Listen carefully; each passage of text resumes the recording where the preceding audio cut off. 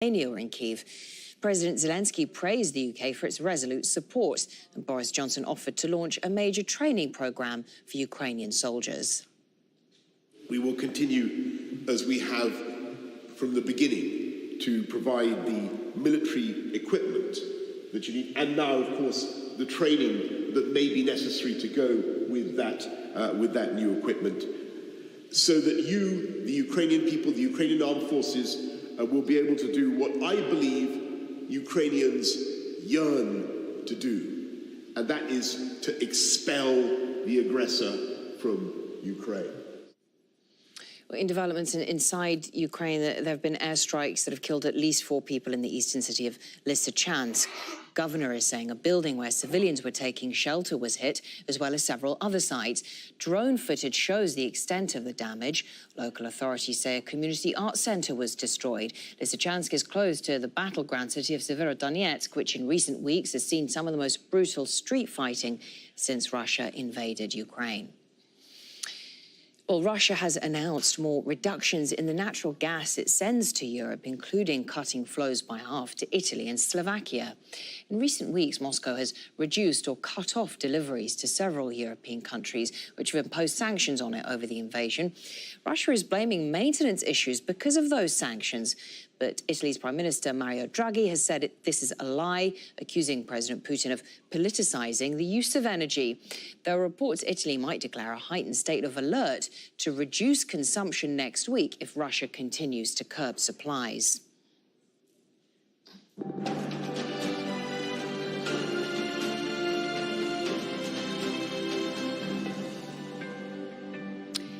The Democratic Republic of Congo has closed its border with Rwanda after a Congolese soldier was killed. The Rwandan government said he'd crossed the border from the city of Goma and was shot dead after opening fire, injuring 2 police officers and some civilians. His body was later returned to authorities in Goma. Locals line the streets chanting "Hero" as it was driven through the city in an ambulance. This is the latest escalation in tensions between the countries. I was waiting for someone from Rwanda when we heard gunshots. I ran away and we were told it was an angry Congolese soldier who had crossed the border because his relatives had been killed in the war and that he wanted revenge. We are all angry here.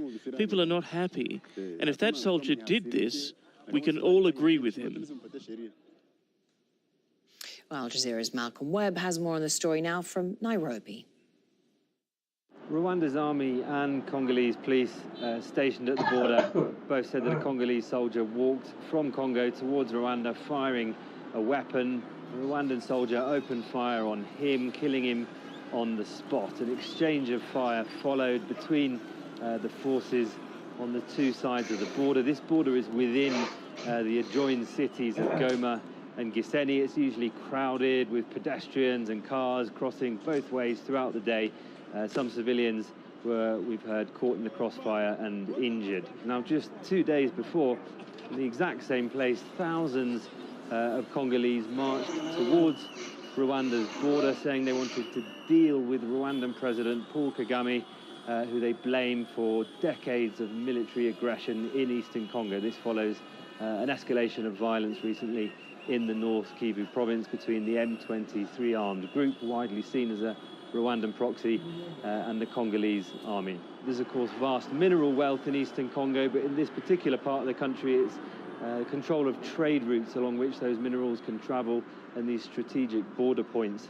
The M23 armed group, which Rwanda denies it's supporting, but nobody in Congo seems to believe that. The government says this is, in fact, just an extension of Rwanda's military. They fought with the Congolese government 10 years ago. They were defeated.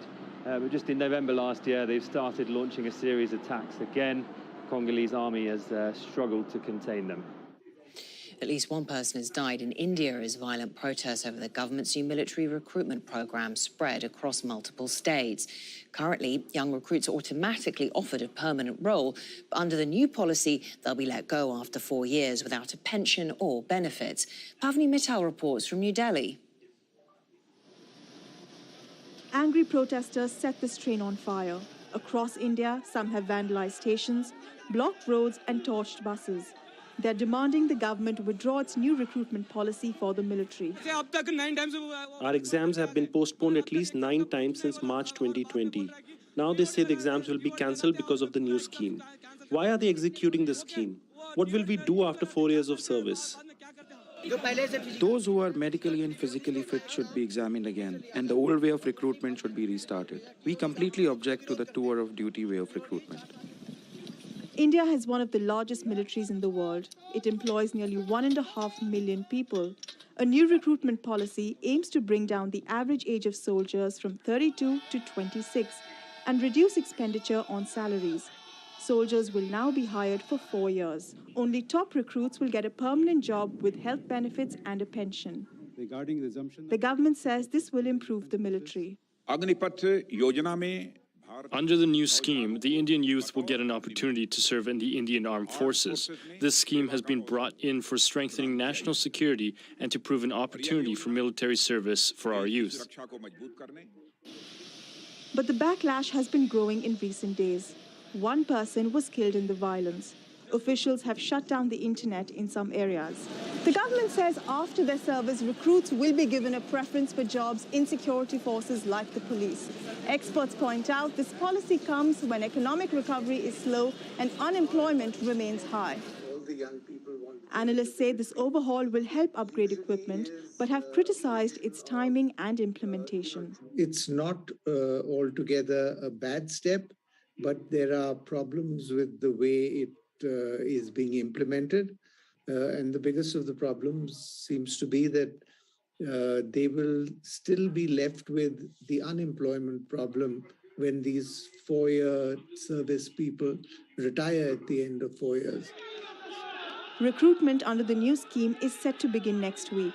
But after the backlash, the government has now raised the maximum age to 23, but only for this year. Pavni Mittal, Al Jazeera, New Delhi. Still ahead. I'm Lucia Newman in Paine, Chile. And coming up, I'll tell you how the perpetrators of some of the most gruesome crimes committed under Chile's former military dictatorship will finally be brought to justice. And Tripoli's treasures are left to decay as Lebanon's economic crisis leaves people struggling to put food on the table.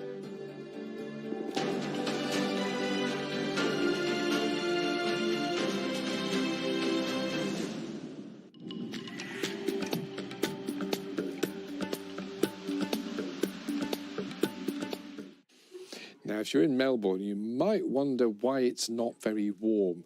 You're right to wonder that. That Antarctic air that came across and brought some decent snow to the Victorian Alps has left you with temperatures no higher than about 15 for the last 17 days or so. It's a record long spell. It hasn't happened for over a century. Now, the next band of rain coming in is this one here, slow moving. It won't help to change temperatures at all. It's bringing rain to Western Australia. It will eventually bring it into Adelaide and probably Victoria. The rest looks fairly dry and settled, not particularly warm, only 22 in Brisbane with that southerly breeze. And a change of weather type seems likely in New Zealand. There's a great deal of cloud, some snow and some rain showers all over the place. So even in centres of population like Christchurch and Wellington, it looks a bit disappointing come Sunday. The biggest rain catchment, I think, in Southeast Asia is going to be Java and Borneo again, but equally the southern Philippines look potentially quite wet, and the showers are coming back to Cambodia and southern Vietnam. Monsoon rain's making good progress now. It's got heavy up the west coast of India, but also in the north. And once again, we've had warnings of and actual flooding in Assam. That's going to carry on throughout the weekend, but the showers are there elsewhere as well.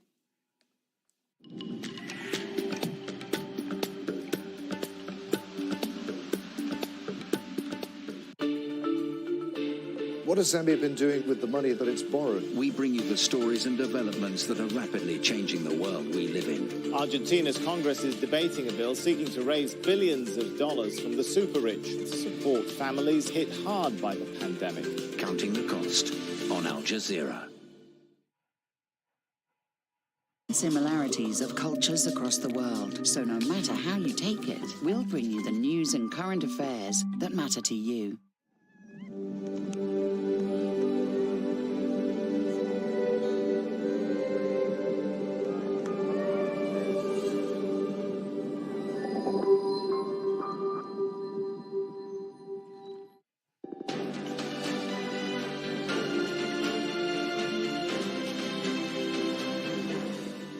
welcome back. You're with Al Jazeera live from London. The main stories now. Ukraine's bid to join the European Union has had a major boost, with the European Commission recommending that it and Moldova be granted candidate status. Democratic Republic of Congo has closed its border with Rwanda after a Congolese soldier was killed. Rwanda said he was shot dead after he opened fire, injuring police officers and civilians. Congolese have hailed the soldier a hero. And at least one person has died in India as violent protests over the government's new military recruitment program spread across multiple states. Now, a funeral service has been held in southwest Nigeria for some of the victims of a church massacre earlier this month, where at least 41 people were killed. 22 people were buried amid anger at the government's failure to protect lives across the country. From the town of Owo, Ahmed Idris reports. 22 caskets holding the bodies of men, women, and children lined up for mass. Their families grieve to wonder how long Nigerians will have to endure the bloodshed. Religious leaders say the government is failing the people. What does it take for every state to have state police to be able to prevent this? Why do we have to beg? Why do we have to kneel down to beg anybody for state police, for goodness sake? As the country continues to bleed, some political leaders are beginning to own up. I am here before you to accept a failure on security. We have failed. We have failed. The service brought together people of different faiths in anger and grief. The physical damage caused by the Owo church attack may heal quicker, but community leaders here say they expect the psychological impact to last much longer. What happened here has shaken the peace and confidence of a region that has largely avoided much of the violence that is sweeping across Nigeria, raising fears that no place is safe in Africa's most populous nation. A few kilometers from the funeral mass, the Olajides bury the family matriarch, one of the victims of the church massacre. It was a big shock. Looking at my mom, this was a friend.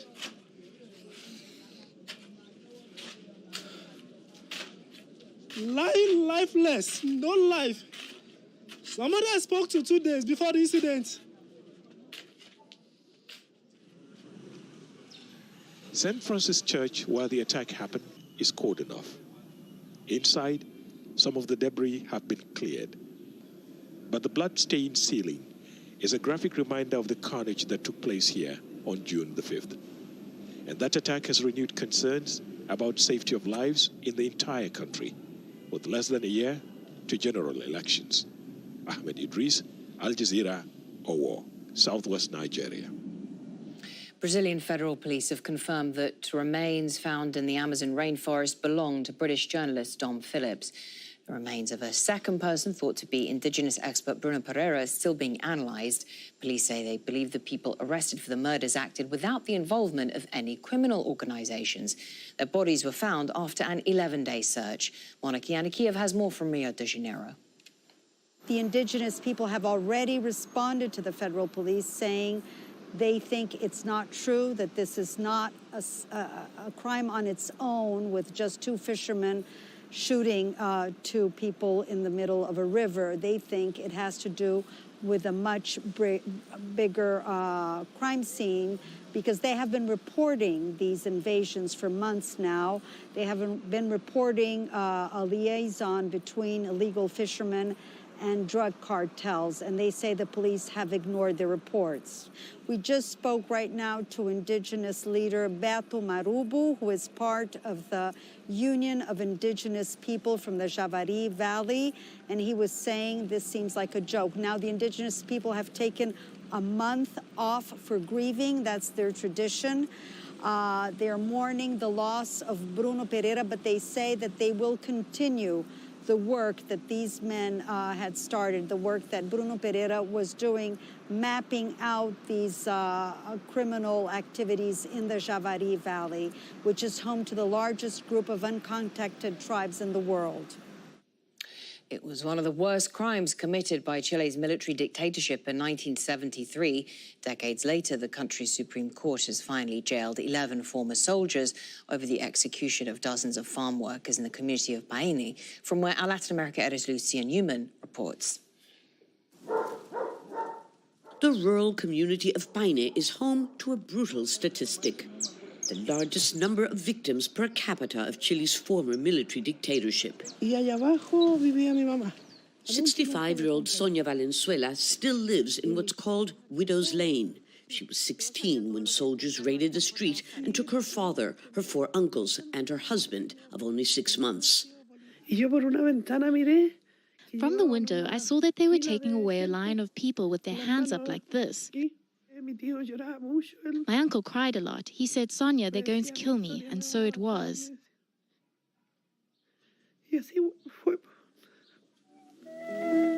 The majority of those who lived here in 1973 were poor, illiterate farmers who'd benefited from a land reform program, until a military coup turned the clock back.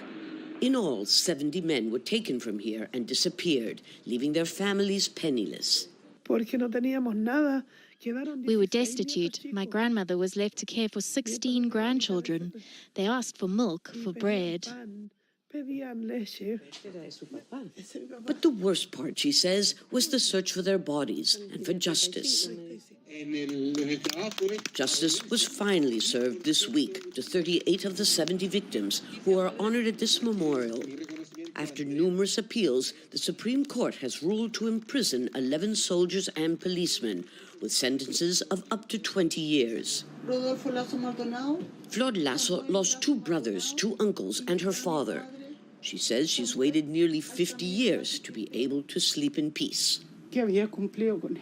I think of my beloved mother who died in December. I can say that I completed my mission for her. She fought for so many years for this. Yet only 33% of the victims' remains have been found. 24 of them were executed and thrown into a ravine. They only found my father's glasses and a bit of clothing. The rest of his remains have been thrown into the sea or into Lake Rappel in what the dictatorship called Operation Removal. 17 other victims were executed closer to home. This is the hill where the soldiers brought them, shot them dead, and then left their bodies to decompose. The squadron was led by a Lieutenant Colonel Magana, but he will never spend a single day in prison. He died a year ago, peacefully in his bed, before he could be sentenced. Many of the victims' families have also died. That's why Sonia Valenzuela still feels sadness. Justice that takes so long, she says, still feels like injustice. Lucia Newman, Al Jazeera, Paine, Chile. Decades of mismanagement and corruption have led to the near collapse of Lebanon's political system and economy. Nowhere is that more evident than in the northern city of Tripoli. Successive governments are being blamed for neglecting its rich heritage, as Zaina Hoda reports. This gift from an Ottoman sultan is from a different time, before Lebanon's second largest city was left to decay. El Tel Square is in the historic heart of Tripoli. The 19th century architecture in a state of neglect. Mismanagement and corruption by those who have been governing for decades are blamed for the situation now.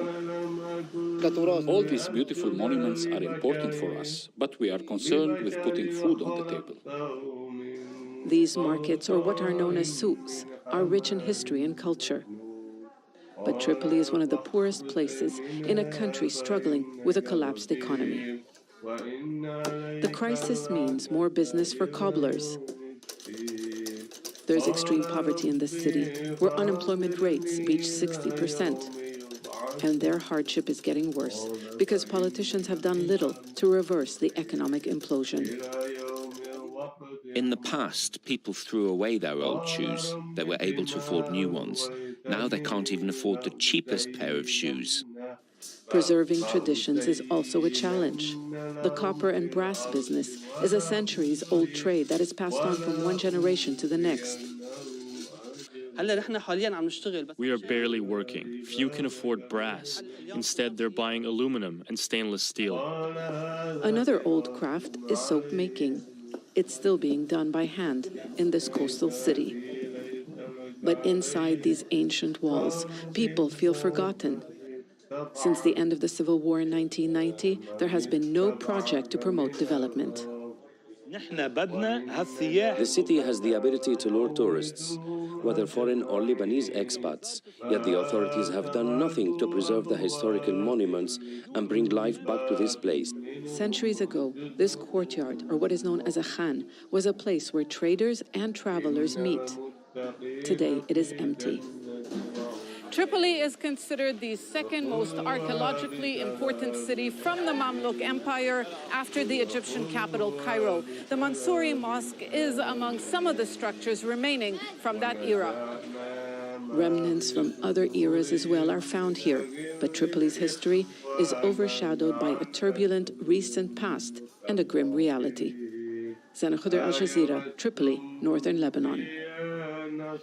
Now, parts of Europe are experiencing their hottest early summer temperatures in decades, with scientists blaming climate change for these heat waves.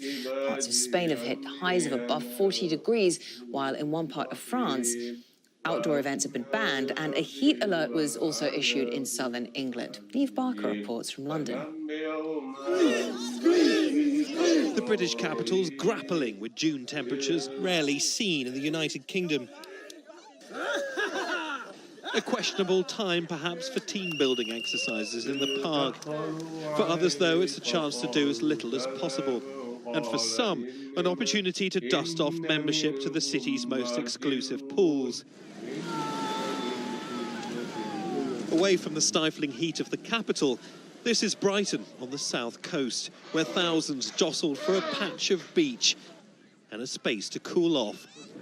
I'm from Cyprus, and now in Cyprus it's raining, and I'm in London and I'm boiling here, so something must change. We need to take precautions about the climate change.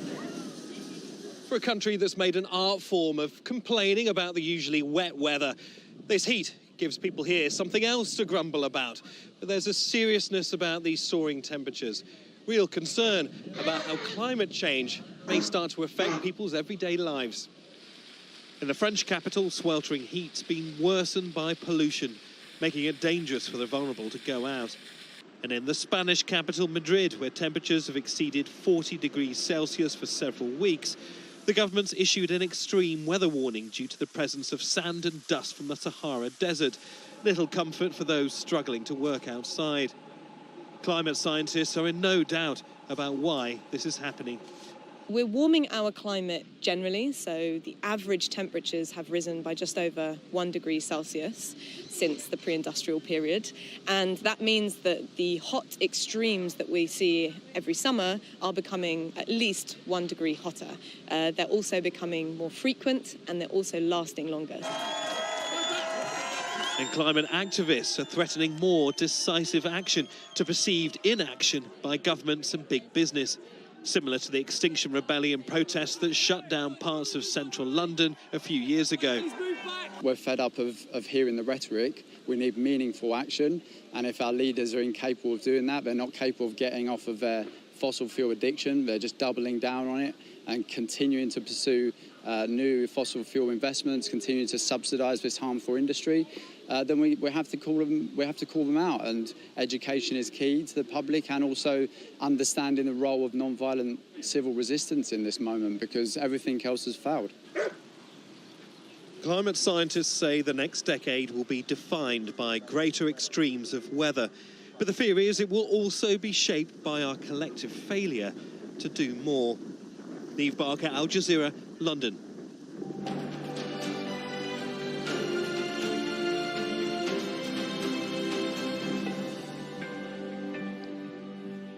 A quick look at the main main stories we're following this hour. And Ukraine's bid to join the European Union has had a major boost, with the European Commission recommending that it and Moldova be granted candidate status.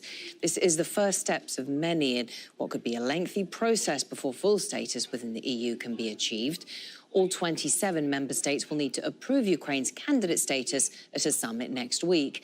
Commission Chief Ursula von der Leyen says Ukrainians have shown they are ready to die for their European dream. In the view of the Commission, Ukraine has clearly demonstrated the country's aspiration and the country's determination to live up to European values and standards. Ukraine, before the war, had already embarked on its way towards the European Union. For 8 years now, it had already been gradually moving closer to our union. Meanwhile, inside Ukraine, airstrikes have killed at least 4 people in the eastern city of Lysychansk. The governor of the city says a building where civilians were taking shelter was hit, as well as several other sites. Drone footage shows the extent of the damage. Local authorities say a community arts centre was also destroyed. The Democratic Republic of Congo has closed its border with Rwanda after a Congolese soldier was killed. The Rwandan government said he'd crossed the border from the city of Goma and was shot dead after opening fire, injuring police officers and civilians. His body was later returned to Goma, where locals lined the streets chanting "Hero" as it was driven through the city in an ambulance. Earlier this week, Congolese army supporters protested against Rwanda's alleged support for the M23 rebel group. At least one person has died in India as violent protests over the government's new military recruitment program spread across multiple states. Under the new policy, most recruits will be let go from the military after 4 years without a pension or benefits. That's it for myself and the team here in London. We'll be back tomorrow. Counting the Cost is coming up next. Al Jazeera is here to report on the people often ignored, but who must be heard. How many other channels can you say will take the time and put extensive thought into reporting from underreported areas? Of course, we cover major global events, but our passion lies in making sure that you're hearing the stories from people in places like Palestine, Libya, Yemen, the Sahel region, and so many others. We go to them, we make the effort, we care, we stay.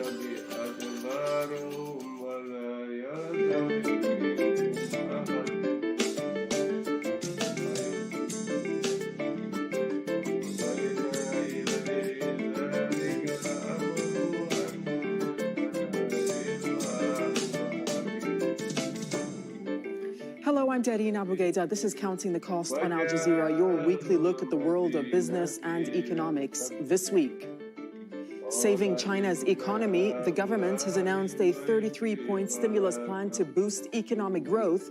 Is it enough to correct damage caused by COVID lockdowns, or is a slowdown around the corner?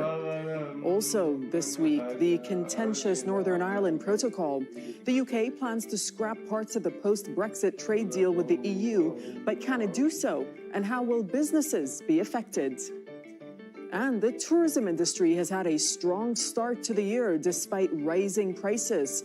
But is its recovery sustainable, or could the war in Ukraine hamper the rebound in global travel?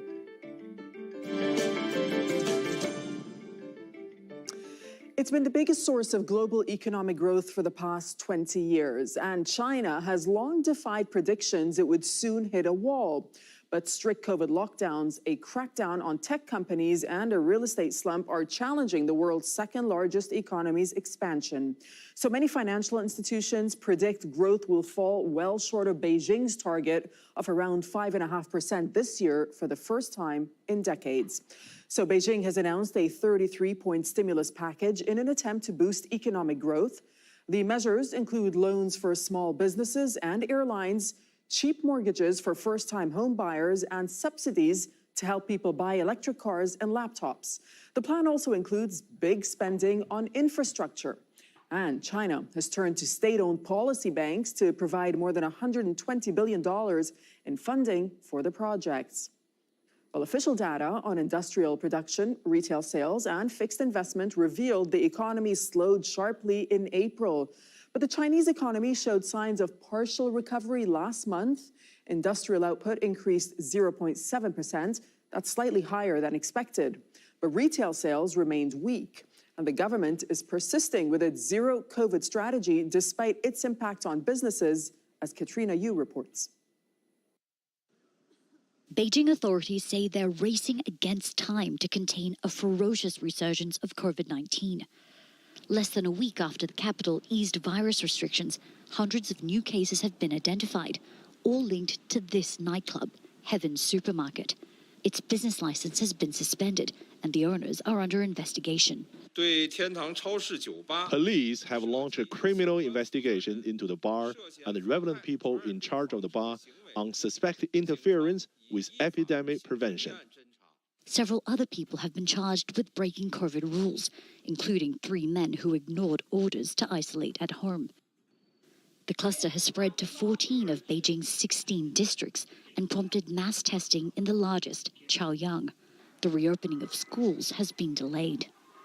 Heaven's Supermarket Bar is located here in Sanlitun, an area of Beijing known for its nightlife, restaurants and shopping. These businesses had just reopened when this new cluster was found, and now hundreds of them have had to close their doors again until further notice.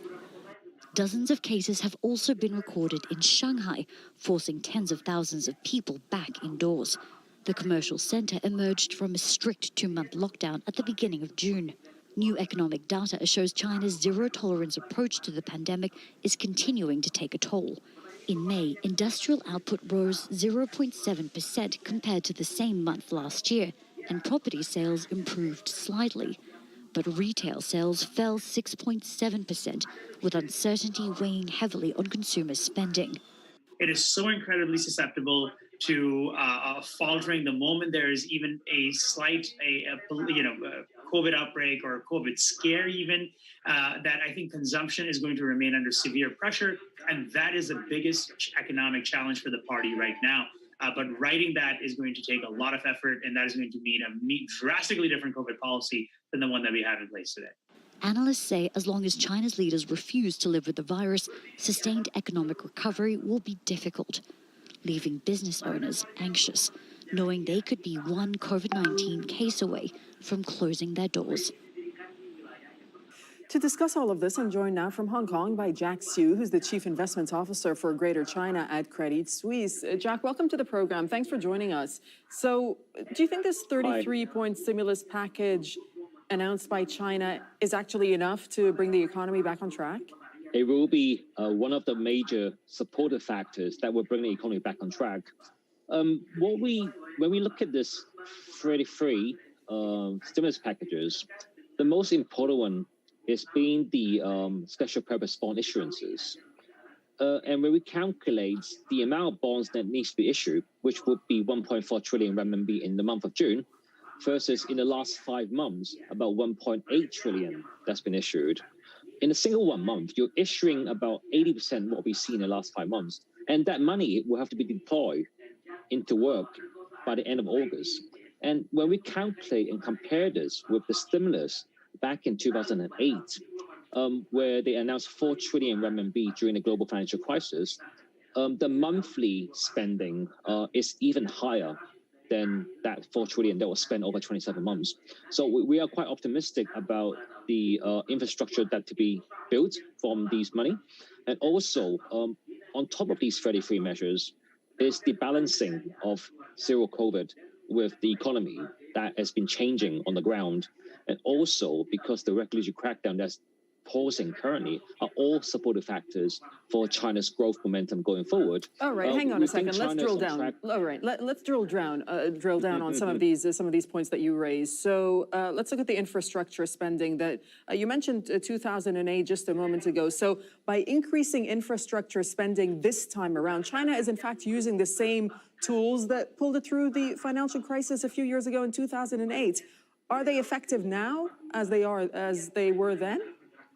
They were quite effective in bringing the economy back into a growth trajectory. You know, China have 3 major pillars of growth: infrastructure, real estate, consumption, industrials in general, right? And infrastructure has always been effective in stimulating the growth momentum, and I guess also bringing construction workers back to work. And we think this time around, it will give us very good confidence that infrastructure build-up in the coming years will likely lead to a reacceleration of growth in the second half. I mean, alongside the next few years, obviously in the short term, this is just good news. In the medium term, now we have to look in the decision of local governments. When they got this money, how are they going to spend it? Where are they going to build infrastructure? And will they be building infrastructure that's very useful for the economy or ones that may have lower utility? And that's where the medium to long-term question will come in. Right. Okay. But for now, Interesting point, for markets, we should be happy with this. Let me ask you how China is going to pay for the new stimulus, and does this, in fact, mean more debt for the country? Well, a lot of the stimulus is going to come out from special purpose bonds.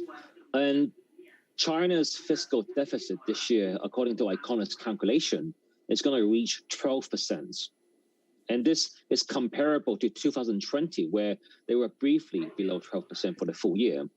And we think that whilst the deficit number is definitely high, but the fact that the currency is seeing continuous inflow, demand for Chinese domestic central government bonds have been quite strong, the currency is unlikely to be affected by these issues alone. We also note that the banks have been holding back lendings in recent weeks because of the uncertainty of the economy, and therefore the banks are actually flooded with a lot of liquidity.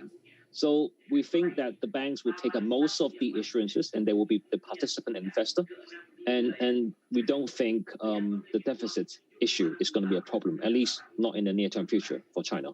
What do you make of the fact that there are no cash handouts that are included in this package? So in turn, how are consumers going to benefit from this plan? Well, I mean, they announced, in addition to the fiscal stimulus packages, which would definitely bring the construction workers back to work, the engineering companies back to work, and as some of them might have lost their job during the real estate slowdown. And so that is a positive for the consumers there. Secondly, beyond the special purpose bond announcements, there were numerous rebates that's been announced on tax rebates on fees, on some of the tax duties, and also, I think more specifically, on cars. Car purchases have been given a major tax rebate in the recent announcements, and therefore we are seeing that the sector are getting the benefit of selling the same car for a cheaper price, just wasn't the case a month ago. So we think the consumers there will benefit. Okay. But yes, you're right. China is not handing out cash. What impact does China's current COVID policy have on this package? Now, what's happening on the ground is you have one person infected in the building may be locked down, but the estate, another 30 buildings will not be locked down. So people in most buildings are able to go to work. So China have adjusted its zero COVID policy, and therefore it's the new, what we so-called the dynamic zero policy. And in this way, we will be able to see supply chain recovery in China, and the economic momentum of the economy will be maintained. Thank you so much, Jack Siu, for speaking to us from Hong Kong. The Northern Ireland Protocol is a good arrangement with the minimum possible bureaucratic consequences. Those were the exact words of the British Prime Minister when he negotiated the deal more than 2 years ago. Today, Boris Johnson says he wants to fix the agreement because it's damaged trade with the rest of the United Kingdom. Johnson's government has now introduced legislation that would unilaterally override parts of the post-Brexit protocol with the EU. Well, the new bill aims to remove most checks on trade in goods from Great Britain to Northern Ireland at Irish seaports. Goods destined to stay in Northern Ireland would pass through a green channel with no checks, while those intended for the Irish Republic would be in the red lane and would continue to be subject to checks. Well, the legislation would also end the oversight role of the European Court of Justice. Now, the Northern Ireland Protocol was the compromise between Johnson and the European Union to avoid a hard border between Northern Ireland and the Republic of Ireland after the UK left the EU. And it does so by keeping Northern Ireland in the EU's single market while there are checks on goods entering from the rest of the UK. That's effectively created an Irish sea border with inspections and document checks conducted at Northern Ireland's ports. It was also agreed Northern Ireland would keep following EU customs rules and applies EU law on value-added tax. Well, critics say the protocol is causing difficulty for businesses, but supporters say having unique access to both the UK and EU markets is benefiting them. And Johnson's Conservative government says the protocol endangers the 1998 Good Friday Peace Accord, which put an end to decades of sectarian violence on the island of Ireland. Pro-British unionists in Northern Ireland say trade checks created as a result of the protocol cuts them off from the rest of the UK. They're refusing to join a power-sharing government in Belfast with the nationalist Sinn Féin unless the protocol is rewritten. The EU has launched legal action against the UK over its failure to implement parts of the post-Brexit deal it agreed with the bloc. Well, joining me now from Dublin is John McGrain. John is the co-founder and Director General of the British-Irish Chamber of Commerce. Good to have you with us, John McGrain. Thanks so much for your time. So the UK is justifying the bill under the, quote, doctrine of necessity. Do you think that's persuasive enough for the EU? I think we're in a poor place now. The cascade of events over the production of this new piece of threatened legislation, and it is threatened legislation. Even if it's passed, it will still have to get through a lot of hoops, and it may never be actually applied. But it is an important threat, and it is a great worry now for businesses throughout Great Britain and Ireland, but it's not just businesses, for the communities that they serve through the jobs that they create and invest further in.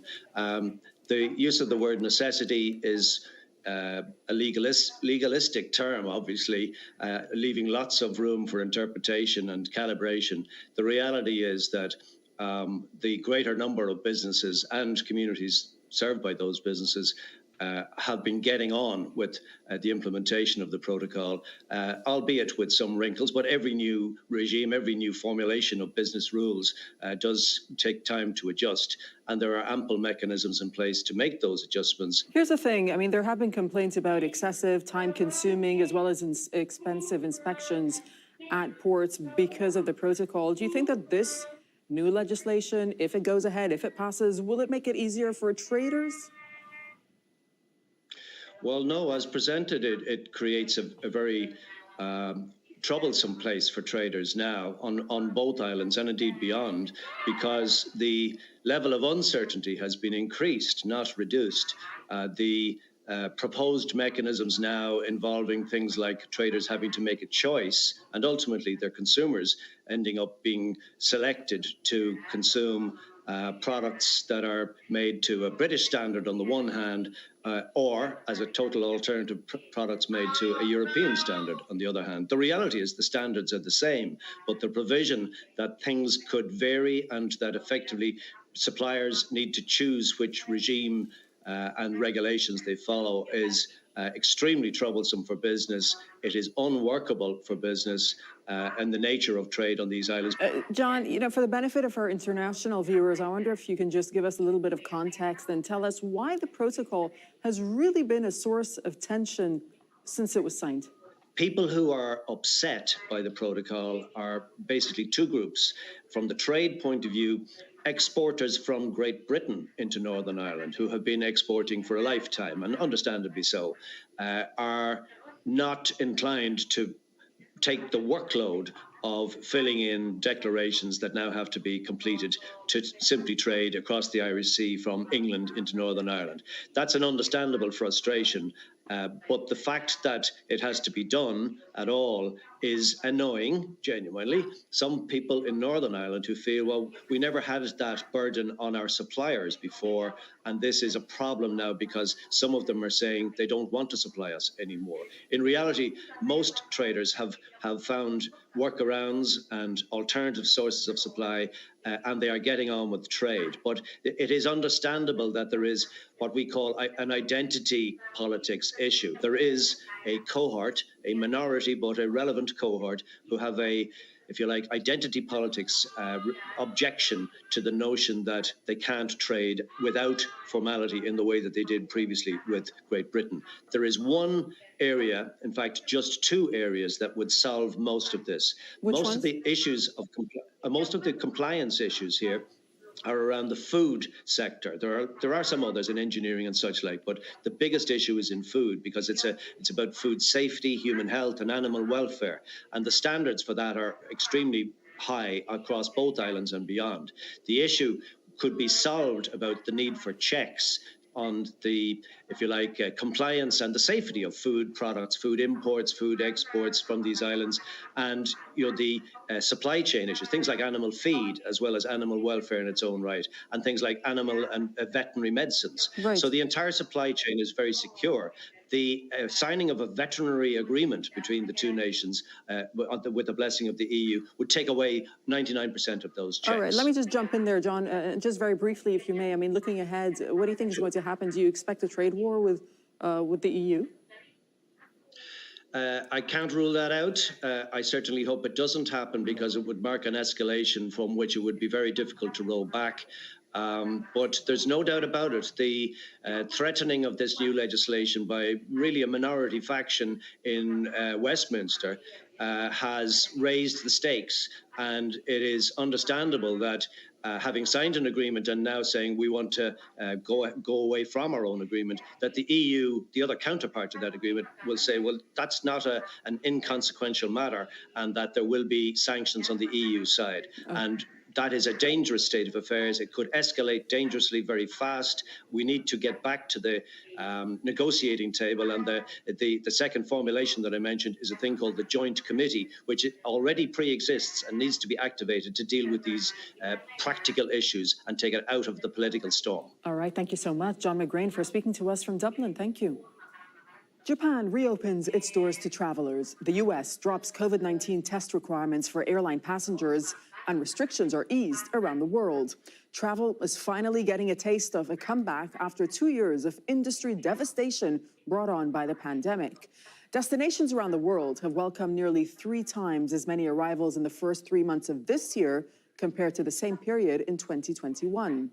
And the World Tourism Organization says global arrivals have increased by 130% in January compared to the same period last year.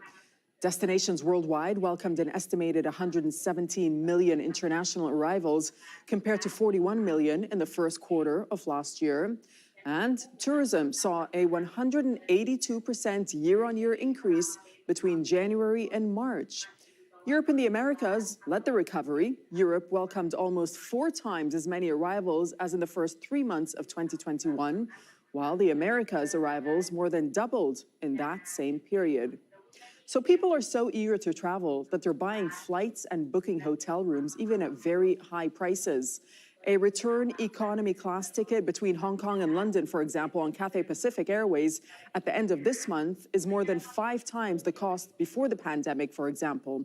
While Marriott Hotel Chain says that over Memorial Day weekend, the company's revenue per available room was up about 25% in 2022 compared to 2019. Let's discuss all of this. I'm joined by Caroline Bremner. Caroline is the Senior Head of Travel Research at Euromonitor International. She's joining us from Scotland's capital, Edinburgh. Welcome to the program, Caroline. So what do you think is driving the rebound in the travel and tourism sectors, despite that rising prices of tickets and hotel rooms that I've just been talking about? Well, I think, as you mentioned, it's very much driven by consumer demand. That's been very pent up during the pandemic. So we've had 2.5 years where, consumers were confined to their houses. They were under travel bans and restrictions. And only very recently have governments started easing back on those. And currently there's about 46 countries around the world that have no restrictions at all, according to the UNWTO. Right. So let's just talk a little bit about the high cost of traveling, however, because we are seeing escalating costs, and these costs are being passed on to the travelers. Any way that can be avoided at all? Well, what we have seen is, global inflation doubling since January this year. So this is, very worrying for consumers as well as businesses. We've had the shock of the war in Ukraine, and that is causing, inflation. We've got, disconnects with the supply chain, energy prices and food prices rising. So yes, at some point, companies can't keep absorbing those costs. and they do need to pass them on to consumers.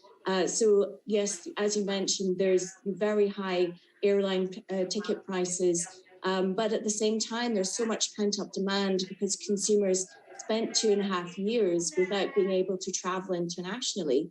And so, you've got this sort of really strong demand surge. And the problem is that, the industry itself is not able to meet that because, during the pandemic, they had to lay off workers. So now we've got a situation where there are staff shortages and the supply isn't able to meet that very strong demand. Interesting. Okay, and look, I mean, you outline a bunch of challenges. You talk about the Ukraine war for one, inflation was the second one, and this issue of staff shortages. Do you think that all of this is going to undermine confidence in the global travel market going forward? Well, when the war in Ukraine started on the 24th of February, yes, this increased the levels of volatility in the global economy. And of course, it has caused, further volatility, especially in Eastern Europe. But there hasn't been that sort of long-term sustained drop in interest in demand. And, there were fears at the beginning that the Americans would be put off from coming to Europe. But actually, the very latest data from the National Travel and Tourism Office shows growth of 700% from America to Europe. And of course, within Europe, there are no restrictions in place, well, very few. And so that means that, there's very strong interregional European demand. So, that demand is sort of localized at the moment. And of course, the war in Ukraine is challenging, but at the same time, it's not having this sustained long-term impact on overall demand for travel. So when do you expect a sort of full recovery for the industry? And do you think this is going to be a bumper year? Well, without doubt that 2022 is going to be a stellar year for travel and tourism. We really are seeing that this is the year that the rebound is really going to take place. And, at Euromonitor, we're predicting, growth of 84% for the full year. Obviously, the level of decline that we saw during the peak of the pandemic, we saw the industry collapse by 75%. And then there was only minimal growth of about 1% last year in terms of international tourism spending. So the recovery itself to those pre-crisis levels is going to take at least 8 to 9 years. So we really are looking at a long, drawn-out period of return to recovery and to reach those peak levels that we enjoyed beforehand. Okay, thank you so much, Caroline Bremner, for joining us from Edinburgh. Thank you. And that's our show for this week. Get in touch with us by tweeting me at DarineAG. Do use the hashtag AJCTC when you do. You can also drop us an email. countingthecost@aljazeera.net is our address. But there's more for you online at aljazeera.com/CTC, and that'll take you straight to our page, which has individual reports, links, and entire episodes for you to catch up on. That's it for this edition of Counting the Cost. I'm Darine Abougada from the whole team. Thanks for joining us. The news on Al Jazeera is next.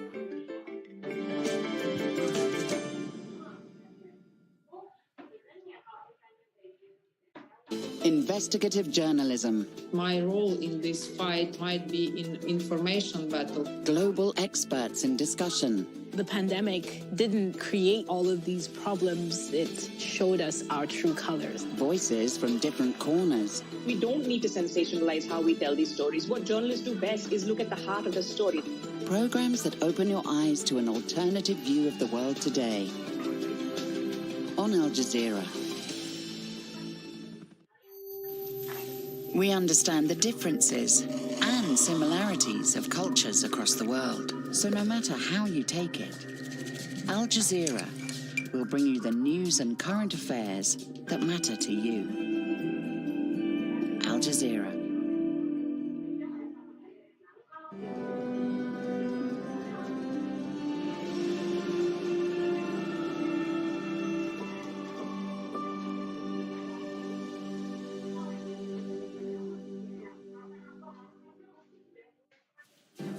Brazilian police confirmed the remains found in the Amazon rainforest belong to British journalist Dom Phillips.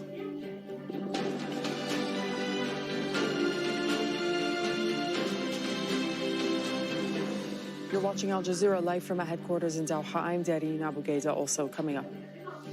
Ukrainians are ready to die for the European perspective. We want them to live with us the European dream. The European Commission backs Ukraine's membership bid, moving it a step closer to joining the bloc. Anger in India. Protesters demand the government withdraw its new recruitment policy for the military. And Western Europe swelters under an unusually early heat wave. Scientists are blaming climate change.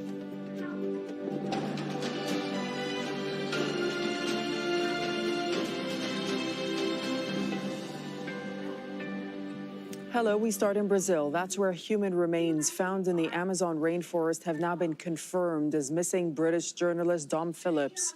Authorities have yet to identify other remains thought to belong to indigenous expert Bruno Pereira, who was traveling with Phillips. Investigators say a suspect in custody has confessed to killing the men and burying them in the rainforest. They've also arrested the man's brother. For more on this, let's speak to Monica Yanikiev joining us from Rio de Janeiro. What more are police saying about this? Well, the police have said that this is an isolated crime just committed by these two local fishermen, but the indigenous people that live in the Javari Valley, and there are like 16 different ethnic groups, which are united in an organization called the Univaja, Union of Indigenous People from the Javari Valley. They say that this is part of a bigger picture. It's not just two local fishermen killing two people. It's a part of a bigger crime scene where there are drug cartels involved, when there's a lot of illegal activity going on, and the government has turned a blind eye to it, which has made it possible for these kinds of crimes to be committed. So where does the investigation go to next, Monica?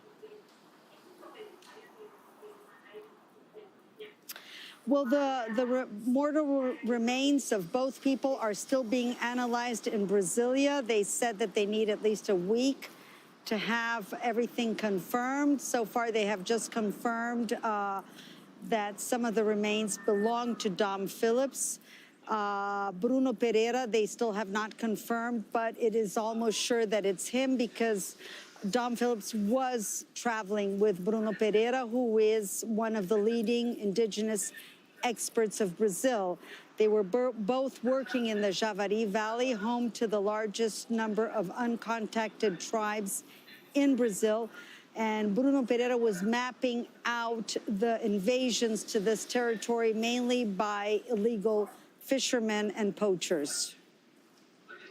All right. Thank you so much. Monica Yanikiev reporting from Rio de Janeiro.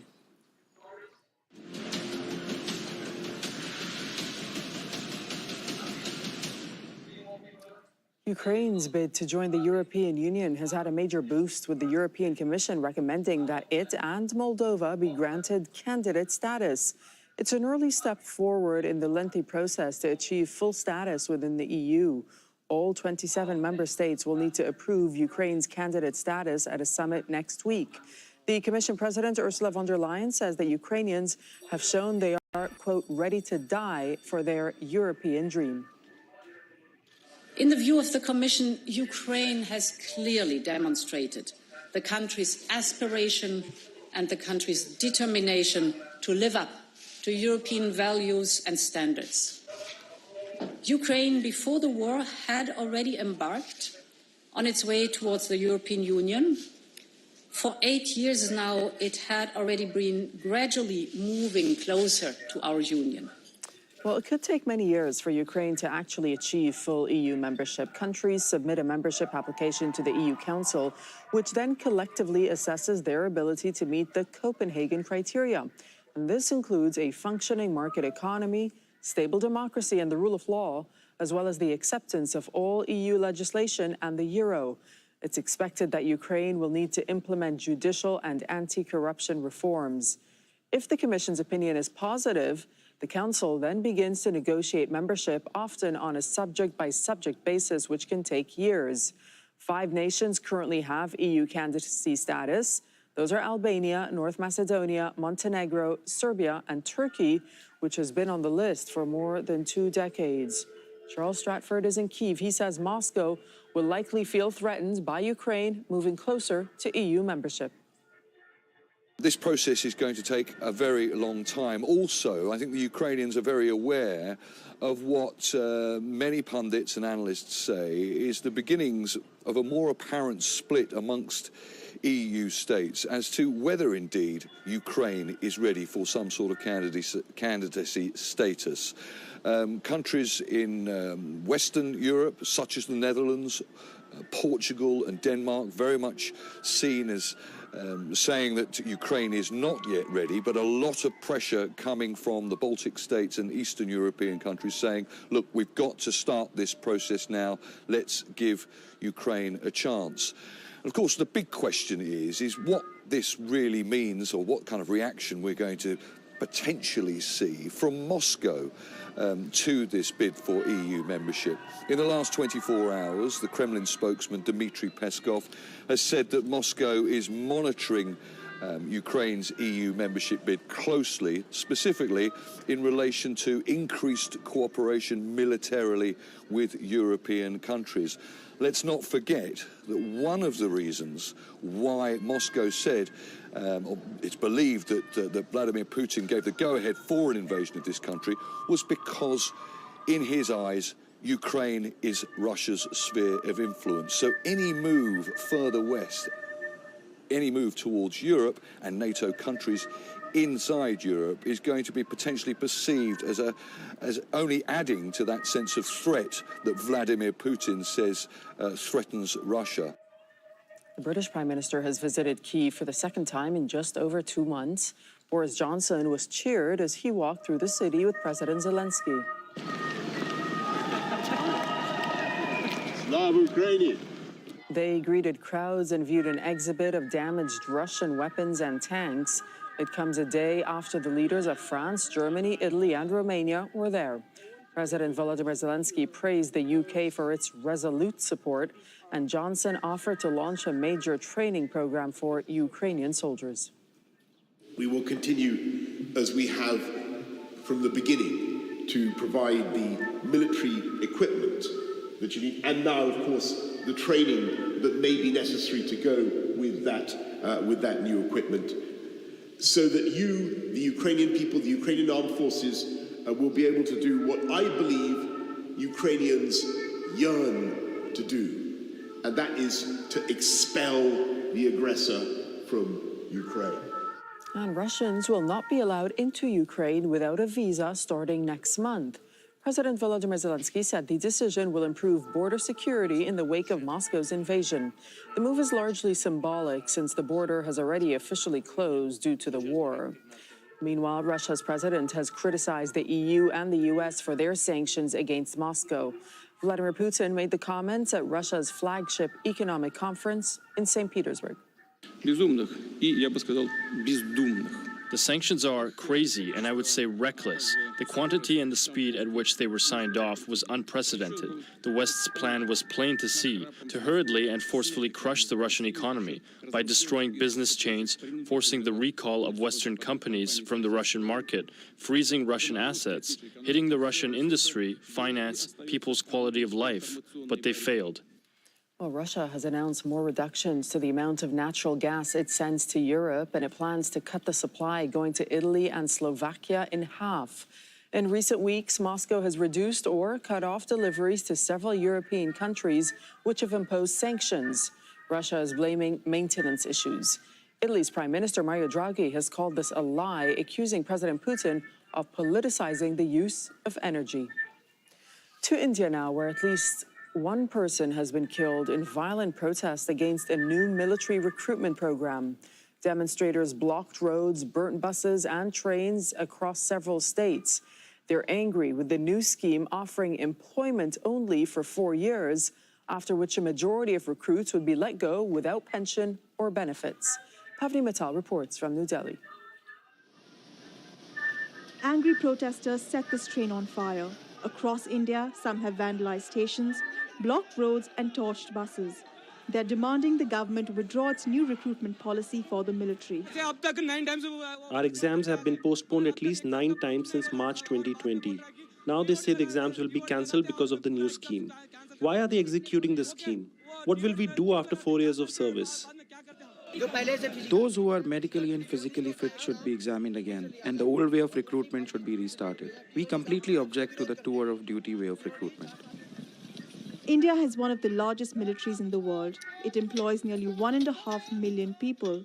A new recruitment policy aims to bring down the average age of soldiers from 32 to 26 and reduce expenditure on salaries. Soldiers will now be hired for 4 years. Only top recruits will get a permanent job with health benefits and a pension. Regarding resumption, the government says this will improve the military.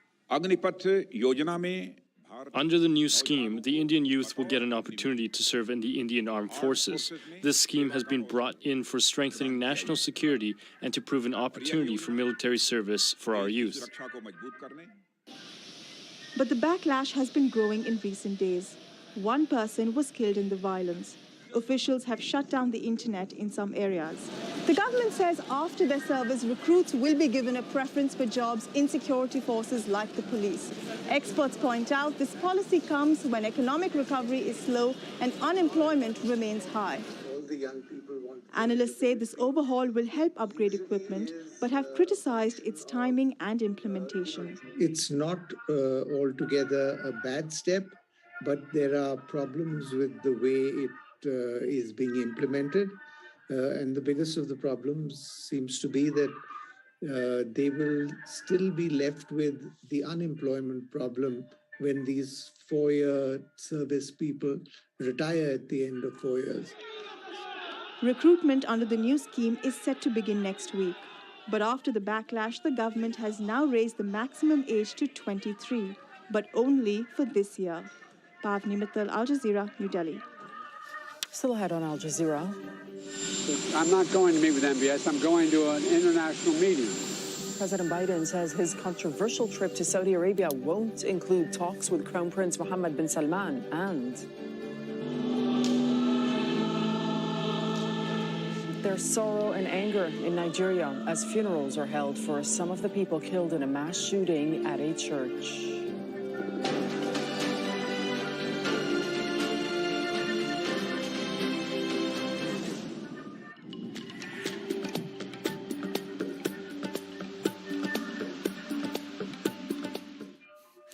Another story of heat throughout the US. Now, admittedly, if you're on the Pacific coast, it's not heat, it's probably welcome rain, although in some places too much of it. On the East Coast, there's rain too. Fairly stormy conditions, but a long way away from the major population. So you can forget the word storm and think of the word heat now as the major driving force. Now, luckily, down in Phoenix, in fact, in this corner of the Southwest, desert Southwest, there's more in the way of showers. But if you're anywhere else, and I really mean virtually anywhere else, this heat is moving northwards through the Midwest, right across the Canadian border. Watch Winnipeg at 28 on Saturday, up to about 38 on Sunday. That's knocking on the door of its sitting record. Clearly it's cooler in the higher ground further west. And I say, if you're lucky, you get some rain there as well, though not in California. As for this part of the Americas, yeah, big showers again, Jamaica, Cuba, the Bahamas, back through a good part of the isthmus. And then a good look at southern Mexico. Huge amount of rain seems likely there, with potential development of a tropical spinner offshore. In South America, once again, this familiar line of showers through Paraguay is moving out, but still leaving a residue of showers, potentially for Rio.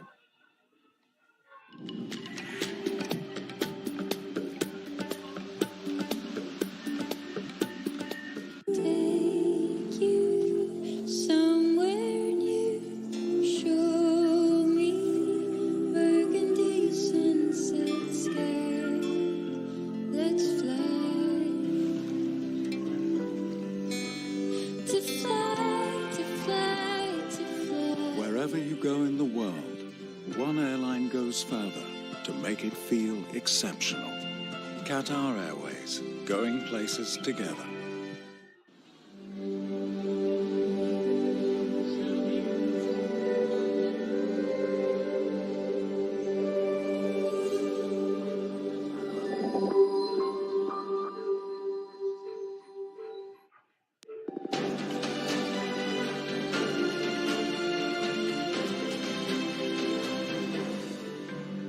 Hello again, the top stories on Al Jazeera this hour. Police in Brazil say human remains found in the Amazon rainforest have been confirmed as missing British journalist Dom Phillips. They're yet to identify other remains thought to belong to indigenous expert Bruno Pereira, who was traveling with Phillips. The European Commission is recommending Ukraine and Moldova as candidates for EU membership. All 27 EU leaders could vote to grant the countries candidate status as early as next week. At least one person in India has been killed and several others injured as protests against a new military recruitment scheme intensify across the country. Demonstrators set trains and buses on fire, calling on the government to reverse its decision. The U.S. President Joe Biden says he will not meet Saudi Arabia's Crown Prince one-on-one during his visit next month. Biden has been facing criticism after the White House announced his trip to Riyadh. He once vowed to make Saudi Arabia a pariah state after the murder of journalist Jamal Khashoggi. I'm not going to meet with MBS. I'm going to an international meeting, and he's going to be part of it, just like there were people part of the discussion today. Let's talk about this trip with Gregory Gauss, who's department head and professor of international affairs at Texas A&M University. He's joining us by Skype from College Station. That's also in Texas. Welcome to Al Jazeera, sir. Why do you think that the president is downplaying his upcoming trip to Saudi Arabia? I think that he's climbing down from some pretty tough campaign rhetoric, calling the Crown Prince a pariah and saying he was going to isolate him. And, the fact is that he's going to be in the same room with him. And I'm not sure why he'd be going to Saudi Arabia except to talk to him. But obviously, he's got to work the domestic side of this and back away from some very strong language he used during the campaign. Right. And what do you think the main sort of point of this trip is going to be? Is it just all about those high prices at the pump in the U.S.? I think that that's the driver. I think the president wants to show the American people that he's doing everything he can, even at the margins, to bring down the price of gasoline. But there's a lot of issues, though, on the table for this meeting. It doesn't look like there's going to be a return to the Iran nuclear deal, and that means the Iranian nuclear issue is going to be in the forefront of regional politics again. There's also the administration's efforts to bring Israel and Saudi Arabia closer together, although I don't think we'll see the Saudis joining the Abraham Accords anytime soon. And there's Yemen, which has been a persistent issue. So there's a lot on the table. So for Washington, how important is it at this point to maintain ties with Saudi Arabia following the Russian invasion of Ukraine, as Europe looks now to cut its energy dependence on Russia?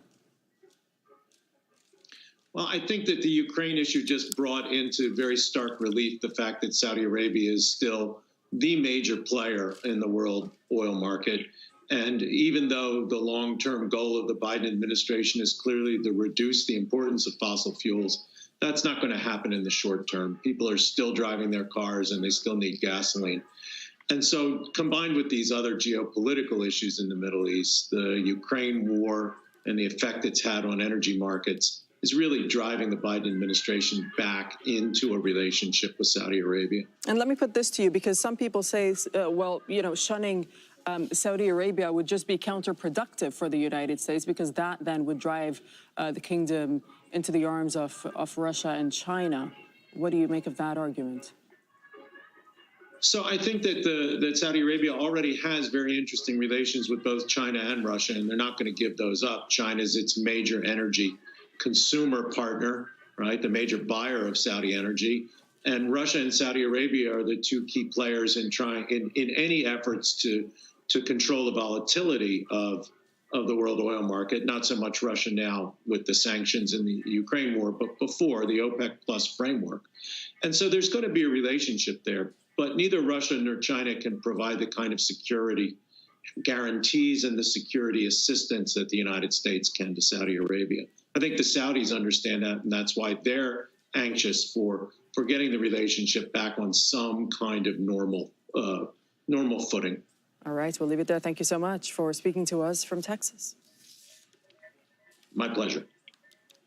Now, the Democratic Republic of Congo has closed its border with Rwanda after a Congolese soldier was killed. The Rwandan government says he'd crossed the border from the city of Goma and was shot dead after opening fire on police officers and civilians. His body was later returned to authorities in Goma. Earlier this week, Congolese army supporters protested against Rwanda's alleged support for the M23 rebel group. Funeral service has been held in southwest Nigeria for some of the people killed in an attack on a church earlier this month. 22 people were buried amid anger at the government's failure to secure lives and property across the country. Ahmed Idris reports in the town of Owo. 22 caskets holding the bodies of men, women, and children lined up for mass. Their families grieve to wonder how long Nigerians will have to endure the bloodshed. Religious leaders say the government is failing the people. What does it take for every state to have state police to be able to prevent this? Why do we have to beg? Why do we have to kneel down to beg anybody for state police, for goodness sake? As the country continues to bleed, some political leaders are beginning to own up.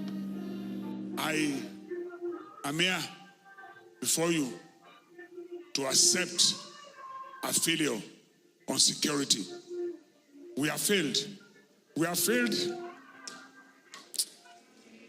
The service brought together people of different faiths in anger and grief. The physical damage caused by the Owo church attack may heal quicker, but community leaders here say they expect the psychological impact to last much longer. What happened here has shaken the peace and confidence of a region that has largely avoided much of the violence that is sweeping across Nigeria, raising fears that no place is safe in Africa's most populous nation. A few kilometers from the funeral mass, the Olajides bury the family matriarch, one of the victims of the church massacre. It was a big shock. Looking at my mom, this was a friend.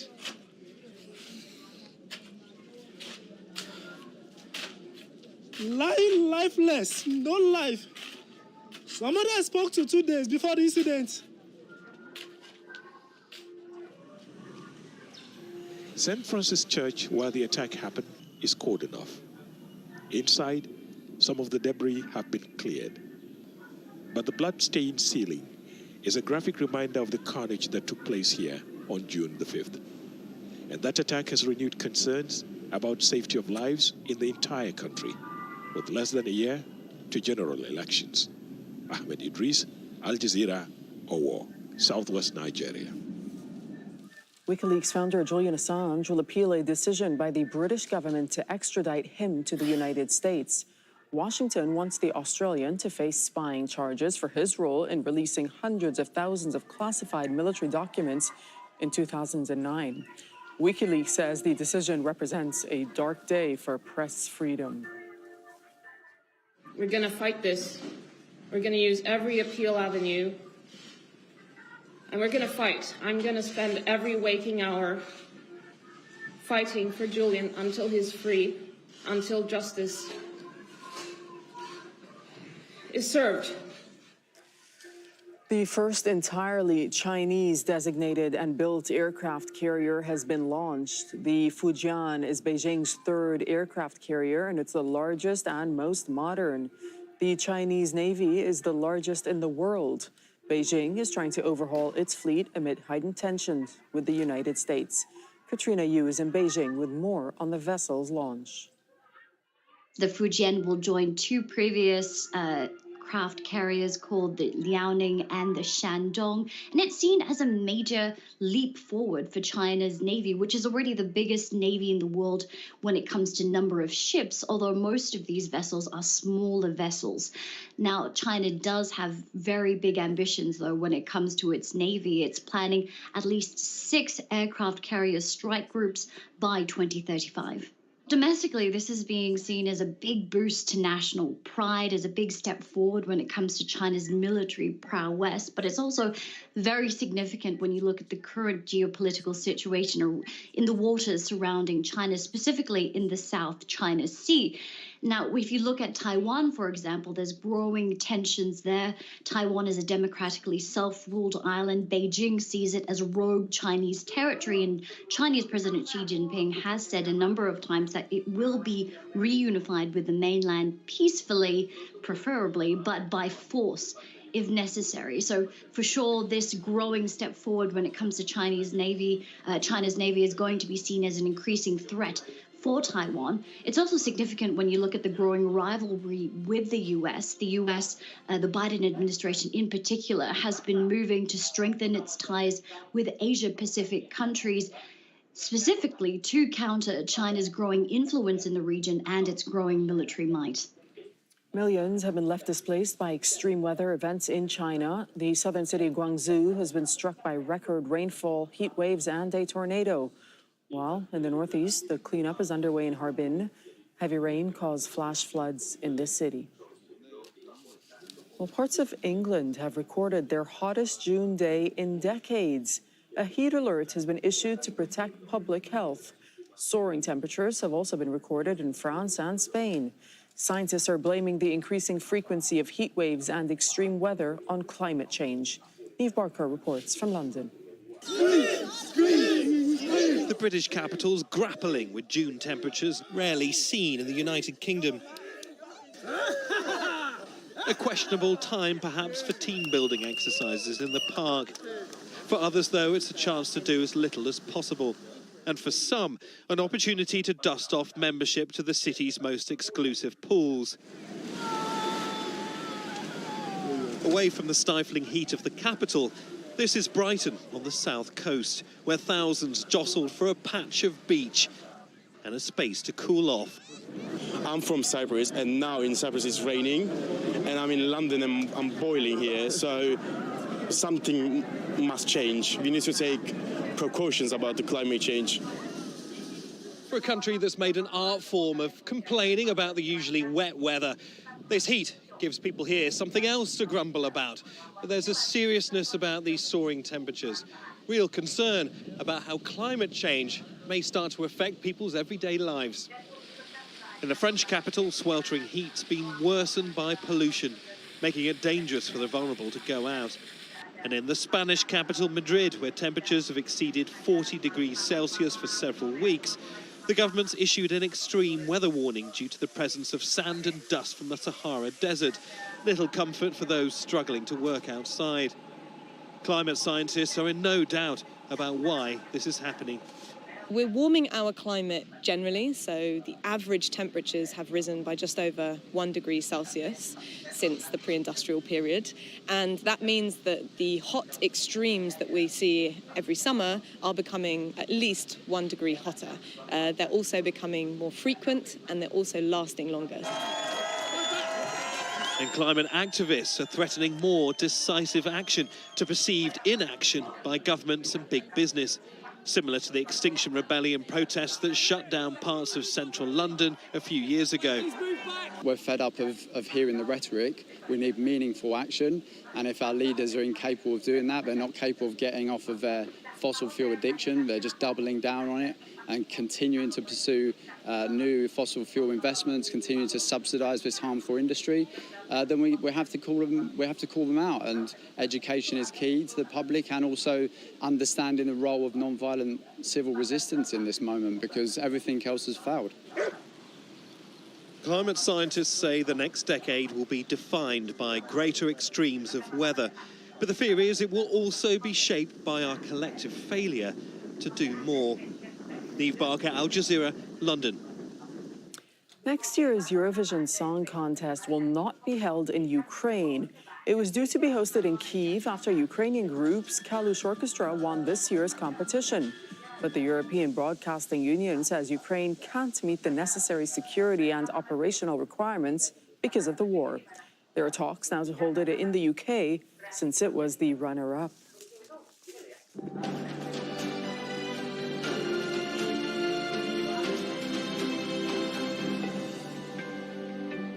Hello again, the headlines on Al Jazeera.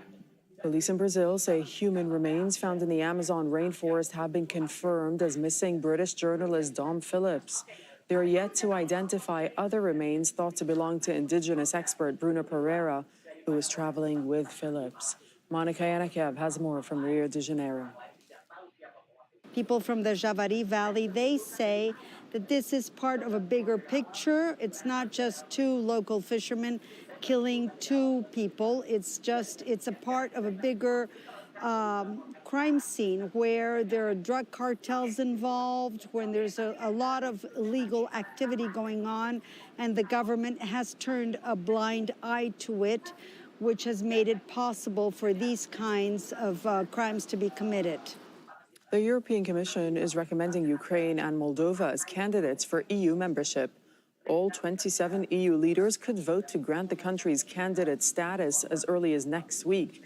But achieving full membership could take several years, following negotiations and reforms. The British Prime Minister has visited Kyiv for the second time in just over 2 months. Boris Johnson was cheered as he walked through the city with President Zelensky. President Volodymyr Zelensky praised the UK for its resolute support, and Johnson offered to launch a major training program for Ukrainian soldiers. U.S. President Joe Biden says he will not meet Saudi Arabia's Crown Prince one-on-one during his visit next month. Biden has been facing criticism after the White House announced his trip to Riyadh. At least one person in India has been killed and several others injured as protests against the new military recruitment scheme intensify across the country. Demonstrators set trains and buses on fire, calling on the government to reverse its decision. The first entirely Chinese designated and built aircraft carrier has been launched. The Fujian is Beijing's third aircraft carrier, and it's the largest and most modern. Beijing is trying to overhaul its fleet amid heightened tension with the U.S. Those are the headlines on Al Jazeera. Up next, it's Generation Change. Thanks for watching. Informed opinions. There is a need for Abiy Ahmed's federal government to take action to really facilitate aid to Tigray. In-depth analysis of the day's global headlines. Inside Story on Al Jazeera. South Africa's history of activism is rooted in the struggle against apartheid. Now, the Born Free generation believe it is their time to fight for a more equal and just society. Welcome to Generation Change, a global series that attempts to challenge and understand the ideas that mobilize youth around the world. I'm Ayanda Chali, an independent journalist based here in Johannesburg. In this episode, we meet two women who are working towards radical change to address challenges as varied as gender-based violence, class and racial inequality, and climate change.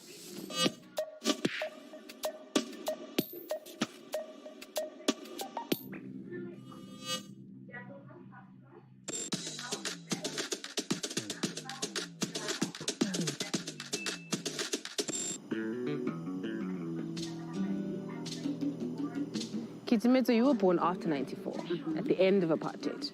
What do you think people don't know about the role of women in the struggle against apartheid? I really think the way in which history is told, it serves a purpose, right? Which is also to reinforce, a male-dominated presence and power structure, right?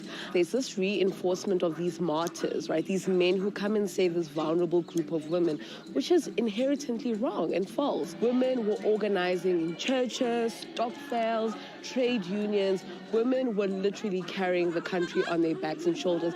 However, history continues to omit that. And I think what that does is that it continues to further alienate women and their contributions they make in society, whether political, social, or even economic.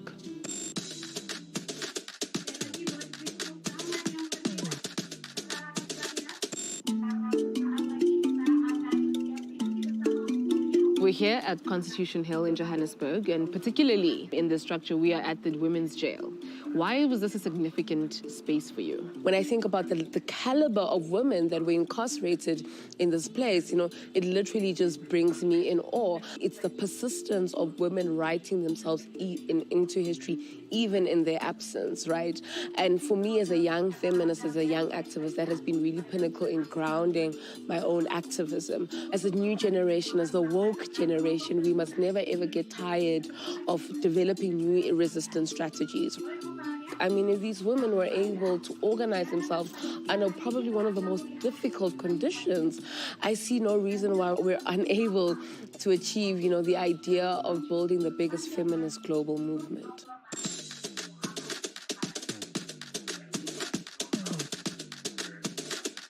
You're now 26. You've been an activist since you were 17. What was the sort of compelling factor that made you think, you know, I want to be an activist? There was a case, a girl by the name of Anine Boysens in Western Cape. She was raped and brutally killed. And to me, I was just like, oh my gosh, I'm 17, she's 17. She got killed on a night out. And I was thinking about all the times I like to jump, you know, to go out with my friends, right? It could happen to you. It could happen to me. There was just so much uniqueness and similarity. Almost a decade later, and now I'm the, you know, the chair and founder of the Black Women Caucus. We are not interested in the very nice pre-recorded speeches. We are interested in real, tangible solutions. What ultimately Black Women Caucus seeks to do is to really create a society free of violence. We don't want to live this violence-ridden society all the time. We want to be comfortable. I mean, I'm 26. I want to be able to walk down the streets of Johannesburg and not worry about, am I next?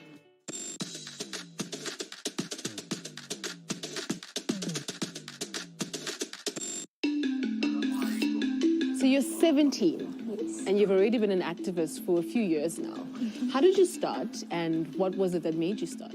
So it all started in 2018 when we were tasked to do some research on climate change. I grew a lot of climate anxiety, seeing all these facts about how we have limited time and watching my future fade away as the health of our environment declines. And what ignited my activism was this anxiety to do everything in my power to create a change.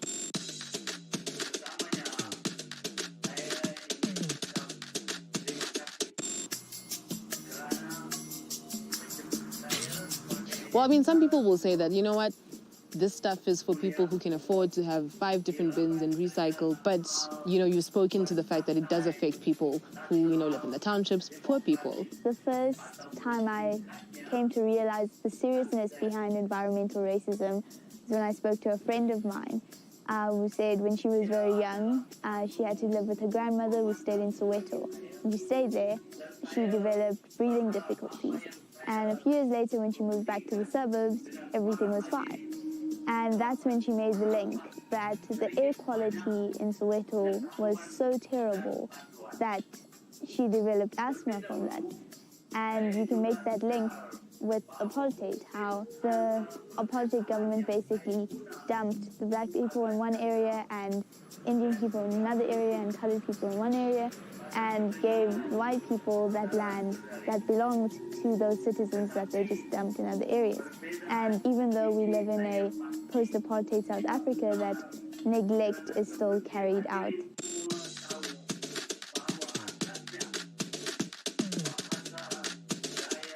What has been rewarding and that you would consider, you know, big or small, an achievement that you've been able to kind of get to with your work so far? I think small achievements that make a big impact in my life is when someone will come to me personally and say, thank you for teaching me this, I've learned, and now I know better, and now I can do better. I think the biggest achievements are also just speaking up at protests. A lot of activists around the world don't have that privilege and freedom of speech to speak their mind. So being able to stand up in front of crowds and speak your mind is firstly a privilege and also a big achievement when you once again hear people listening, you hear the press responding, you see it come out in articles.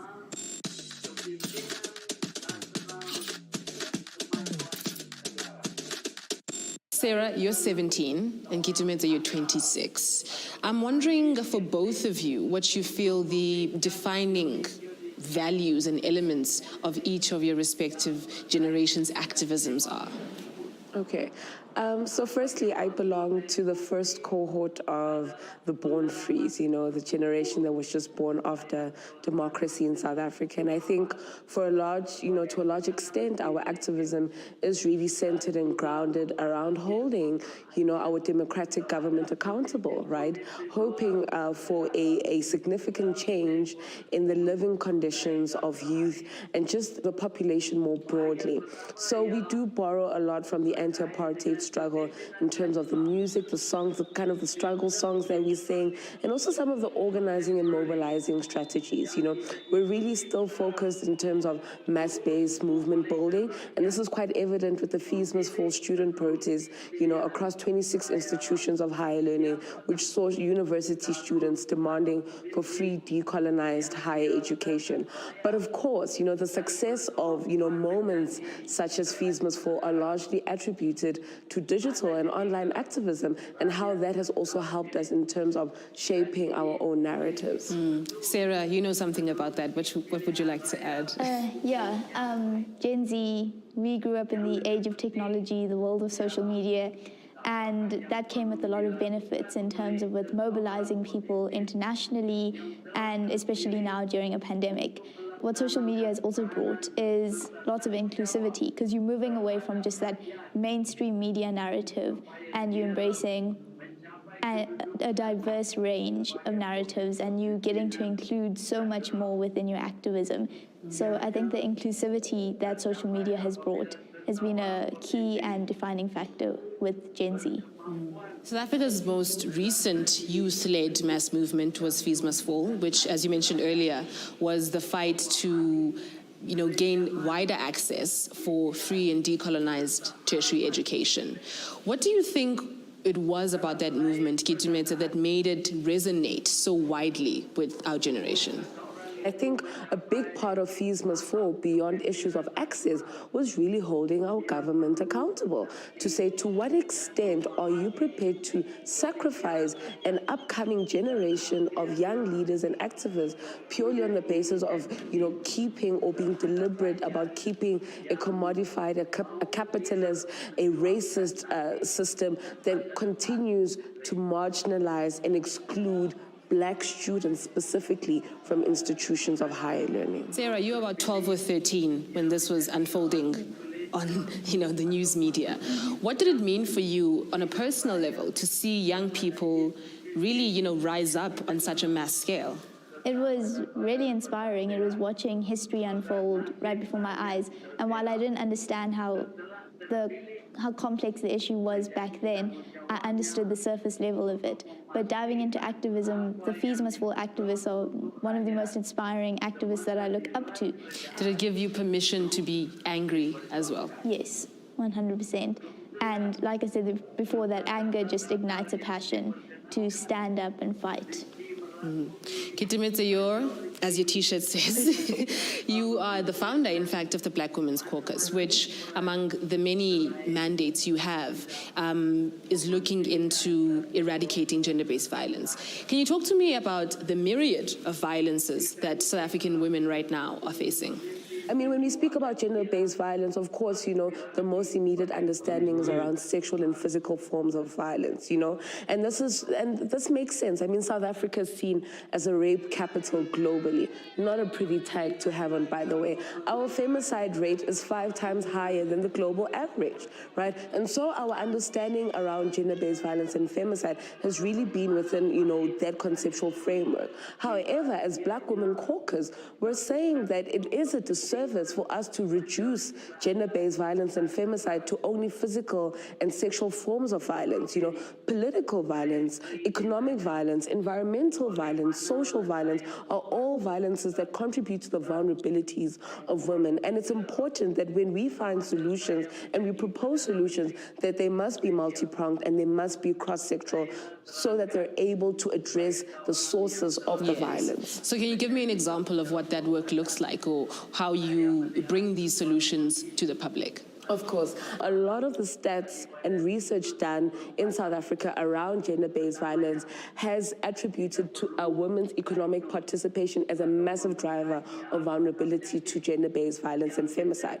So in 2019, on the 13th of September, when we marched to the richest square mile in Africa, in Sandton, demanding greater participation from private sector in terms of, their response to gender-based violence, we're ultimately saying you need to also be held accountable for women's economic vulnerability, because largely when we think about rape and femicide, we always think about it within the confinements of the home, right? But the moment we made it a business issue, an economic issue, we're ultimately saying that the continuous subjugation and violation of women, number one, costs the South African economy between 20 and 40 billion rand annually, right? And that also means that part of our mobilization and advocacy requires us to make structural changes. Sarah, it looks like you had something to add there. Yeah, 100%. It needs systemic change. If you're just bringing change on one surface,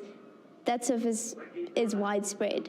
And in order for structural change to take place and the most effective change to take place, it needs to be systemic. It needs to be institutionalized. So we're addressing every level of the problem. Yes, 100%. Sarah, you started Climate Warriors and you're a part of the Collective Movement. Tell me what Collective Movement is and what work you do with them. So the Collective Movement is a youth-led intersectional climate group, and we aim to achieve climate justice through social justice and vice versa. So it's a group of young activists, and recently our work has all been on social media and online because of the pandemic. So this year we're working on climate change through a Pan-African context. So interviewing or having discussions with activists from Uganda and Kenya, and just broadening our perspective on climate change and how policy making takes place in different areas around the world and different challenges, and coming up with solutions. And then also spreading awareness and advocating and pushing forward the Climate Justice Charter movement to educate as many people on the climate change issue and exposing the intersectionality needed and bringing about inclusivity within the climate justice movement. Why do you think, specifically in the South African context, that climate justice has taken a backseat to other issues, such as, the ones that Kitumete and I were talking about now? So I think in the past, obviously, if you're looking at a pre-democratic South Africa, where people are fighting against the apartheid regime and fighting for liberation, climate change, understandably so, is going to take a backseat when you're fighting to be free in your own country. But if you're looking at a post-apartheid South Africa, where we're living in a democracy, I think there's a huge sense of apathy from those in power. That, firstly, the people in power putting profit before their people, we're stuck in this capitalist mindset. Another issue is the climate literacy rates in South Africa are extremely low, and that comes down to an educational issue. So apathy and the lack of climate literacy. Cool. Kitumete, what do you think are the intersections between climate justice and the other kinds of justice that, your work strives for? Really interesting, hey? I really like the fact that, bridging climate justice with social justice. And I think for a long time, we've thought about climate justice as a standalone kind of, struggle. It's like sitting there in the corner and nobody really wants to deal with it.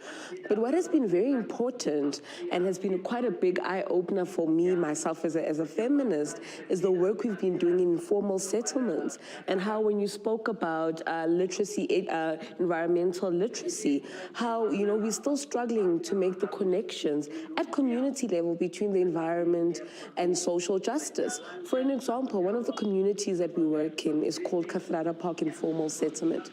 Poor water and sanitation, breakdown in infrastructure, and just listening to you, I can already see, how climate justice fits into that, right? But I do believe that to a large extent, the climate justice movement has positioned itself as quite a white elitist movement, right? It has struggled to deal with the very concrete conditions that an ordinary person in South Africa is facing. But I think in a country like South Africa, we need to be able to root and ground our ideology and our advocacy in the lived experiences of people on a day-to-day basis. Sarah, what do you say to that? Climate change for the longest time has seemed like a very privileged issue. If I'm struggling to put food on my plate, why should I care about the air quality? Why should I care about litter on the beach? And I think that comes down to the need for climate-conscious media. And with climate-conscious media, inclusivity, so looking at climate change across the world. And also understanding that solutions that may work in the West aren't going to work in Africa. For various reasons, we have different economies, different policies, different governments, different histories. It just won't fit. And I think what's very vital when looking at climate justice and climate change is looking at it through an intersectional lens. So instead of separating the environmental factors and the social factors, bridging them together, because climate justice and social justice intrinsically linked together to bring about positive change. By tackling one, that solution is going to affect the other in either a positive or negative way, depending on what the solution is. So if you're looking at climate change, geographically, climate change is going to disproportionately affect poorer Black communities. So within your activism, you need to within climate activism, you need to take into account classism, racism, sexism, homophobia. For example, if a natural disaster were to strike, those communities would be most vulnerable. And if you look at the way society treats those communities now, imagine how much worse it's going to be when aid due to natural disaster is needed and needs to be brought to those communities. So advocating for human rights, you can't pick and choose. No form of oppression exists in isolation. I wonder what you both think, the possibility of achieving your ideas of what a just world looks like. What do you think the implications of capitalism has on the work that you do? Kitumete? What I'm picking up is that capitalism inherently, glorifies the individual. Its limitations, however, in activism is that activism is not a one-man show. Right? And unfortunately, capitalism has created and it continues to co-opt civic action and civic interventions and presents them as one-man shows, right? Where we have this martyr that comes out, this internet sensation that comes out and is going to save the world, And I think what that does is that it breaks down organic movement building strategies, right? I don't think we have any strong, tangible movements that are being, nurtured. But instead, what we're seeing individual activists rising. And listen, I'm not saying it's a bad thing to have the pop stars of a movement emerge. They're important. They keep the movement fun and dynamic. But I do think it's important that we root our activism in communities, because these alternative realities that we want, this anti-capitalist reality that we want, this feminist intersectional reality that we want, is not going to be fostered by an individual. It needs an active, active efforts from a collective in order to drive that mandate. And I think this is some of the critiques of capitalism infiltrating civic and activist work. Yeah, 100%. Community-based change is the most sustainable and effective change in the long run. If you're looking at capitalism, in a capitalistic world, the most ideal position you can be in right now is to be a white man. And that breaks down so much. It breaks down the feminist movement, it breaks down any movement led by women. Capitalism breeds a system of inequality. Of course. It's always going to be, if I'm winning, someone else is losing. And like you said, it's a very it glorifies individual work. And that is extremely problematic. It's also very problematic to have one face represent a whole movement, because it excludes people that don't match that face, that don't match that demographic. So yeah, definitely not. Carbon capitalism is the main cause to our climate crisis. Sorry, can I just add on to that? I'm reflecting. Reflecting is such an important aspect of growing, and as activists, we should never stop reflecting. And when I think about, the anti-apartheid movement, firstly, I know for a fact that many people who participated in those movements, in those forms of resistance, were not participating because they were individuals that they were idolizing. It's because they felt a strong sense of personhood. The issue is affecting me directly. Therefore, I need to actively participate in finding the solutions. And I think, the idea of the glorifying of the individual robs us of that. And I think our communities are there to hold us grounded, to hold us accountable, and to make sure that we are working and living within the ideals of the movements that we represent. Well, I guess in closing, I'm curious if it's not clear so far, what you both hope to achieve, and if you feel optimistic about, being able to actually achieve those things. Kitumetse? I'm a perpetual optimist, firstly, as a disclaimer. So I definitely do think things will get better. I do think that, we need to intensify our demands and struggles, but also change our sides of oppression and fighting, right? I think so many times, what activism and how we traditionally know activism to be is that we take to the streets, right, to get our messages across. And although that is important, we also need to see some radical advancement and transformation in the policy and governance spheres, right? And so as Black Women Caucus, at the heart of the solutions that we propose as a social movement is the realization and strengthening of feminist movements which are going to foster feminist leadership. We need to see an emergence of new radical feminist leaders really shaping the world to where we want to take it, right? And I honestly believe that we've got the right energies, we've got the minds, we've got the hearts, and let's do it. Sarah? Like I said earlier, I have climate anxiety, and the only thing I can cling onto with that climate anxiety is optimism towards the future.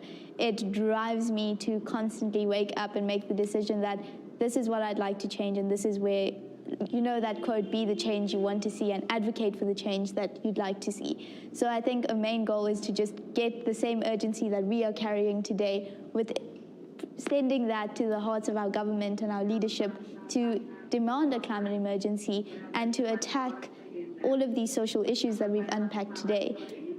Because once again, social justice is climate justice and vice versa. So yeah, I think unification needs to take place, like today, between the generations, and just, keep the energy, don't let it die. I feel growing up with social media, you see activism turns into a trend, and it breeds a lot of performative activism. And every year and every month, there's a new hashtag and something new is trending. And instead of treating activism and social issues as a trend, make it keeping that advocacy a long, constant action that lives within your heart. Sarah, Kitumetse, thank you so much for joining me on Generation Change. Thank you.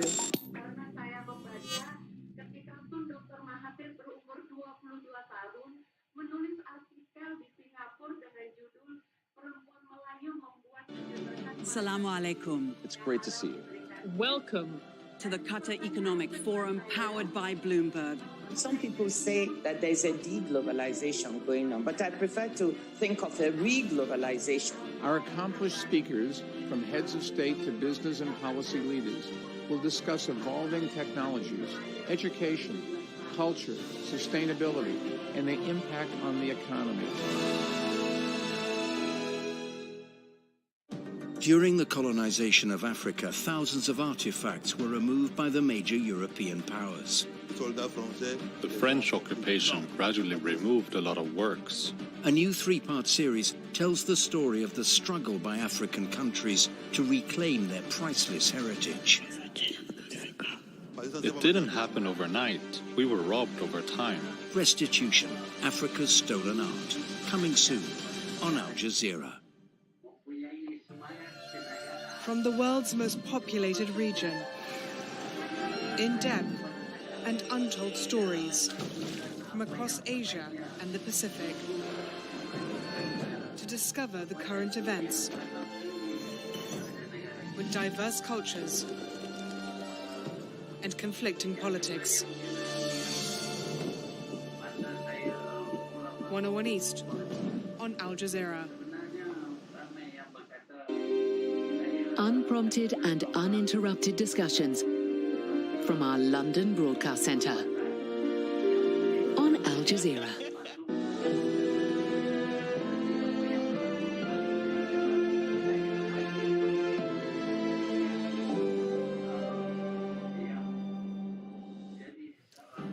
Brazilian police confirmed the remains found in the Amazon rainforest belong to British journalist Dom Phillips.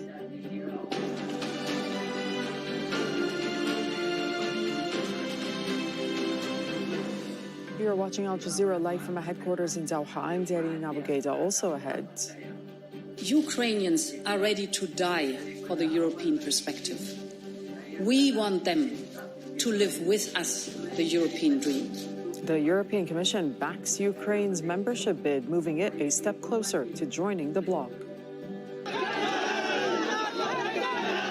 Anger in India, protesters demand the government withdraw its new recruitment policy for the military. And Western Europe swelters under an unusually early heat wave. Scientists are blaming climate change.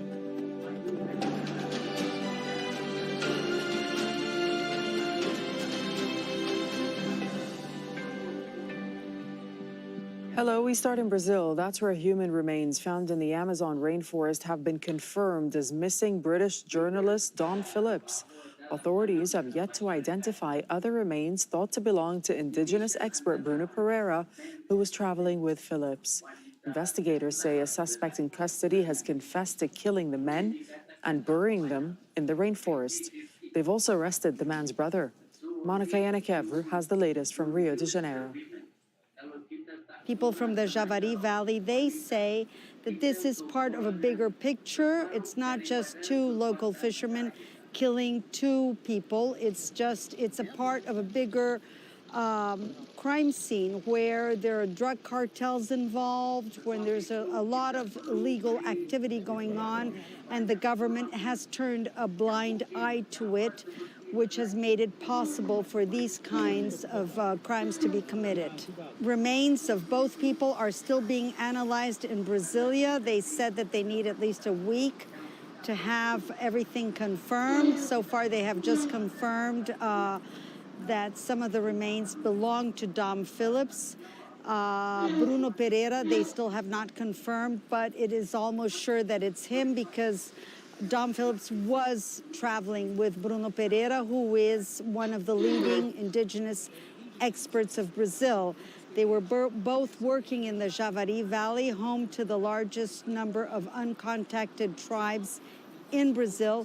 And Bruno Pereira was mapping out the invasions to this territory, mainly by illegal fishermen and poachers.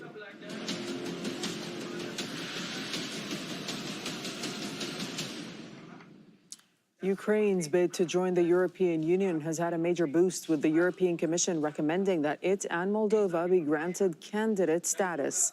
It's an early step forward in the lengthy process to achieve full status within the EU. All 27 member states will need to approve Ukraine's candidate status at a summit next week. Commission President Ursula von der Leyen says that Ukrainians have shown they are, quote, ready to die for their European dream. In the view of the Commission, Ukraine has clearly demonstrated the country's aspiration and the country's determination to live up to European values and standards. Ukraine, before the war, had already embarked on its way towards the European Union. For 8 years now, it had already been gradually moving closer to our union. Well, it could take many years for Ukraine to actually achieve full EU membership. Countries submit a membership application to the EU Council, which then collectively assesses their ability to meet the Copenhagen criteria. This includes a functioning market economy, stable democracy and the rule of law, as well as the acceptance of all EU legislation and the euro. It's expected that Ukraine will need to implement judicial and anti-corruption reforms. If the Commission's opinion is positive, the Council then begins to negotiate membership, often on a subject-by-subject basis, which can take years. 5 nations currently have EU candidacy status: Albania, North Macedonia, Montenegro, Serbia, and Turkey, which has been on the list for more than 2 decades. Charles Stratford is in Kyiv. He says Moscow will likely feel threatened by Ukraine moving closer to EU membership. This process is going to take a very long time. Also, I think the Ukrainians are very aware of what many pundits and analysts say is the beginnings of a more apparent split amongst EU states as to whether indeed Ukraine is ready for some sort of candidacy status. Countries in Western Europe, such as the Netherlands, Portugal and Denmark, very much seen as saying that Ukraine is not yet ready, but a lot of pressure coming from the Baltic states and Eastern European countries saying, look, we've got to start this process now, let's give Ukraine a chance. And of course, the big question is what this really means, or what kind of reaction we're going to potentially see from Moscow to this bid for EU membership. In the last 24 hours, the Kremlin spokesman Dmitry Peskov has said that Moscow is monitoring Ukraine's EU membership bid closely, specifically in relation to increased cooperation militarily with European countries.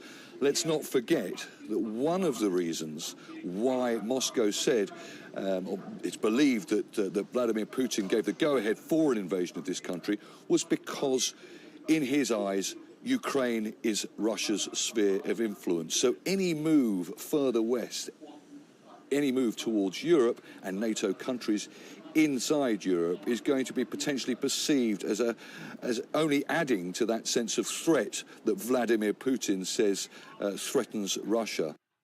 Well, the British Prime Minister has visited Kyiv for the second time in just over 2 months. Boris Johnson was cheered as he walked through the city with President Zelensky.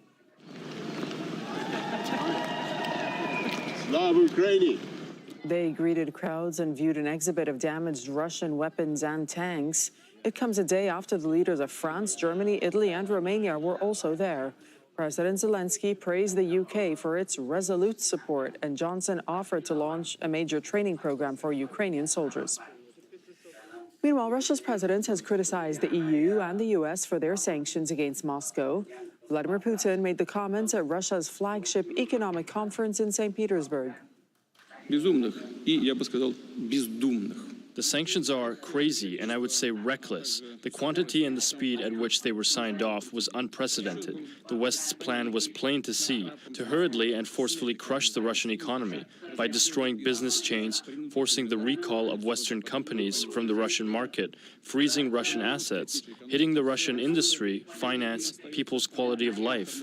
But they failed. Russia has announced more reductions to the amount of natural gas it sends to Europe. It plans to cut the supply going to Italy and Slovakia in half. In recent weeks, Moscow has reduced or cut off deliveries to several European countries which have imposed sanctions. Russia is blaming maintenance issues.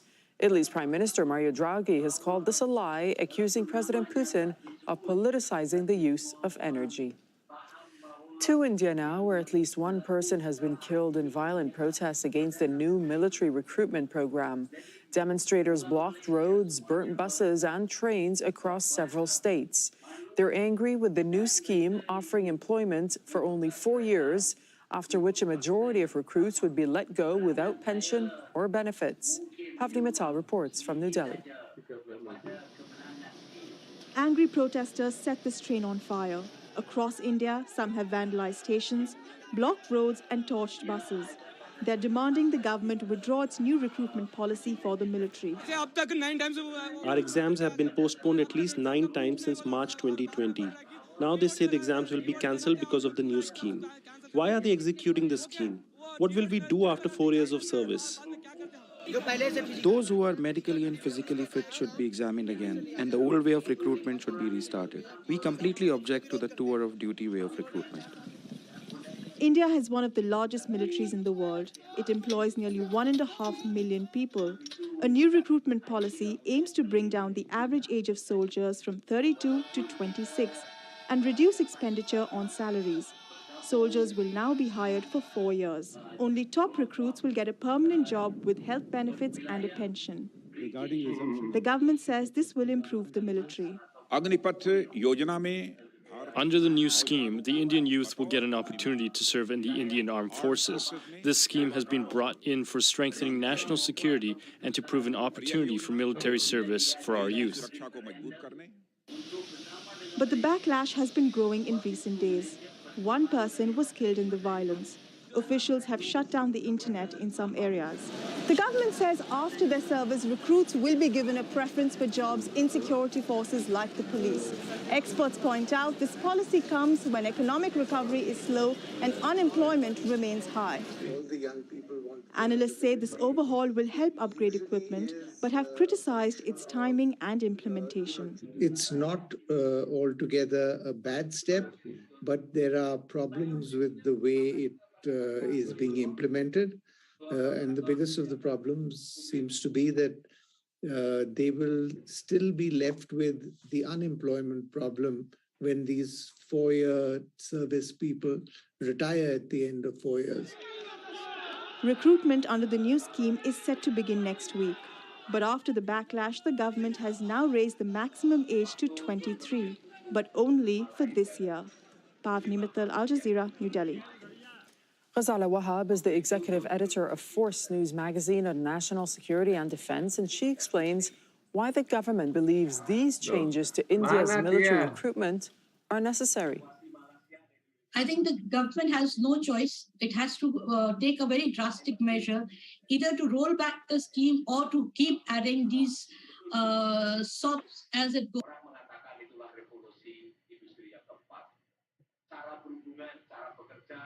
Loh, mana dia kok hilang? Dia masuk lagi. Dia mana kok hilang?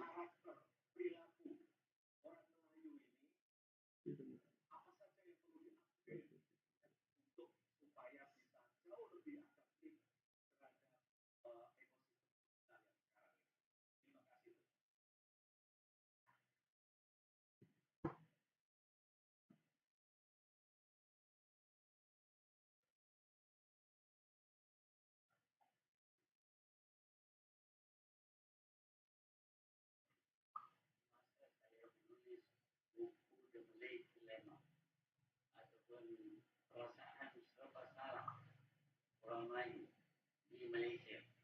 Pada masa itu orang Melayu amat ketinggalan daripada segi ekonomi dan juga daripada segi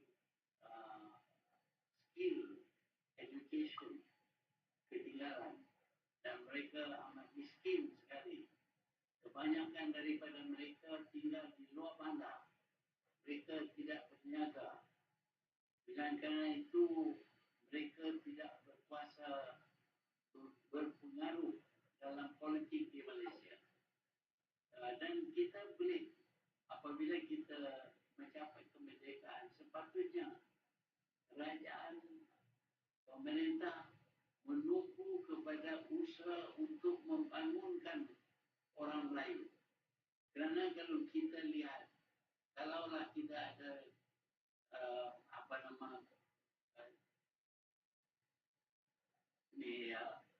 competition. Hello, yeah. Dua orang. Hello. Yang di belakang itu, yang ketinggalan itu tidak lagi lebih cepat daripada orang yang di depan. Dia tak boleh catch up, dia tak boleh dapat sama dengan orang yang di depan. Sebab itu kita perlu ada satu usaha memberi lebih banyak peluang dan bantuan supaya orang Melayu juga dapat kejar kaum-kaum yang lain. Itulah sebabnya yang kita usahakan supaya orang Melayu dan orang lain yang datang bermasyarakat di Malaysia mempunyai nasib dan kekayaan yang sama. Itu sebabnya yang saya menulis buku The Malay Dilemma. Kerana di satu pihak mereka berasa mereka perlu berlaku adil kepada semua pihak. Tetapi apabila bukan adil kepada semua pihak. Apabila kita lebih utamakan merit, kebolehan daripada terus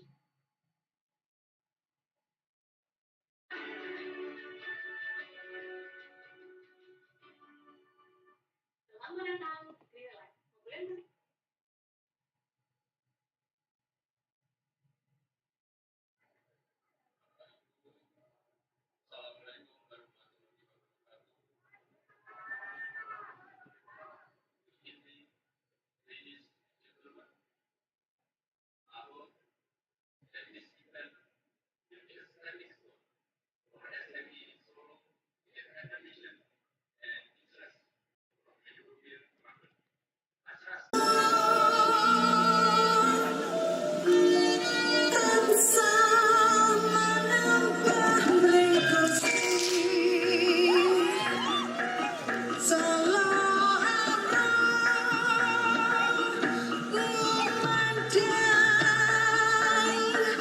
Live.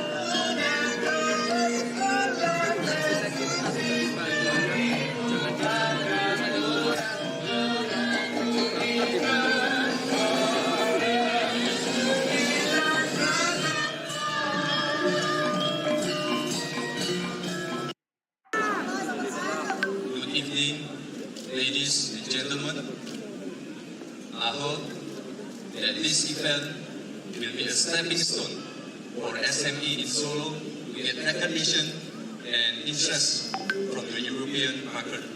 I trust that the business owners will be more passionate to keep learning and improving the quality of their products for the global market and be part of the world's supply chain. On this occasion, I would like to introduce Batik, which is rich in stories and cultural values to the Europeans. I wish to see more people fall in love with Batik as one of the UNESCO World's Heritage. I hope that with the involvement from Indonesian fashion designers, batik can be part of the global fashion industry. I hope that Indonesian culture can be showcased through the performance from artists in the opening ceremony. Although it only represents a fraction of the nation's wonderful cultural heritage, this event involved dozens of dancers who flew directly from Solo, as well as gamelan musicians from France. Government of Solo will keep continuing the effort to support the SMEs to level up and expand in the global market through education and knowledge exchange, including in the area of digitalization. Bapak Ibu, terima kasih sekali. Ini saya nggak nyangka ramai sekali.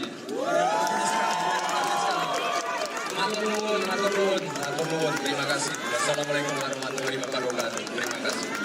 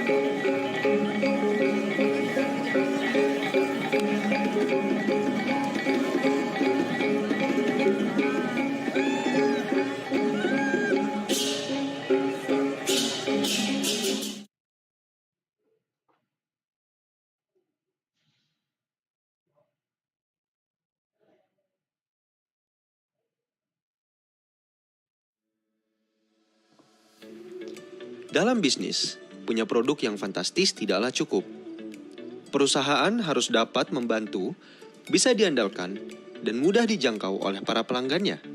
Sebagai pionir fintech lending, Investri berinvestasi dalam layanan pelanggan atau customer support karena kami percaya hal ini adalah kunci kesuksesan bisnis jangka panjang.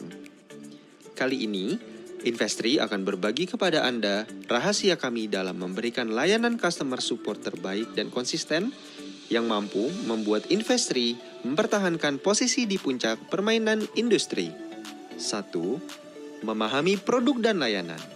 Kami memastikan setiap agen customer support di Investri memiliki pengetahuan luas dan mendalam tentang produk dan layanan perusahaan. Dalam meningkatkan capability tim CS, kami melakukan beberapa activity, diantaranya adalah kalibrasi, yaitu menyamakan persepsi antara quality dengan learning. Lalu ada juga mystery call dan chat, dan kami juga melakukan forum group discussion. Untuk kontrol dan monitoringnya, yang kami lakukan adalah review secara harian, mingguan, dan juga bulanan. 2. Menjaga sikap positif. Sikap adalah segalanya.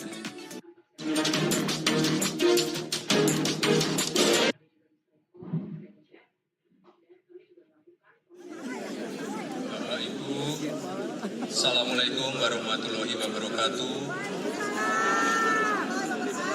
Good evening, ladies and gentlemen. I hope that this event will be a stepping stone for SME in Solo to get recognition and interest from the European market.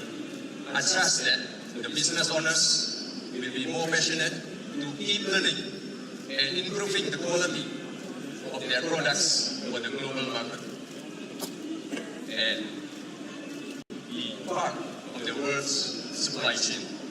On this occasion, I would like to introduce batik, which is rich in stories and cultural values to the Europeans. I wish to see more people fall in love with batik as one of the UNESCO World's Heritage. I hope that with the involvement from Indonesian fashion designers, batik can be part of the global fashion industry. I hope that Indonesian culture can be showcased through the performance from artists in the opening ceremony. Although it only represents a fraction of the nation's wonderful cultural heritage, this event involved dozens of dancers who flew directly from Solo, as well as gamelan musicians from France. Government of Solo will keep continuing the effort to support the SMEs to level up and expand in the global market through education and knowledge exchange, including in the area of digitalization. Bapak Ibu, terima kasih sekali. Ini saya nggak nyangka ramai sekali. Matur nuwun. Terima kasih. Wassalamualaikum warahmatullahi wabarakatuh. Terima kasih.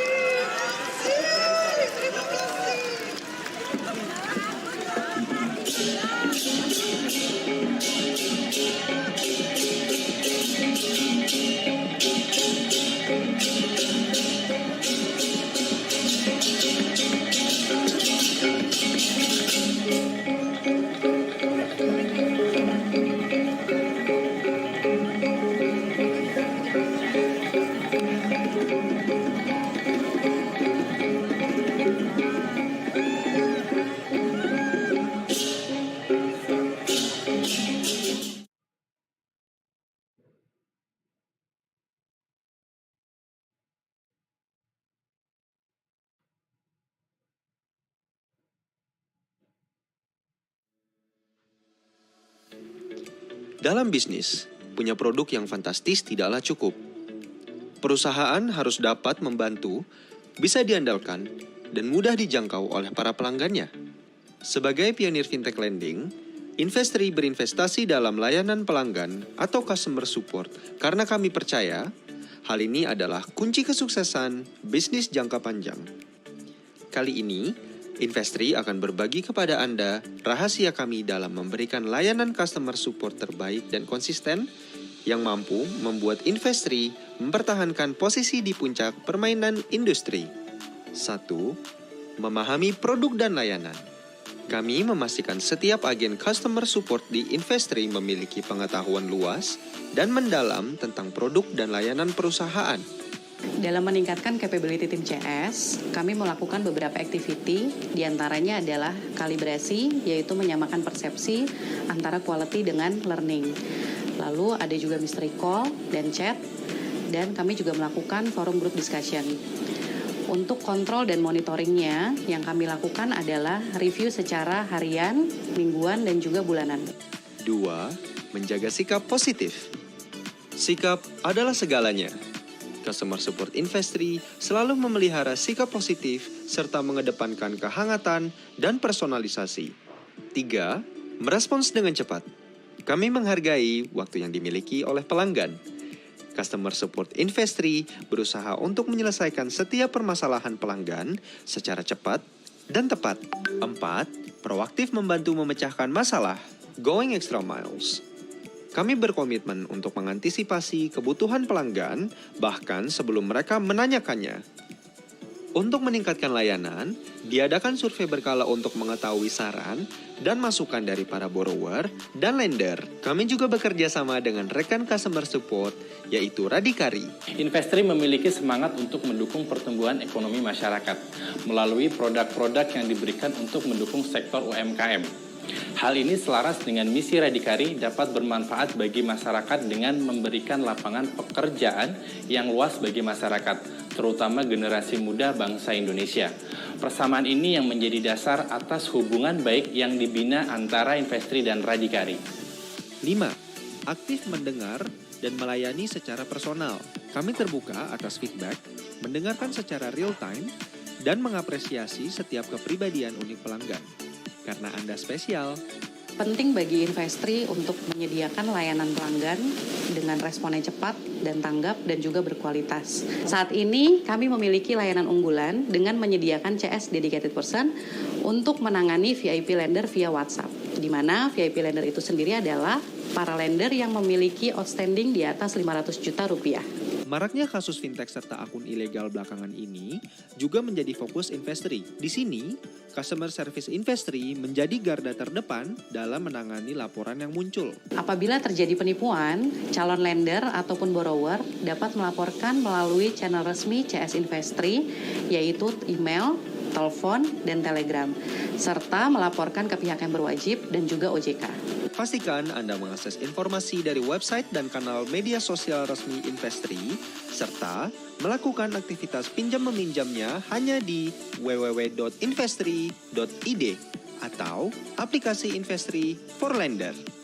Menggabungkan seluruh elemen tersebut adalah kunci kami menghadirkan layanan CS hebat dan konsisten, memanusiakan Anda dan memanusiakan kami untuk sama-sama bertumbuh menjadi yang terbaik. Harapannya, Investri dapat terus memberikan layanan customer service yang terbaik dan konsisten.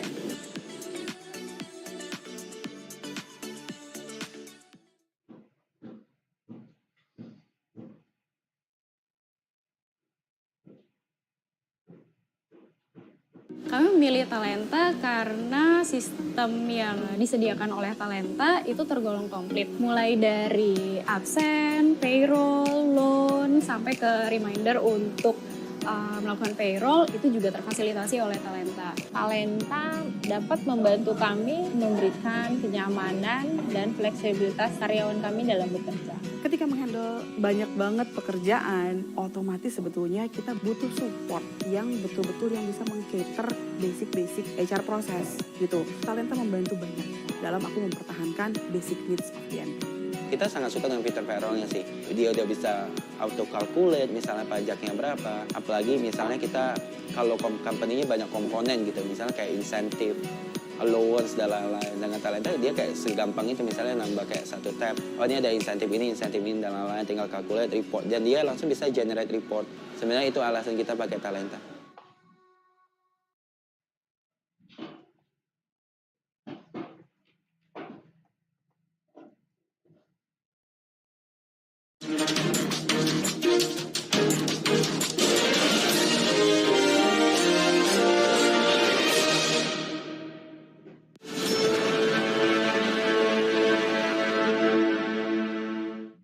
Halo Bung Rocky, gimana? Setelah reshuffle gimana suasananya? Enak? Wah, saya lega tuh karena langsung tahu posisi-posisi kuncinya dan apa ujung dari reshuffle itu. Ya, yang pertama tentu Anies kehilangan tiket lewat PAN, udah selesai itu. Ya. Dan sekarang mungkin lewat Nasdem, tapi kita tahu Nasdem lagi apa namanya ini sekarang rapat apa Munas. Rakernas ya, 5 sampai 17 ya, berarti sampai besok ya. Ya itu berarti banyak juga unsur lain yang pasti berupaya membujuk Nasdem supaya jangan dekat-dekat dengan Anies. Saya kira kalau kita mau agak telanjang bicara itu, akhirnya setelah reshuffle orang bicara lagi kembali tentang posisi Anies. Dan Nasdem itu ada di dalam pusaran itu. Ya. Dan kemudian kan orang bertanya-tanya, kemarin ada Menteri Nasdem yang kabarkan akan dicopot, tapi tiba-tiba ini Menteri Pertanian Syahrul Yassin Limpo dan sudah dipanggil oleh Pak Jokowi ke istana bersama dengan 2 orang lainnya, yakni Menteri Perdagangan Lutfi dan juga Menteri ATR Sofyan Jalil. Yang dua dicopot, yang satu tidak. Dan orang kemudian menduga apakah ini ada kaitannya deal ketika Surya Paloh sehari sebelumnya bertemu dengan Pak Jokowi kan gitu. Ya, saya kira betul itu. Kan Pak Surya Paloh dari awal kasih sinyal pada Anies dan tiket itu kelihatannya akan diberikan pada Anies. Tapi istana mungkin membaca bahayanya. Karena itu yang potensial untuk memberi tiket pada Anies ya PAN dan Nasdem. Lalu PAN sekarang udah dikontrol oleh istana dengan dimasukkan ke dalam kabinet. Berarti tiketnya tinggal lewat PAN, lewat Nasdem. Dan kelihatannya Surya Paloh itu punya pikiran yang jauh ke depan itu. Berupaya untuk memberitahu sinyal pada Presiden Jokowi bahwa Nasdem walaupun pendukung Jokowi, tapi dia adalah partai yang tidak ingin didikte untuk agenda masa depannya. Dari segi itu kita angkat topi pada Pak Surya Paloh itu. Dan pasti di dalam Nasdem sendiri ada fraksi-fraksi, ada fraksi yang pasti setuju Anies, ada yang nggak setuju Anies, ada yang setuju Ganjar segala macam. Tetapi itu akan digodok sekarang di rapat pimpinan itu. Dan kita akan lihat hasilnya. Saya menganggap bahwa Surya Paloh itu nggak mungkin ditundukkan.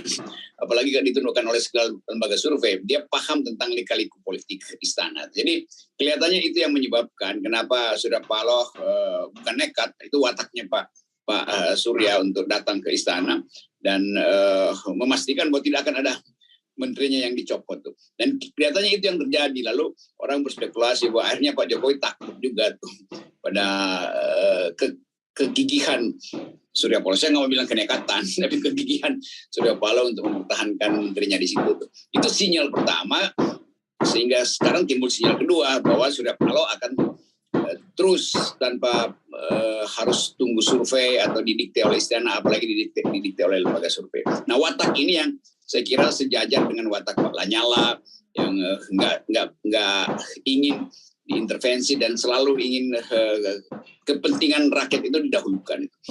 Itu lepas dari soal masa lalu, tapi kan sekarang kita butuh orang yang betul-betul bisa menyala dan orang yang betul-betul bisa menyebutkan secara tegas bahwa kami partai tidak ingin didikte itu. Nah, yang lain yang bisa didikte udah pasti kan punya komorbid, jadi masuklah ke keranjang istana. Memang ini pidatonya Pak Surya Paloh ketika membuka Rakernas Nasdem ini sangat heroik lah. Satu, dia menyatakan bahwa dia tidak mau didikte oleh kekuasaan, dia menyentil soal monopoli kekuasaan, dan ini berarti kan sebenarnya Pak Surya setidaknya menyindir diri sendiri karena Pak Surya kan bagian dari itu juga sekarang ini loh. Kedua, yang menarik ini yang selalu kita sering bahas juga, Pak Surya menyatakan bahwa Partai Nasdem tidak selalu membebek survei. Artinya dia sebenarnya juga termasuk orang yang nggak peduli mau dibilangin siapa survei yang paling tinggi dan sebagainya, karena saya yakin sebagai partai politik yang yang posisinya cukup berada di 4 terbesar kan sekarang. Nasdem punya survei sendiri, yang surveinya itu survei yang independen dan tidak dipublikasikan kan. Ya, semua partai politik sebetulnya punya survei internal. Tapi soalnya adalah ngapain percaya survei kalau 20% tiket itu udah ditentukan di depan. Jadi sebetulnya selalu kita balik pada baseline demokrasi itu. Nah, balik pada Nasdem tentu ingin catatkan pada sejarah bahwa dia betul-betul paham apa yang disebut restorasi itu. Jadi restorasi artinya walaupun kata itu lebih sebut aja lebih gampang untuk kita ingat dibandingkan kata revolusi. Tapi di dalam pikiran Nasdem selalu merestorasi artinya kepentingan sendiri, bukan minta bantuan orang untuk merestorasi partai Nasdemnya. Dan kelihatannya Nasdem lagi bagus-bagusnya tuh. Jadi buat apa tunduk pada kekuasaan kalau pada akhirnya nanti di ujung 2024 Nasdem hanya dianggap sebagai pendukung koalisi Jokowi kan. Kan itu yang mesti dicegah. Karena bagaimanapun semua orang yang punya akal pikiran yang lurus atau punya akal sehat berupaya untuk menghindar dari kekuasaan sekarang. Jadi mereka yang masuk ke kekuasaan itu artinya ya bukan pengecut sebetulnya, tapi berbohong dengan hati nuraninya. Mereka tahu keadaan buruk, tapi masih berupaya untuk menetek dari, jangan pakai istilah menetek nanti itu terlalu spesifik perempuan. Ingin untuk mencari remah-remah dari kekuasaan. Itu bahayanya tuh. Nah, kita tahu bahwa pesta reshuffle ini sebetulnya ingin cari remah-remah di bawah meja politik, jamuan makan politik. Padahal sebetulnya dalam tradisi raja-raja Eropa dulu itu, jamuan makan itu selalu sampahnya itu tulangnya dibuang ke bawah meja. Lalu anjing-anjing istana disuruh makan. Jadi anjing istana juga sering diundang memang untuk makan sisa-sisa remah-remah di bawah meja. Nah itu tradisi Eropa kuno ya. Saya cuma mau ingatkan bahwa apa yang disebut remah di bawah meja itu adalah jatah anjing sebetulnya. Jadi ada sejarahnya nih. Ya, jangan dilakukan itu ya. Ya karena jangan dilakukan itu sehingga nanti Anda disamakan dengan anjing kan kira-kira gitu ya. Maksudnya ya. Itu pesannya.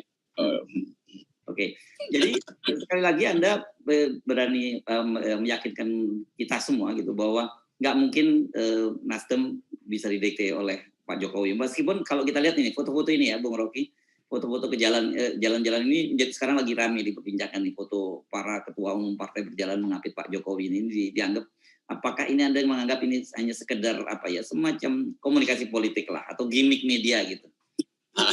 Ya itu sinyal-sinyal begituan tuh. Tapi kan kita mesti lihat reputasi seseorang. Surya Paloh reputasi dari Orde Baru itu dulu dia bahkan korannya itu melawan Soeharto kok. Dan dia nggak peduli itu korannya diberangus tutup. Jadi Pak Surya ini adalah namanya dia Surya itu. Jadi dia panas saja kalau lihat buat menerangi bumi. Jadi kesuryaan Pak Surya itu tidak bisa diragukan lagi. Karena itu saya tetap menghitung, bukan percaya, saya menghitung bahwa Pak Surya tidak akan didikte oleh istana atau akan menolak didikte oleh istana karena reputasinya. Dan bahasa tubuh Pak Surya itu kan betul-betul panglima, bukan petugas. Itu beda antara panglima dan petugas. Ya, oke. Anda mau mengingatkan sejarah lama ini penting saya kira. Mungkin banyak viewer kita yang anak-anak muda nggak paham siapa Surya Paloh ini ya. Surya Paloh itu kan dulu memang punya kedekatan dengan keluarga Cendana, ya kan bahkan dia punya bisnis lah dengan anak-anak dari keluarga Cendana. Tapi memang dia bisa bersikap independen, yang Anda sebut tadi korannya prioritas ya pada waktu itu yang di Bredel ya. Iya. Ya waktu saya mahasiswa saya pembaca prioritas, sebab itu koran oposisi itu. Dan kita anggap wah ini hebat di prioritas. Dan mahasiswa selalu diam-diam bikin demo setelah membaca prioritas tuh, atau membuat pamflet sebetulnya yang dulu kita sebut sebagai Soeharto and his General, ya begitu-begituan kan. Jadi sekali lagi reputasi Surya Paloh itu tegar, dan karena itu mungkin Surya Paloh nanti akan rapat dua kamar dengan SBY lalu dengan Golkar mungkin, karena semua orang sekarang ingin cari figur yang betul-betul kuat.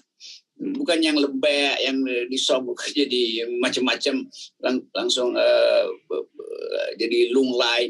Jadi kita ingin sebetulnya politik di ujung Pak Jokowi ini dihidupkan kembali dengan prinsip tadi. Moral clarity-nya mesti ada, itu diperlihatkan dengan bahasa tubuh dan kalimat yang nggak mendua. Jadi kalau Pak Surya ngomong bahwa saya tidak ingin didikte dan apalagi itu kalimatnya nggak mendua, memang itu yang akan dia lakukan. Dari segi itu saya kasih jempol 7 buat Oke, jangan tetangga ini. Oke, jadi Anda 7 karena Pak Jokowi juga kan 7 partai yang dia kuasai. Oh, oke. Jadi Anda punya keyakinan bahwa meskipun Pak Jokowi sudah berusaha keras untuk menyabot tiket Anies gitu ya, pertama kali dengan bentuk KIB, sekarang kemudian justru memasukkan Zulhas ke kabinet, menurut Anda ini tidak akan menutup peluang karena masih ada Nasdem di situ gitu?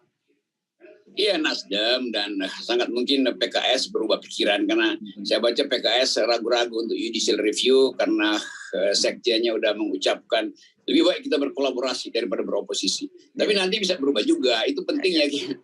Itu pentingnya kita melihat fasilitas baru dalam politik, yaitu melalui threshold 0%. Itu akan jadi lain.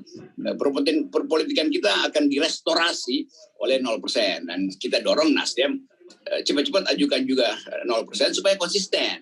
Sebab kalaupun Nasdem bilang dia tidak ingin didikte, iya, tapi dia akan didikte oleh 20% kan. Jadi lakukan judicial review supaya kita sama-sama berada di dalam line demokrasi yang jujur. Ya.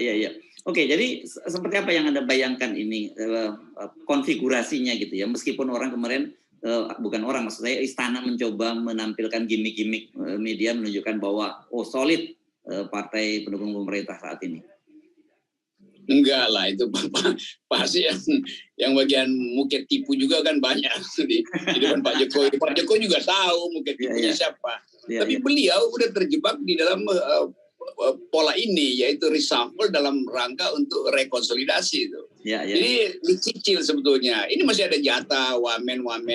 Misalnya soal PBB, ngapain PBB dikasih jatah di situ kan? Kan kita bisa baca bagaimana Pak Jokowi takut sebetulnya karena Yusril Iza Mahendra dalam 3 bulan ini menghajar istana terus kan. Lalu disogok dengan, jadi gampang sebetulnya supaya Pak Yusril nggak pergi ke judicial review, maka menterinya ditaruh aja, PBB dikasih wakil menteri di situ. Jadi begitu cara istana itu menyogok, dan ini sogokan ini terbaca terang benderang oleh publik. Mahasiswa ngerti itu, buruh ngerti, mak-mak ngerti itu. Jadi itu semua sinyal buruk istana yang gagal untuk memberi semacam harapan. Lain kalau Pak Jokowi bilang bahwa saya di akhir 2 tahun terakhir saya akan lakukan perubahan kabinet secara radikal supaya ada harapan. Ini nggak ada perubahan, cuma diputar-putar kecil di situ, lalu ditambah sogokan wakil menteri ini. Itu sebetulnya yang terjadi. Ya, jadi dengan kan kita lihat kemarin bahwa kita menyebutnya itu, saya menyebutnya sebagai reshuffle parsial gitu, karena tidak ada satupun kader partai politik yang di reshuffle kan. Kalau Lutfi dan Pak Sofyan Jalil ini kan bukan representasi partai, walaupun punya kedekatan dengan partai tertentu gitu, tapi bukan representasi partai. Semua partai-partai yang ada di dalam kabinet itu tidak dikurangi, bahkan malah jumlahnya ditambah dengan PBB yang Anda sebut tadi gitu. Ya, itu memperluas basis, tapi sebetulnya mempersempit manuver itu kan. Karena semakin diberi itu semakin orang ketagihan politik. Lalu Pak Jokowi akhirnya habis stoknya untuk dibagi. Dan karena itu kemarin judul FNN ini cuma permain buat mak-mak supaya mak-mak merasa bahwa ekonomi akan pulih itu. Tapi saya dikritik, kok pakai istilah mak-mak? Ya maksudnya ini soal ekonomi, karena mak-mak yang paling pertama kali merasakan kesulitan ekonomi. Jadi mak-mak sebetulnya yang berharap, dan Pak Jokowi mau menyogok mak-mak, kira-kira begitu, supaya tidak ada gender bias di situ. Real ini adalah soal, kan mak-mak yang paling pertama menginginkan reshuffle supaya ada harapan di bidang politik dapur itu, dan itu nggak terjadi itu. Ya justru dengan kita menggunakan judul mak-mak itu kita penghormatan kepada mak-mak bahwa ini orang mungkin lupa mereka lupa bahwa sejak Pilpres 2019 itu saya kira ada satu fenomena yang menarik dalam peta politik Indonesia yang pernah kita bahas juga, ada betapa berperannya mak-mak itu, dan saya kira ini nanti sejarah akan mencatat soal ini kan. Ya, saya dulu beri judul bahwa dulu mak-mak itu dianggap sebagai the unspeakable, artinya nggak bisa ngomong. Sekarang setelah pemilu 2019 sampai sekarang masih ada mak-mak yang turun di jalan untuk mempertanyakan kemakmuran dan keadilan. Jadi mereka mak-mak kita ini dari the unspeakable dia menjadi the unstoppable. Itu ya. Ya. Dan saya kira kita menunggu ya reaksi dari mak-mak ini terhadap reshuffle kabinet, terhadap kemudian apakah kemudian Menteri Perdagangan yang baru Pak Zulkifli Hasan ini akan berhasil mengendalikan harga minyak goreng gitu. Karena saya kemarin membaca komentar pedagang itu yang pertama kali diucapkan ketika tahu bahwa Pak Zulkifli Hasan jadi Menteri Perdagangan disebutkan bahwa welcome to the jungle. Begitu disebutnya. Ya, pasti akan ada gerakan mak-mak. Mak-mak ini nama generik ya, bukan mak-mak secara tubuh. Jadi gerakan buruh, gerakan mahasiswa juga gerakan mak-mak. Jadi gerakan yang menuntut keadilan karena mak-mak yang paling paham tentang injustice. Jadi kita akan berbaris bersama-sama dalam satu gerakan yang biasa di dalam perubahan politik, fungsi dan otoritas perempuan itu dianggap paling otentik karena nggak punya konflik kepentingan. Mereka hanya punya kepentingan dengan masa depan generasinya. Jadi kembalikan politik mak-mak ke jalan. Dan itu tanpa kita minta sebetulnya itu sedang berlangsung di banyak daerah dengan protes-protes. Apalagi di WA Group itu politik mak-mak itu betul-betul unstoppable. Ya. Jadi walaupun Pak Jokowi dan timnya, saya kira ini pasti bukan hanya Pak Jokowi, tapi timnya yang berusaha bermanuver macam-macam untuk memendung gitu arus. Saya kira kita kan selalu menyebut bahwa ini namanya hukum alam, sunatullah gitu, bahwa seperti air itu nggak pernah bisa dibendung. Memang bisa dibendung pelan-pelan, tapi lama-lama jadi kekuatan besar dan itu bisa membobol dam yang tembok yang kuat sekalipun. Kan? Iya, saya bayangkan bahkan Zulhas aja itu susah untuk dibendung karena dia bisa bikin sodetan aliran sungai itu. Jadi kita lihat nanti pertandingan di istana. Saya menganggap bahwa akan terjadi makin kacau sebetulnya karena koordinasi politik nggak bisa lagi dipakai untuk menyatukan nada di situ. Apalagi Menteri Perdagangan ya pasar pasti menganggap loh ini Menteri Perdagangan politisi, itu artinya ada disebut rente pasti dicari di situ. Investor juga akan melihat begitu. Kan perdagangan itu nggak boleh diatur oleh seorang politisi, tapi hanya itu yang bisa ditawarkan oleh Pak Jokowi dan mungkin itu negosiasi yang diminta oleh PAN. Jadi begitu intinya tuh. Nah, sinyal ini sebetulnya yang kan gampangnya kalau kita bilang berhasil nggak konsolidasi politik melalui reshuffle ini, ya tunggu aja sinyal pasar kan. Pasar yang paling rasional untuk mengatakan bahwa ini nggak berhasil, ini sukses. Kalau kita lihat misalnya mestinya dalam 2 hari ini harga cabai dan minyak goreng udah turun. Kalau dianggap reshuffle ini memberi harapan, tapi kelihatannya enggak. Jadi kita siap-siap dengan kekacauan baru yang disebabkan oleh kekacauan sebelumnya. Ya. Oke, baik. Terima kasih Bung Rocky. Dan selalu saja bahwa kita menyampaikan pada viewer kita bahwa formulanya sekarang ini, apapun, mau manuvernya apapun, selama belum dilakukan langkah 0%, saya kira itu semua akan sia-sia saja gitu ya. Formula O. Ya, Formula O. Bukan Formula E. Bukan Formula E. Makasih. Oke.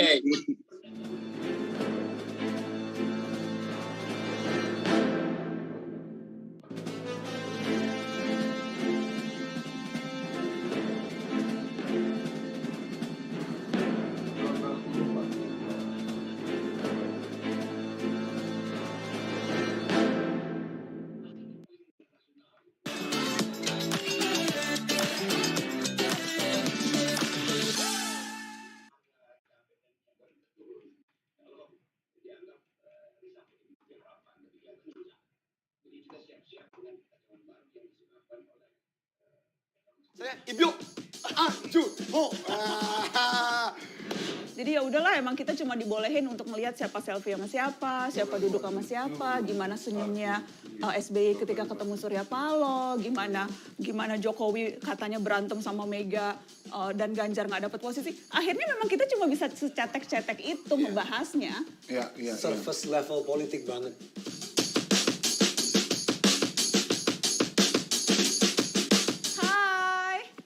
Halo, selamat datang kembali di Musyawarah. Udah sebulan ya, nggak terasa ya? Iya, udah sebulan. Sebulan, kita sih so far memang sebulan sekali ya. Cuma kalau nanti berasa kurang bisa juga sih. Bisa lebih sering ya? Setiap hari? Oh enggak, nggak sanggup tiap hari. Tiap jam kalau langsung ekstrim kita. Aduh, Ada yang beda rambutnya? Bukan cuma rambut dia, set kita juga beda hari ini. Oh iya. Ada apa tuh Andovi di belakang Andovi? Sebelum kita ngebahas disaster yang ada di kepala Andovi ini ya. Disaster yang ada di kepala Andovi, kita lihat ini dulu Andovi. Oh kita gini dulu? Nggak mau bahas Andovi dulu? Enggak. Tadi kan harusnya kita janjian bahas. Makanya. Ya ampun. Baru 2 menit yang lalu lo bilang. Iya. Gue mau ngedekin dia dulu. Gue salah briefing. Baru 2 menit bilang kita mau ngebahas Andovi dulu. Jadi kenapa? Karena saya bukan Andovi Lopez. Saya Ibyo Anjunho. Jadi seperti permintaan kalian semua dan suggestion kalian yang komentar di musyawarah episode pertama, kita ditantang untuk nonton drakor. Yes. Dan kita bertiga, pilihan kalian adalah DP. Iya, karena waktu itu kan kita sebelum jangan yang terlalu panjang ya. Betul. Dan DP itu cuma 6 episode. Nah, tapi siapapun yang rekomendasiin DP ke kita, terima kasih banyak. Terima kasih banyak karena gini, kan gue baca semua komentar kalian. Banyak dominasi komentar suruh nonton 25-21. Gue coba dong, gue coba nonton 25-21. Jujur nggak kuat. Karena? Beda selera aja. Mungkin 25-21 bukan drakor untuk gue. Tapi pas nonton DP. Nggak kuat tuh maksudnya pas nonton langsung nggak kuat gitu. Nggak kuat tuh kayak berhenti tengah jalan gitu. Kenapa nggak kuat? Menurut aku banyak TV show yang udah lebih advance daripada itu. Gak tau, ini baru episode 1 ya. So kata orang kan bisa nunggu sampai episode 2, 3, 4. Oke. Jadi episode 1 nggak lanjut. Dia abis episode 1 tapi nggak bisa lanjut. DP dari 1 langsung ke 2, langsung ke 3, langsung ke 4. Itu keren banget. Jadi udah selesai nonton? Nggak, badannya udah selesai. Aku baru sampai episode 3. Tapi I really like it sih, I really enjoy. Cuma memang kayak kemarin lagi padat banget, jadi baru sampai episode 3. Jangan spoiler endingnya. Jangan, kita nggak boleh spoiler. Nggak boleh spoiler endingnya. Ya jangan nanti. Tapi maksudku memang gue ngerasa itu tuh DP kayak beda banget sama drakor yang tipikal drakor. Walaupun gue juga jarang nonton ya, cuma gue kesempatan beberapa kali mulai nonton dan di tengah jalan juga karena merasa kayak slow banget. Cuma DP tuh dari awal fast pace banget, cek gitu ya. So, dan menariknya DP juga highlight atau mengkritisi situasi wangi atau militer di Korea kan. Dan itu it's culturally very interesting karena selama ini secara kultur aku hanya menerima militer dari Amerika atau Indonesia. Kita nggak pernah lihat negara lain militernya gimana. Dan ternyata ya emang bullying yang terjadi dan di militer Indonesia senioritas bullying itu masalah parah universal banget. ya? Itu masalah universal. Tapi emang serem banget sih, inget gak? Aku tuh yang kayak bener-bener berasa tuh yang scene awal waktu si Private Ahn Jung Ho berdiri di ada pada sama seniornya, terus di belakangnya ada paku. Dan kalau dia gerak tuh bisa, gue tuh sampai yang itu maksudnya tuh kayak simple banget, nggak pakai musik aneh-aneh, nggak pakai apa, literally itu cuma shot muka si senior dan si ganteng Ahn Jung Ho ini. Ibyo, oh ini Ahn Jung Ho. Ibyo, oh dia Ahn Jung Ho. Guys, komen apakah Andovi mirip Ahn Jung Ho atau enggak ya? Komen. Kamu kurang light sedikit. Iya. Saya kurang Korea. Tapi kayaknya tanned Ahn Jung Ho. Tanned. Hashtag Andovi tanned Ahn Jung Ho. Tapi ya kan kayak cuma scene-nya tuh bener-bener cuma mukanya dia dengan yang gini. Keren banget sih. Tapi Ahn Jung Ho tuh banyak hokinya sih, jujur guys. Gue nonton banget. Soalnya gini kan banyak yang membuli. Ini gue tahu cuma cerita dari saya cerita. Dia tuh sering banget komen di mana dia tuh nggak pernah bully yang termaksimal. Tiba-tiba ada yang masuk. Tiba-tiba ada yang masuk. Selalu ada yang manggil. Ya, Ahn Jung Ho tuh hoki banget.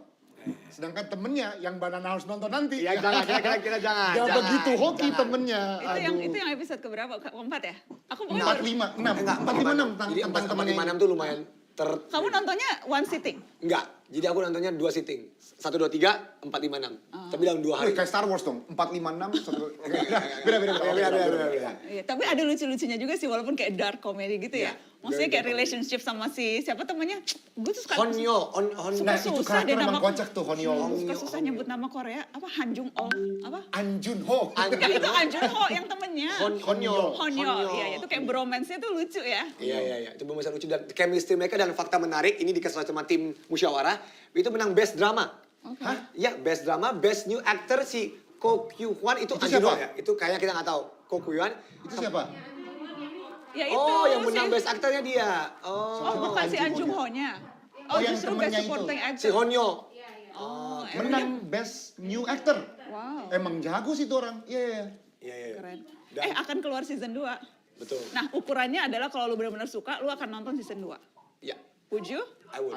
I would. You would? Yeah, Oh I berarti would. suka banget ya? I would. Oke, aku akan menyelesaikannya. Weekend ini gue selesaiin deh. Weekend ini gue selesaiin.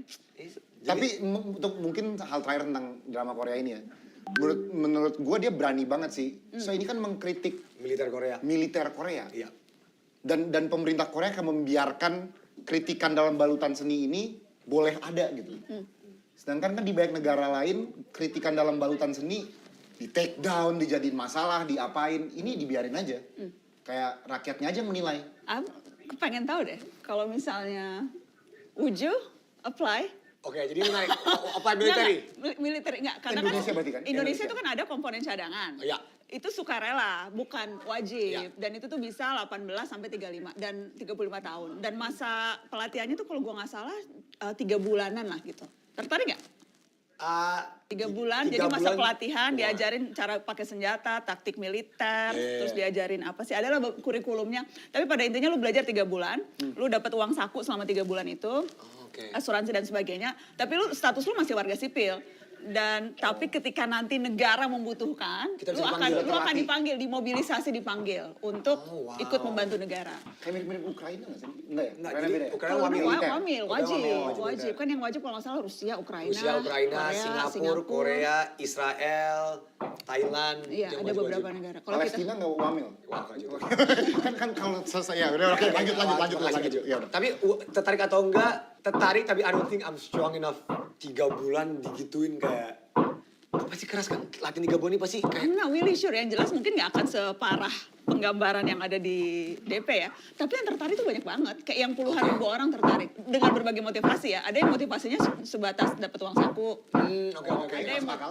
ada yang motivasinya ya karena memang mau mengabdi untuk negara, macam-macam sih. Atau mungkin ada yang nonton musyawarah di sini yang emang ada yang komcat. Iya, komponen cadangan. Siapa tahu yang komcat di sini? Siapa tahu? Ya siapa tahu. Ya mungkin. Cerita dong share pengalamannya. Iya, share pengalaman kalian. Kemarin tuh baru buka lagi, tapi baru tutup kalau nggak salah. Awal Mei itu baru tutup tahap anggaran. Tahap berikutnya. Nggak, jadi setiap selama setahun tuh ada beberapa kali intake. Kalau gua nggak salah sih baru tutup yang kemarin 8 Mei kalau nggak salah. Intake yang terakhir. Tapi anyway. Anyway, thank you untuk rekomendasi DP sebagai drakornya. Ngomong-ngomong kritikan dalam balutan seni. Ya, bagus itu. Akhirnya gue menyelamatkan diri gue sendiri ya. Bridging-nya dapet. Jadi ini ada karya, ini ada painting dan jadi NFT tapi yang di print ya, bukan di print di apa ya namanya itu? Karyanya Arya Mularama. Betul. Jadi ini dia adalah ilustrator yang terkenal karena ilustrator NFT. Ini kayaknya memang spesifik NFT deh. Ya. Dan kemarin tuh katanya baru habis pameran di Sarina karya-karya NFT-nya. Cek harga ini Bapak. Dan ini ada karya yang judulnya Connected People with Disconnected Heart. Dan ini ada kayak jantungnya nggak ada, terus ada kayak tombol klik on off. Jantung sih, itu kayak paru-paru juga hilang semua. Ini terlalu spesifik tiba-tiba ya. Oke. Wow.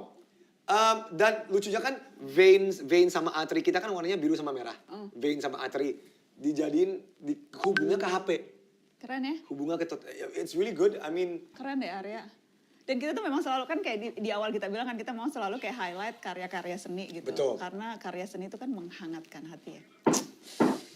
Tapi ya kan, tapi connected people with disconnected heart. Iya, setuju. That's what social media. Setuju sih. Kan gini, seni kan pasti semua orang punya interpretasi masing-masing ya. Cuma kalau gue sangat setuju sih dengan ini gitu.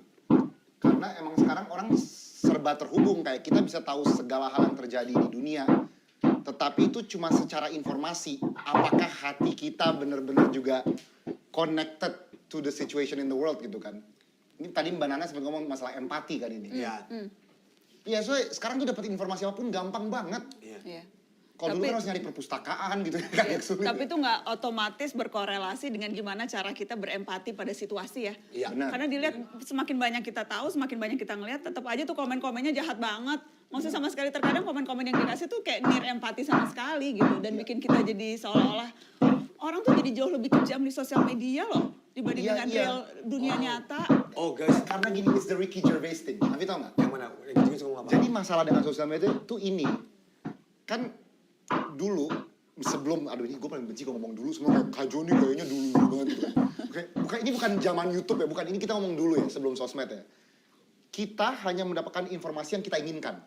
Jadi misalnya kalian mau les gitar, kalian akan cari tempat les gitar. Jadi hidup kalian tuh cuma nyambung di situ. Kalau sekarang, kalian akan terpapar informasi yang kalian mau dan kalian enggak mau. Itu kan hal dengan sekarang. Nah, ketika kalian dapat informasi yang kalian enggak mau, kalian memberikan pendapat, menurut aku ya, oke secara demokrasi boleh-boleh aja, tapi itu nggak fair. Karena emang lu lagi nggak mau ngelakuin hal itu. Ini ada sempat komedian ngebahas ini, namanya Ricky Gervais. Jadi nanti kalian bisa nonton ya. Dia tuh ngomong tentang ada orang mau les gitar. Tadi itu kan pada contoh gitar. Tapi intinya, this is not for you. Why are you commenting on it? Kan kalau if it's for you and you komen lu tuh ada bobot. Komen lu tuh ada maksud. Ini kalau lu nggak tahu konteks, lu nggak tahu apa, tiba-tiba lu memberi opini, there's a disconnect. Nah, terus nanti orang ngebaca komen lu, dia juga makin kesel, makin hancur gitu. Jadi I think that's the problem now. Nah, itu kayaknya lagi di-highlight banget di sini. Connected people with disconnected heart. Tapi memang terkadang informasi yang kita dapat di sosmed tuh bikin miris. Kayak kemarin tuh yang lagi rame, aku juga sempet posting tuh di Instagram, dan yang komen tuh kayak sampai belasan ribu. Yang sekarang tuh apparently ada tren bocil-bocil, anak-anak belasan tahun, yang itu bikin tren lompat ke depan mobil, nyegat truk tengah jalan, dan katanya mereka melakukan itu demi konten. Dan ada banyak banget kejadian nyegat truk gitu loh. Ya akhirnya ya banyak yang kelindes. Dan itu tuh miris banget. Miris banget. Dan salah satu orang orang yang kemarin meninggal. Yang kemarin meninggal. Dan yang meninggal tuh ada udah beberapa kasus tuh meninggal. Dan memang yang mengkhawatirkan nih kayaknya jadi tren. Dan salah satu komen yang aku baca. Jadi ada yang komen di Instagram Mbak Nana. Di Instagramku ada yang komen dan bilang Mbak Nana itu tuh udah ada grup Facebooknya. Ada grup Facebooknya. Katanya kegiatan ini tuh menjamur di bocah ingusan. Ada komunitasnya pula di Facebook. Jadi istilahnya tuh katanya BM. BM itu banyak. BM itu berani mati sama apa namanya? Ya itu istilah BM berani mati, atau juga apa sih katanya berani nyegat mobil, berhentiin mobil. Tapi apparently ini sampai ada komunitas bocil-bocil ini yang tujuannya nyegat truk demi apapun ya, tapi most likely katanya memang demi bikin konten. Aduh, sedih banget deh, sedih banget.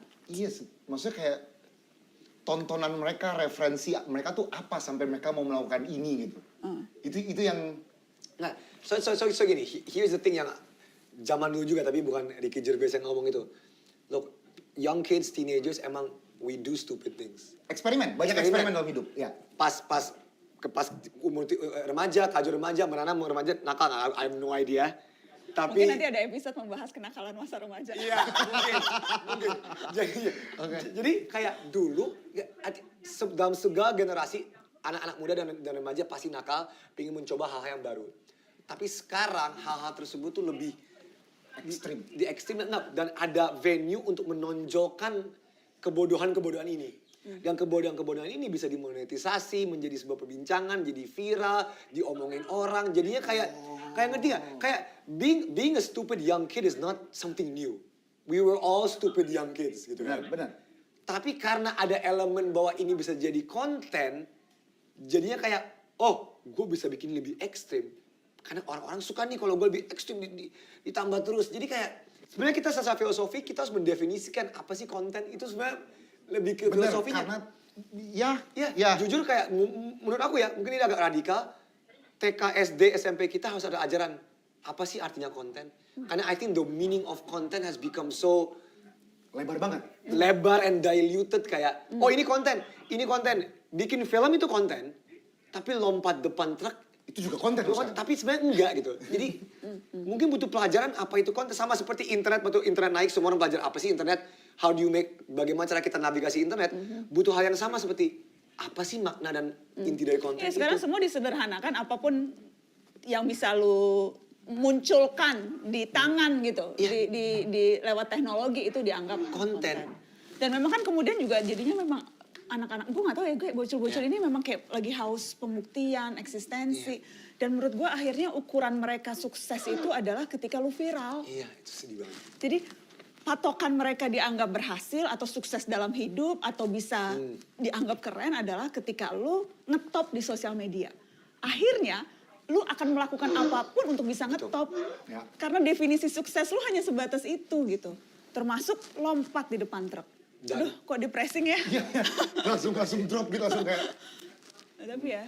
Dan Indonesia kalau mau dihubungin ke nggak ada komunitasnya, jadi cara berhentinya gimana gitu? Apakah mereka semua masuk Komcat? Nggak tahu kan? Kan mereka semua jelas berani kan?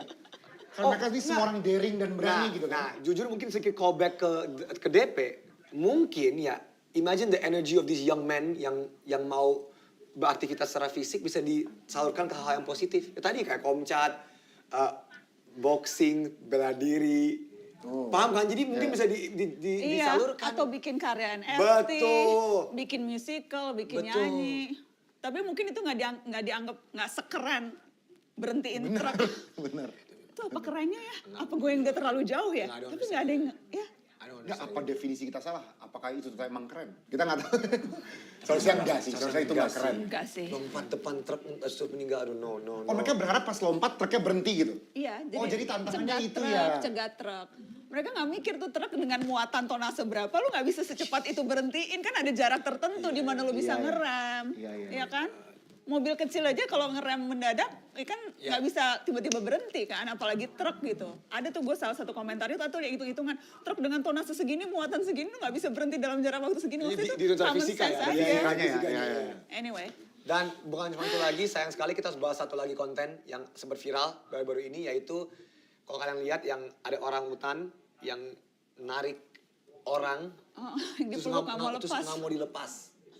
Terus katanya dia yang meluk orang utannya atau orang utannya meluk dia? Orang utannya meluk dia, jadi dia lagi jalan di depan cage, kandangnya. Aku mau bilang sel tadi. Sel orang utan. Jadi itu dia di kebun binatang kan? Oh, ada batasnya. Ada batasnya dan dia lewatin. Itu emang demi konten juga. Oh, oke. Kayaknya kalau hashtag demi konten tuh banyak banget tuh hal-hal aneh yang bisa kita cari kalau demi konten. Oh, sangat betul. Tapi ya ada perbedaan antara lu ke zoo terus ngevideoin sama orang hutan nih, keren banget orang hutannya. Beda sama lu naro.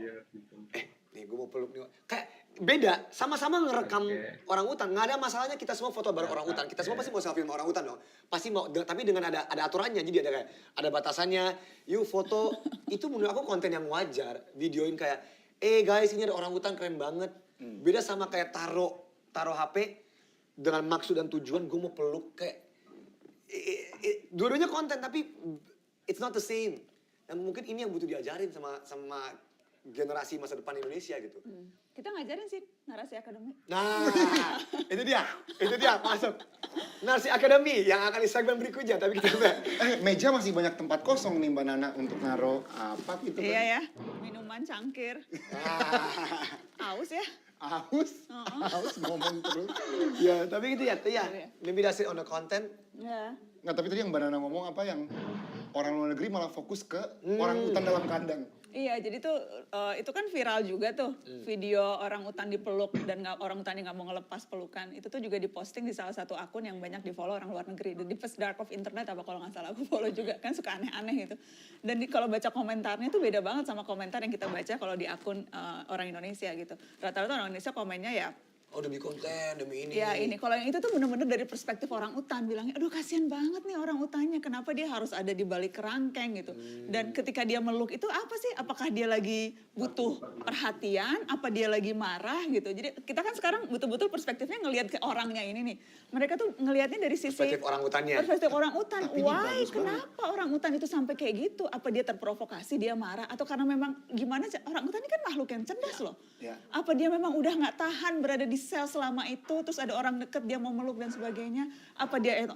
Jadi itu menarik sih untuk melihat dari perspektif gimana kita memperlakukan binatang gitu. Apalagi orang hutan yang satwa langka gitu. Dan banyak sih sebetulnya NGO yang melakukan konservasi orang hutan gitu. Dan itu juga menurutku isu yang penting, dan harusnya nih momen di mana ini viral nih, ini nih kita pakai untuk bicara lebih jauh soal hak-hak hewan. Jadi instead of kita cuma fokus ke satu sisi yang memang penting tuh, sisi konten, sisi ini orang ngapain sih dan sebagainya. Tapi let's just focus on gimana sih kita memastikan well-being of orang hutan gitu. Iya kan? Yes. Karena orang itu emang setahu aku nggak bisa dikerangka, emang harus di ada certain age mereka emang harus dilepas ke. Nah, orang-orang yang komen seperti itu nggak seperti ini. Mereka connected tapi juga punya empati. Kan banyak orang connected cuma ngeliat, lu viral doang lu maunya. Nah itu kan masih belum masuk ke yang lebih dalam. Itu baru melihat surface-nya doang. Wah, empati banget mereka. Nah, Connected heart. Nah ngomong-ngomong soal empati itu huruf pertamanya apa? Bagus kan tadi? Tadi empati huruf pertamanya apa? Formula E. Nah, bagus kan tadi? Enggak, jadi untuk kita, pembahasan berikutnya kita membahas soal. Kamu dengar Mbak Nana Anjunho juga nggak? Ibyong. Jadi Ibyong tuh private. Anjunho. Ibyong. Mbak Nana kayak gini. Harus kayak gitu. Kenapa? Full acting. Kayaknya kemarin nggak gini deh dia gitu ya? Selalu. Oh ada inget ya yang scene yang dia benar-benar dari awal sampai akhir sampai malam ada di ruangan. Iya, dia cuma berdiri doang. Berdiri doang. Ya lu ngapain di sini? Kan lu suruh gue tunggu. Itu kan. Nah, itu emang. Coba. Mbak Nana. Private. Najwa Shihab. Wah. Tetep dong. Nggak cocok gue Anjunho. Iya. Nah, Kak Jo, Mbak Nana, please ceritakan pendapat kalian suasananya di Formula E kemarin. Hot take tertentu mungkin tentang Formula E. Aku tuh nggak pernah nonton race sebelumnya, Okay. jadi itu tuh pengalaman pertama banget nonton balap mobil. Bahkan di TV pun aku jarang nonton, karena memang bukan, karena mungkin karena aku nggak bisa nyupir ya, jadi aku tuh nggak ada, nggak bisa relate sama balap-balapan. Tapi itu, that was my first experience sih. Kalau Kak Jo udah berapa kali ya? Kak Jo emang suka Baru F1. sekali. Nah, F1 Kak Jo, kalau F1 belum. Tapi nonton di TV-nya sering dong. Nonton TV sering tapi datang langsung. Seru sih. Ya seru sampai temen gue ngomong kayak, iya lu datang karena lu dukung Anies kan. Itu gue langsung guys, tanya ya, musyawarah, boleh dong. Nah, gue berargumen sama dia, gue datang ke sini bukan politik, gue datang ke sini karena Formula E. Gitu. Kayak ada acara sekeren ini di negara kita. Masa kalau gue datang berarti gue mendukung A atau mendukung B gitu kan? Dan memang menurut gue tuh sekarang apapun aktivitas kita ya, itu tuh gampang banget dikait-kaitin sama politik mendukung sesuatu. Gampang banget segala urusan tuh disambung-sambungin sama hal yang bersifat elektoral gitu. Kalau lo melakukan ini berarti lo dukung A, kalau lo nggak lakuin ini berarti lo dukung B. Jadi seolah-olah hidup kita tuh cuma soal itu gitu. Ya nggak sih? Hidup kita tuh bukan cuma soal siapa yang menang 2024 tahu. Betul. Ada banyak banget aspek dalam hidup kita. Tapi akhirnya semuanya dikait-kaitin ke situ dan jadi males ya. Iya. Iya jadi jawabnya apa Kak Jo? Jadi nggak ada hubungannya? Kayak enggak, gue mendukung Formula E gitu. Yang datang juga yang bukan. datang juga banyak kan Mbak Nana kemarin. Iya banyak. Kayak Pak Sandi datang. Kita nggak sempat ngobrol tapi ya. Nggak sempat. Pak Sandi datang. Pak Jokowi datang. Pak Jokowi yang lebih di bilik sendirian Novi. Jadi kalau Jokowi kita semua bisa ketemu. Kalau menteri-menteri yang lain dan Pak Gubernur juga mereka kadang-kadang ke bagian kita. Tapi kalau presiden ada bagian sendiri. Oh, karena security dan segala macam. Oh iya, paham. Iya. Ada ketua DPR juga Puan Maharani. Ada. Itu yang kemarin sempat viral kan? Iya. Yang Pak Jokowi, Puan sama Anies masalah duduk. Nah itu sebenarnya aneh sih posisinya, jujur. Itu aneh. Soalnya kan seharusnya ya kepala negara di tengah. Sampingnya harusnya penyelenggara, ya kan? Iya. Kayaknya protokolernya, gue nggak yakin sih protokolernya gimana. Mungkin karena, nggak tahu ya kenapa Atau ya. duduk berdasarkan Nggak, partai, kalau PDI gitu. Kalau gitu ya, kayak gimana ya? Nggak, kalau gue nggak salah, gue baca salah satu berita katanya jadi datang, terus habis itu Pak Gubernur mempersilahkan Mbak Puan untuk duduk di kursinya. Jadi kemudian akhirnya diapit. Oh, gentleman. Jadi, lu hati-hati ngomong gentleman, langsung dibilang Anies lagi loh. Aduh. Tuh kan, jadi serba Tindakan salah. gentleman, guys. Tenang, semuanya tenang dulu. Tenang. Tapi ini balik. Semuanya politik Tapi ini banget balik ke poin Mbak Nana tadi yang ngomong kita hanya bisa di acara Formula E orang-orang malah hebohnya soal hal-hal yang benar-benar surface level, tempat duduk itu-gitu kayak it's. Oh enggak, jadi memang akhirnya semua sangat dipolitisir. Kita tuh sempat ngobrol-ngobrol juga kemarin soal kan ramai soal BUMN nggak ngasih sponsor. Iya kan, terus soal pokoknya ini memang dijadikan panggung untuk naikin pamor gubernur ya karena memang punya ambisi di 2024. Jadi memang terjemahan politiknya tuh panjang dan akhirnya mendominasi percakapan soal Formula E ini. Iya kan? Iya. Jadi penasaran apakah di acara negara lain, misalnya Formula One negara-negara lain ya, presidennya datang dulu nggak ya? Atau mungkin karena ini adalah pertama kalinya jadi kayak ya ada peresmian dari presiden lah, berterima kasih Formula E. Tapi negara lain kayak gitu nggak sih? Yang jelas sih setiap event olahraga menurut gue itu pasti selalu dekat dengan politik apapun. Panggung olahraga tuh platform yang maksimal banget buat kepentingan politik gitu, ya kan? Bukan hanya panggungnya kayak olahraganya sendiri sepak bola, apalagi kalau olahraga yang populer ya, itu pasti jadi magnet politisi untuk bisa terlihat di sana. Dan bukan cuma di Indonesia, kalau di Malaysia tuh juga gitu. Janji-janji politisinya tuh kalau ngomong ke konstituennya pasti soal nanti dibangunin stadion gitu. Terus pejabat-pejabatnya tuh juga berebut untuk jadi ketua cabang olahraga yang populer di sana. Sama lah kayak di sini. Sama di sini. Iya kan, di sini pejabat-pejabat juga berebut tuh. ngomong Yang mana dan bukan kena somasi nanti. Dan bukan hanya PSSI kan. Hampir Semua. semua pejabat petinggi politik tuh pasti juga punya jabatan di olahraga cabur-cabur tertentu. Karena ya memang ini enak banget nih untuk dimanfaatin untuk kepentingan politik. So it's everywhere. It's everywhere. Cuma jadinya sayang banget menurut gue Formula E ini karena sebetulnya ini kan kayak momen yang pas banget untuk kita ngelihat sisi lain dari balapan mobil listrik ini ya.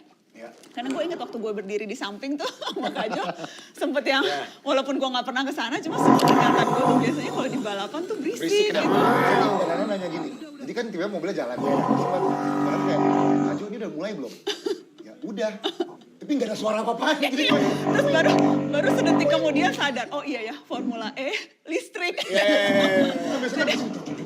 Jadi nggak berisik gitu. Dan akhirnya tuh orang jadi banyak yang kayak miss the point bahwa ini tuh sebetulnya bisa jadi showcasing tentang teknologi baru. Mobil listrik itu kan masa depan gitu. Jadi dibalik hingar-bingar politik seharusnya ya kalau kita ngelihat dari sisi ini sebetulnya bisa kita maksimalkan untuk minimal promosi tentang keberlanjutan termasuk teknologi yang ramah lingkungan gitu ya.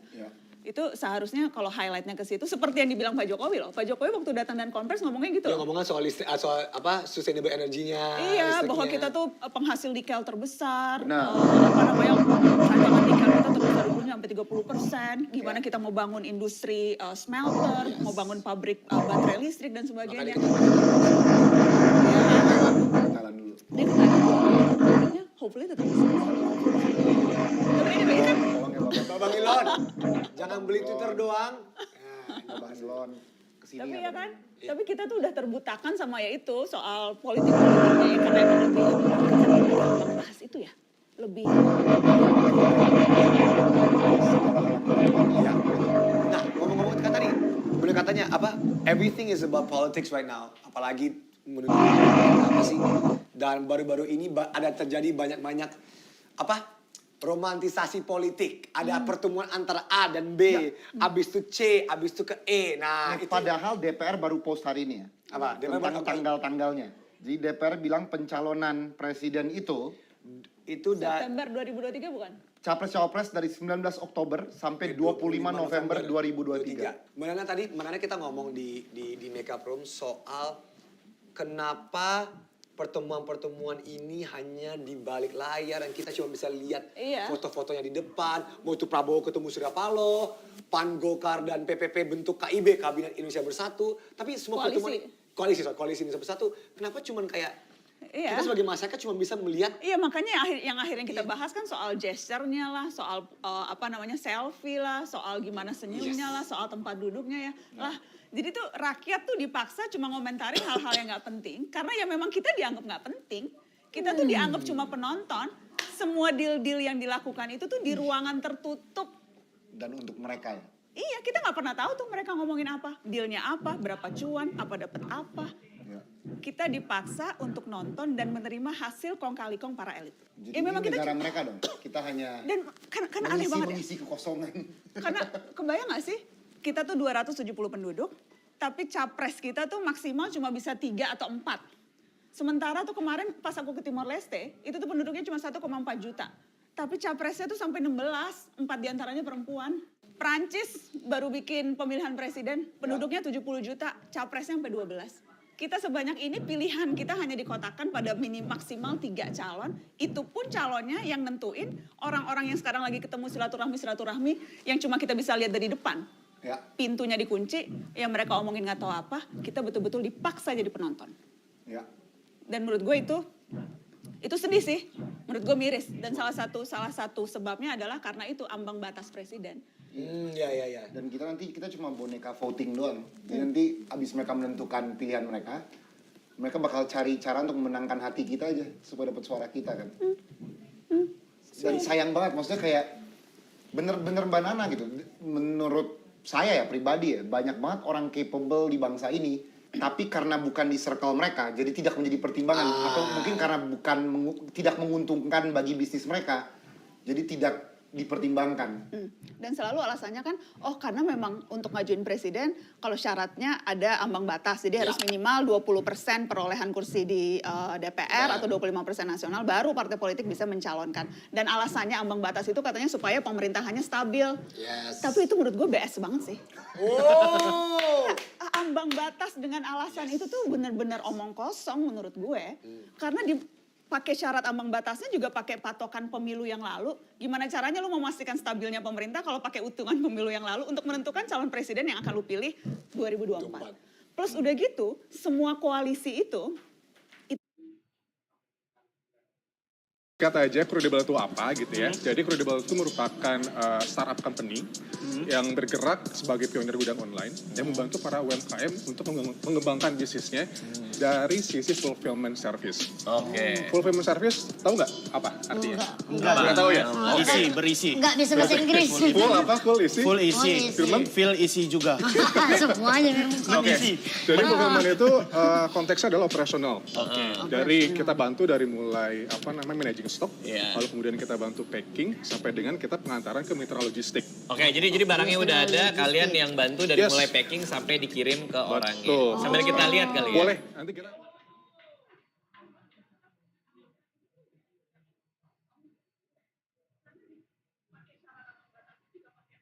Hai pemain satu, siap hadapi tantangan ini?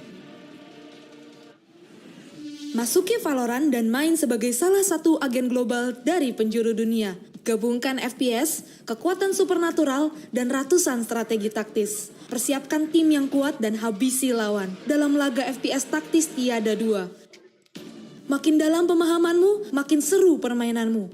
2 tim, 5 pemain per tim, 13 ronde menuju kemenangan. 1 nyawa per ronde. Pertahankan dan serang lokasi. Kumpulkan uang di sepanjang pertandingan, gunakan untuk membeli senjata, perisai, atau ability. Teman akan selalu melindungimu. Untuk merebut kemenangan, pemain harus bekerja sama. Dan bermain bersama teman adalah pilihan terbaik untuk bersenang-senang. Dan berkoordinasi dengan kompak untuk menghabisi tim lawan. Rekan tim dan kerjasama tim adalah pilar Valorant. Peran apapun sama pentingnya dalam mengantarkan tim menuju kemenangan.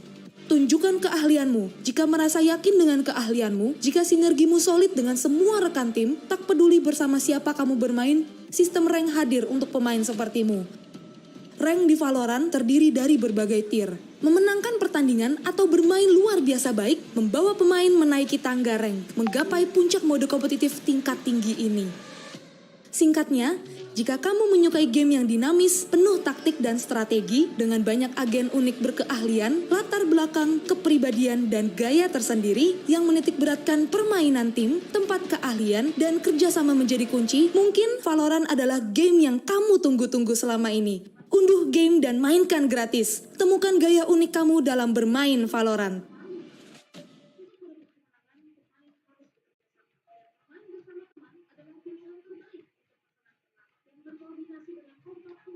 itu terjadinya koalisi permanennya baru terjadi setelah capresnya dipilih. Jadi nggak ada tuh koalisi yang sebelum capres. Capresnya udah kepilih, lawannya baru ganti-ganti lagi gitu kan. Capresnya udah kepilih, lawannya jadi menteri kok. Maksud gue jadi alasan ambang batas tuh sama sekali nggak masuk akal menurut gue. Itu cuma untuk lagi-lagi melegitimasi kartel politik, para oligark, supaya mereka bisa bebas menentukan siapa jagoan mereka dan tidak melibatkan rakyat sama sekali. Jadi ya udahlah, emang kita cuma dibolehin untuk melihat siapa selfie sama siapa duduk sama siapa, gimana senyumnya SBY ketika ketemu Surya Paloh, gimana Jokowi katanya berantem sama Mega dan Ganjar nggak dapat posisi. Akhirnya memang kita cuma bisa secetek-cetek itu membahasnya. Surface level politik banget. Ini karena memang kita nggak diajak kok. Mereka nentuin sendiri. Wow, nggak sedih loh dengan ini. Sedih banget. Dan apalagi, jadi ini false demokrasi gitu ya, atau ini kayak pseudo kayak itu yang aku bingung benar. This problem has been happening, tapi gimana like what's the solution? Aku nggak tahu, mungkin ada orang-orang jauh lebih pintar di sana yang mengerti bagaimana cara kita membutuhkan ini. Ya tadi salah satunya adalah mengubah ambang batas. Ambang batas nggak perlu ada, Nggak perlu ada. Tapi liar sih Mbak Nana. Kalau misalnya ambang batas 0% ya. Liar banget loh. Enggak sih. Anyone can be it gitu kan. Dan menurut And gue, that's it ya. menurutku nggak apa-apa, biarin aja, semakin banyak itu semakin bagus.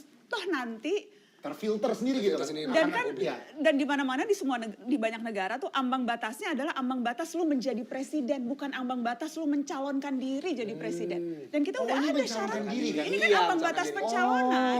Harusnya nggak ada syarat pencalonan, semuanya boleh mencalonkan. Pada saat lu mau jadi presiden baru ambang batas keterpilihan. Di situ udah ada kok minimal 50% plus 1, minimal menang di 2/3 provinsi. Kalau ini make sense, ya. Itu yang ada di undang-undang tuh juga itu, di konstitusi tuh yang diatur itu. Terus tiba-tiba ditambahin lah ini ambang batas pencalonan supaya yang bisa mencalonkan ya hanya partai politik dan para yang punya kekuasaan itu. Beda kan? Beda.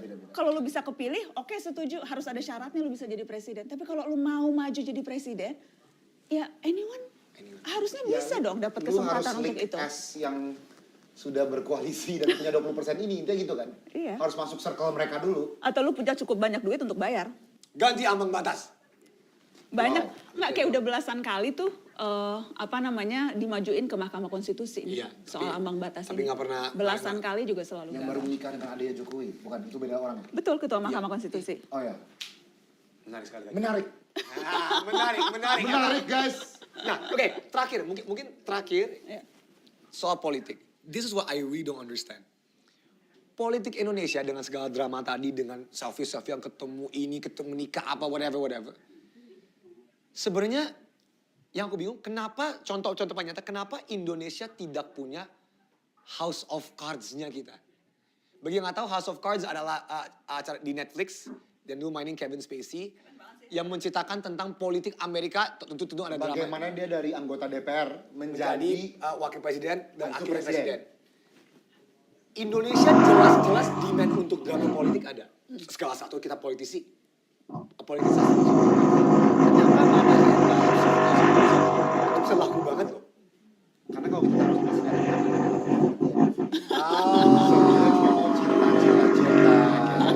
cinta SMA itu yang orang suka di sini. Mungkin narasi ex Netflix. Netflix yuk. Disney atau HBO. Harus disebut semua. Atau Apple TV, Amazon Prime sebutnya. Kita udah banyak bahan nih untuk bikin drama politik itu. Udah, coba kita bahas siapa baru ketemu siapa? Siapa baru ketemu siapa sih?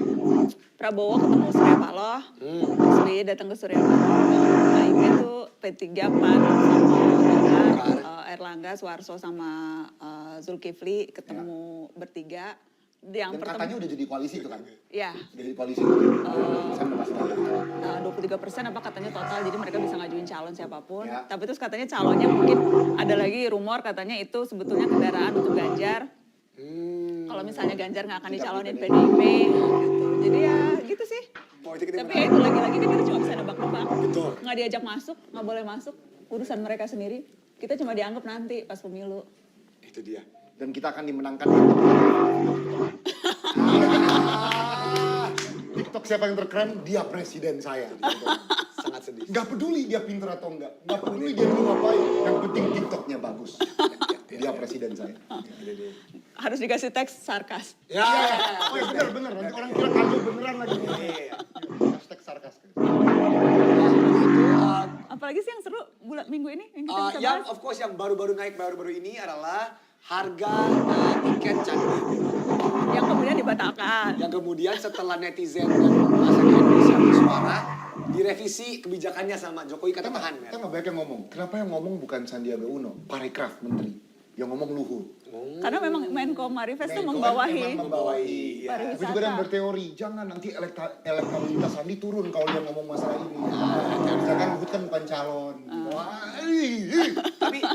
Tapi ngomongin soal tiket naik Borobudur, I have a personal experience with this. Jadi pas libur lebaran kemarin, aku udah tunangan ke Borobudur. Karena kita mau nikah di Jogja, ini informasi nggak penting. Jadi penting banget. Itu jauh lebih menarik daripada pertemuan Surya Paloh. Soal tunangan ini.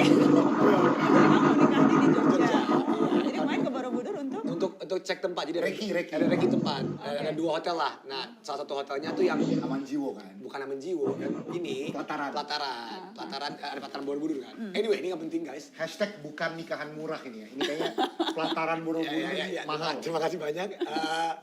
Jadi kita ke Borobudur. Waktu Lebaran nggak rame, tapi ada banyak orang tapi nggak rame banget. Emang dari lama semenjak pandemi semenjak memang tidak boleh naik ke atas. Karena restorasi kan. Karena lagi restorasi dan mereka dari awal pun ngomong ini pengunjung Indonesia memang tidak menghargai stupa-stupa ini. Di stupa-stupa ini emang banyak pemain karet, banyak sampah dan jadi emang ini sebelum ini viral pas Lebaran kemarin I saw and emang ini benar ada jadi kita tuh hanya boleh keliling di bawah. Kan emang kalau bagi yang ngerti. Jadi kita boleh duduk di stupa ngopi samsu gitu boleh? Nggak boleh aja. Tapi I think some people Some people actually do. Boleh. Nah, nggak boleh, cuma mereka cuek aja. Lihat kan ada foto yang rame dilarang duduk. Dia duduk di samping tulisan dilarang duduk. Dan jadinya kan bagi yang mungkin sedikit insight, orang ke Candi Borobudur apalagi untuk agama untuk yang kaum Buddha itu emang ada ritualnya, bukan cuma naik lihat, ada jalan 3 kali keliling, naik ke level berikutnya, jalan lagi. Naik. Jadi setiap level ada. Jadi ini untuk mengulang perjalanan Siddhartha Gautama. Jadi ada spiritual, there's a reason for it. Memang itu tempat ibadah umat Buddha. Nah, jadi tapi katanya banyak orang turis ya itu. Nah, jadi gini, waktu diumumkan naik harga, gue secara pribadi nggak kaget. Tetapi ada sebuah kontra debat bahwa ini menjadi alasan doang untuk emang mereka mau naikin harga biar untung aja. Jadi there's two sides of the story. Jadi nggak sesimpel kalau ada orang yang setuju nggak setuju. Ada orang nggak, lu pakai gimmick restorasi biar naikin harga. Jadi I don't know which one's right or not. Tapi ya itu sekarang berarti at this moment nggak jadi 750.000 kan? Nggak tahu jadi berapa guys? Pokoknya akan ditinjau ulang. Dan menurut gue tuh lebih tertarik itunya loh. Jadi bertanya-tanya gimana sih proses pengambilan keputusan di pemerintah gitu ya. Maksudnya ini udah diumumkan, udah heboh, udah rame. Masa sih sebelum lu umumkan lu nggak bisa mempertimbangkan dampak ketika kebijakan ini dikeluarkan, terlepas dari lu setuju atau nggak setuju ya. Ini soal konservasi, ada yang bilang wah kalau ini komersialisasi dan sebagainya. Tapi apapun berbagai argumen itu kan seharusnya sudah dipikirkan sebelum lu mengeluarkan kebijakan. Dan yang terjadi sekarang, jadi kan kita mempertanyakan, lah pada saat mutusin tuh emang nggak ngelihat ya, emang nggak mempertimbangkan ya. Dan akhirnya kemudian sekarang benar kan setelah rame dicabut lagi, dibilang akan ditinjau ulang, nggak jadi. Dan kan bukan cuma sekali ini aja loh, kebijakan yang tiba-tiba berubah, ya kan? Dari revisi soal BPJS, JHT, jaminan hari tua, ya kan? Itu juga setelah rame, akhirnya terus nggak jadi. Terus waktu itu sempat kan keluar vaksin berbayar, terus tiba-tiba habis itu Jokowi ngumumin nggak jadi. Jadi ada beberapa kali nih kebijakan yang sudah dikeluarkan terus tiba-tiba ditarik lagi. Kebanyakan grup WhatsApp Mbak Nana. Gitu ya? Di grup WhatsApp-nya kayaknya nggak satu ini. Jadi dia ngomongnya baru di grup WhatsApp yang mana, belum dibaca di grup WhatsApp yang ini nih. Ini actually bersatu dong menteri kita.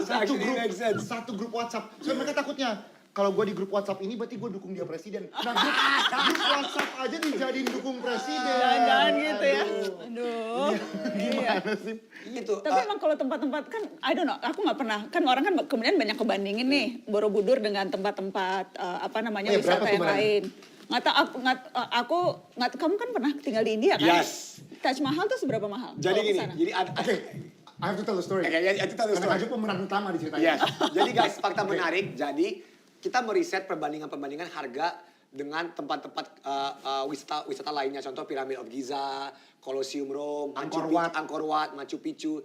Mereka tuh di antara harga 200.000 sampai 600.000. Dan emang dibedain kan turis lokal sama turis asing? Ini emang dibedain. Dan ini emang make sense lah. Ini emang kebijakan yang oke. Nah, kita cerita sangat unik di India. Jadi, sedikit konteks. Gue tuh tinggal di India 3 tahun, masa SMA. Kajo waktu itu berkunjung. Nah, biasalah sebagai turis yang baru pertama kali ke India, gue langsung ajak keluarga, yuk kita ke Taj Mahal dong. Kayak nyetir nih ke Taj Mahal, banyak sapi di jalan, gue harus berhenti. Sapi tuh nggak boleh digerakin gitu, jadi kita harus menunggu sapinya sendiri yang berjalan. Sebagai sacred cow kan, sacred animal. Itu culture shock. Karena gue tadi mau nabrak ini sapi, bukan literally nabrak ini sapi. Maksudnya kayak, yuk gerak yuk. Orang bilang tunggu aja sapinya. Oke. Guys, gue gak mau nabrak sapi ya. Nah, nyampe di Taj Mahal, kita ngeliat harga dong. Terus kita ngeliat harganya, wah, turis mahal banget. Lokal murah banget. Murah banget. Nah, Aku sama Novi kan sering disebut orang India kan? Sering banget kita di mistake sama orang India. Oh gitu? India. Jadi bukan Oh Jung Ho ya? Bukan An Jun Ho, tapi Amir Khan. Nah, itu dia. Jadi, aku sama Novi kita sepakat. Kita sepakat. Kita berdua sama Papa. Kita berdua sama Papa, kita sepakat. Ya. Kita acting sebagai orang India. dari belakang antrian, kita antrian. Dari belakang antrian sampai depan, kita harus bergaya orang India. Nah. Jangan ngomong pakai bahasa Indonesia. Nah. Kita India yang besar di luar, jadi ngomong pakai bahasa Inggris aja gitu. Ya, karena emang orang India sering bahasa Inggris, Indian language. Nah, sedikit konteks, India itu sangat besar. Ada satu bagian dari India yaitu northeast of India. Manipur. Namanya Manipur.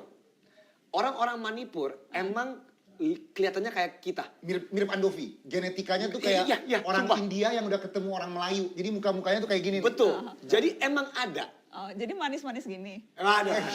Terima kasih. Jadi kita ngomong kayak kita orang Manipur. Kita orang Manipur ya? Kita orang Manipur. Apa orang Manipur? We are from Manipur. We're from Manipur. Sampai kita we're from Manipur. Ini jalan nih, kita jalan kan ada antrian turis, ada antrian lokal. Nah, Oke. Jadi kita udah nyampe tiket, kita udah berhasil mengelabui semua orang gitu kan. Kita nyampe tiket. Where are you from? Manipur. Terus ditanyain, Manipur mana? Skakmat. Oke, terus Skakmat kan kita kayak Manipur mana ya? Nah, lucunya Papa kan bahasa Inggrisnya juga nggak ala-ala. Papa juga Manipur. Papa cuma Manipur. Nah, tiba-tiba orangnya kayak ada orang di belakang kita ngomong, "No, we know you're not from Manipur. Tadi kita denger lah, lu pada mau acting." Oke, langsung orang tiketnya nanya, "Oke, kalian dari mana?" "Indonesia." "Oke, berarti tiket asing." Tapi untung salah satu kita ngomong gini, "Tapi kita diplomat." Langsung orang ngomong, "Oh, diplomat? Diplomat gratis." Jadi ngapain kita acting? Ngantri berjam-jam, ngantri untuk kita mau masuk dengan harga murah. Ternyata diplomat tuh lebih murah, ada harga khusus untuk diplomat. Oh my god. Jadi intinya dari cerita ini adalah kalau mau masuk kawasan manapun jangan bohong. Jangan bohong. Dan at the end of the day Taj Mahal is beautiful. Bagi yang kesempatan Gak ada permen karet ya? Nggak ada bersih. Sangat-sangat bersih. Banyak kayak petugas yang keliling untuk mastiin gitu. Oh iya, banyak. Dan mereka tuh benar-benar, ya itu kan. Jadi bisa kita ambil pelajaran dari Taj Mahal untuk ke Candi Borobudur atau apapun lah.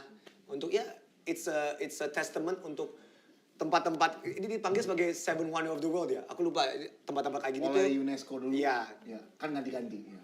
Jadi itu dia. Guys, bentar, gue mau minta minuman. Boleh. Minum dong. Aus. Tergantung sponsor. Nah, karena nggak ada sponsor, jadi dicopot dong itu ya. Terima kasih. Jadi kalau mau masuk ini bagus banget ya ini. Thank you. Nah, sekarang kita tebak. Oh, udah tahu brandnya Mbak. Iya, jadi kita menarik sih. Manana udah pernah ke India sebelumnya? Aku belum pernah ke India. Oh, you have to. Tapi Banana udah pernah ke Pyramid of Giza. Aku pernah ke Mesir. Pernah di Mesir dulu waktu kecil. Jadi aku ke piramid, terus ya udah sempat beberapa kali sih liburan. Waktu Abi kuliah atau jadi dosen atau kerja gimana sih? Waktu Abi kuliah aku masih kecil banget. Aku tinggal di sana 3 tahun di Mesir. Aku umur 2 sampai 5 tahun. Terus Al-Azhar Kairo kan? Al-Azhar Kairo. Terus waktu Abi dubes, aku juga sempat ke sana. Sempat dubes Mesir. Dan aku juga sempat ke sana dan sempat keliling dan memang masuk ke ini. Dan memang harganya mahal sih menurutku. Karena waktu itu hitungannya juga asing ya. Dan beda-beda harganya kalau kita mau masuk ke bagian piramid yang ini. Jadi semakin eksklusif tuh semakin harganya semakin tinggi. Seingatku tuh kayak gitu. Iya. Dan menurutku memang wajar sih. Wajar. Iya. Ya, menurut aku wajar. Tapi emang mungkin pelajaran positif dari insiden harga Borobudur ini ya. Supaya orang lebih melek untuk menghargai monumen atau candi atau apapun yang kita miliki lah. Iya, dan konservasi. Itu Yes. karena isu over tourism tuh isu yang real banget sih. Yes. Over tourism. Dan maksudnya kita kan mau candi-candi ini, peninggalan ini tuh bukan cuma yang bisa nonton, bukan cuma yang bisa datengin kita dan anak-anak kita. Maksudnya cucu, cicit yang nanti-nanti tuh, ya kan? That's why memang perlu ada langkah-langkah untuk ini. Cuma prosesnya jangan kayak geradakan gitu. Ya kan? I agree sih harus dinaikin harganya. Berapa jumlah harganya, apa dan sebagainya dibahas. Tapi intinya ya pengambilannya tuh jangan kayak putuskan terus ditarik dan sebagainya gitu loh. Ya kan? Jatuhnya pelimpan. Jatuhnya kayak ini, they don't know what they want gitu kan. Dan jangan benar. Di satu sisi sih, berarti pemerintah mendengarkan publik gitu. Yes. Maksudnya di satu sisi, berarti didengerin gitu. Tapi maksudnya di sisi lain kan, ya harusnya lu ngedengerinnya sebelum itu ramai dong. Nah, gitu betul, kan. itu dia. Tapi di sisi lain ada tuh lembaga yang gak pernah dengerin. Siapa Mbak Nana? Apa Mbak Nana? Yang kemarin kita bahas juga. Yang gak jadi bikin korden. Yang ada Jadi musikalnya di ya Mbak Nana? yang ada musikalnya. Kalau itu kan, itu juga kan cuma kayak kantor legitimasi kepentingan elit doang. Wow, ini kori-kori podcast ada nih, ada kayak sound effect. Mbak Nana kayaknya dibenci DPR. Oh, enggak lah, aku banyak kok temen orang banyak temen orang DPR. Bukan politik lagi. Cukup soal politik. Udah cukup ya? Sekarang balik ke narasi. Iya, jadi guys, kita ada sebuah, bukan pengumuman ya, sebuah hal yang kita mau announce. Jadi di Narasi Universe kita baru saja launching Narasi Academy. Narasi Academy. Iya. Ini bukan Umbrella Academy Netflix ya, beda, bukan. Jadi kita belajar bersama experience mentor. Iya, enak banget. Dan ada level-levelnya kan, Vika? Yes, ada level-level apa? Mau beginner, intermediate, atau enggak ada expert kalau nggak salah. Gue lupa terakhirnya. Hanya mamcit guys, Nah, hanya mamcit iya. kalau mau lebih detail. Jadi Bisa belajar apa aja kita nah, belajar. kita ada content production, journalism yang tentunya Manana, social media, writing, photography, art and design, and event creation. Event creation. Ada 3 level, ada basic, ada intermediate, sama advance. So kali juga mau bikin Formula E tahun depan. Oh. Event creation bisa. Siapa tahu ya. Dan maksudnya kalau nggak salah tuh kan kalau yang sampai advance tuh sampai ada pendampingan mentoring gitu kan ya. Yes, Kalau nggak salah ada mentoring, ada job training, ada project assignment. Jadi itu benar-benar bukan cuma akademi biasa, tapi kita akan make sure yang ikut akademi ini tuh bisa langsung on job training. Nah, Karena beda banget tuh kalau rumornya yang jurnalisme yang mau ngambil yang paket tertinggi itu langsung kayak membantu mantan Najwa langsung loh. Jadi masuk ke tim Banana, tim kita gitu. Bukan rumor sih itu. Oh, itu beneran? Oh, itu beneran? Iya, jadi bisa langsung terlibat dalam produksi. Real life experience. Iya, karena yang penting menurutku itu. Aku merasa kalau belajar tuh, kalau kita nggak langsung praktek tuh ada yang kurang. Jadi Narasi Academy itu kita akan dampingin banget sampai on the job training. Gitu guys. Yes, dan buka kapan ya? Udah, guys, intinya follow dulu IG @Narasi Academy dan bisa diakses di website narasi.tv. Dan kemarin Anovi baru take aja, baru nge-take dan lumayan pengalaman menarik soal content creating, untuk content creating dan kenapa filosofis dan dasarnya landasannya kalau mau jadi content creator. Dan tadi aku ngebahas soal perbedaan konten sama apa sih sebenarnya konten itu apa. Yang tadi kita balik lagi ke apa-apa jadi konten sekarang. Nah, kita harus membedakan what makes you a content creator and what makes you not a content creator. Dan menarik itu jadi aku ada whiteboard putih jadi guru. Seru walaupun pada komen tulisanku jelek. Ya whatever, tapi sejelek rambut ini enggak? Bagus. Ibyo, Anjung Ho. Kayaknya bakal terpatri banget. Sampai kita nonton drakor berikutnya baru kali berubah. Berubah yang di kita lomba siapa segue terbaik episode ini? Kajo, voting ya? Andovi atau Banana? Tadi Banana lumayan. Kalau Andovi yang Formula E. Itu bagus. Itu agak maksa, Kalau gue tadi yang seni, terus gue kesini kan. Dan sekarang waktunya untuk new challenge musyawarah. Sedikit refreshing, yang membedakan musyawarah dengan acara-acara lainnya adalah gua, Kajo, dan Banana pingin setelah setiap episode kita mengembangkan diri kita. We learn something new. Yes, and we definitely learn something new dari drakor DP ya. Ibyo, Anjung Ho. Di luar itu tuh, di luar metamorfosa rambut Anjung Ho versi India ini. Di tengah, yang jelas tuh kayak kita jadi pengen banyak lebih tahu soal kehidupan militer. Betul. Kita jadi ngelihat apa yang sesungguhnya terjadi kayak pembulian sistematis. Maksudnya dari satu tipe. Dari satu topik aja tuh kita bisa jadi banyak belajar hal yang baru. Wawasannya nambah. Belum lagi kayak terhibur banget. Gue tuh nonton tuh sambil yang kayak ngemil lah, sambil pokoknya menghibur banget ya. Bisa juga back cemilan di sini sih, Mbak. Bisa ya? Bisa. Ya, silakan kontak tim musyawarah. Challenge apa? New challenge. Tapi Mbak Nana belum beres, jadi Mbak Nana selesaiin challenge yang kemarin. Iya, aku 3 episode lagi. Aku akan selesaiin weekend ini. Jadi gini, karena Banana harus beresin challenge sebelumnya, mungkin challenge ini lebih ke... Tapi nggak apa-apa, aku mau ikutan. Nggak apa? Mau ikutan? Iya, karena aku nggak merasa ini challenge, aku merasa ini seru. Oke. Jadi I want to be a part. Oke. Anjung Ho. Nah, jadi gini, kita belajar dari challenge pertama drakor. kan kita bertiga kurang nonton drakor ya. Maka kita di-challenge. Itu drakor pertama kali setelah Squid Game. Betul. Ya. Dan Squid Game pun oke. Ya, ya. Nah sekarang, mungkin ini hanya ke aku dan Kak Jo, karena aku tahu Mbak Nana lumayan mengerti ini. Tapi kita berdua itu tidak terlalu aktif dan kurang menonton TikTok. Wah rugi banget. Nah ini dia. Ini dia. Karena TikTok tuh seru banget. Nah, dan itu bukan dia. cuma konten dance doang, TikTok tuh ada banyak banget. Oke. Konten edukatif, konten seru. Nah itu mana? Kita tuh kayaknya butuh konten awal yang akan membawa kita ke dunia TikTok itu. Soalnya kan misalnya kita buka TikTok yang kita lihat joget-joget, gua nggak tertarik joget, ya gua ngapain scroll lagi. Tapi kalau kita dapat apa yang kita mau, pasti kita jadi tertarik kan. Nah selama ini kita merasa itu di YouTube ada, kan di YouTube banyak tuh hal-hal yang mendalam, yang Kita kritis. suka, ya. TikTok ada nggak sih yang mendalam, kritis? Ada. Dan maksudku menariknya itu adalah dia bisa bikin sesuatu yang penting itu jadi simple karena cuma 1 menit atau 1,5 menit dan tetap engaging. Seru loh. Tapi tergantung kalian tuh sukanya mau nyarinya apa, karena ada banyak banget di TikTok, tergantung apa yang kalian cari. Jadi nanti nih yang nonton ini bisa komen, ngasih akun TikTok, tapi tergantung karena what do you guys like? Karena wow. Jadi itu dia, jadi that's the challenge. Jadi kita berdua dan juga mungkin Mbak Nana juga, kita harus mencari akun TikTok yang sesuai kepribadian masing-masing yang kita suka. Tapi kita butuh bantuan penonton. Iya, Karena kan mereka nonton TikTok. Jadi kamu mau nyari akun TikTok terkait apa? Basket? Atau terkait? Jujur basket sih. Jujur aku lebih ke basket. Kak Jo? Apa ya? Mungkin politik. Menarik. Jadi please komentar seperti kalian komentar di episode sebelumnya. Ya soal drakor. Komentar akun TikTok apa yang cocok untuk kita follow dan kita ikutin. Ya, dan gak harus sebatas yang 2 disebut itu ya? Nggak usah, Ya, bebas. karena kan pasti kan mereka juga punya... Banyak. Kira-kira cocoknya nih nontonnya... Kira-kira Andovis, Anjunho ini cocoknya apa? Nanti kan cocok TikTok Bollywood kali ya. Ada pasti. Nah, dan contoh ada beberapa TikTokers yang keren yang review drakor itu ada @aini_alexis. Dia TikToker yang review drakor. Ada tips karir dari V Mulyana. Yes, ada bisnis finansial dari Felicia Cisaka. Banyak kok. Banyak. Ada yang kalau suka banyak ya? suka masak-masak juga ada, yang suka olahraga juga ada. Bener-bener you can find everything di TikTok. Oke. So that's the challenge. Tapi find me the most unique ya guys. Ya. Gua Tolong suka yang komentar. lah kok tiba-tiba konten kayak gini bisa ada ya. Nah itu gue suka kayak gitu. Jadi komentar kalian semua penonton musyawarah, komentar di bawah TikTok apa saja akun TikTok yang termenarik, yang terkulik di Indonesia. Yang disarankan perlu kita ikuti. Betul. Yes.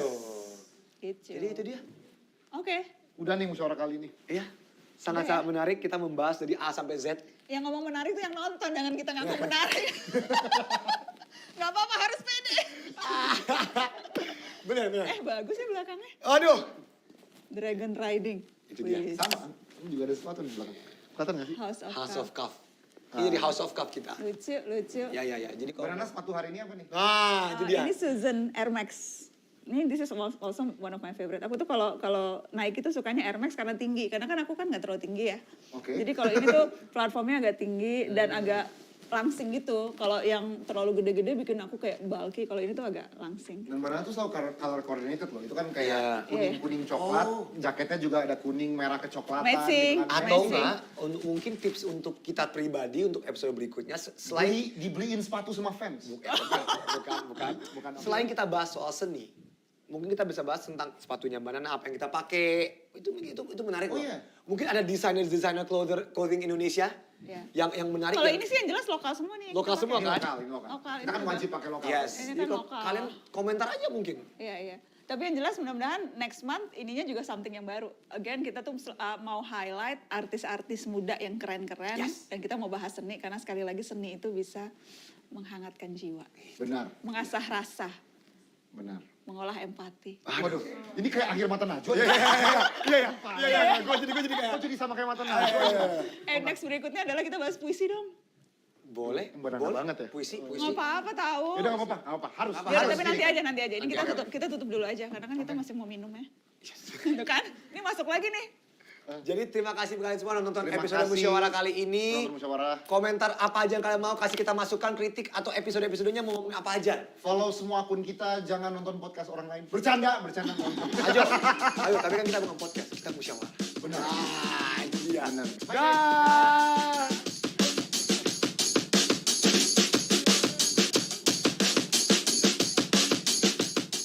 Dan sebelum kita udahi episode ini, Kajo, Warriors in 6. Jelas Warriors in 6. Kalau untuk mush-mush geng, pasti Kenapa tiba-tiba itu bikin ilfil penonton basket gue rasa. atau teman-teman terarah. Ya. Komen guys. Menurut gue Celtics In 7. Celtics in 7. Celtics in Warriors in 6. 7. Kajo, this is Steph's year. He's gonna be Finals MVP. Warriors in 6. Paham. Oke, gini Manana. Apa Manana? Justru ini menarik Manana. Manana pilih siapa? Warriors atau Celtics? Aku nggak tahu kekuatan masing-masing tim. Kamu kalau nanya aku milih Arsenal atau MU, jelas Arsenal misalnya. Woi, santai. Tapi kalau misalnya basket tuh aku nggak Oke, paham guys. gini aja. Tunggu ada VNV. Apa? Cincinnya warna hijau. Hijau itu siapa? Celtics. Oh, Celtics. Oh, jadi itu aja. Nggak sederhana itu. Gue Celtics karena cincin gue. Karena cincin banana warna hijau, Celtics. Oh, ini cincin keberuntungan. Jadi pasti Celtics yang menang sih. Wow, mana siap-siap fans Warriors Indonesia tuh sangat-sangat keras. Tapi fans Celtics juga keras. Jadi gitu ya, Manana Celtics, Warriors Celtics. Dicatat.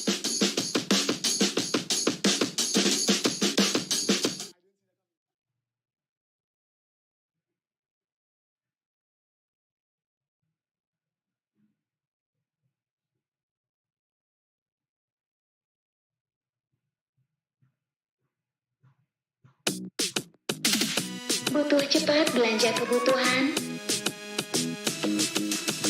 Cepetan belanja di GoMart. Nggak pakai lama, langsung diantar ke rumah.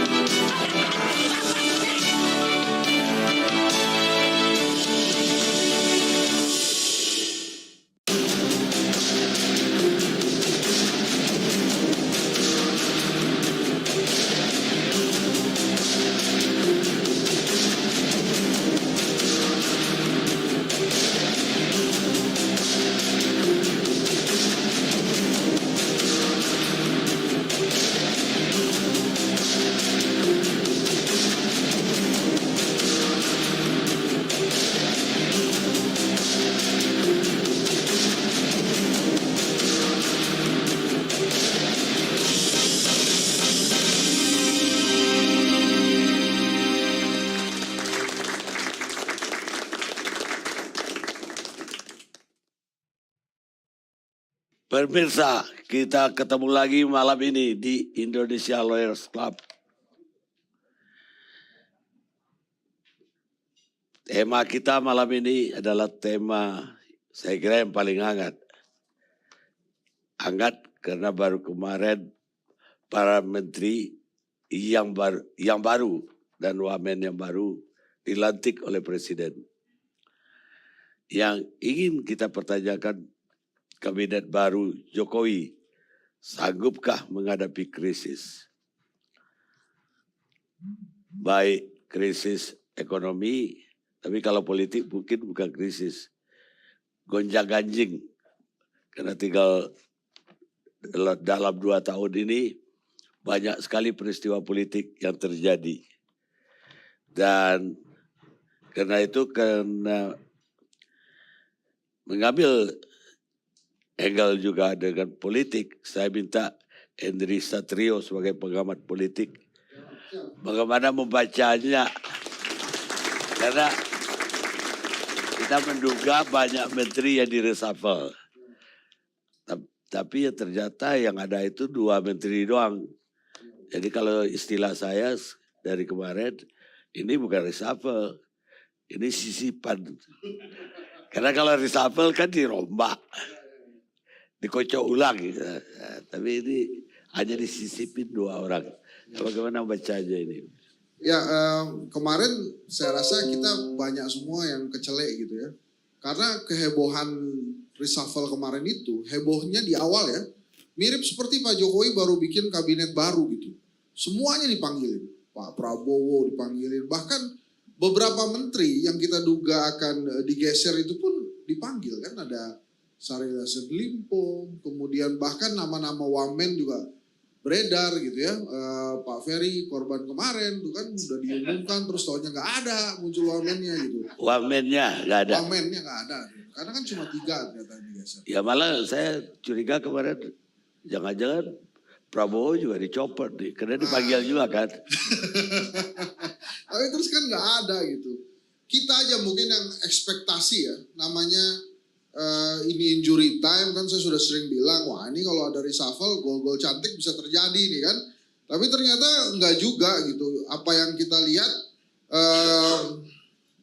ya menurut saya sih kemarin agak bercanda aja tuh jadi Presiden Jokowi itu. Karena reshuffle yang kita inginkan kan sebuah reshuffle yang bisa mengubah kondisi negara ini pasca COVID yang mereda sehingga bisa lari cepat gitu ya. Janji-janji kampanye Pak Jokowi itu bisa diselesaikan dan bisa dipenuhi, tapi ternyata yang ada hanya 2 menteri, 3 wakil menteri yang sebetulnya buat kita apaan lagi sih sebetulnya yang mau didorong gitu. Maka menurut saya kemarin justru pusat perhatiannya itu bukan di reshuffle-nya Bang Karni. Justru menurut saya yang menarik itu adalah makan-makan sama foto-foto. Iya, makan siang sama foto-fotonya. Kenapa begitu? Jadi saya menduga sebelumnya itu jangan-jangan ada tarik-menarik politik yang sangat kuat, sehingga setidaknya ada 3 hal yang bisa kita baca dari acara makan-makan dan foto bersama itu. Jadi yang pertama adalah Pak Jokowi akhirnya memang bersama dengan partai politik. Demikian pula ketua partainya bersama dengan Pak Jokowi untuk menyepakati kesepakatan reshuffle hari itu. Nah, berarti kalau menyepakati ada yang tidak disepakati. Mungkin tarik tulurnya ada di sana itu. Tarik ulur tentang apakah siapa yang akan diganti. Bahkan salah satu sahabatnya Pak Saleh Daulay berani berkata 1 hari sebelumnya, besok reshuffle akan menggeser orang besar. Itu kan langsung kita kepikiran, apalagi Pak Prabowo diundang, Bu. Pak Prabowo diundang, Pak Erlangga diundang. Apakah ini begitu? Ternyata kan tidak. Nah kemudian melihat hasil reshuffle itu, kita kembali lagi ke foto. Yang kedua, menurut saya bacaannya adalah bisa jadi Pak Jokowi tidak berdaya dengan para ketua parpol yang ada di sampingnya. Walaupun pesan yang ketiga saya yakin Pak Jokowi ingin menunjukkan bahwa partai politik, ketua umumnya semuanya bersama dirinya. Kenapa demikian perlu? Karena sebelumnya itu ada koalisi Indonesia Bersatu, kemudian ada koalisi Semut Merah gitu ya, yang nggak tahu lagi koalisi apa lagi gitu. Nah ini dipertontonkan ke publik, seolah-olah publik, ini partai politik ada bersama saya ya loh. Itu mungkin pikiran Pak Jokowi. Mungkin ketua-ketua umum partai politik lainnya kepikiran bahwa, ini Pak Jokowi ternyata bisa juga mendengarkan saya, makanya ketua partai politik itu melihatnya juga ini Pak Jokowi bersama ketua partai politik. Jadi dibalik-balik itu. Nah, kenapa saya katakan tarik-menarik itu ada? Misalnya bosnya Pak Arya Sinulinga, Erick Thohir, itu kan keras sekali. Jadi dari satu sisi prestasi kerjanya bagus, ya berbagai prestasi BUMN didapatkan, tapi ada yang gerah juga karena fotonya ada di mana-mana ingin nyapres. Jadi ini kan kegerahan-kegerahan ini pasti juga dirasakan oleh partai politik. Ini apalagi orang non partai politik mau nyalon-nyalon. Kita yang sudah lama di partai politik saya tidak dicalon-calonkan oleh partai kita. Nah itu kan ada kegelisahan. Nah makanya saya menduga sebetulnya masuk juga jangan-jangan nama Erick Thohir di situ. Cuma karena setelah digeser ini, oh itu jangan digeser dong, itu kan kader saya. Oh itu juga jangan digeser, itu juga kader saya. Akhirnya nggak jadi yang digeser-geser, termasuk akhirnya Erick Thohir juga aman-aman aja. Ya sudahlah kalau ini nggak terlalu mengganggu ya sudahlah, aman saya. Nah marilah kita lihat kemarin dari 5 orang yang di reshuffle kemarin, saya justru paling tertarik pada posisi Pak Wimpi. Dari Menaker ke Mendagri. Artinya sebetulnya PDI Perjuangan, Bang Masinton ini jeli sekali menilai bahwa penunjukan penjabat setengah Indonesia yang dilakukan oleh Mendagri itu sangat berpengaruh di 2024. Maka kader PDI Perjuangan harus ada di Mendagri. Jangan didiemin itu Pak Tito ngatur-ngatur sendiri. Enak bener gitu kan, lagi-lagi bukan orang parpol. Jadi harus di situ PDI Perjuangan. Nah overall Bang Karni, saya... Tunggu dulu, apa bukan itu dipindah ke Kemendagri dalam rangka pemekaran Provinsi Papua? Itu kan satu hal yang dilihat Bang Karni. Tapi menurut saya PDI Perjuangan melihat lebih besar lagi. Selama ini kan penunjukan penjabat itu hanya Pak Tito, kemudian ke Pak Jokowi. Dan Pak Tito berkali-kali itu ditunjuk dengan cara yang sangat demokratis. Kalau kita tanya, demokratisnya di sebelah mana? Ya pokoknya sangat demokratis itu. Percaya aja sama pemerintah. Bahkan apa yang diminta MK kan belum dipenuhi sampai sekarang. Aturan main yang jelas yang diminta oleh MK itu belum sama sekali dibuat oleh pemerintah. Jadi pemekaran Papua mungkin ya. Tapi di sisi lain menurut saya saat ini PDI Perjuangan punya tangan di Mendagri untuk juga melakukan penunjukan-penunjukan pejabat itu. Nah itu menurut saya yang sangat strategis bagi 2024. Pak Jokowi intinya kemarin itu ya memenuhi janji politik kepada partai-partai politik yang belum dapat jatah. PBB kemudian dapat satu, yang menarik ini justru PSI. Terserahlah apa katanya, apakah Pak Surya Chandra itu terlalu kaku, terlalu keras, atau misalnya Raja Juli Antoni lebih dekat dengan presiden, tapi kalau diganti satu partai gitu dan jabatannya sama, jangan-jangan di PSI itu sebetulnya ada dua kubu juga gitu. Yang terjadi kita tidak undang PSI. Karena itu tiba-tiba diganti jabatan sama gitu kan. Ya saya pikir itu sama dengan PAW aja kan. Ya makanya gitu Bang. PAW itu kan ceritanya kan bukan yang itu juga Bang. PAW itu kan pasti ceritanya juga ada hal-hal di belakangnya dia. Jadi kalau kemudian kita angkat reshuffle sebagai tema kita hari ini, mungkin akan lebih menarik kita bicara tentang apa yang akan terjadi nanti Pak Jokowi setelah tarik-menarik reshuffle ini terjadi. Zulhas sudah masuk, kemudian hari ini Partai Nasdem mengusulkan Anies Baswedan dan Ganjar Pranowo paling atas gitu kan. Jadi menurut saya reshuffle kemarin cuma membuat nyaman Pak Jokowi aja, tidak akan membuat perubahan apa-apa, malah justru menurut saya posisi partai politik setelah reshuffle kemarin membuktikan bahwa mereka memang ternyata punya kontrol juga, ada gigi juga di mata Pak Jokowi. Dan lagi-lagi semua menteri yang diminta masyarakat untuk diganti kan aman semua. Kalau Pak Luhut sih ya saya yakin dia kan puzzle-nya Pak Jokowi itu pasti nggak akan diganti. Itu kalau yang lain-lain yang pernah disebutkan itu ya ternyata nggak diganti juga gitu. Termasuk bosnya Bang Arya. Apakah menteri-menteri yang tidak diganti berprestasi semua? Belum tentu juga karena memang jangan-jangan Pak Jokowi capek juga ya sudahlah. Ini Rabunya sudah hampir lewat. Nanti kalau Rabu ini lewat lagi kita mesti tunggu lagi Rabu berikutnya cari-cari lagi penanggalannya. Ya udah ini aja yang bisa ya sudahlah. Ini saja yang diganti. Toh ternyata setelah pergantian ini nggak ada juga partai politik yang marah. PKB yang katanya itu kader Mendak kan Lutfi kader Mendak ternyata PKB juga biasa-biasa aja. Sofyan Jalil juga udah lama aja. Saya nggak tahu kalau Pak JK marah ya di belakangnya. Waduh itu satu-satunya perwakilan saya kenapa diganti? Gitu ya, nggak tahu juga gitu kan. Tapi selama ini kan dan Pak Hadi sudah jadi rahasia umum itu temannya Pak Jokowi gitu. Mungkin bingung juga Pak Jokowi mau ditaruh mana lagi ini Pak Hadi ya sudah taruh sini aja. Dan sampai hari ini tadi kalau saya tidak salah press conference atau pernyataan pers yang pertama justru dia melanjutkan programnya Sofyan Jalil gitu kan. Nah itu PAW kalau itu Bang. Itu jadi kira-kira Bang Karni. Terima kasih. Ya, ada nggak melihat kemungkinan lain dari berkumpulnya ketua-ketua partai? Ada Bang. Apa? Yang pertama mungkin mereka bicara tentang tidak saling curi kader untuk di capres ya. Kemudian yang kedua saya rasa mereka juga bicara tentang koalisi-koalisi yang ada di dalam koalisi. Karena koalisi yang ada itu kan KIB itu akhirnya berkembang di masyarakat ada dua versi. KIB itu untuk Pak Jokowi, untuk menyelamatkan Ganjar, yang waktu itu saya bilang, atau emang KIB ini dipakai untuk Erlangga Hartarto gitu. Kalau benar-benar KIB ini dipakai untuk Erlangga Hartarto, ya apes lah itu P3 dan PAN kan. munculnya di situ-situ lagi. Nah, semut merah ini gimana, kemudian koalisi-koalisi yang lain gimana, ya mungkin itu kemarin diperbincangkan gitu. Toh hari ini ternyata Nasdem santai-santai aja mengumumkan Anies Baswedan dan Ganjar Pranowo sebagai calon presiden.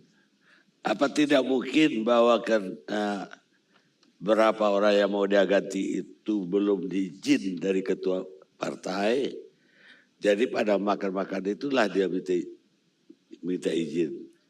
Ya itu kan mungkin aja terjadi Bang.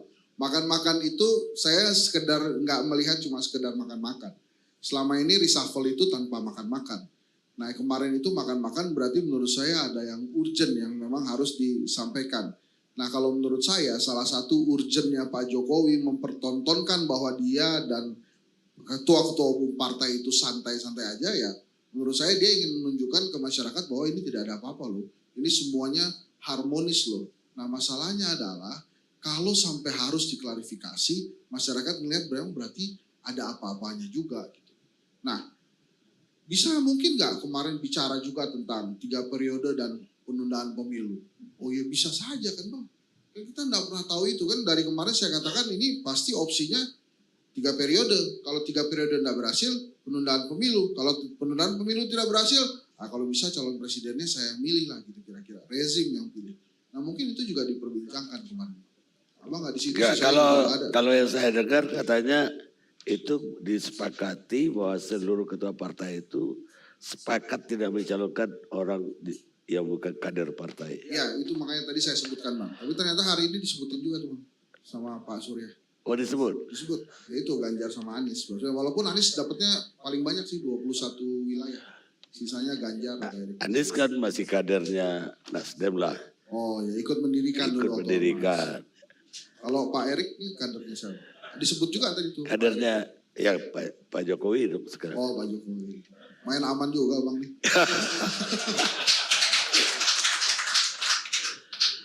Tapi sekarang saya kira bagi saya yang paling mengkhawatirkan krisis ya. Krisis ini krisis energi. Sekarang juga krisis pangan di dunia ini. Dan udah 24 negara loh menutup pintu untuk ekspor pangan. Ini seperti apa kita ke depan? Ini yang mengkhawatirkan. Sanggup gak ini tim, taruhlah ada sisipan ini untuk menghadapi ke depan ini. Dan saya kira semua Amerika saja udah kelabakan sampai kemarin pertama kali Fed itu menaikkan bunga 3/4%, 3/4 poin. Gimana Pak Rizal sebagai ekonom?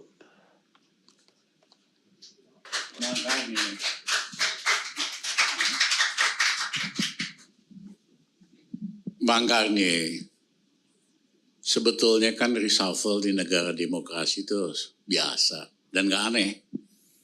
Dengan itu diharapkan kapasitas nambah, problem solving capacity meningkat, rakyat disenangkan.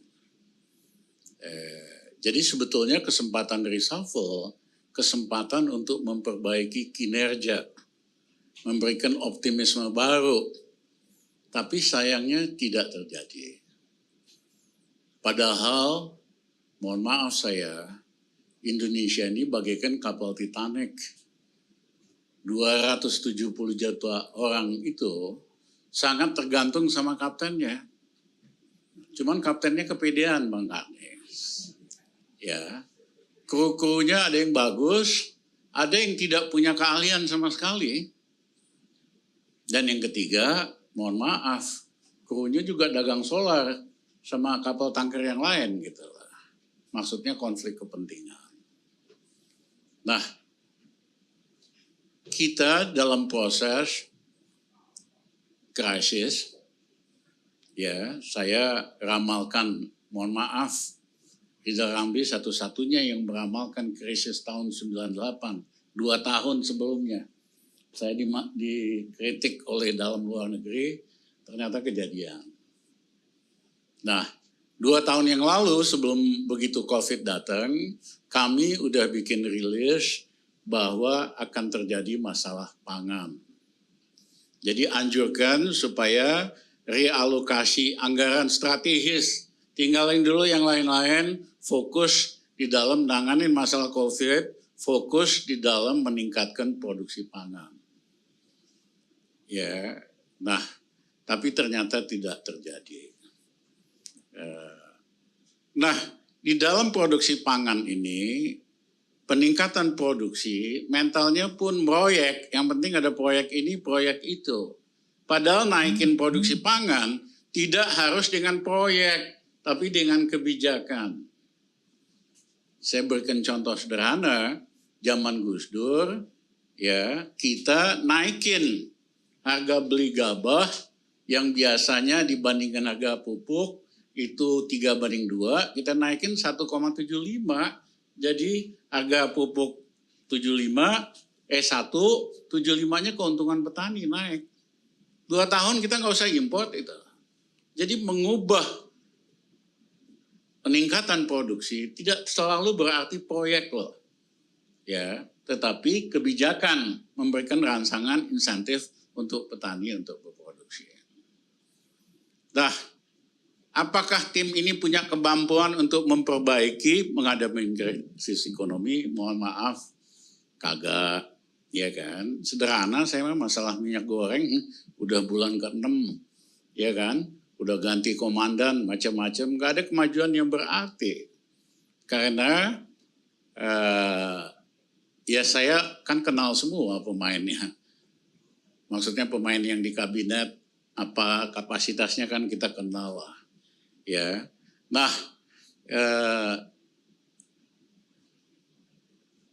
akan ada krisis pangan, akan ada krisis energi. Itu produksi crude oil Indonesia biasanya 1,6-1,8 juta barrel per hari. Hari ini hanya 750 barrel dan nggak ada blueprint. Bagaimana caranya buat naikin produksi? Tidak ada ubah insentif structure atau apa gitu loh.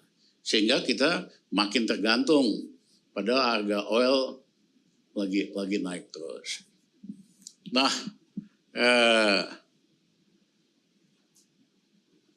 apa sih yang seharusnya dilakukan pada saat reshuffle? Satu, identifikasikan dulu kebutuhan utama rakyat itu apa. Dan penuhi itu. Kebutuhan rakyat yang utama kan sederhana tadi, pangan, energi, pekerjaan, ya kan, ada uang di kantongnya. Nah, kalau itu dipenuhi, seneng dengan reshuffle. Nah, ada 2 kali dalam sejarah Indonesia, Han. Itu waktu Bung Karno. Ekonomi udah susah, protes-protes mulai ada. Bung Karno solusinya sederhana, ajak semua tokoh partai ormas masukin ke pemerintahan, namanya pemerintahan 100 menteri. Yang nggak bisa apa-apa, akhirnya nggak lama kemudian Bung Karno jatuh. Demikian juga Pak Harto, waktu krisis 98, dia reshuffle. Dengan harapan, ya kan, toh udah ada tokoh-tokoh ini, tetapi krisisnya sedemikian besarnya, reshuffle yang dilakukan Pak Harto nggak ada hasilnya, akhirnya Pak Harto berapa bulan kemudian jatuh. Nah, saya mohon maaf kalau lihat kondisi kayak gini, ya kan, ini sih bercanda nggak ada yang reshuffle kayak begini. Cuman buat nyenengin temennya Jul, ya, itu hitungan politik semua.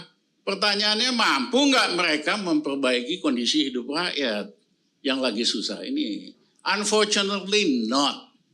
Karena nggak ada keberpihakan. Tidak amanah dan banyak konflik of interest. Ya, kayak kru kapal tanker Titanic sibuk dagang solar sama tanker lainnya. Nah, mungkin memang itu kali jalannya. Reshuffle ini tidak akan menghasilkan apa-apa, cuman akomodasi, nambah-nambah wamen Wamen yang sekarang aja kagak ada kerjanya. Iya kan? Kok nambah wamen lagi? Nah, mungkin yang dari partai politik seneng ada teman gua jadi wamen atau apa gitu. Tapi dari rakyat mah nggak penting itu. Mampu nggak kamu nurunin harga-harga kebutuhan pokok? Mampu nggak kamu menciptakan lapangan kerja? Mampu nggak kamu di kantong rakyat ada uang? Nah, ternyata tidak. Sehingga saya malah optimis dengan kondisi ini perubahan akan terjadi dalam waktu yang nggak lama lagi. Terima kasih. Itu berarti perubahan bukan lebih baik yang diyakinkan oleh Bung Riza Ramli. Saya mau koreksi sedikit Bang Kardi. Justru pasca Pak Jokowi, Indonesia akan lebih baik. Sederhana, Islamophobia berbayar akan di stop oleh siapapun setelah itu.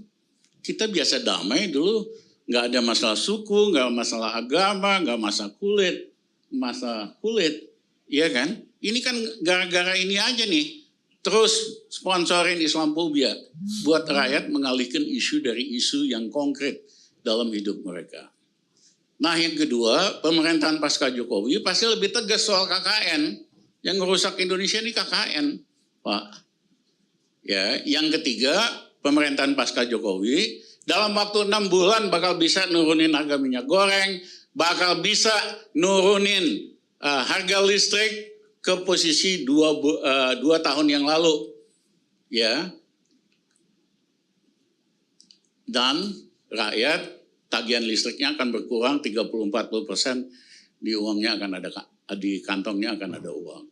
Dan yang ketiga, subsidi LPG akan ditingkatkan. Nah, kalau itu terjadi, kehidupan ekonomi rakyat akan lebih baik, akan lebih happy, nggak diadu soal-soal agama tiap hari diadu.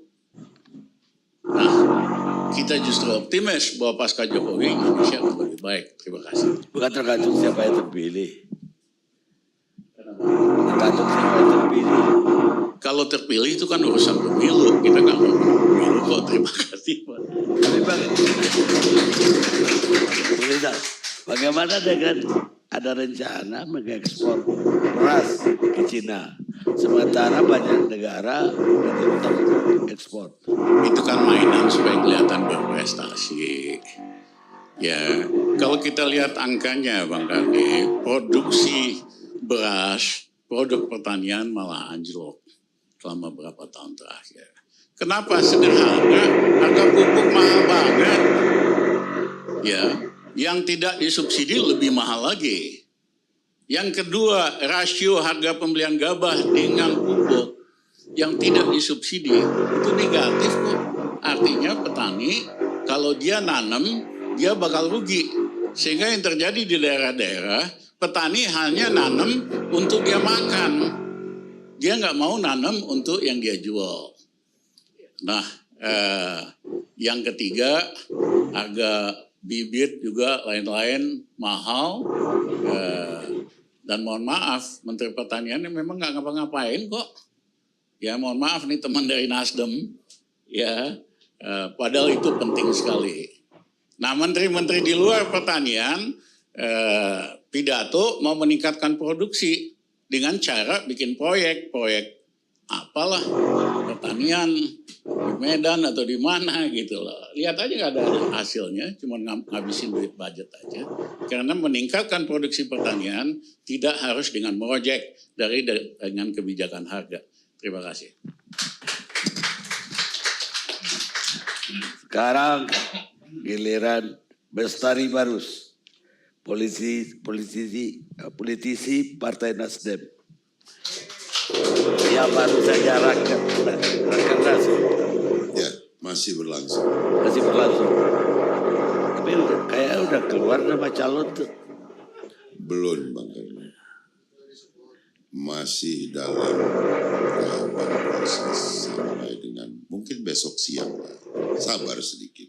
Aduh. Tapi disebut apa? Ya disebutkan karena memang pada Rakernas ini agendanya salah satu adalah rekomendasi presiden dari Partai Nasdem yang kemudian sesuai dengan arahan Ketua Umum dan sebagainya itu diambil dari bawah. Jadi bottom up diusulkan macam-macam lah, namanya banyak. Nama Bang Karni aja yang nggak disebut di situ. Itulah. Tapi ya saya udah presiden jadi nggak perlu lagi. Itu dia. Karena kita tahu Bang Karni sudah presiden IOC. Apa pertanyaannya Bang Karni? Ya, bagaimana Anda melihat kemarin itu reshuffle bukan bercanda, apa namanya? Alf reshuffle. Kalau dari sisi saya ya, kamilah begitu, bahwa normatif lah ya, itu diperbolehkan, ya kan, aturannya ada, yang punya hak ada, itu hak prerogatif presiden, tentu dasarnya adalah kebutuhan. Ya kalau kebutuhan ini kan banyak Bang, apakah memang kebutuhan ini sifatnya untuk problem solving, ya bisa saja itu sebagai problem solving yang kita tidak tahu yang mau di solve ini apa dulu gitu ya. Tapi itu yang pasti tahu adalah presiden. Maka Nasdem sebetulnya banyak isu yang berkembang di luar bahwa ada kehadiran Surya Paloh satu hari menjelang reshuffle. Itu sering dipertanyakan. Tapi sebetulnya Nasdem itu kan dari awal mengatakan bahwa kita tidak terlalu concern dengan hal itu. Kalau memang presiden mau ganti, ya ganti aja. Itu haknya presiden sepenuhnya. Kan tidak ada juga bargaining bahwa kami harus sekian menterinya, harus begini, nanti harus 5 tahun, harus apa, itu kan tidak ada perjanjian itu. Jadi ketika kemudian setelah Bang Surya itu hanya kegiatan rutin saja, mereka bersahabat cukup lama, kan boleh. Bang Karni juga kan bersahabat dengan Pak Jokowi. Saya lihat beberapa kali mewawancarai Pak Jokowi. Jadi enggak kemudian setelah itu ada kebijakan itu terkait dengan kehadiran Bang Karni kan begitu. Nah, satu itu saya melihat bahwa tentu kalau jabatan menteri ini kan jabatan manajerial. Mungkin yang kemarin diangkat ini, kemarin apa tadi ya? Yang diangkat ini atau yang di reshuffle ini diyakini punya talenta dalam hal manajerial, sehingga kemudian diputuskan untuk memperkuat barisan kabinet ini guna kemudian mengentaskan berbagai hal, khususnya di sektor yang dia ditempatkan. Kalau keahlian manajerial ini kan baru kita bisa lihat setelah dia menjabat, Bang Karni. Maka kita tunggu saja apakah memang kemampuan manajerial daripada menteri ini, Pak Hadi, kemudian Pak Zulkifli Hasan, beserta para wakil menteri ini memang mumpuni gitu loh. Jadi berdasarkan kebutuhan nanti setelah berjalan baru kita lihat, oh ternyata yang terpenuhi itu adalah kebutuhan tentang yang ini. Ininya itu yang apa, itu nanti mungkin Bang Karni. Namun ada satu hal yang saya lihat adalah ini tidak personal, nothing personal, tapi lebih kepada bahwa biasanya gitu, biasanya. Ini kan biasa, kalau lagi nggak biasa, seperti yang disampaikan Bung Henry Satrio, bahwa kalau ini akomodatif, tentu seharusnya bukan dari PAN gitu. Karena pada perjalanan pemilu kemarin, notabene PAN kan tidak ada di barisan dan tidak ada keringat di sana. Gitu. Hanya itu saja, tetapi kembali lagi bahwa ini adalah hak presiden untuk menentukan siapa yang menjadi bagian daripada kabinetnya.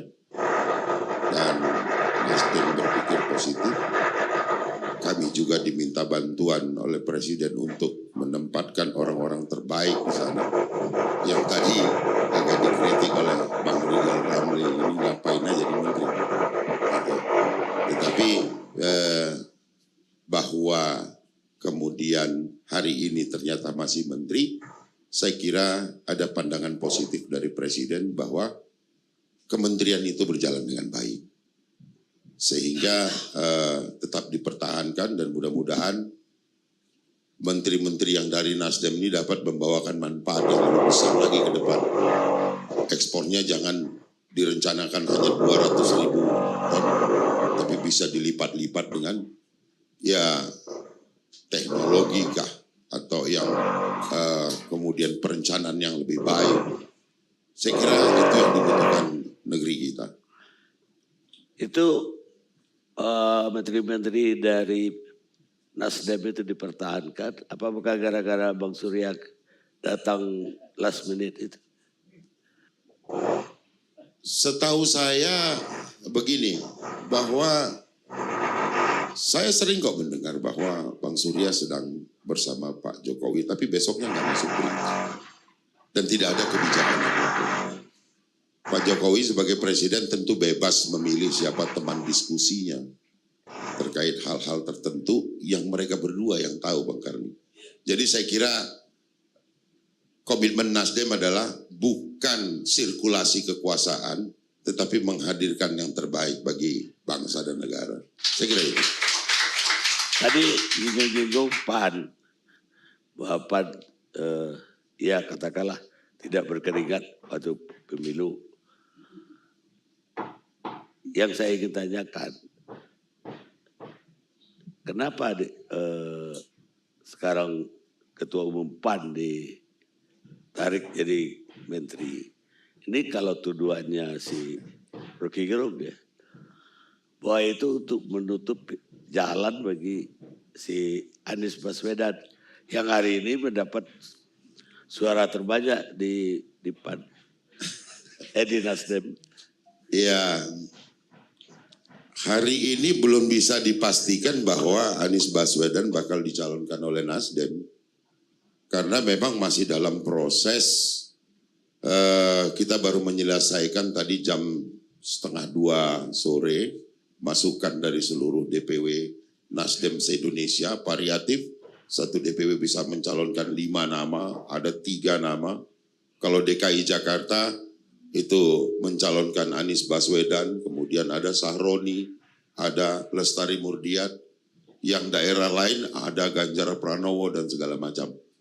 Namun kalau dikaitkan dengan hal itu, ya saya kira bukan ke saya ini pertanyaan seharusnya gitu.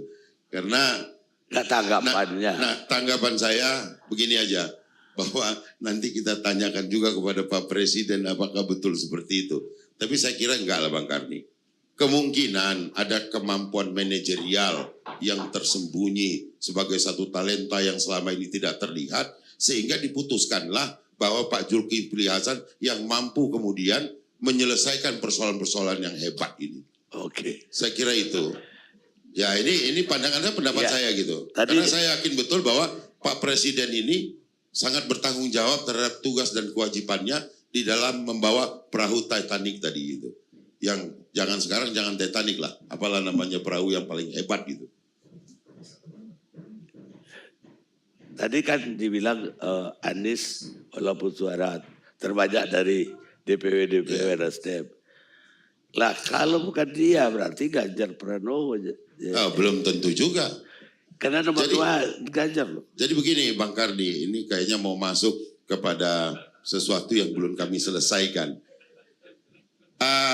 Paling penting adalah bahwa mekanisme yang dijanjikan pada hari ini yang diketahui oleh masyarakat bahwa Nasdem akan melaksanakan Rakernas dan nantinya Rakernas ini akan menelurkan beberapa nama yang akan di-launching sebagai bakal calon dan diberikan hak untuk hadir di seluruh DPW provinsi menyampaikan visi dan misi yang kemudian akan diberikan penilaian akhir pada bulan Agustus kemudian menelurkan satu nama.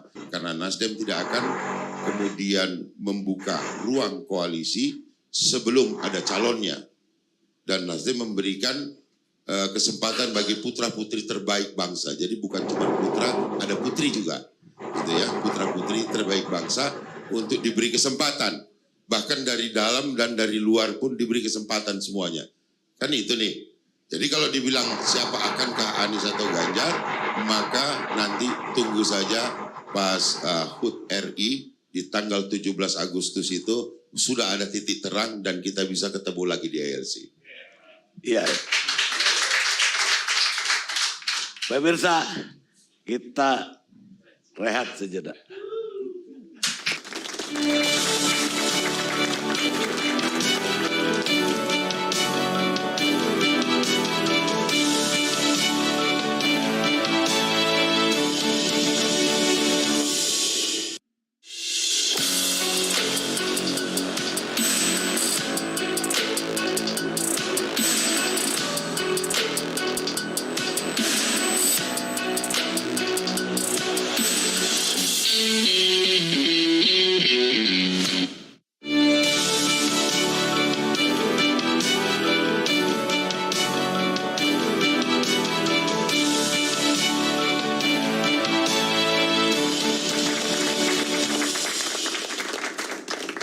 Pemirsa, kita lanjutkan diskusi kita.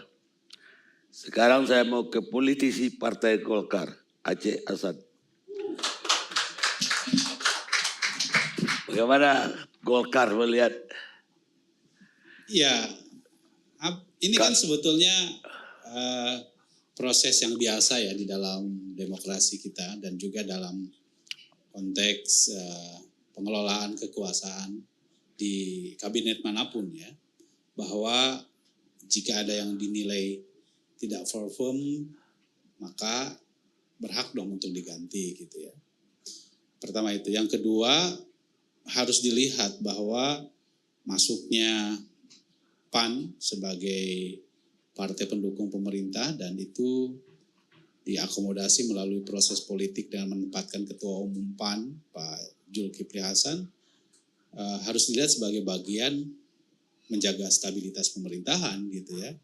Setelah dalam pemilu Pilpres 2019 yang lalu juga terlebih dahulu Gerindra juga ikut bergabung di dalam pemerintahan Jokowi dengan masuknya Pak Prabowo dan Sandi dan juga kita lihat juga posisi Pak kementerian yang lain. Jadi menurut saya yang ingin ditegaskan oleh Presiden Jokowi menjelang 3 tahun atau 2 tahun dari masa jabatan beliau, ya stabilitas politik menjadi sangat penting untuk memastikan bahwa target-target dan capaian pembangunan yang diinginkan oleh beliau pasca pandemi COVID-19 yang dialami oleh dunia, bukan hanya Indonesia, itu bisa sesuai dengan harapan publik gitu. Maka pada satu sisi stabilitas politik penting untuk di kondisi saat ini gitu, karena bagaimanapun bahwa stabilitas politik diharapkan bisa mendukung pemulihan ekonomi yang lebih cepat gitu. Dan saya kira kalau kita melihat dari berbagai capaian-capaian yang ada, sekalipun kita perlu waspada terhadap apa yang disampaikan oleh termasuk tadi oleh Pak Rizal Ramli soal krisis pangan dan lain sebagainya, tentu yang terpenting adalah bahwa ya pemerintahan ini harus segera pulih ekonominya, dan kita tahu bahwa saat ini ekonominya pada kuartal pertama jauh lebih baik dibandingkan dengan negara-negara yang lain. Misalnya kita mencapai pada 5,01%, kemudian inflasi juga relatif terjaga, walaupun memang ini bukan satu-satunya sebagai indikator untuk bisa mengatakan bahwa ekonomi kita telah pulih. Tapi satu hal yang menurut catatan saya penting gitu ya, mandat yang diberikan oleh Presiden terhadap misalnya menteri baru untuk menyelesaikan persoalan minyak goreng misalnya salah satunya adalah sesuatu yang memang ya harus diselesaikan. Kalau tidak ya ini bisa menimbulkan ketidakpuasan masyarakat terhadap kinerja pemerintahan ini. Nah, ya bagi saya presiden ya tentu bisa melihat dengan parameter-parameter yang cukup jelas terhadap siapa kira-kira figur yang memang layak atau tidak untuk dilakukan evaluasi. Nah, saya setuju bahwa memang ini perlu kerja yang ekstra untuk bisa memastikan bahwa pemerintahan ini bisa berjalan sesuai dengan apa yang pernah dijanjikan di dalam kampanye-kampanye politik dalam pemerintahan Presiden Jokowi K. Ma'ruf. Saya kira itu Bang Karni. Tapi kita kan menghadapi tadi krisis. Walaupun inflasi dibilang tadi 5,5% ya, relatif lebih kecil.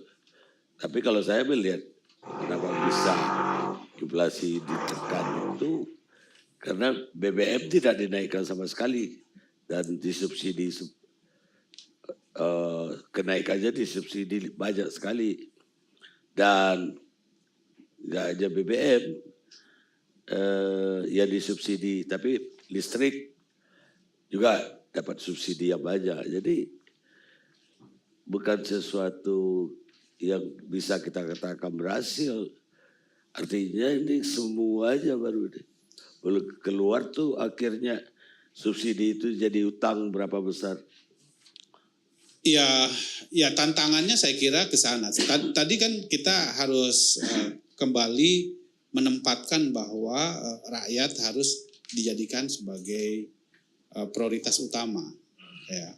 Walaupun kemudian negara harus mensiasati berbagai macam kemungkinan beban yang harus ditanggung oleh negara begitu sangat besar, gitu ya.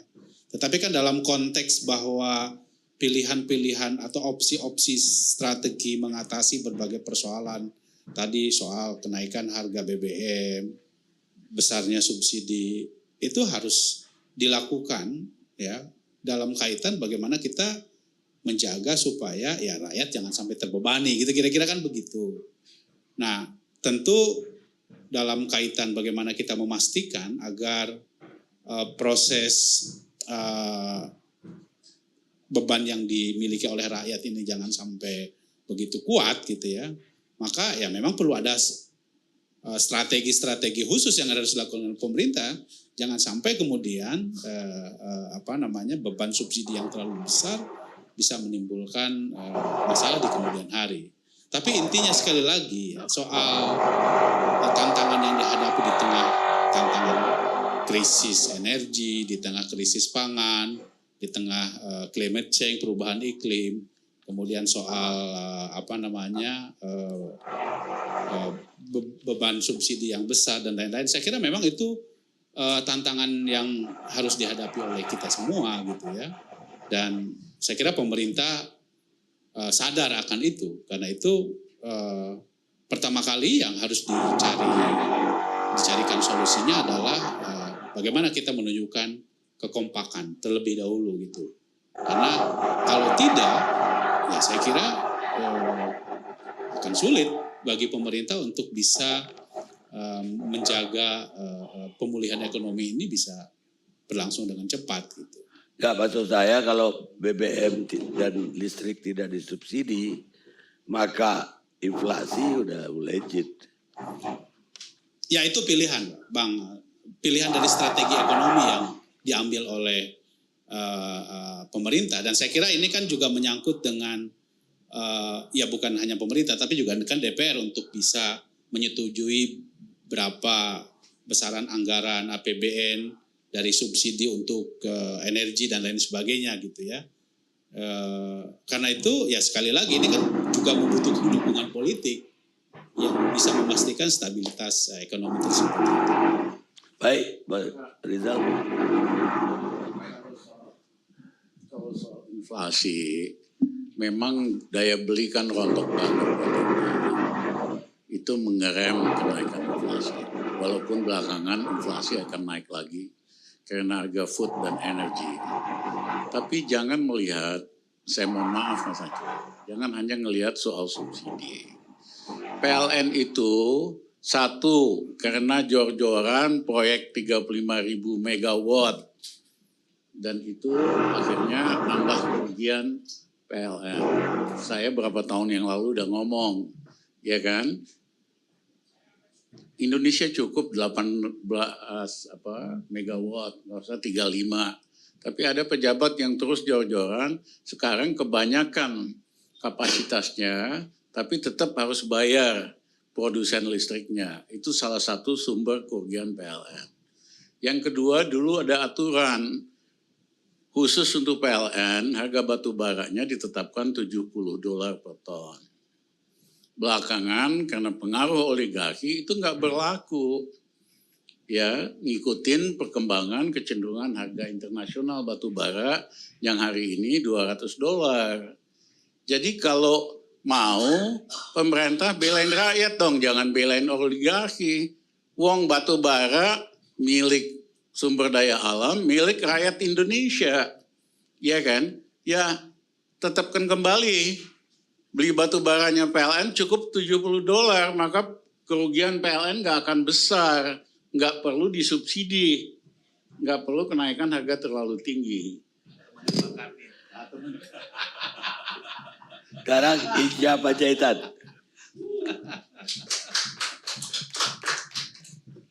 Makasih Bang Karni.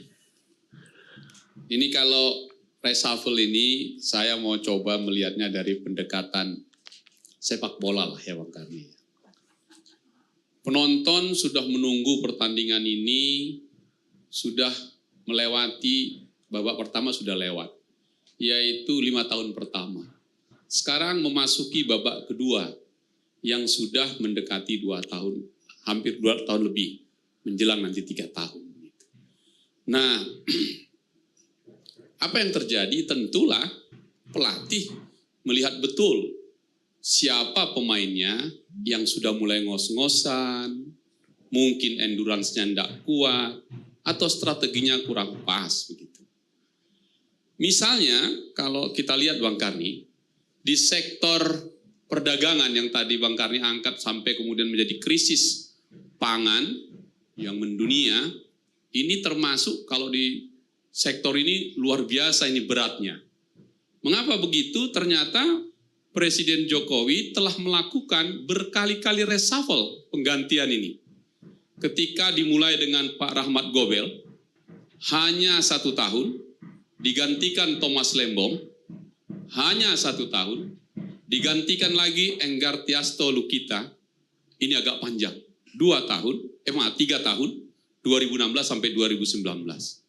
Baru masuk babak kedua, Agus Suparmanto, ini udah tenaga segar, tapi juga cuma setahun, 2019 sampai 2020. Masuk lagi pengganti baru, Muhammad Lutfi, 2020 sampai 2022. Sekarang Zulkifli Hasan, 2022, tidak tahu apakah sampai selesai nanti di ujung gitu. Dalam sepak bola yang ditunggu penonton, kalau di Medan kami PSMS dulu, adalah super sub-nya. Dulu, Mamek Sudiono gitu. Kalau udah main dulu final 2 kali, 83, 85 lawan Persib Bandung, dia mencetak gol itu. Yang kita tunggu sebenarnya adalah pemain super sub itu.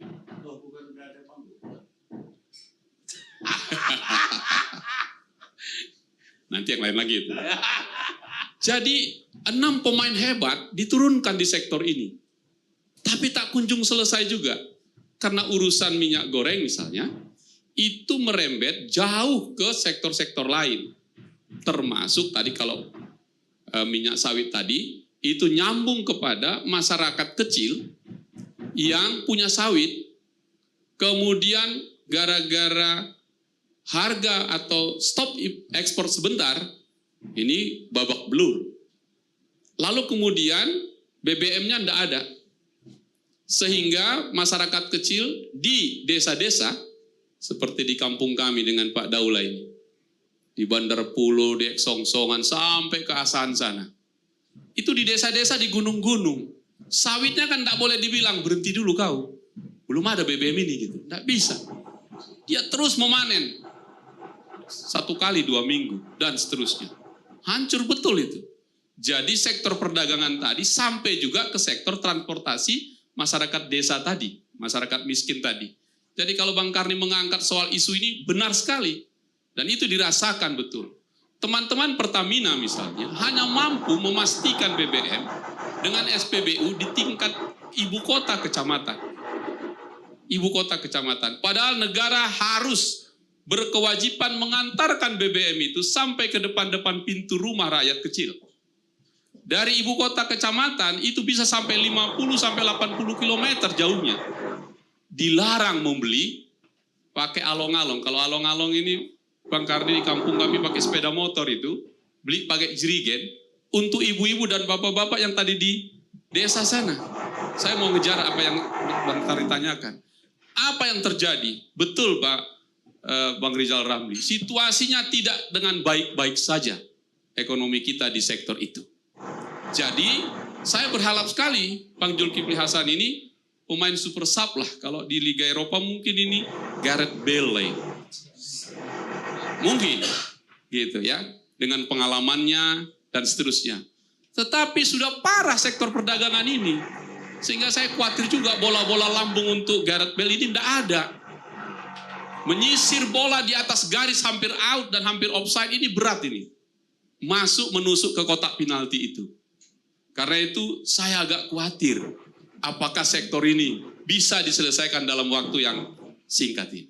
Itu dari sektor perdagangan Bang Karni. Kalau anggaplah ini back kiri gitu ya, menyerang sambil ke atas. Gitu. Sekarang sektor di back kanan, itu mengenai pertanahan. Ini juga soal rakyat kecil. Pak Jokowi sejak awal mengumumkan akan menuntaskan sertifikat tanah untuk rakyat, 126 juta sertifikat. Dan ternyata tercapai baru 81 juta. Pak Sofyan Jalil ini termasuk menteri yang paling lama ini, pemain yang paling lama endurance-nya. Hampir tidak ada penggantinya. Babak pertama nggak diganti, babak kedua ini baru diganti oleh Pak Hadi Cahyanto. Ya, dan kemudian wakilnya juga diganti, cuman itu ya tadi disebutkan PAW lah, dari tempat yang sama. Tapi soal tanah ini masih nyangkut juga tentang kemiskinan tadi, karena masyarakat tidak punya sertifikat tadi itu. Lalu apa yang terjadi? Masyarakat tak punya nilai tawar untuk nilai beli untuk apa yang harus dilakukannya. Sehingga wajar saja kalau data statistik yang disampaikan para pengamat, nanti Bang Rizal tolong dikoreksi saya. 8 tahun, babak pertama sampai babak kedua setengah ini, Presiden Jokowi baru bisa menurunkan 1,54% kemiskinan. Nah ini sektornya ini, sektor kita yang paling berat, dengan pemain pengganti yang kita sebut apakah super sub atau tidak. Apalagi soal tanah ini, soal duplikasi ini, soal yang paling berat. Kami di Komisi 3 misalnya, Pak Karni, menerima pengaduan begitu banyak tentang sengketa lahan ini. Sertifikat yang tumpang tindih, bukan satu tumpang tindihnya. Bertindih-tindih dia di BPN ini. Nah BPN juga tidak mempunyai kemampuan yang cukup sebagai pemain yang jangkarnya luas untuk mengawasi HGU-HGU yang terlalu luas. Dan karena itu banyak HGU plat merah yang sudah mati, 15 tahun, 10 tahun. BPN tidak sanggup mengeluarkan sertifikat karena tumpang tindih tadi. Nah saya kira Pak Jokowi sudah benar mengganti pemain ini. Pertanyaannya apakah super sub lagi Pak Hadi Cahyanto ini? Itu yang kedua. Nah yang ketiga, meskipun bukan soal tentang kemiskinan, saya sangat tertarik karena ini soal politik dan partai politik kita di sini, di sektor pemerintahan dalam negeri yang nanti akan mengganti para pemimpin-pemimpin tingkat lokal. Yang menurut saya memang agak menarik kita bahas ini tanpa demokrasi, tanpa proses demokrasi, tanpa proses pemilu, menduduki kursi-kursi itu dalam jumlah yang besar dan waktu yang juga relatif tidak kecil. Nah oleh karena itu, kehadiran pemain pengganti atau pemain lapis lagi untuk Kemendagri tadi menjadi menarik. Nah, apa yang saya mau katakan menurut pandangan saya, penggantian pemain ini, reshuffle ini, ini buat penonton ini deg-degser ini. Karena waktu yang tersedia tinggal sedikit lagi, jumlah rakyat miskin tadi masih kecil untuk mengejarnya, mau tidak mau memang akan makin cepat permainan ini dilakukan untuk mencetak gol lebih banyak. Dan Pak Jokowi saya kira menghadapi soal yang sangat serius untuk memastikan seluruh pemainnya bekerja dengan baik. Yang jadi soal adalah ketika beliau mengumumkan atau mempersilahkan juga para menteri-menterinya bersiap-siap untuk mencapresan. Ini yang menurut kita kurang pas gitu. Udahlah kerja keras lah, main bola ya main bola saja, jangan campaign begitu. Nah karena yang dibutuhkan hari ini adalah kerja fokus, kerja serius untuk menuntaskan target yang belum tercapai. Sementara waktu sudah dekat gitu. Kesimpulan saya apa Bang Karni? Penonton memang belum cukup puas menunggu siapa pemain super sub untuk dimasukkan. Hanya ada catatan memang. Catatan yang main yang bagus ini kemarin diumumkan oleh FIFA untuk Piala Dunia di Qatar. Jumlah pemain pengganti nggak lagi 3, boleh 5. Itu mau mengatakan klub-klub itu membutuhkan energi besar untuk menjadi pemain-pemain baru. Saya kira kalau Pak Jokowi berkeinginan memanfaatkan waktu yang tersisa ini, dia bisa mengevaluasinya untuk menaikkan kinerja para pemainnya untuk mencetak gol lebih banyak di saat-saat injury time nanti. Saya kira itu, Bang Karni. Apa?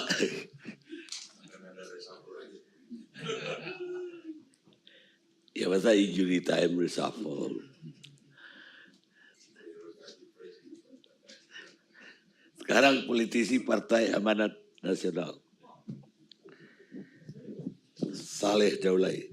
Terima kasih Bang Karni. Pertama sekali saya mengomentari dulu ini soal reshuffle tadi. Saya lihat ada komentar yang alhamdulillah mengapresiasi, tapi ada juga yang katakanlah sedikit meragukan ya tentang itu. Pertama perlu saya sebutkan bahwa Partai Amanat Nasional memang sudah menyatakan akan mendukung program-program pemerintah jauh hari sebelum reshuffle ini dilakukan. Ketika kami menyatakan ikut mendukung pemerintah, kita memang tidak memiliki persyaratan apapun. Jadi nggak pernah kita minta supaya dapat menteri, sama sekali nggak. Itu bisa dicek dalam track record kami terkait dengan hal itu. Lalu ada orang yang bertanya, kenapa kok tiba-tiba PAN mendukung pemerintah? Tadi kan disebut bukankah kemarin ada di luar gelanggang pertandingan yang mendukung Pak Jokowi? Jawabannya sederhana Bang Karni. Partai Amanat Nasional ini hampir 2 periode itu termasuk partai yang sangat-sangat keras ya, untuk mengkritik kebijakan-kebijakan pemerintah. Sangat keras. Dan ternyata setelah kami evaluasi secara internal, kami melihat bahwa kritik-kritik keras yang kami sampaikan itu tidak semuanya disambut dengan baik dan dimengerti dengan baik oleh masyarakat kita. Bahkan ada yang merasa ini Partai Amanat Nasional kok rasa-rasanya menyalah-nyalahin pemerintah terus. Dan itu kita evaluasi dari media-media sosial yang banyak kita baca, dan ternyata tidak semuanya hal itu menguntungkan untuk Partai Amanat Nasional. Dan ujungnya ini terbukti pada hasil pemilu yang lalu, Partai Amanat Nasional itu dari 8 kursi di Jawa Tengah, ini fakta. 8 kursi kita di Jawa Tengah itu semuanya hilang, sama sekali tidak ada untuk Provinsi Jawa Tengah. Dan setelah kita lihat ternyata memang gaya politik untuk mengkritik yang seperti tadi itu, yang keras begitu itu ternyata tidak semua baik di seluruh struktur masyarakat. Nah karena itu kita menyepakati bagaimana kalau pola ini kita rubah. Bagaimana caranya? Caranya tentu kita akan tetap mengkritik kebijakan pemerintah, tetapi kalau bisa kita mendukung pemerintah dari aspek betul-betul yang kebijakan itu bermanfaat luas bagi kepentingan masyarakat. Nah ini yang sekarang kita lakukan. Karena itu kita bergabung saja. Bergabung dengan pemerintah tanpa ada syarat apapun. Itu yang pertama ingin saya jelaskan. Kemudian yang kedua, kami juga tidak mendesain misalnya mesti harus dapat Kementerian Perdagangan. Tentu kami mengapresiasi kepercayaan Presiden kepada Zulkifli Hasan, Ketua Umum kami, untuk menduduki jabatan sebagai Menteri Perdagangan. Ini adalah penghormatan bagi PAN. Karena ini bagian dari penghormatan tentu ya kami sangat mengapresiasi itu. Tetapi di luar itu yang perlu ditegaskan adalah bahwa jabatan yang diberikan kepada Zulkifli Hasan ini juga adalah sebuah tantangan besar. Tadi sudah dijelaskan. Itu tadi bagus tuh apa yang direview oleh Bang Hinca ya terkait posisi ini ya. Begitu banyak pemain di sana dan kita berharap bahwa memang Zulkifli Hasan ini mungkin akan bisa mereview semua itu di mana kegagalan, keberhasilan dan macam-macam itu sehingga nanti bisa mencari solusi di akhir periode ini. Dan sebagai sebuah tantangan tentu kita juga tidak bisa langsung bersuzon, berburuk sangka bahwa Zulkifli Hasan ini pasti gagal seperti itu. Tidak boleh juga. Kita harus tetap menekankan optimisme, berhusnuzon bahwa Zulkifli Hasan ini memiliki kapasitas untuk menyelesaikan itu. Kenapa? Karena kalau kita lihat dari background-nya saja, Zulkifli Hasan ini dari sisi pendidikannya memang sarjana ekonomi. Kemudian dia ini adalah pengusaha. Jauh sebelum jadi politisi, beliau adalah pengusaha yang saya kira semua orang tahu beliau adalah pengusaha yang cukup berhasil. Lalu jadi politisi. Ada banyak jabatan politik yang sudah pernah beliau emban. Mulai dari ketua departemen di partai, kemudian jadi politisi, jadi anggota DPR, ketua praksi, sekjen partai, jadi menteri kehutanan, kemudian juga pernah ketua MPR, jadi wakil ketua MPR, 2 kali ketua umum partai. Saya kira ini adalah pengalaman dengan segala dinamika birokrasi yang sudah pernah beliau lalui. Dan itu tidak mudah. Bagi seorang politisi, coba siapapun politisinya, itu pasti mengakui bahwa menjalani kehidupan sebagai politisi dan birokrat tidaklah mudah. Dan karena itu kita berharap dengan pengalaman ini bisa dijadikan sebagai salah satu alat beliau untuk menyelesaikan berbagai persoalan yang ada. Dan saya merupakan saksi ya, bahwa Bang Zul ini memang sosok yang unik di mata saya. Kadang-kadang cara dia menyelesaikan masalah itu di luar logika berpikir kita yang awam saja, misalnya begitu. Karena dia mungkin menyelesaikan masalahnya di luar konteks yang orang reguler biasa dilakukan. Ada banyak kejadian yang sebelum-sebelum itu ya, tapi bukan dalam konteks minyak goreng ini. Tapi untuk konteks minyak goreng saja, ini kan baru 1 hari nih bekerja. Ini sudah datang ke pasar, sudah melihat langsung di sana. Dan ada satu mungkin yang belum diketahui publik. Beliau mendatangi beberapa orang yang mengerti tentang masalah itu. Baik masalah hukum yang ada di seputar itu, sudah dicek sama beliau apa perkaranya, dan sudah dipaparkan persoalan sesungguhnya apa di balik itu sehingga ada masalah hukum misalnya. Dan kemudian beliau juga bertemu dengan orang-orang yang mungkin bisa menyelesaikan bagaimana caranya agar ini tadi yang dikatakan oleh Bang Hinca yang rumit sekali itu, rentetannya itu bisa diselesaikan. Tentu saja berhasil tidak berhasilnya Zulkifli Hasan bukan hanya keberhasilan Zulkifli Hasan sendiri, karena ini terkait dengan orang lain. Ya terkait dengan Kementerian Pertanian tentu saja, terkait dengan Kementerian Perindustrian tentu, terkait dengan Kementerian ya tentu perdagangan sendiri dan seterusnya.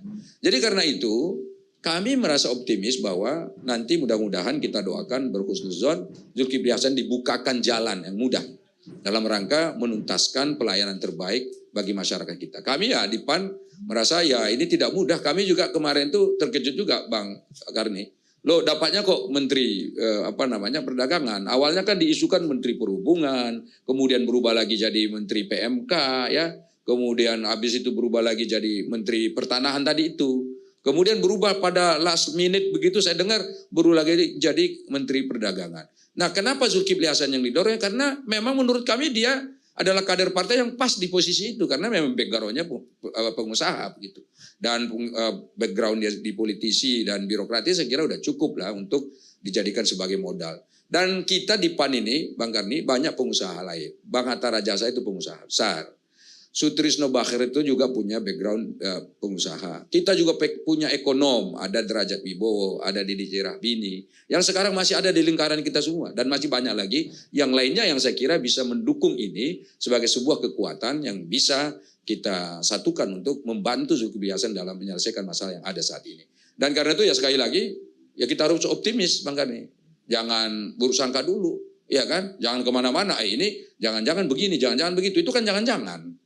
Yang benarnya adalah kejadian hari ini dan kita tidak mendesain siapa yang akan duduk jadi menteri seperti itu dan kita juga tidak berpikir waktu itu kita harus dapat menteri. Bahkan saya sendiri secara pribadi sebagai ketua fraksi PAN di DPR, ketika wartawan menanya saya kapan akan dilakukan reshuffle, selalu saya jawab itu hak prerogatif presiden, silakan ditanyakan kepada presiden. Kalau ditanya apakah PAN akan mengambil jabatan menteri kalau ditawarkan, dengan senang hati kami ambil. Kenapa? Adalah penghargaan bagi PAN untuk mendapatkan tugas dari presiden. Akhirnya kami tidak hanya membantu presiden di parlemen, tapi kami juga membantu presiden di kabinet secara langsung bekerja bersama-sama dengan presiden. Jadi itu saya kira hal-hal yang sangat rasional sekali ya. Dalam dunia politik kan Bang Karni, kita kan tujuannya bagaimana mendapatkan sedikit kuasa untuk bisa berbuat banyak bagi kesejahteraan rakyat. Saya kira itu. Ya, tapi untuk partai maksud saya, untuk konstituen, apakah pengangkatan jadi menteri ini, apalagi menit-menit terakhir kalau nggak injury time, menguntungkan untuk partai atau malah merugikan ke depannya? Jadi artinya begini. Kan tadi konstituen di Jawa Tengah ketika kritis terhadap pemerintah hilang 8 kursi. Ya ada yang benci kalau kita kritik pemerintah, tapi ada juga yang sayang. Sebanyak yang benci di dunia ini kita, sebanyak itu pula yang sayang kita. Ya. Lah, jadi itu imbang-imbang aja kalau saya lihat. Jadi bagi Partai Amanat Nasional sebelum ada reshuffle ini sudah ada sebetulnya instruksi yang disampaikan oleh partai kepada seluruh kader kita, terutama yang sedang duduk jadi anggota legislatif di kabupaten, provinsi dan tentu di pusat, dan juga eksekutif kita yang mungkin duduk sekarang jadi bupati dan juga ada beberapa yang gubernur. Instruksi yang diberikan adalah harus melayani masyarakat sebaik-baik mungkin. Layani mereka dengan hati. Dan kalau pelayanan yang kita berikan ini bisa meyakinkan masyarakat bahwa apa yang kita lakukan adalah untuk kebaikan mereka, saya kira tidak ada masalah sama sekali, Bang Karni. Apalagi kalau kita dari survei yang dilakukan oleh PAN, rata-rata pemilih PAN itu kan sebetulnya adalah masyarakat urban, kemudian yang well educated society, ya katakanlah masyarakat yang memang sudah mengerti, tercerahkan. Jadi kalaupun ada dinamika politik seperti ini, mereka sudah mengerti sekali apa yang disampaikan Pak Henry Satrio, kritiknya tajam begini, orang sebetulnya kalau di PAN biasa saja. Jadi artinya kita sudah memahami itu dan konsekuensi terhadap itu juga sebetulnya sudah kita pikirkan bersama. Dan juga masyarakat juga perlu kita yakinkan bahwa kami memang datang untuk memberikan pelayanan. Jadi kami andai kata tidak diberi menteri sekalipun, ini saya tegaskan, andai kata kemarin tidak ikut pun di dalam kabinet ini, PAN pasti akan tetap bersama pemerintah dan pasti akan mendukung program-program pemerintah. Dan itu kita lakukan. Tapi bukan berarti kalau kita sudah di dalam seperti sekarang ini bahwa kita langsung diam, tidak mengkritik lagi pemerintah. Bahkan kita sudah laporkan juga, kita akan tetap kritis terhadap kebijakan pemerintah yang dinilai tidak berpihak pada kepentingan masyarakat. Dan saya lakukan juga itu Bang Karni. Saya termasuk orang yang sangat kritis dengan kebijakan-kebijakan pemerintah.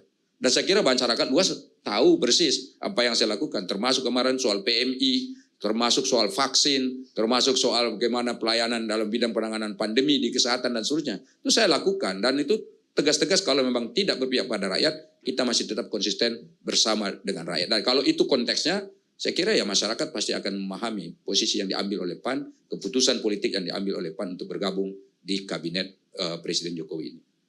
Baik. Boleh nanggapin Bang? Ya, silakan. Gini, Pak Saleh, ini saya sekalian juga nih sama Bang Ferry. Waktu pemilu 2019, dua partai ini kan sebetulnya menempatkan diri sebagai oposisi. Dan dari posisi itulah mereka mendapatkan kursi hari ini di DPR. Gitu kan. Nah kemudian sekarang mereka berbalik nih. Apakah gak takut ya bahwa gara-gara dua partai ini yang tadinya oposisi kemudian bergabung ke pemerintah, membuat sistem demokrasi Indonesia menjadi jelek dan pragmatis. Jadi artinya apakah tidak pernah dipikirkan di ranah akar rumput pada saat nanti mereka memilih 2024? Apa yang harus mereka percaya lagi? Karena pada saat mereka misalnya memilih kelompok A dengan calon presiden tertentu, nanti mereka berpikir bahwa ya ntar balik lagi nih gabung juga nih. Alasannya demi rakyat lagi, tapi padahal demi menteri kan. Demi posisi-posisi yang buat partai politik itu lebih enak dan nyaman gitu. Apakah nggak ada rasa itu ya? Bahwa kami ini bisa saja membuat blunder demokrasi yang akhirnya membuat demokrasi di Indonesia mundur ke belakang karena hanya menyisakan sedikit sekali oposisi plus Riza Ramli gitu. Kan masih ada Demokrat di sini, Bung. Oh iya. Tadi saya nggak nyebut nama-nama partai. Yang saya sebut Riza Ramli. Oposisi plus Riza Ramli kan jadi sedikit sekali gitu. Partai Demokrat juga kan misalnya. Kemarin lumayan luar biasa membuat kehebohan pertemuan dengan Pak Surya Paloh. Karena yang bertemu itu langsung SBY. Nah itu pasti membuat shaking dunia perpolitikan. Tapi saya balik lagi ke sana karena tadi ternyata diungkapkan salah satu alasannya kami hilang Jawa Tengah 8 kursi. Gitu. Nah itu kan membuat kami sebagai rakyat gitu ya. Ini nanti saya mau pilih yang mana? Apakah nggak takut gitu ada penurunan suara signifikan untuk PAN dan Gerindra karena tidak ada lagi kepercayaan rakyat tentang kekuatan dan kesanggupan mereka berjuang untuk rakyat gitu. Mas Ferry aja sekarang kan bikin ormas jadi akhirnya. Saya nggak tahu tuh di Gerindra gimana. Udah mau ngomong kan. Itu kira-kira Bang. Ini saya jawab ya. Tentu saja pertimbangan-pertimbangan seperti itu sudah memang jadi perhitungan di Partai Amanat Nasional. Justru tadi saya bilang, kita malah justru dengan kritik yang agak keras. Bukan agak keras sebetulnya, paling keras ya. Saya nggak usah sebut lah kan. Setelah sekarang ini aja, setelah kongres ini sekarang kan berubah drastis. Ya Pak Henry Satrio sebagai penghat mengerti yang saya sebut itu. Kan sangat keras. Ternyata di kultur, katakanlah di teman-teman di Pulau Jawa nggak baik ternyata. Dan sudah kita hitung, malah justru menurut kami sekarang ini terakhir survei kami naik loh. Iya kan? Nah ini menandakan bahwa ini ada perubahan juga. Ada ke arah yang lebih baik.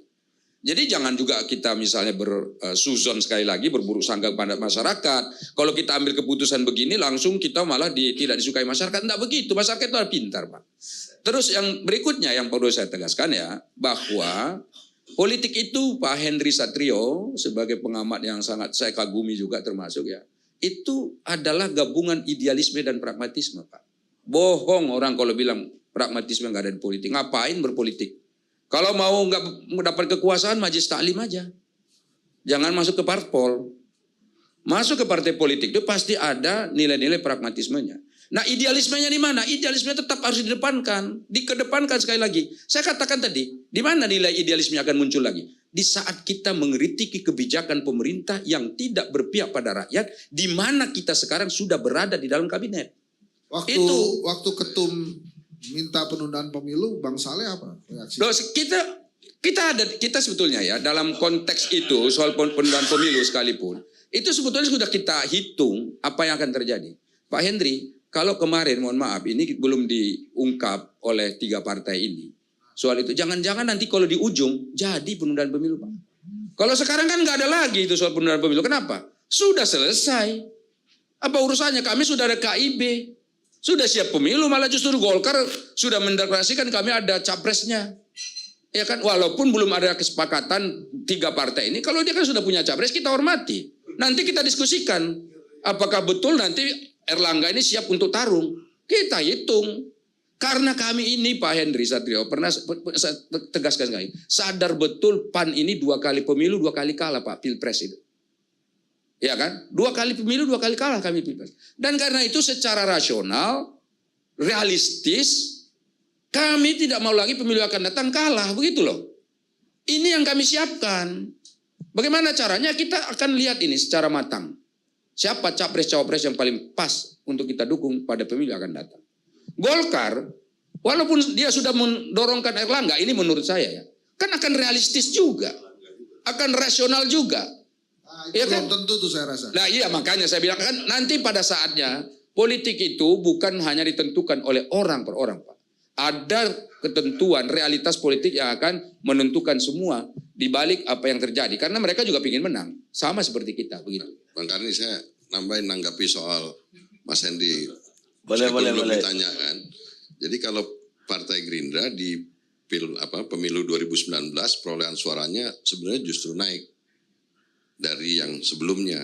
Sebenarnya oleh karena itu tidak ada masalah dengan soal suara dan menurut pendapat saya berbeda alasan Pak Prabowo Subianto waktu itu untuk kemudian mau menerima dan bergabung dengan pemerintahan Pak Joko Widodo adalah untuk menghindari polarisasi yang 2 kali pilpres itu memang sangat menjadi dua kutub yang berpotensi untuk bisa menimbulkan konflik atau situasi yang tidak produktif di lapangan. Dan kita tahu pada peristiwa di Gedung Bawaslu pada saat itu hari-hari itu hari-hari yang sangat menegangkan buat kami, dan dengan kebesaran hati Pak Prabowo Subianto sebenarnya pilihan untuk menggabungkan Partai Gerindra ke pemerintahan ini adalah dalam rangka untuk mengurangi tensi dan kemudian mudah-mudahan bisa menyelesaikan masalah polarisasi yang ditimbulkan akibat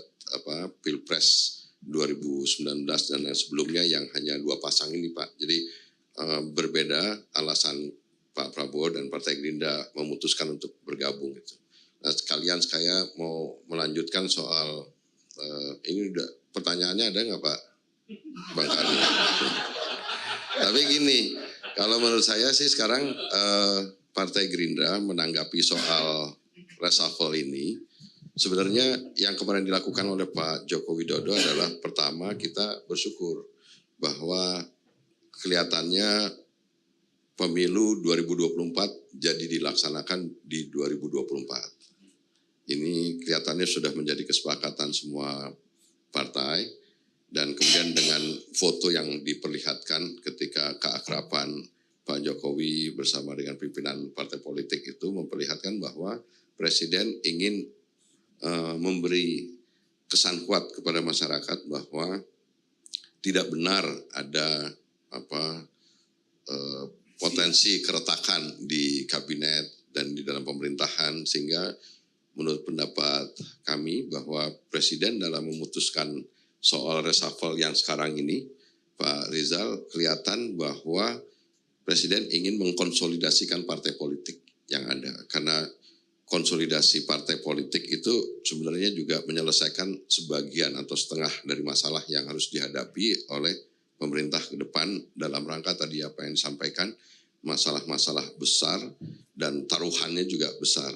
Dan harapannya bahwa menteri-menteri yang nanti akan yang PAN, Pak Zulkifli Hasan atau Pak Hadi ini adalah betul-betul bisa bersama-sama dengan partai yang bersama dengan pemerintah di kabinet, di pemerintahan, itu bisa menyelesaikan masalah-masalah yang memang tadi disampaikan, selain soal kenaikan harga pangan, soal kenaikan harga barang-barang kebutuhan pokok, energi, yang terakhir juga ada masalah yang soal penyakit mulut dan kuku dari populasi ternak sapi susu kita. Jadi masalahnya memang besar sekali. Jadi ini taruhan buat khususnya partai yang bergabung di pemerintahan dan kabinet secara keseluruhan, dan termasuk juga Pak Jokowi untuk kemudian setelah mengkonsolidasikan partai-partai ini secara solid dan kemudian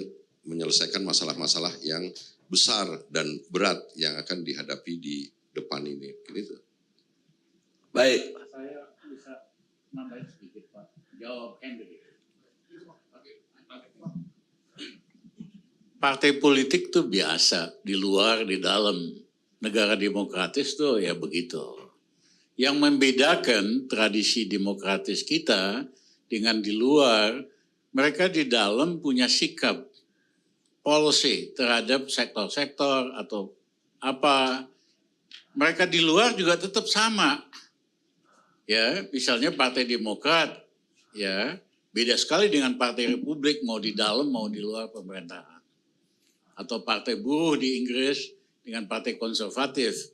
Di dalam pemerintahan Partai Buruh selalu bela golongan menengah bawah. Buruh memanfaatkan negara untuk nolong. Kalau Partai Konservatif sebaliknya. Yang tragedi di Indonesia, partai-partai ini kagak ada ideologinya. Ya, kalau masuk ya bela yang kuasa, kalau di luar kritik. Tapi nggak ada ideologi yang konsisten. Ya, mereka berpihak kepada siapa? Polisinya kelihatan nggak? Ya, misalnya kalau Jul masuk, Polisinya berpihak kepada oligarki atau berpihak kepada rakyat. Ya kan? Itu aja ukurannya. Jadi kalau partai politik masuk kekuasaan itu biasa. Ya, memang begitu. Tetapi dia konsisten enggak? Ya, sama dengan PDIP. Kalau ikut ideologi Bung Karno kan harusnya Trisakti. Ya kan?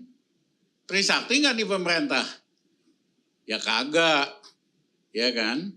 Berpihak enggak kepada rakyat, petani, dan lain-lain? Polisinya ya kagak. Bahwa itu perlu dikoreksi, yes. Nah kalau konsisten di dalam sama di luar, dia akan tetap dapat dukungan dari rakyat.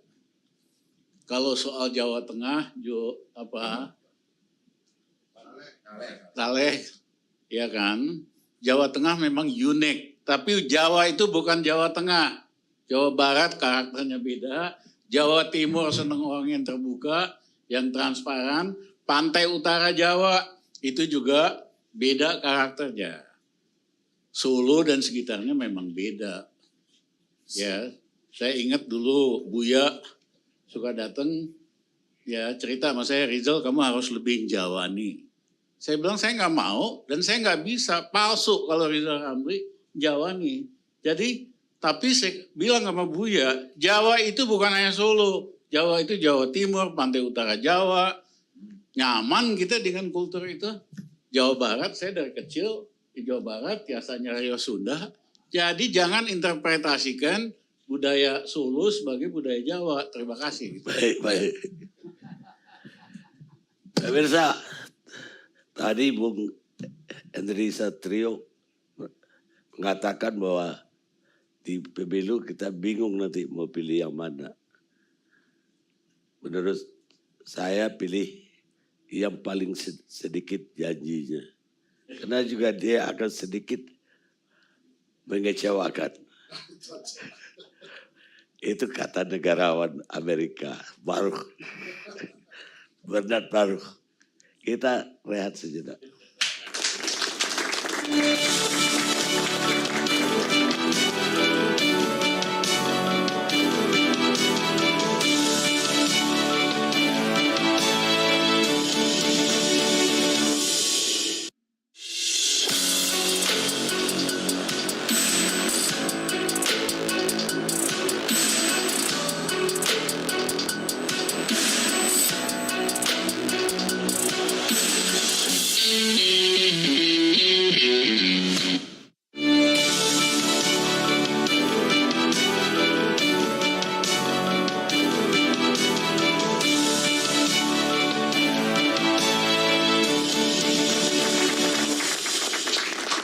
Pemirsa, kita sampai di penghujung acara.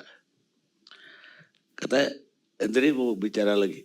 Oh iya, itu yang kejadian-kejadian sebelum reshuffle itu loh Bang. Yang sebetulnya cukup juga menyita perhatian. Tadi saya sudah sebut pertemuan antara SBY dan Surya Paloh. Sebelumnya pertemuan antara Prabowo dan Surya Paloh. Terus ada Erick Thohir menyambut Ibu Mega di Sarinah, Bu Mega bawa cucunya. Nah hal-hal seperti itu kan sebetulnya perlu juga tuh dilihat sebagai sebuah konstelasi politik yang tidak biasa menjelang reshuffle kabinet, makanya kemudian mungkin hasilnya tuh seperti itu.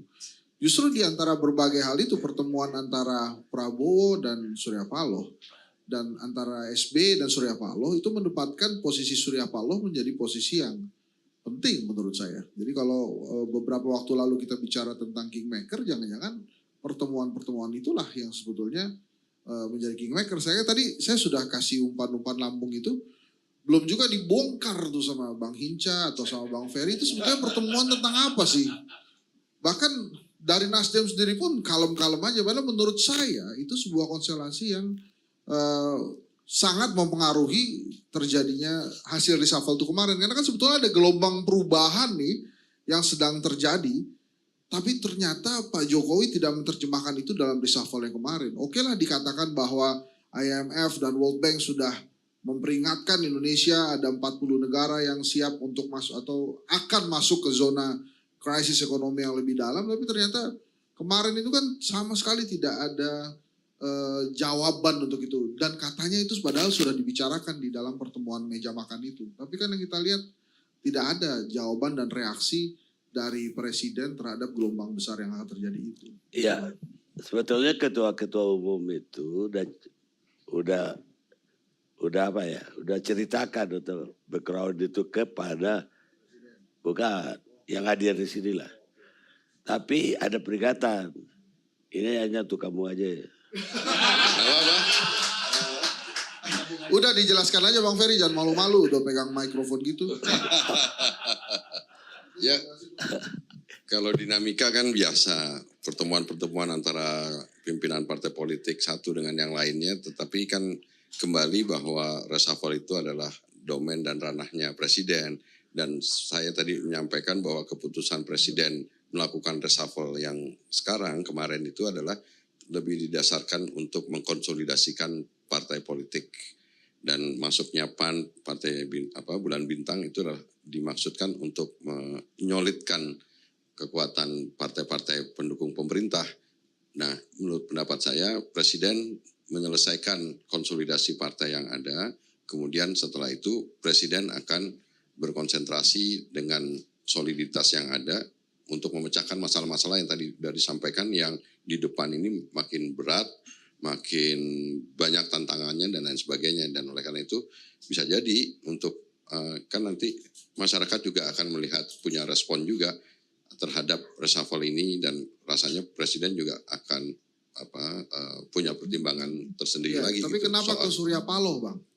Kenapa nggak ke yang lain? Kalau Pak Prabowo Subianto ini punya kebiasaan untuk menghormati siapapun. Pada saat 2019, Pak Prabowo Subianto beberapa kali mendatangi langsung rumah Pak SBY untuk mengajak Partai Demokrat bergabung dengan koalisi pasangan Pak Prabowo dengan Pak Sandiaga Uno. Jadi kalau misalkan Pak Prabowo Subianto sekarang datang ke tempat Pak Surya Paloh adalah merupakan kebiasaan yang memang Pak Prabowo punya penghormatan terhadap tokoh-tokoh itu. Bukan dukungan siapa tadi kan contohnya untuk Prabowo Sandi.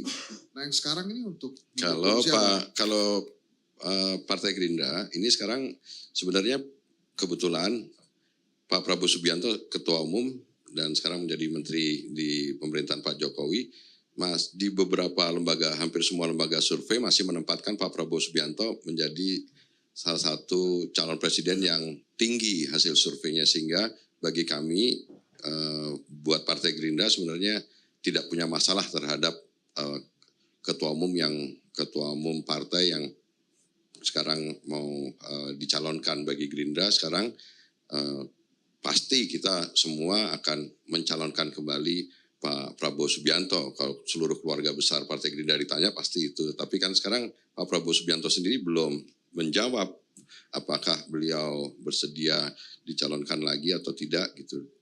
Tapi kita sebenarnya buat Partai Gerindra hasil survei masih memperlihatkan bahwa Pak Prabowo Subianto ditempatkan di tempat yang tinggi bersama calon-calon yang lain di seluruh lembaga-lembaga survei yang ada gitu. Jadi tinggal Pak Prabowo Subianto sendiri nanti yang akan memutuskan dan kita tunggu putusan itu. Baik. Sekarang politisi PDI Perjuangan Masinton Pasaribu. Ya, terima kasih Bang Karni. Apa ini saya mau ditanya? Ya. Inti dari pembicaraan malam ini kan pertama, ini apa ya? Formasi yang dipasang oleh Presiden ini udah benar atau ada yang kurang? Ada yang kemarin harusnya diresapel juga, ternyata tidak diresapel. Ya, terima kasih Bang Karni. Jadi ya kalau secara normal kan itu kewenangan Presiden lah, mengangkat dan memberhentikan menteri. Dan Bu Mega sangat menghormatin kewenangan itu karena Bu Mega juga pernah dalam posisi sebagai presiden, maaf. Nah, tentu pertimbangan presiden ya mungkin satu pertimbangan akomodasi politik, kemudian ya pertimbangan kemampuan dari masing-masing person yang dianggap bisa menyelesaikan tantangan hari ini, umpama di 2 kementerian, masalah minyak goreng dan juga persoalan mafia tanah. Nah tentu bagi kami menyambut baik ketika PAN bergabung dalam kabinet pemerintahan Pak Jokowi gitu. Karena itu saya rasa ya sebagai bentuk reward lah terhadap loyalitas dari PAN selama ini, meskipun belum diakomodir dalam kabinet, tetapi sudah menyatakan dukungan kepada pemerintah di parlemen, mendukung agenda-agenda pemerintah. Seperti itu Bang Karni. Pertanyaan kedua tadi kan Biasanya galak Tan. Kayaknya belum panas ini. Ya kan ditanya mengenai apa tadi. Nah, ya Pak, kan menjawab pertanyaan Bang Karni tadi. Apa yang mau digalaki orang pertanyaannya juga enggak galak. Pertanyaannya yang salah ini. Pertanyaannya agak jelas ya. Formasi ini udah benar ini. Atau ada backnya yang nggak cocok lah dia jadi back. Yang brutus-brutus itu loh Bang. Kan begini Bang, ini kan prerogatifnya presiden dan nggak mungkin kita ikut campur dalam kewenangan presiden. Nah tentu kalau bicara harapan-harapan kita ya, umpama kalau sikap-sikap kami umpama dalam lewat praksi, ya kami kan juga mengkritisi, itu kan bentuk pengawalannya. Jadi tadi menarik yang disampaikan umpama yang disampaikan Bang Rijal bahwa partai politik di Indonesia itu ya enggak relatif tidak punya ideologi gitu kan. Nah ini memang tantangan bagi partai politik. Nah kalau kami umpama PDI Perjuangan, karena kami memiliki ideologi, maka kami membedah persoalan dan kebijakan itu dengan kacamata ideologi.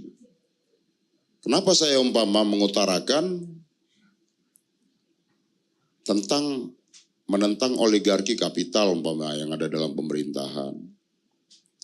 Lah iya, karena kita melihat, membaca dari kacamata ideologi.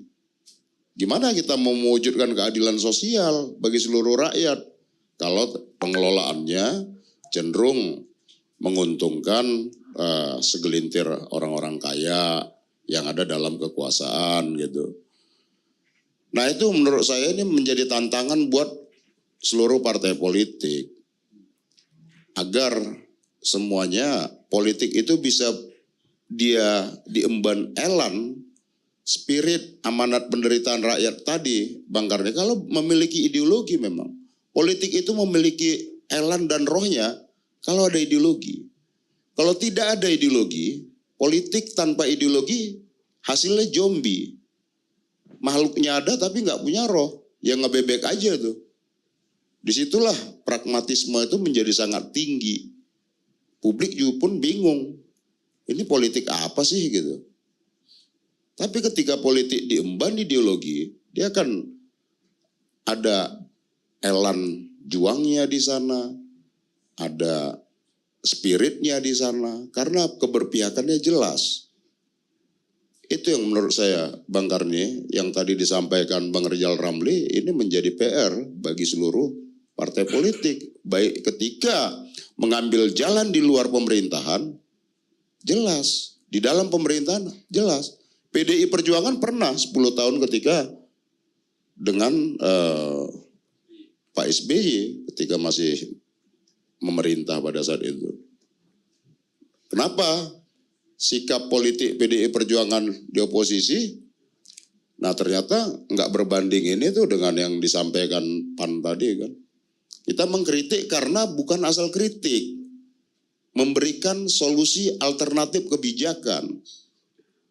Oke, kalau pemerintah mengeluarkan kebijakan ini, PDI Perjuangan sebagai oposisi pada saat itu memberikan satu alternatif kebijakan.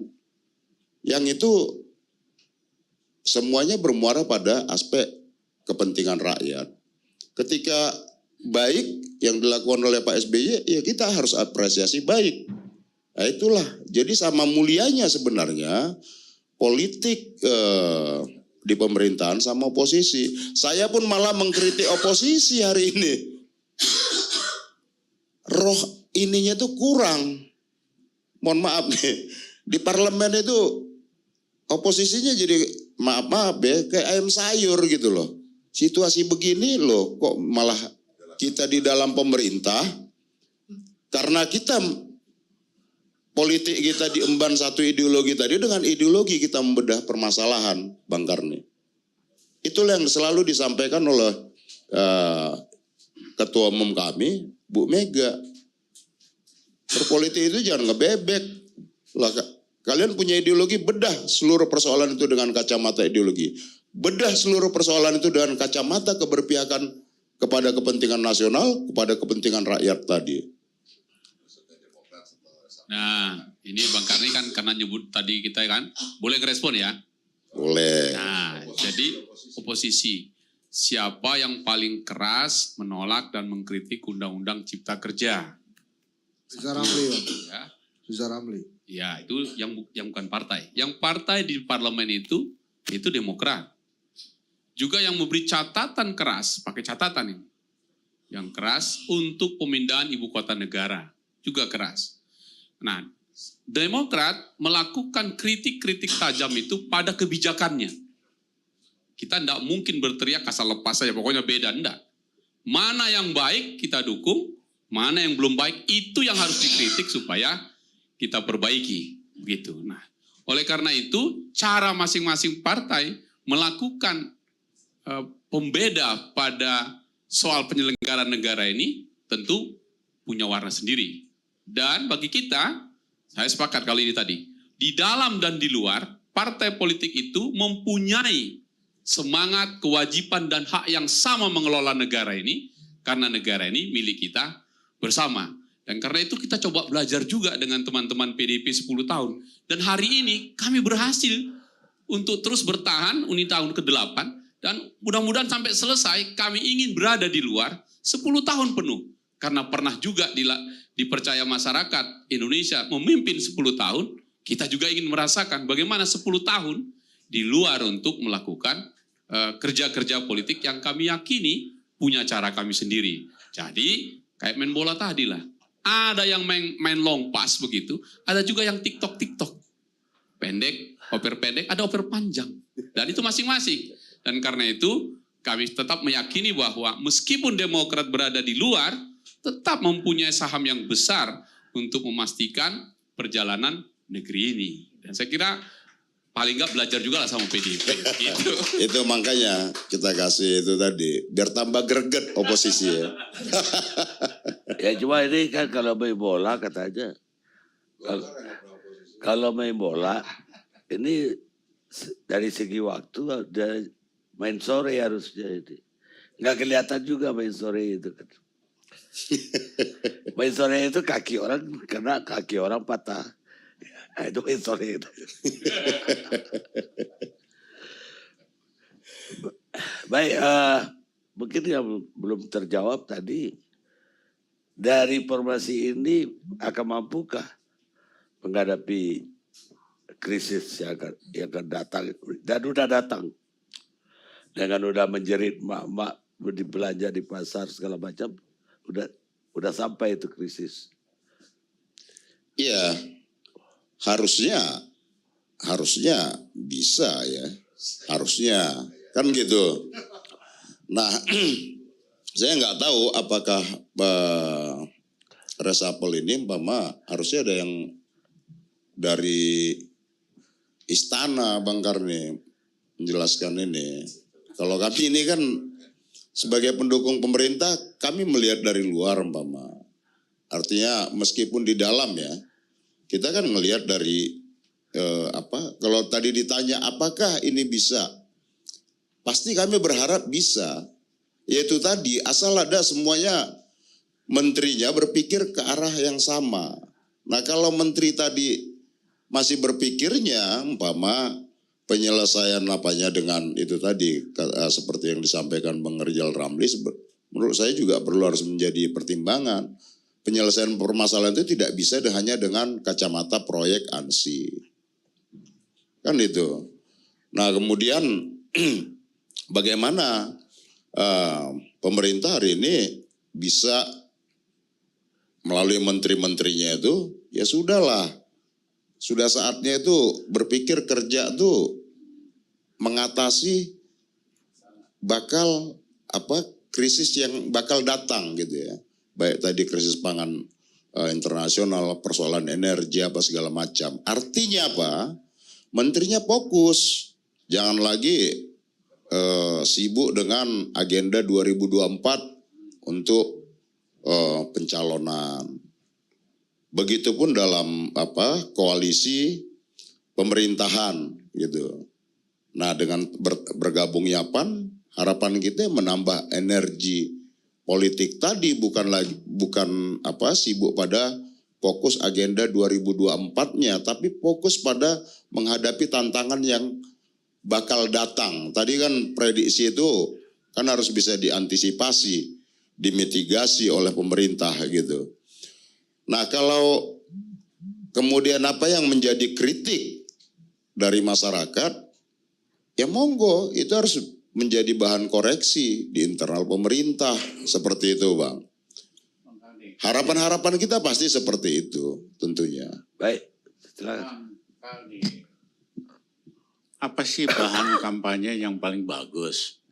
Seandainya seorang menteri boleh dong pengen jadi presiden. Bahan kampanye yang paling besar kalau bisa sukses menyelesaikan masalah. Ini ada Menko Ekonomi, sibuk kampanye kiri kanan.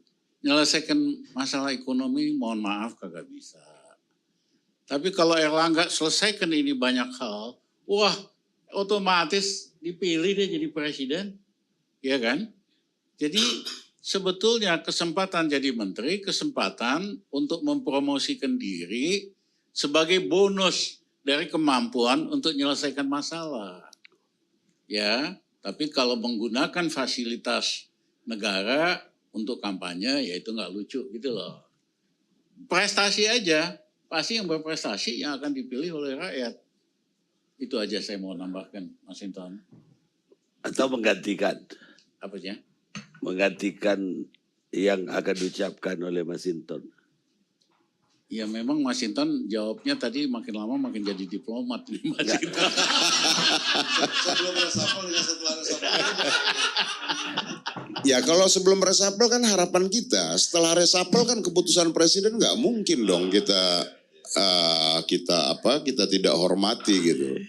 Ketika sebelum resapel tentu harapan kita kalau saya ya malah berpandangan itu menteri yang sibuk copras-capres, kemudian menteri yang melakukan insubordinasi terhadap presiden.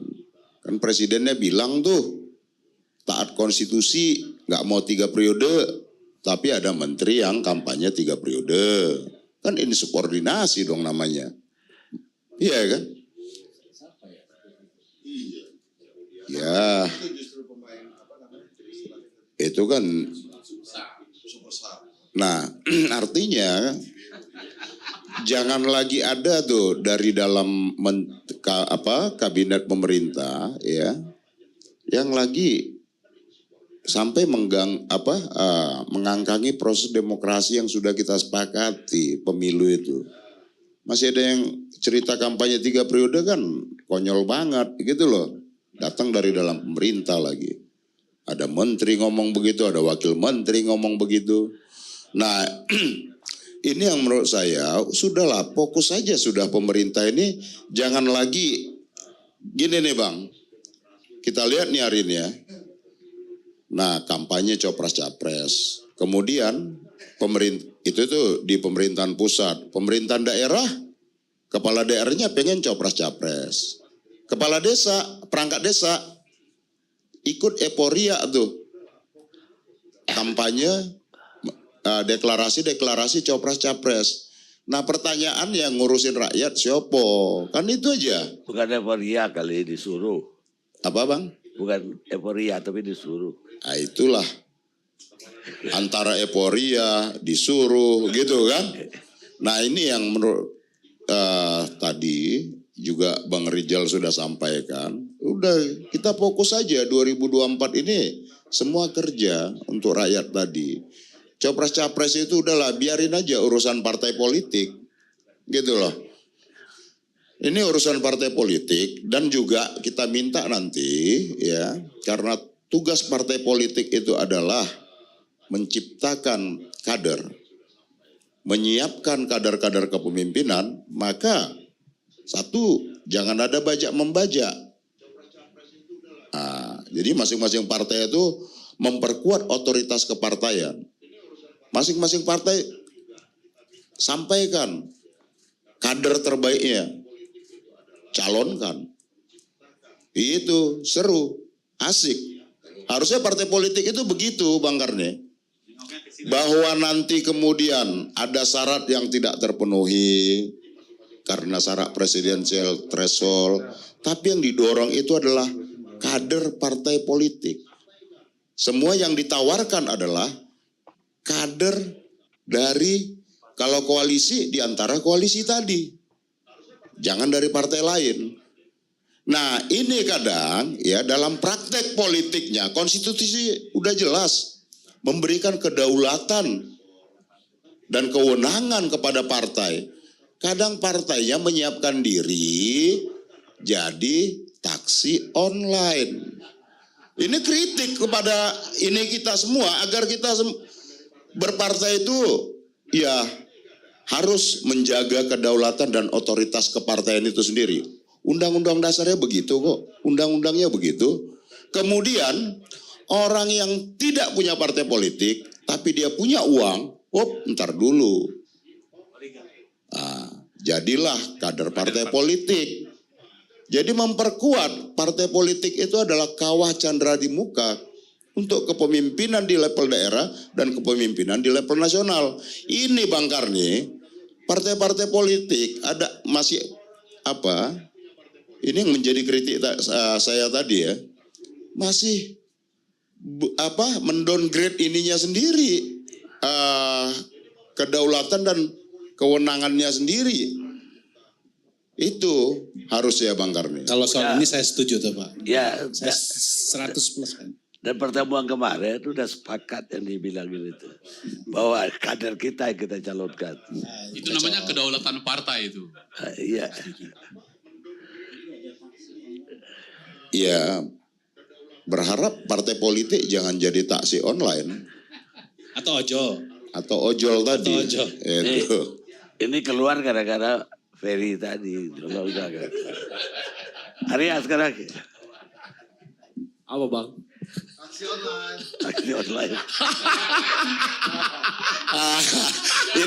Ini lagi nyari taksi nih. Betul. Ini lagi nyari taksi. Iya. Inilah, kita kerja aja Bang. Jadi gini, ini Bang, sebenarnya ya ini aja ya sekedar analisa aja, nggak ada hubungan sama pemerintahan apapun. Kalau kita lihat ya sebenarnya kalau ini menjawab lagi nih, kembali lagi kepada pertanyaan Bang Kari tadi awal-awal, apakah reshuffle ini menjawab kondisi krisis bangsa kita kan gitu ya.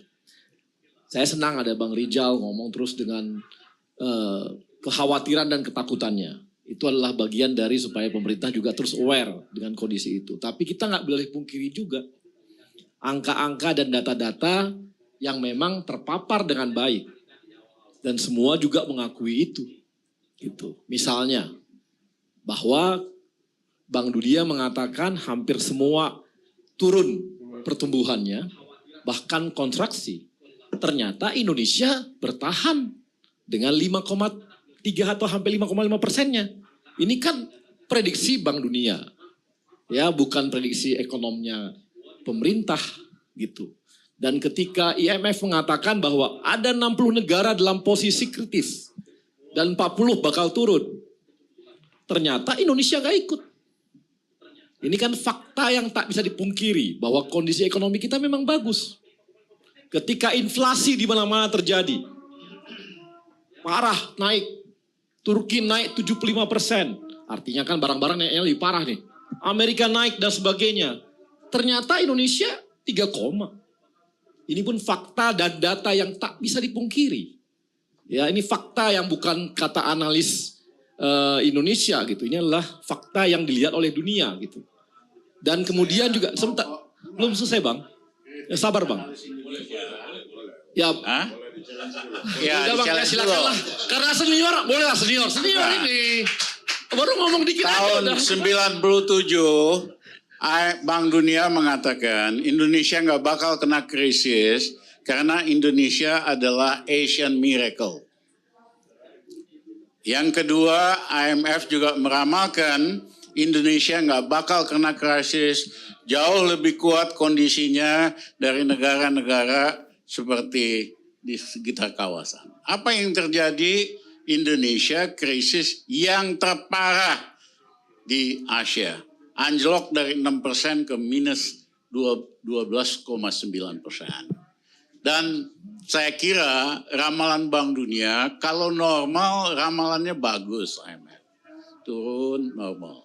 Tapi begitu ada structural change Bank Dunia, IMF, mohon maaf banyak salahnya. Nah misalnya gara-gara komoditi naik, tahun lalu segala mulai naik positif. Current account kita positif, segala macam ekspor naik. Tapi awal kuartal ini udah mulai anjlok lagi gitu loh. Kalau inflasi, again, karena memang daya beli kepukul, nggak ada uang di rakyat. Ya, kenapa? Karena untuk uang itu disedot untuk bayar utang.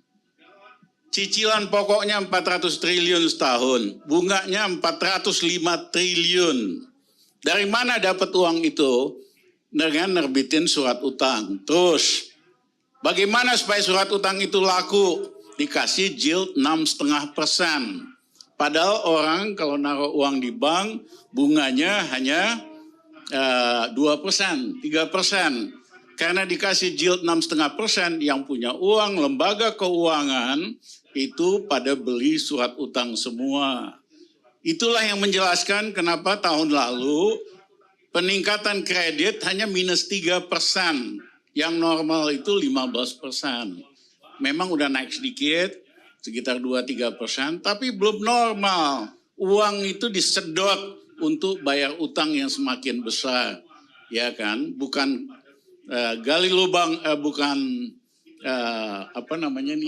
tutup lubang gali lubang. Ini gali lubang buat tutup jurang. Ya. Sehingga banyak kewajiban-kewajiban pemerintah yang belum dipenuhi. Macam-macam lah, banyak beritanya gitu loh. Jadi apa yang dilihat gejala temporer, commodity price naik, tapi siapa yang diuntungkan oleh commodity price itu? Kebanyakan ya oligarki, rakyat mah semakin susah. Ya, nah menurut saya setuju sama Mas Hinton.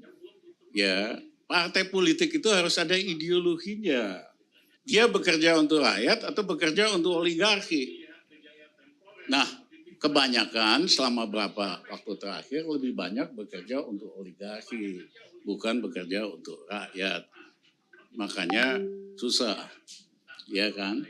Bahkan di Inggris, partai konservatif aja itu majakin yang kaya-kaya kok buat bantuin yang bawah gitu. Jadi itu yang saya mau katakan, ya jangan anggap enteng ahli Indonesia. Ya kita satu-satunya analis yang memperkirakan krisis ekonomi dan krisis kejatuhan Soeharto 2 tahun sebelumnya. Ya, mudah-mudahan kali ini abang salah. Ya. Mudah-mudahan kali ini abang salah. Nah, mudah-mudahan. Iyalah, kan kita harus berharap yang positif dong. Abang pasti salah, berharap sih saya. Ya, jadi gini. Jadi angka-angka tadi itu tentunya tidaklah bisa dipungkiri. Ya kan? Yang membuat kita ini hal yang positif gitu. Surplus kita berapa bulan ini kan terus baik gitu. Itu artinya windfall-nya dapat. Ya. Kemudian angka-angka, kenapa juga kita berani ngomong seperti ini? Kami kan di BUMN, kita punya perusahaan yang bergerak di hampir 40%, 30-40% ekonomi Indonesia. Kita bisa lihat pergerakan dari kondisi ekonomi dari masing-masing perusahaan kita. Sehingga kita paham bahwa ini memang ada pergerakan. Kami tahu bahwa ini misalnya Mandiri yang ke laba bersihnya sangat tinggi. Ya, kemudian bisa mengalahkan yang namanya. Kenapa? Padahal kami bergeser dari BRI itu contoh dari bergeser dari korporasi, dia hanya sekarang 84% sekarang dia UMKM dan ultramikro. Bergeser nih BRI. Jadi dari membiayai korporasi, membiayai UMKM dan keuntungannya naik. Nah, saya mohon maaf. BRI dari awal memang UMKM.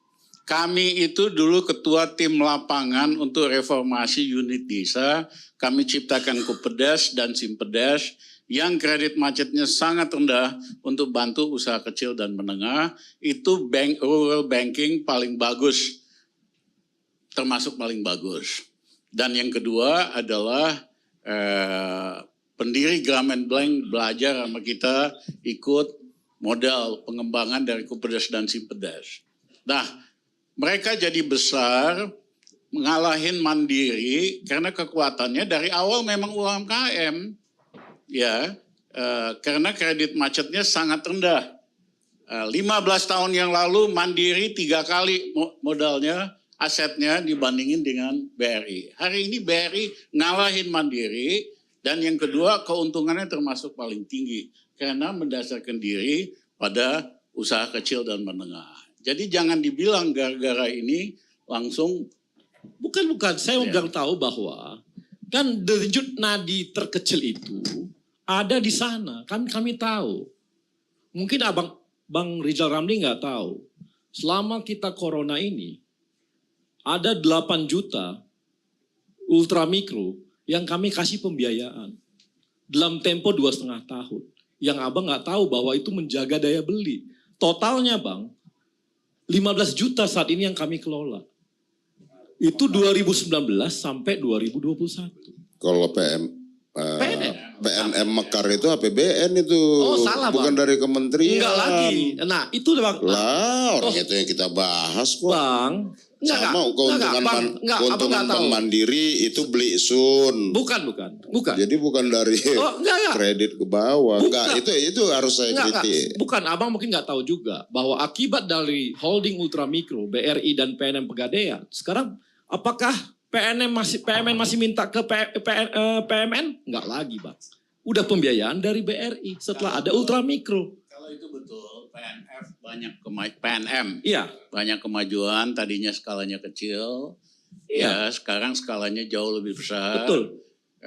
Kliennya juga lebih banyak. Betul. Ya, tapi total kredit UMKM termasuk kecil itu hanya 18% dari total kredit nasional. Kalau betul-betul pro rakyat, naikin itu batas kredit untuk UMKM dari 18% ke 30% dalam 2 tahun. Itu baru dampaknya dahsyat. Jadi gini Bang, makanya saya bilang saya kan kasih tahu angkanya. Bayangin 2 tahun ini kita genjot 8 juta loh Bang. Dari 5 juta, awalnya 5 juta sampai 2019. Sekarang kita genjot 8 juta tambahan. Totalnya di 13 juta. Ini adalah penyangga-penyangga di bawah. Artinya saya mau beritahu bahwa angka-angka ini enggaklah bohong gitu ya. Sehingga, nah saya kembalikan ke reshuffle. Jadi mungkin Pak Jokowi melihat bahwa yang menjalankan ini semua oke-oke aja. Sehingga yang diganti cuma 2 menteri. Mungkin. Yang dilihat apa? Kenapa 2 menteri? Karena ini berhubungan dengan ketahanan pangan. Satu di bagian tanah, satu lagi di perdagangan. Yang memang saat ini perlu digenjot supaya masuk ke pangannya. Makanya beliau melihat bahwa kondisi yang lain oke-oke aja, yang 2 ini perlu kita diperbaiki lebih cepat supaya ketahanan pangannya jalan. Nah, maksud saya lah tadi kondisi inilah yang membuat, optimisme inilah yang membuat bahwa ada yang masih bolong sehingga dipercepatlah pergantian ini untuk bisa menggenjot pangan tadi, Bang. Jadi ini kalau kita sih optimis ya bahwa ini yang dilakukan Pak Jokowi ini dengan ada yang sekarang ini dengan kondisi-kondisi angka yang baik tadi, ditambah yang nanti perubahan di antisipasi di pangan, ini akan digenjot. Kayak minyak goreng aja, ini kami punya target. Ini PTPN akan selesaikan tahun 2024, Bang. 80% minyak goreng akan diproduksi oleh PTPN. Kalau aksi korporasinya kami jalan. Kalau aksi korporasi PTPN jalan dengan namanya Palmco itu, maka 80% kebutuhan minyak goreng dipenuhi oleh PTPN.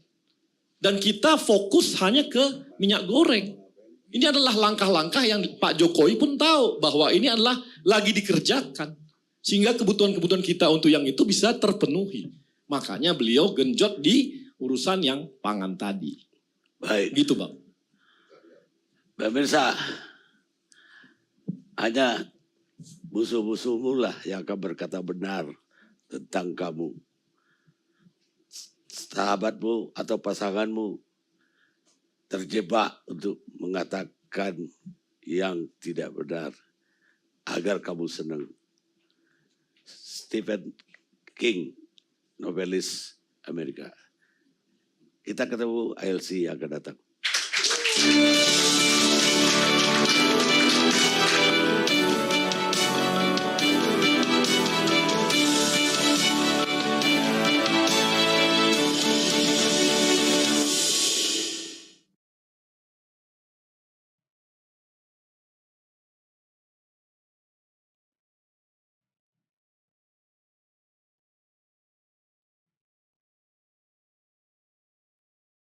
Tapi hal yang paling prinsip yang tidak bisa tergoyahkan adalah kita adalah partai yang merdeka menentukan arah tujuan kita sendiri.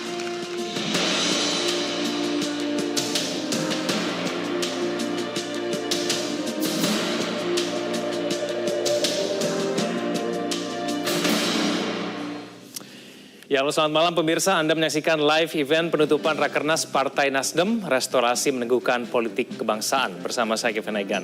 Pemirsa, kita semua menantikan 3 baca pres dari Partai Nasdem setelah digelar selama 3 hari sejak Rabu 15 Juni. Pada malam hari ini Rakernas Partai Nasdem yang dilangsungkan di Jakarta Convention Center Senayan, Jakarta akan ditutup. Yang paling ditunggu-tunggu dari hasil Rakernas kali ini adalah siapa 3 nama bakal calon presiden yang akan diusung Partai Nasdem dalam pemilihan umum Presiden 2024 mendatang. Selain mengikuti secara langsung rangkaian penutupan Rakernas, kita juga akan mengulasnya bersama dengan Direktur Eksekutif Indikator Politik, Burhanuddin Muhtadi.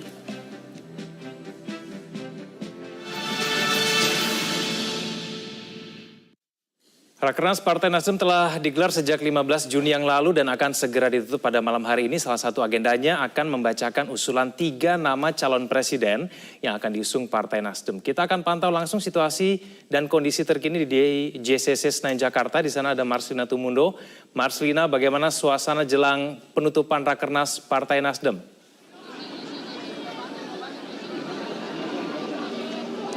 Egan, saat ini detik-detik menjelang ditutupnya Rapat Kerja Nasional Partai Nasdem, area plenary hall di JCC Senayan, Jakarta ini sudah terisi penuh oleh para peserta, para kader Partai Nasdem yang sudah siap untuk mengikuti penutupan Rakernas Partai Nasdem. Dan saat ini nampaknya Ketua Umum Partai Nasdem Surya Paloh tengah memasuki area acara. Suasana di sini sangat begitu meriah, di mana dihadiri oleh ribuan kader Partai Nasdem perwakilan dari 514 kabupaten kota, 34 provinsi se-Indonesia mendatangkan perwakilan mereka untuk dapat menyampaikan aspirasi daerah dalam acara ataupun momentum nasional yang digelar Partai Nasdem. Ini merupakan pertemuan Partai Nasdem kedua di tingkat nasional setelah pada tahun 2019 yang lalu telah dilakukan kongres, dan saat ini Partai Nasdem menggelar rapat kerja nasional dengan tema Restorasi Meneguhkan Politik Kebangsaan.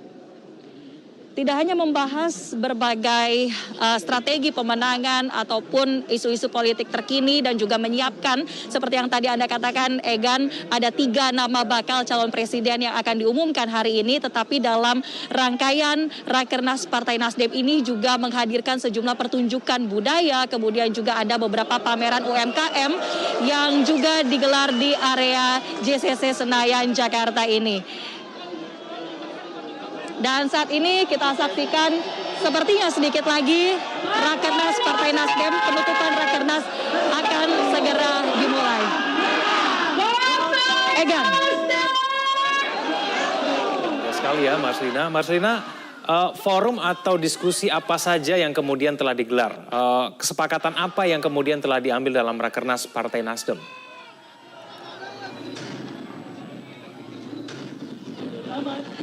Ya, kalau kita melihat dalam 3 hari rangkaian Rakernas ini digelar oleh Partai Nasdem, sudah ada beberapa forum, diskusi, kemudian komisi secara internal yang dilakukan, dan juga ada beberapa kesepakatan yang memang sudah dihasilkan. Kalau kita runut dari hari pertama, Rakernas ini diawali dengan adanya apel siaga baret Garda Pemuda Nasdem yang dilakukan atau digelar di Parkir Timur Senayan, Jakarta. Dalam apel siaga ini disampaikan ada dorongan ataupun ajakan dari Partai Nasdem kepada anak-anak muda untuk bisa terlibat aktif dalam politik, terutama menjelang pemilu serentak 2024. Sebelum melanjutkan apa saja agenda-agenda yang sudah dilakukan, kita akan coba melihat di belakang saya, mengikuti bagaimana kemeriahan dari penutupan Rakernas Partai Nasdem yang sebentar lagi akan dimulai.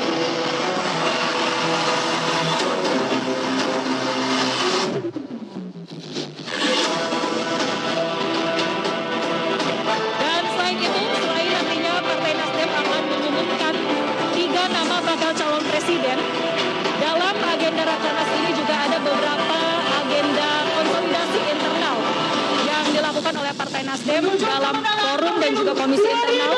Kemudian juga ada laporan-laporan dari 34 dewan dan wilayah Partai Nasdem, yang mana setiap provinsi menyampaikan aspirasi mereka terkait 3-5 nama bakal calon presiden yang diusulkan oleh daerah untuk nantinya dapat didiskusikan ataupun dimusyawarahkan oleh pihak steering committee Partai Nasdem.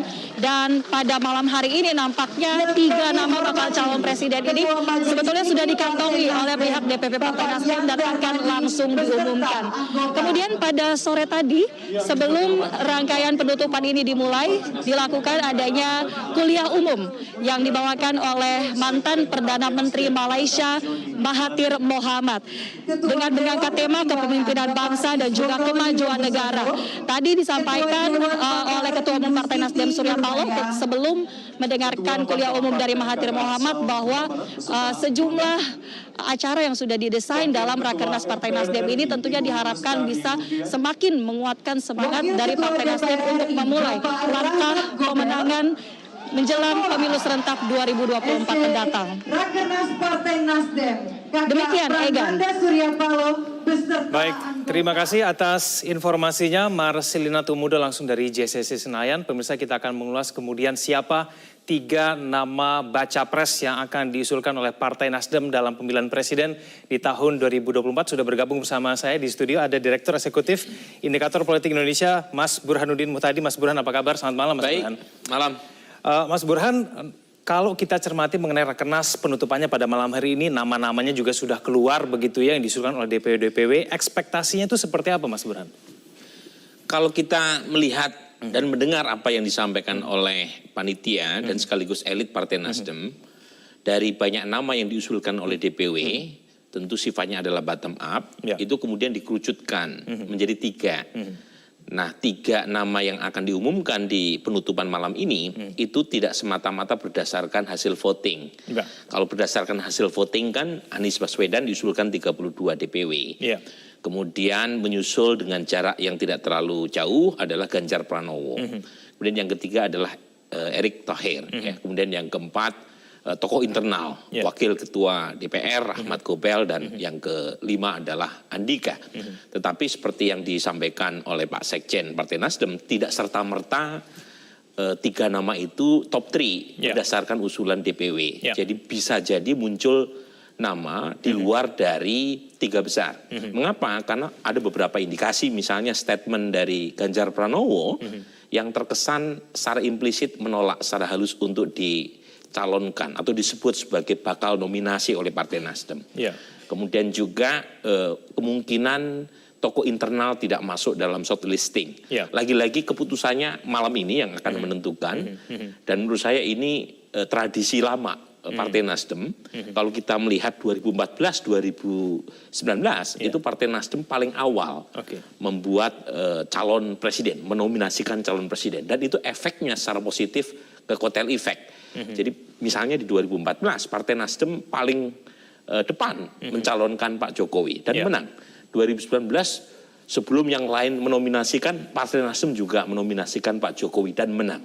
Dan kalau kita lihat misalnya dari riset yang dilakukan oleh Jayadi Hanan dan Denny Irvani, itu clear ada hubungan positif dan sangat signifikan antara calon presiden, yaitu Pak Jokowi 2019 yang diusung oleh Partai Nasdem dengan kotel efek. Nah, cara mengukurnya adalah data KPU per dapil dibandingkan antara dukungan kepada Jokowi dengan Partai Nasdem. Jadi di mana Pak Jokowi dapat suara kuat, Nasdem juga mendapatkan suara kuat selain PDIP dan PKB. Jadi mungkin tradisi itu yang mau diulang, tapi tentu harus diperhitungkan secara matang oleh Partai Nasdem, karena bagaimanapun kalau lebih awal sementara calonnya tidak bersedia itu juga bisa bermasalah. Yang kedua adalah bagaimanapun sekarang Egan itu ada kayak semacam psikologi dari para elit partai-partai lain untuk mencalonkan ketua umum sendiri atau elit dari partai mereka masing-masing. Nah, sementara 3 nama yang disebut oleh DPW itu kan umumnya bukan orang partai, atau kalaupun toh orang partai bukan pemegang remote control partai. Nah, pertanyaannya adalah kalau partai-partai lain pengen menominasikan calon dari ketua umum mereka sendiri, itu bisa juga menjadi persoalan buat Nasdem, karena Nasdem dianggap tanda kutip berbeda dengan suasana umum yang ada di banyak partai-partai lain yang cenderung mengumumkan para ketua umumnya. Nah, ini yang menjelaskan misalnya KIB bikin kelompok sendiri, kemudian ada juga usulan atau pembicaraan antara misalnya Partai Demokrat, kemudian PKB, dan satu lagi adalah PKS. Jadi sepertinya mereka pengen mencari satu formula atau poros yang kira-kira menguntungkan elit partai mereka sendiri. Dan kalau misalnya Nasdem keluar dengan nama yang berbeda dengan arus kebatinan yang muncul di kalangan ketua umum partai yang lain, itu bisa ditinggalkan Nasdem. Jadi betul-betul harus hati-hati. Sekarang mungkin hanya 3, ada waktu untuk mengkerucutkan, ada infonya bulan September, mungkin juga sangat tergantung oleh dinamika dengan koalisi partai lain. Karena bagaimanapun Nasdem bisa tidak membentuk cukup. poros koalisi baru nanti, Mas Burhan? Nah itu sekarang ini kan, ini saya dari dulu mengkritik dan tidak setuju presidensial threshold yang terlalu tinggi, dan itu mengakibatkan sulitnya koalisi yang dibentuk berdasarkan aspirasi dan preferensi dari setiap partai. Nah, praktis dengan presidensial threshold yang tinggi itu kan cuma PD Perjuangan yang bisa menominasikan, yang lain sangat tergantung koalisinya dengan partai lain baru bisa mencalonkan. Nah, di sini problemnya. Kalau misalnya Nasdem punya calon, memang malam ini baru shortlisting 3. Tetapi kalau misalnya 3 nama ini tidak berhasil dikomunikasikan dengan partai lain, itu juga akan menyulitkan Nasdem untuk mensukseskan dalam proses pencalonan. Berarti Mas Burhan paling tidak gini, Partai Nasdem harus memilih 3 nama yang paling tidak mudah dikomunikasikan dengan partai yang lainnya. Dan jangan lupa, ini sebenarnya kan sudah tanda kutip modifikasi dari strategi Partai Nasdem. Karena awalnya kan di acara Kongres Partai Nasdem sebelumnya pengen melakukan konvensi. Tetapi masalahnya adalah berkaca dari pengalaman 2019, ada 2019 dan sebelumnya ada partai politik yang tidak cukup untuk mencalonkan pasangan. Ketika konvensi sudah digelar ternyata tidak cukup dan akhirnya gagal. Dan ini modifikasinya adalah dengan bottom up ini, usulan dari DPW. Tetapi lagi-lagi jangan terburu-buru untuk diputuskan jadi satu nama. Karena kalau sudah keluar satu nama kemudian tidak ada partai lain yang menyambutnya, itu bisa membuat Partai Nasdem kesulitan untuk mencari teman. Nah, itu pertanyaannya Mas, tindak lanjutnya akan seperti apa? Langkah lanjutannya ketika sudah mengumumkan 3 nama itu, lalu kemudian apakah nama-nama yang diumumkan itu harga mati atau tidak? Kita akan kemudian tanyakan itu. Saya akan langsung melempar kepada rekan saya Eva Wondo yang saat ini ada di JCC Senayan. Informasinya Eva sudah bersama dengan Sekretaris Steering Komite Rakernas Partai Nasdem, Willy Aditya. Saya ceramah. Oke, baik. Tampaknya Eva belum bisa bergabung. Kita akan langsung mengikuti dulu suasana dan kondisi terkini. Ada Ustadz Dasat Latif di sana. Kita ikuti bersama. Kenapa kau sibuk, Ustaz? Mau masuk surga atau neraka urusanku? Kususai kau. Kata orang Sulawesi. Tapi coba kalau anggota Partai Nasdem membuat peraturan daerah, membuat peraturan yang melarang pengedaran minuman keras, aman, Pak.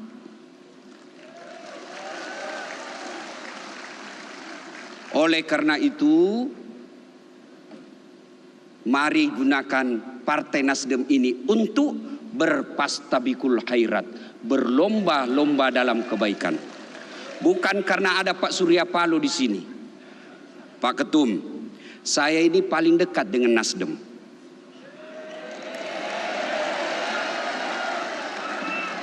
Mana buktinya Ustadz? Satu, simbol. Bajuku bos, lihat sulamnya. Warna Partai Nasdem.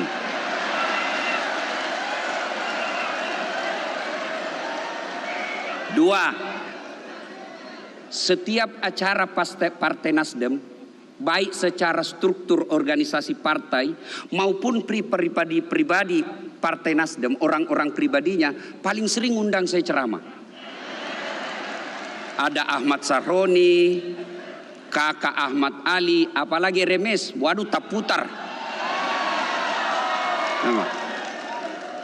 Saya istilahkan kalau orang lain, partai lain ngundang saya, biasanya begini saja metal detektornya goyang. Tapi kalau Partai Nasdem, Pak, begini goyangnya.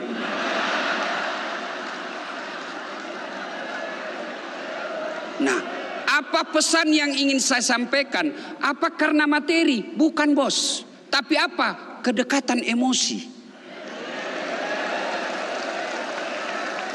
Tidak semua orang bisa dibeli. Tapi jika kalian sudah menyampaikan hatimu kepada rakyatmu, tidak perlu kau punya uang, kau bisa menang. Tapi kalau kau cuma mengandalkan duit, kau hambur duitmu, apa masyarakat kita? Ambil duitnya, tolak maksudnya. Apalagi kau membodohi rakyatmu.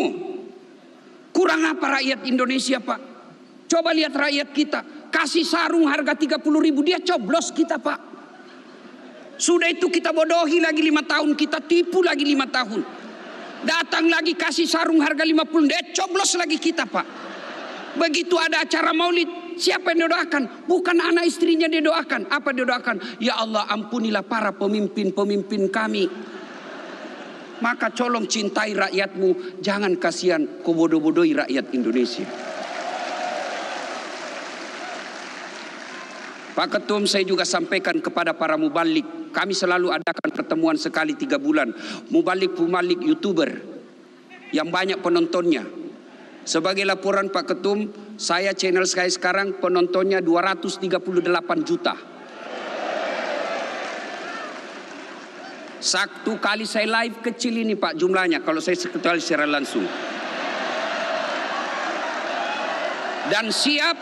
Dan siap digunakan untuk pemenangan Anda.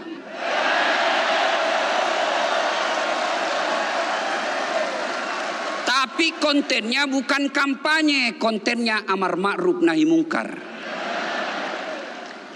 Nah, saya bilang sama teman-teman mubalik, kau cari di negara seperti nikmatnya beragama di Indonesia. Kau ke Arab Saudi, kau ke Mesir, kau ke Irak, bahkan negara Islam yang dekat dengan kita. Malaysia, kau mau bikin masjid, biar kau kaya raya, tidak mungkin kalau tidak dapat izin dari kerajaan. Tapi Indonesia, ada duitmu, ada tanahmu, bangun masjid, tidak ada IMB-nya pun jadi. Kamu mau ceramah, meskipun kau hatam Quran, mau ceramah di Saudi, mau ceramah di Malaysia, tidak bakal bisa tanpa izin dari kerajaan. Di Indonesia, selebriti yang tidak jelas agamanya 10 tahun, tiba-tiba hijrah, pelihara jenggot, celana jingkrang, dia kafir-kafirkan kita.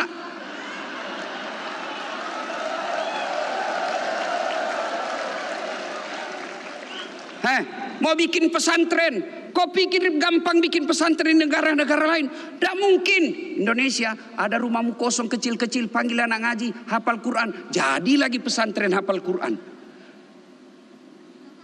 Orang Amerika, Australia, Eropa, Arab datang ke Bali hanya mau melihat sawah yang bertumpuk-tumpuk. Keluar duitannya ratusan juta. Kalian rakyat Indonesia mau lihat sawah, ndak usah keluar ruang. Keluar kau dari rumahmu, kau lihat sawah depan rumahmu. Inilah sebabnya sehingga kita perlu mencintai Republik Indonesia. Dan tidak ada alasan tidak mencintai Republik Indonesia. Karena Nabi mengajarkan kepada kita dua kitab. Bagi kita orang Islam dua pedoman hidup kita. Al-Quran, Sunnah. Dan Sunnah mengajarkan, hadis menginformasikan. Hubbul watan minal iman. Cinta negara adalah bagian dari iman. Karena waktu terbatas kita berdoa sekarang.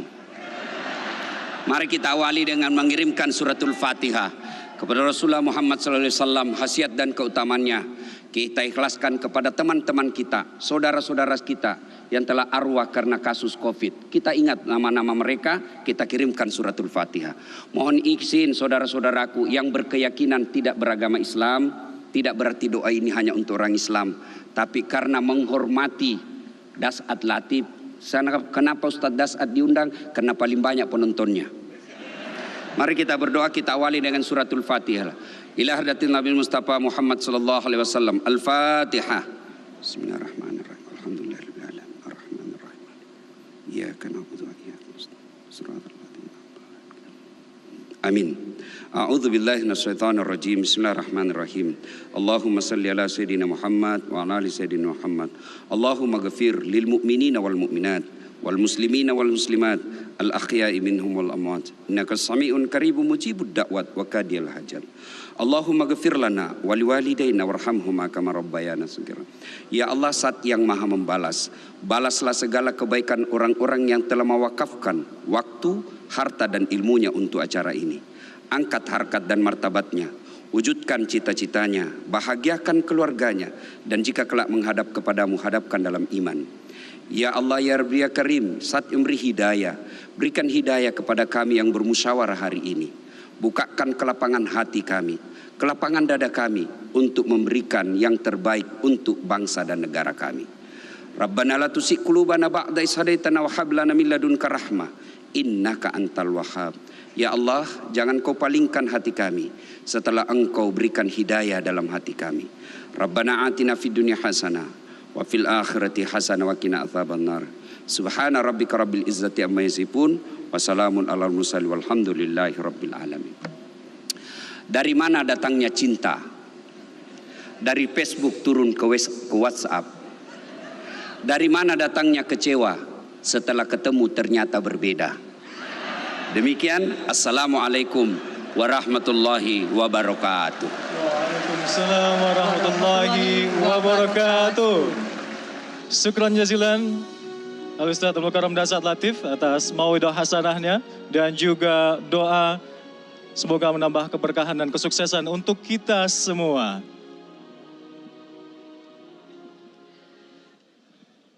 Menyanyikan lagu kebangsaan Indonesia Raya dilanjutkan dengan Mars Partai Nasdem. Hadirin dimohon berdiri. Indonesia Raya.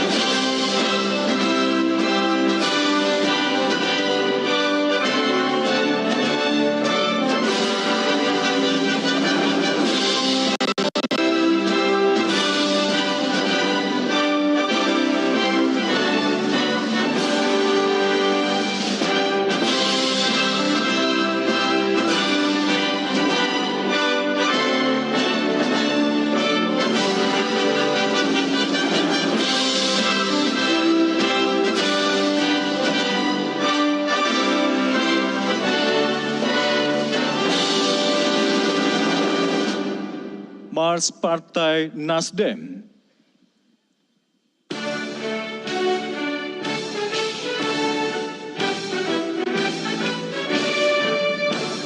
Nasdem, Nasdem, Nasdem, cipta demokrasi yang adil, membangun negeri dengan Bhinneka Tunggal Ika, junjung tinggi Pancasila. Nasdem, Nasdem, Nasdem, adil, makmur dan sejahtera, itulah arah bangsa masa depan gemilang, Indonesia jaya. Nasdem, Nasdem, Nasdem, adil, makmur dan sejahtera, itulah arah bangsa masa depan gemilang, Indonesia jaya.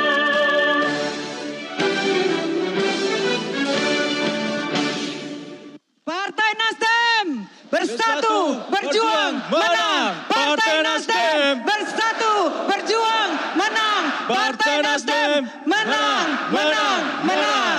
Silakan untuk kembali duduk. Terima kasih.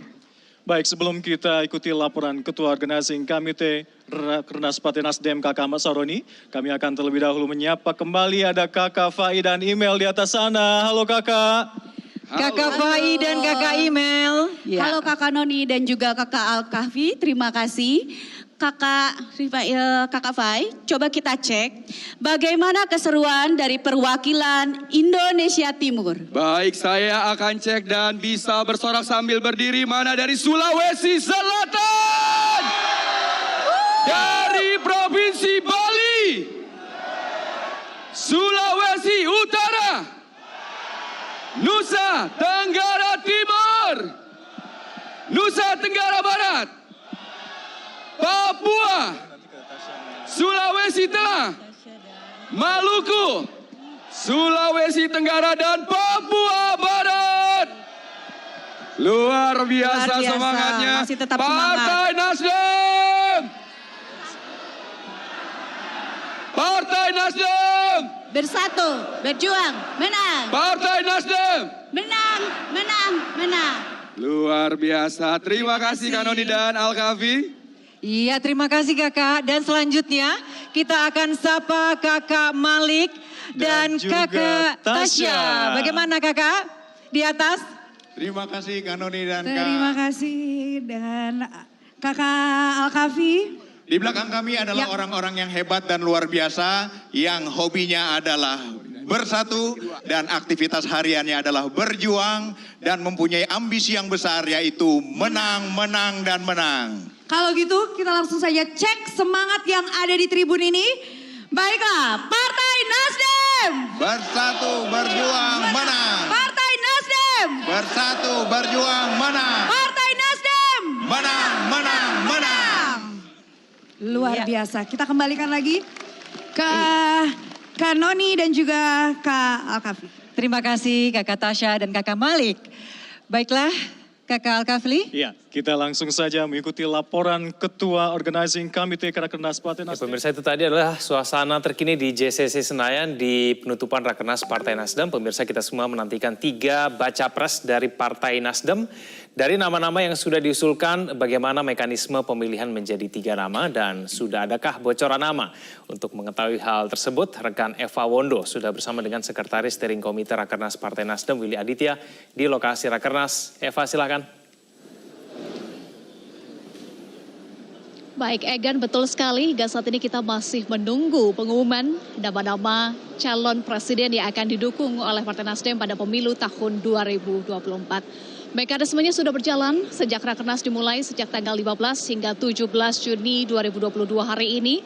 Dan hari ini adalah closing ceremony, termasuk nanti juga akan diumumkan langsung oleh Ketua Umum Partai Nasdem Surya Paloh nama-nama hasil rekomendasi atau usulan, awalnya usulan dari DPW, 34 DPW seluruh Indonesia, kemudian diformulasikan melalui pleno oleh steering committee, kemudian akan disampaikan melalui rekomendasi 3 nama dan akan diumumkan langsung oleh Ketua Umum Partai Nasdem Surya Paloh sekitar pukul 20 lebih 45 menit waktu Indonesia Barat. Untuk membahas lebih lanjut, saat ini kami sudah bersama dengan Sekretaris Steering Committee Willy Aditya. Bang Willy, tentu kita masih menunggu ya, sekitar 15 menit lagi, Ketua Umum Partai Nasdem Surya Paloh akan membacakan 3 nama. Lalu kita bahas dulu sebetulnya Bang Willy mekanismenya atau pleno sudah berlangsung hingga tengah malam tadi ya. Bagaimana dinamika yang terjadi? Ya sangat dinamis Eva, di mana setelah laporan dari masing-masing DPW, kemudian menyerahkan nama ke DPP dan kemudian kami melakukan pleno tadi malam dengan suasana musyawarah dan akhirnya bisa bermufakat ya.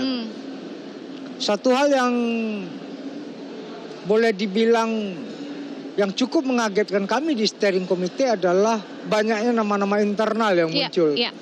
Walaupun Pak Surya di beberapa saat yang lalu menegaskan untuk pemilu presiden 2024 kali ini Partai Nasdem belum akan mengusulkan nama calon presiden dari internal Partai Nasdem.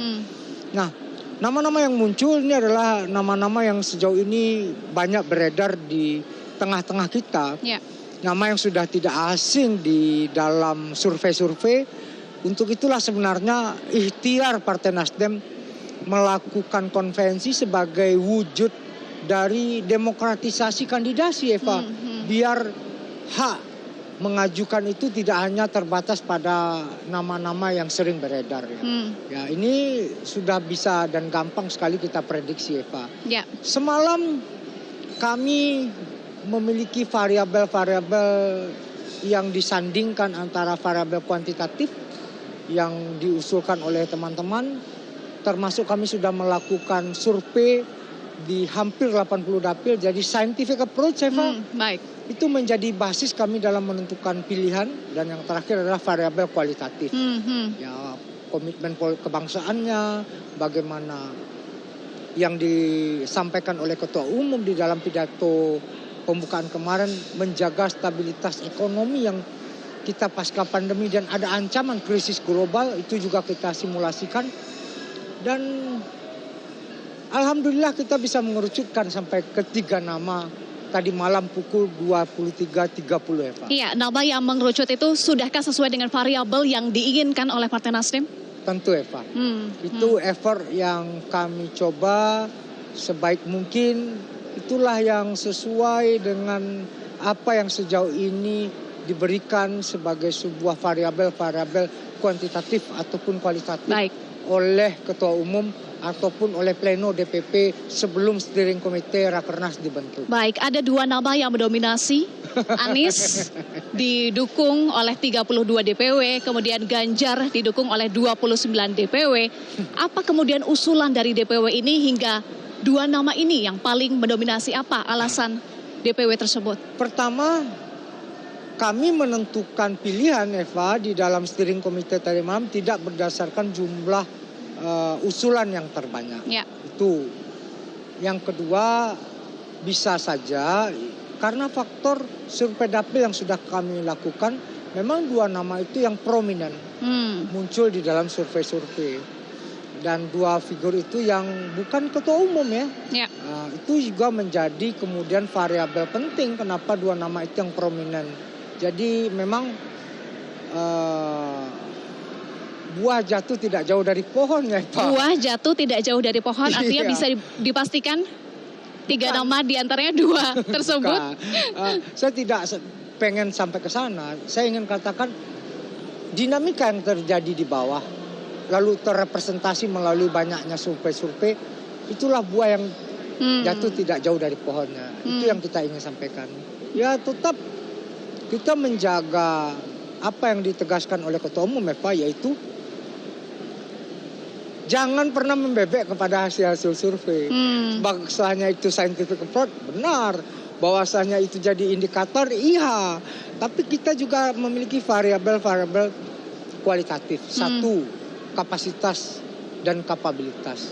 Jadi proses itu juga bagi seorang presiden, bagi seorang bakal calon presiden, dia harus memiliki integritas yang clear, dia harus memiliki kapasitas, apalagi Pak Surya dalam pidato kemarin sangat luar biasa ya. Indonesia memiliki potensi sebagai epicentrum di tengah pergeseran geopolitik dunia. Nah, bagaimana seorang bakal calon presiden memiliki kapasitas leadership untuk memimpin perubahan untuk bisa Indonesia menjadi epicentrum dunia baru. Nah, variabel itu kami susun semalam mendasarkan pada pendekatan yang kualitatif. Variabel itu lebih penting dibandingkan mau bebek dari hasil survei ya? Iya, baik. Itu garis yang diberikan oleh Ketua Umum kepada kami di steering committee. Yang menarik dan tadi juga sempat disinggung oleh Bang Willy soal nama-nama internal. Itu diusulkan ada Rahmat Gobel, Lestari Mordiat, Siswono Yudhohusodo, Ahmad Syaroni, Syahrul Yassin Limpo, hingga Prananda Suryapalo. Apakah ini artinya bahwa sebetulnya di tingkat akar rumput juga menginginkan kader internal yang dicalonkan? Ya, tentu itu emosional base. Ya. Dan Nasdem adalah partai yang rasional. Kita harus menarik sebuah pembelajaran dalam politik kontemporer Indonesia. Kita beruntung memiliki seorang figur Surya Paloh.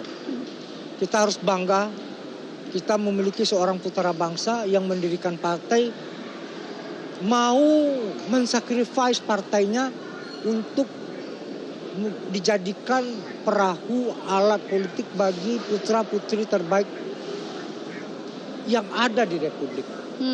Orang mendirikan partai, Eva, untuk dia jadi calon presiden. Dia untuk maju sesuatu. Tapi Pak Surya tidak, Eva. Ini yang kemudian benar-benar ada sebuah kerelaan untuk kemudian itu didedikasikan, entah itu kepala daerah, entah itu menteri, entah itu pengusaha, entah itu bahkan kader partai lain, Eva. Ya. Nah, kalau berkaca daripada banyaknya suara-suara yang merepresentasikan dari figur-figur dari internal Partai Nasdem, itu menunjukkan bahwasanya, bagaimana kalau ini Pak Surya, bagaimana kalau ini steering committee, ya bisa-bisa saja, tapi ini belum momentum. Pak Surya bilang kepada kami, ada momennya, ada saatnya nanti di pemilu 2029 kita akan mengusulkan insya Allah kader dari internal Partai Nasdem. Artinya Nasdem memiliki akar yang kuat. Tapi juga tidak menutup kemungkinan Nasdem adalah selalu partai yang rasional, partai yang terbuka, dan partai yang saintifik. Di atas dasar itulah Nasdem luas berpolitik dan tidak memiliki handicap yang kemudian bisa membuat batasan dengan partai-partai lain. Baik. Saya melihat inilah yang kemudian keteladanan yang dibutuhkan oleh Indonesia dan bahkan perpolitikan kita, Eva. Baik, artinya peluang dari kader internal sendiri bagaimana? Untuk pemilu kali ini tidak ada. Jadi itu dipersiapkan untuk pemilu mendatang? Ya.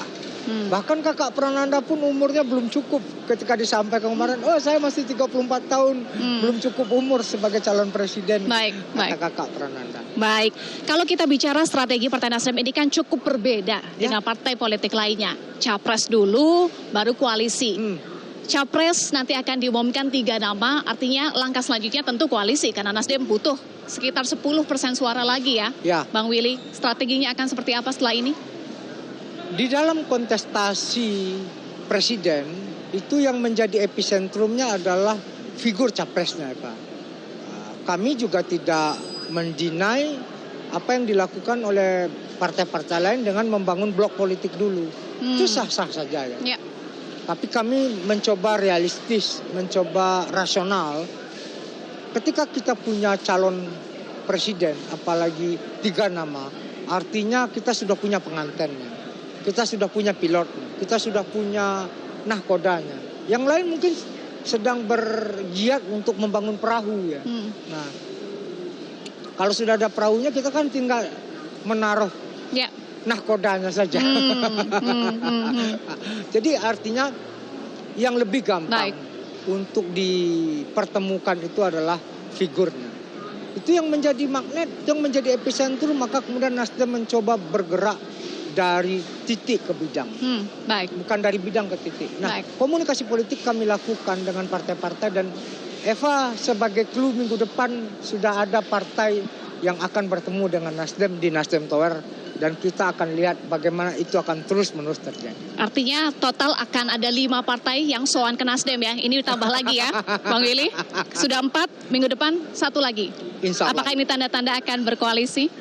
Ya, koalisi membutuhkan penjajakan. Habis penjajakan, habis itu dilakukan saling kesepahaman.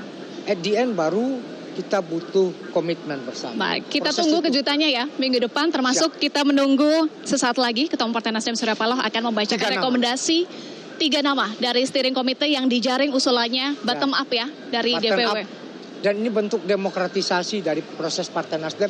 Orang bilang ini adalah preliminary election. Dan Baik. itu yang dilakukan oleh Partai Nasdem. Baik, terima kasih Sekretaris Steering Committee Makasih, Rakernas Eva. Partai Nasdem, Willy Aditya sudah bergabung bersama kami. Kita nantikan bersama sesaat lagi.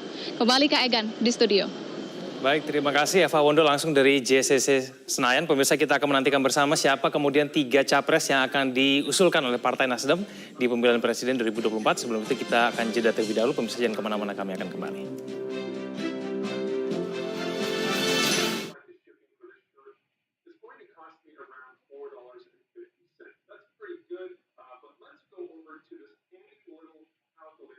Which will calculate and add everything up, including the fees on Etsy, just to let you know what your profit margin will be.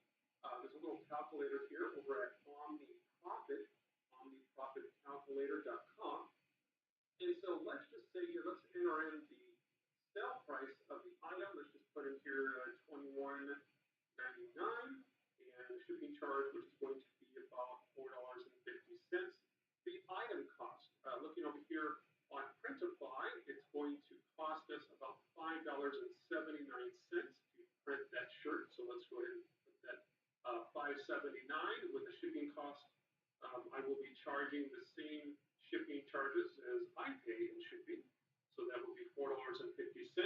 Now, when it comes to the payment method, I tend to find that the Etsy and the PayPal fees are pretty close to about the same. You may save just a little bit more using the Etsy option here, which is the Etsy Direct Checkout. And so, but after you select the payment method, it's going to give you some results down here at the bottom, and you can see that the revenue is $26.49, so that's the entire price of the sale. The fees for Etsy,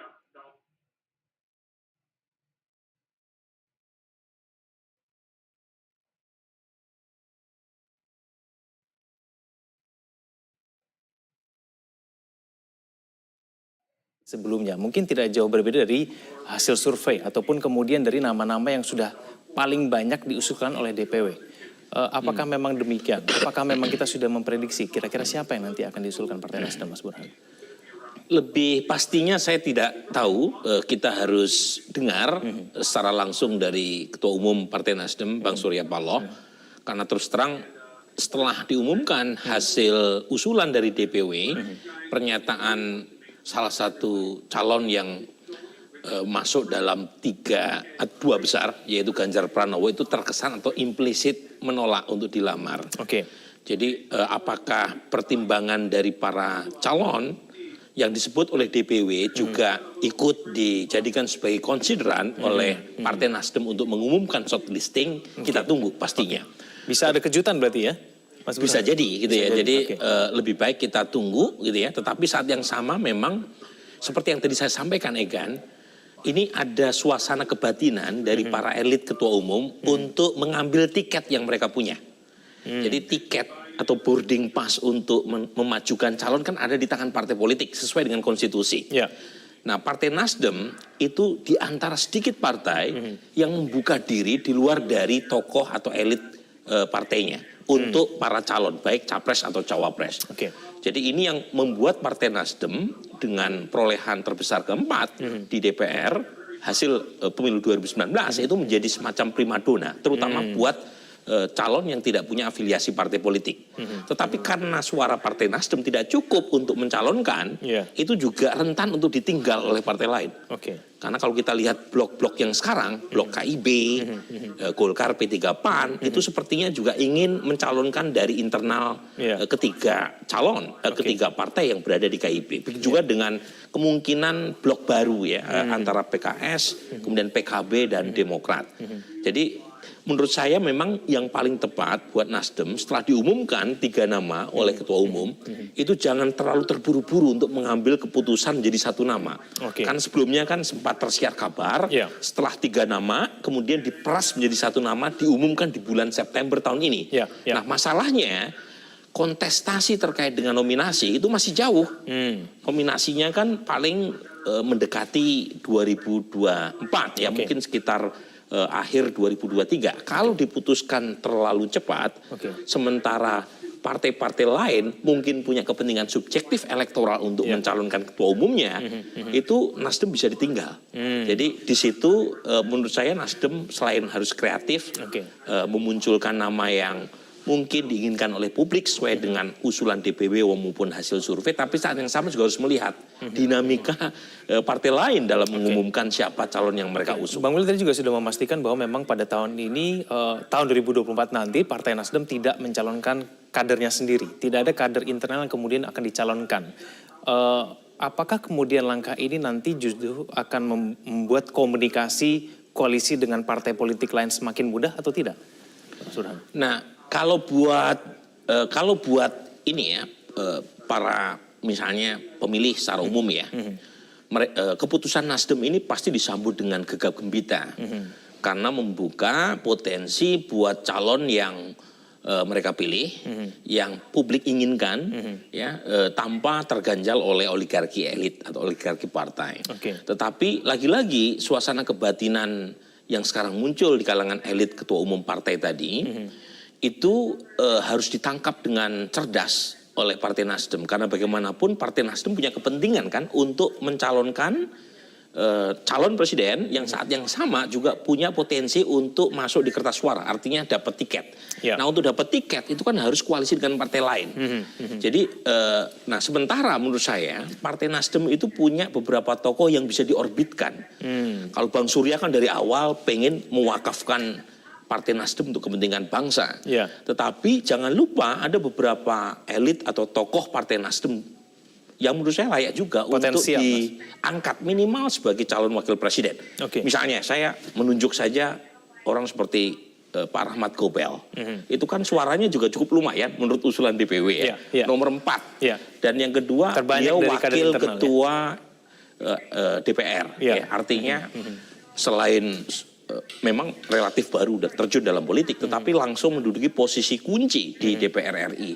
Kemudian juga representasi dari Indonesia bagian timur, punya latar belakang pengusaha. Memang kalau lihat hari ini elektabilitasnya rendah sekali. Saya ngomong apa adanya ya. Tetapi kan masih ada waktu yang mungkin saja kalau tokoh-tokoh internal itu diberi kesempatan untuk bekerja, itu bukan hanya membantu meningkatkan popularitas yang bersangkutan, tapi juga mungkin membantu buat Partai Nasdem. Nama lain misalnya Pak Ahmad Sahroni.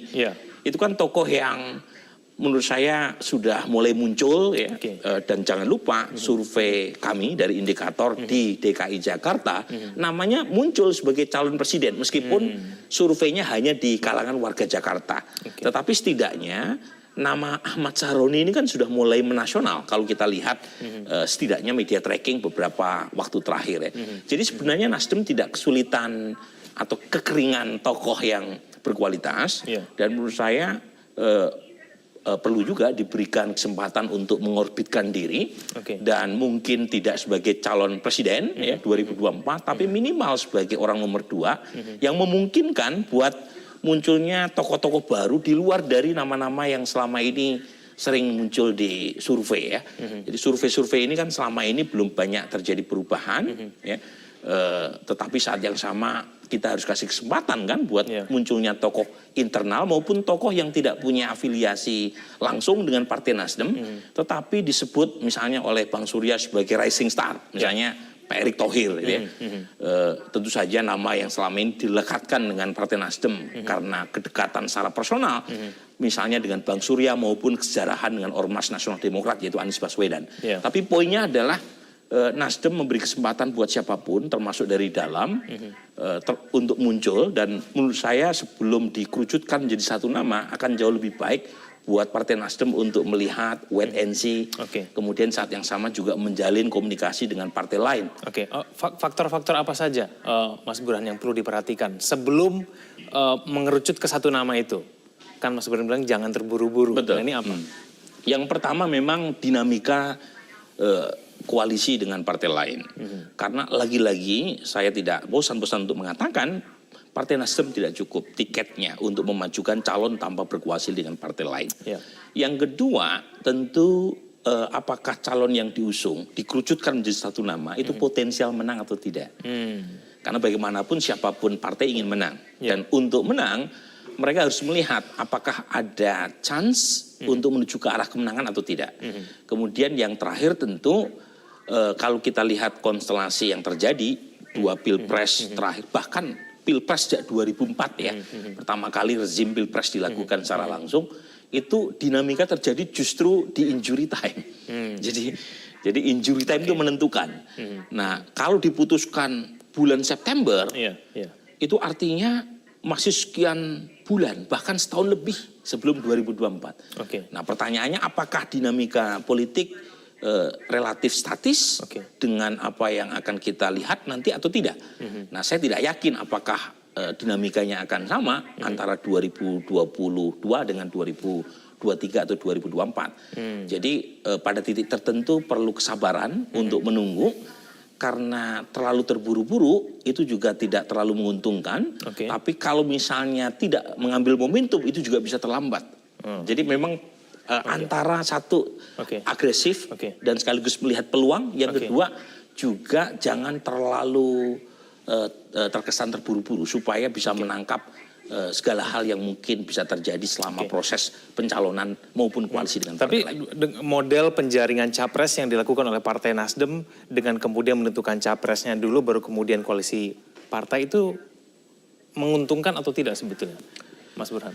Menguntungkan karena ini stealing the soul, ya, mencuri panggung. Jadi ibarat partai lain masih kasakusuk sana kemari, kemudian partai lain masih melakukan proses penjajakan, masih mencoba menawar-nawarkan ketua umumnya, misalnya Partai Golkar, kemudian PKB dan seterusnya.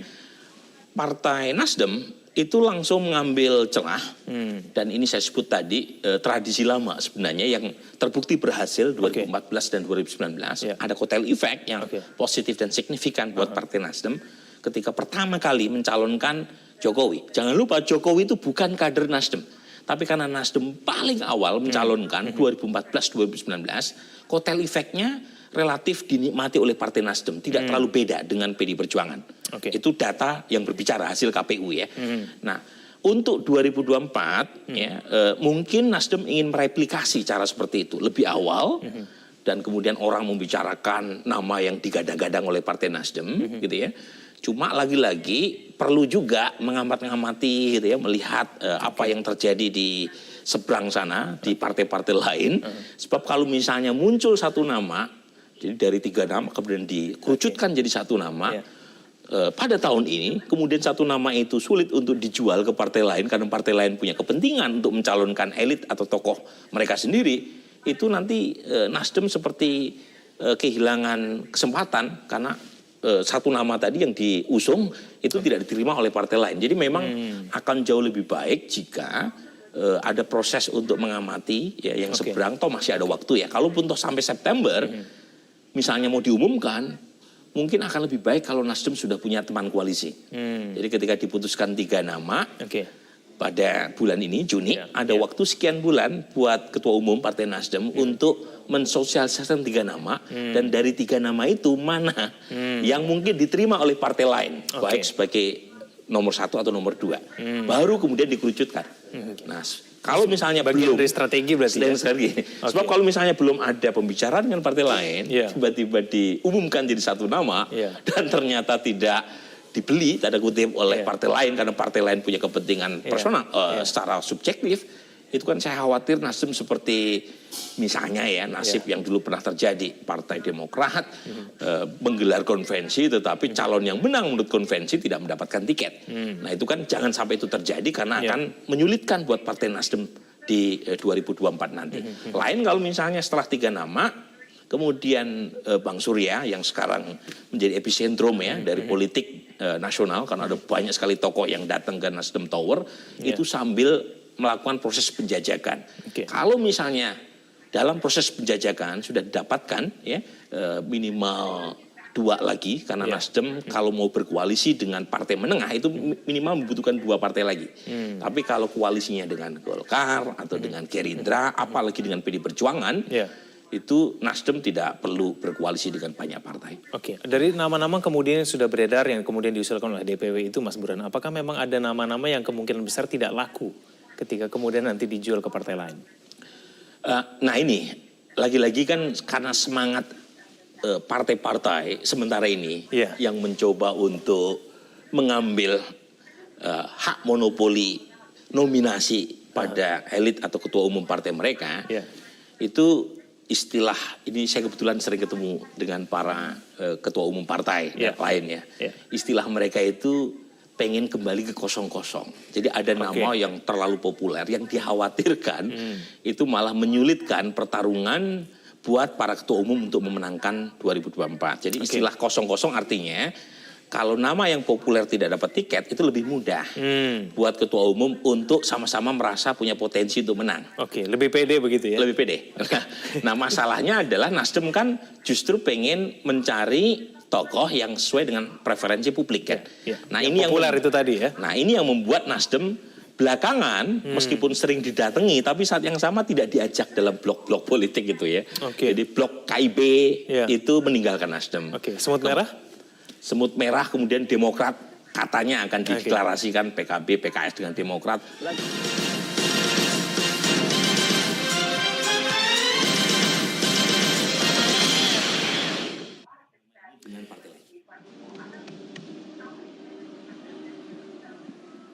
Assalamualaikum warahmatullahi wabarakatuh. Dalam pemilihan presiden 2024. Selamat malam, salam sejahtera bagi kita semua. Teman-teman, hadirin hadirat, para peserta kongres, setelah melalui mekanisme rakernas yang cukup dinamis dan penuh dengan sukacita, steering committee telah menggodok 3 nama. 3 nama itu tentu sesuai dengan kriteria yang diinginkan oleh ketua umum dan pasti memenuhi persyaratan yang diajukan oleh Partai Nasdem. Maka dengan seizin Rakernas yang sangat mulia ini dan seizin Tuhan Yang Maha Esa, rekomendasi Rakernas ini saya mewakili anggota steering committee menyerahkan kepada Ketua Umum. Ketua Umum dengan hormat untuk menuju ke panggung berkenan menerima hasil Rakernas Partai Nasdem.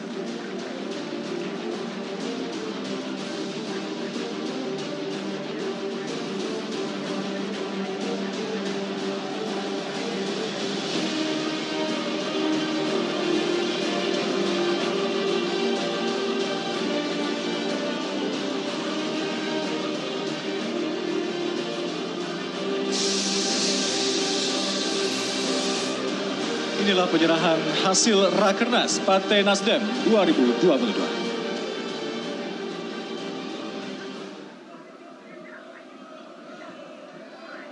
Pengarahan Ketua Umum Partai Nasdem.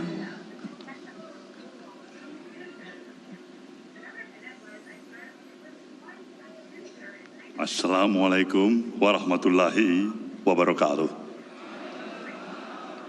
Selamat malam dan salam sejahtera untuk kita semuanya. Majelis Tinggi beserta dengan seluruh anggota, seluruh fungsionaris DPP, DPW, DPD, para bakal calon legislatif, beserta Rakernas yang saya banggakan, hadirin dan hadirat yang saya muliakan. Tanpa terasa, kita telah melalui menjelang 3 hari penuh pelaksanaan Rakernas yang telah kita laksanakan di tempat ini.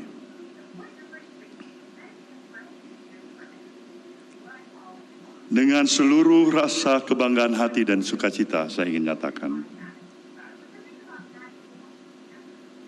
betapa saya bisa merasakan antusiasme, keinginan, spirit, semangat, sungguh membesarkan hati saya terhadap saudara peserta Rakernas semuanya. Ini adalah modal kita, sebuah modal yang cukup berarti untuk kita berjalan, bergerak di dalam keinginan mencapai objektif tujuan yang akan kita capai. Tanpa terasa sudah perjalanan partai ini juga mendekati 11 tahun. Sebagai partai yang relatif berusia muda,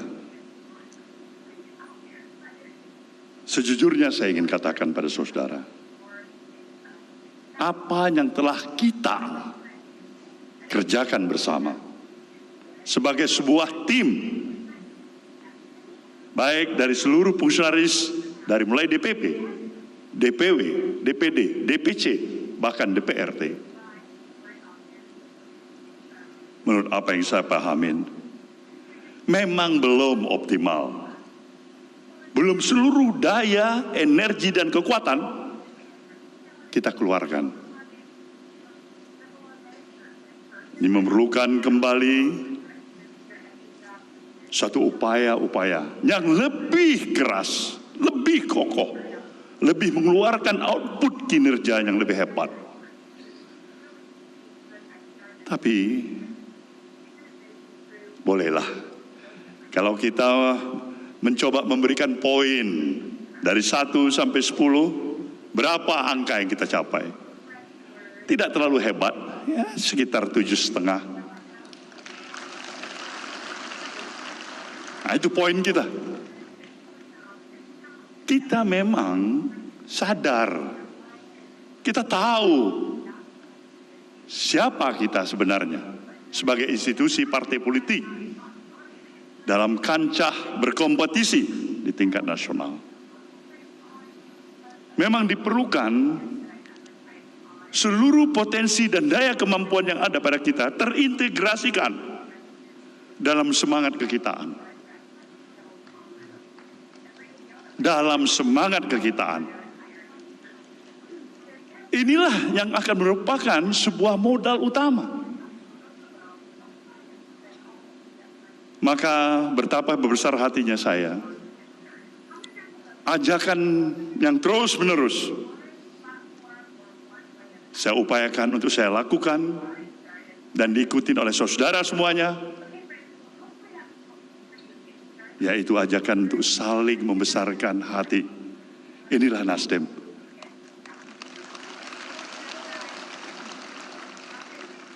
Inilah suasana kebatinan di partai ini. Dan inilah apa yang saya harapkan ketika saya mendirikan partai ini. Suasana kekitaan. Kita saling membesarkan hati. Ini adalah suatu kekuatan. Nah, energi positif yang seperti inilah yang saya yakinin akan bisa memberikan arti ketika kita ikut memberikan kontribusi pemikiran-pemikiran kita kepada masyarakat. Kita bisa berbicara dalam banyak hal dan aspek-aspek apa saja yang ada dalam kehidupan ini.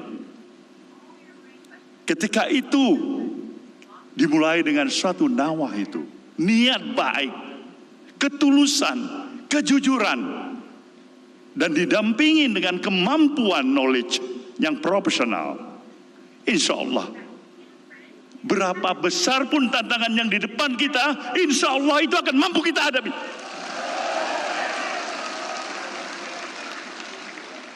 Kita akan mampu menghadapi itu.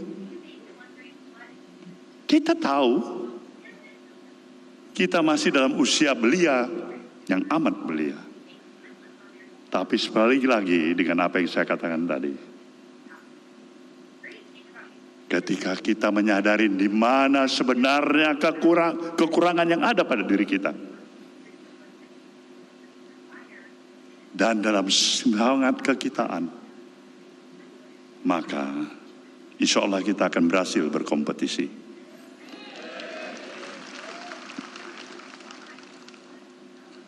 Suasana Rakernas ini adalah merupakan ekspresi kita semuanya. Ini adalah Rakernas yang paling terheboh dalam perjalanan partai-partai politik negeri ini.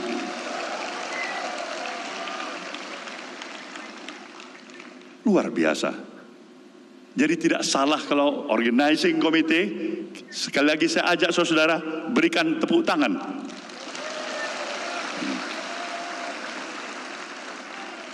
Tapi bukan hanya itu, pemikiran-pemikiran, konsepsi, gagasan, hingga melahirkan rekomendasi apa yang ada di tangan saya ini. Itu juga sebuah perenungan hasil keras daripada kawan-kawan saudara steering committee. Kita berikan tepuk tangan juga.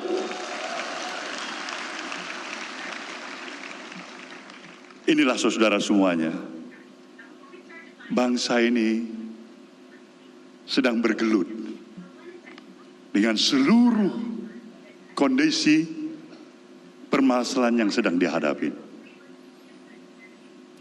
Kita mempunyai sebenarnya modal besar dalam apa yang kita miliki sebagai suatu bangsa. Saya pernah katakan dan berapa kali saya katakan, tidak semua bangsa-bangsa lain di permukaan bumi ini mendapatkan anugerah yang begitu luar biasa dari Sang Maha Pencipta seperti kita di Indonesia ini.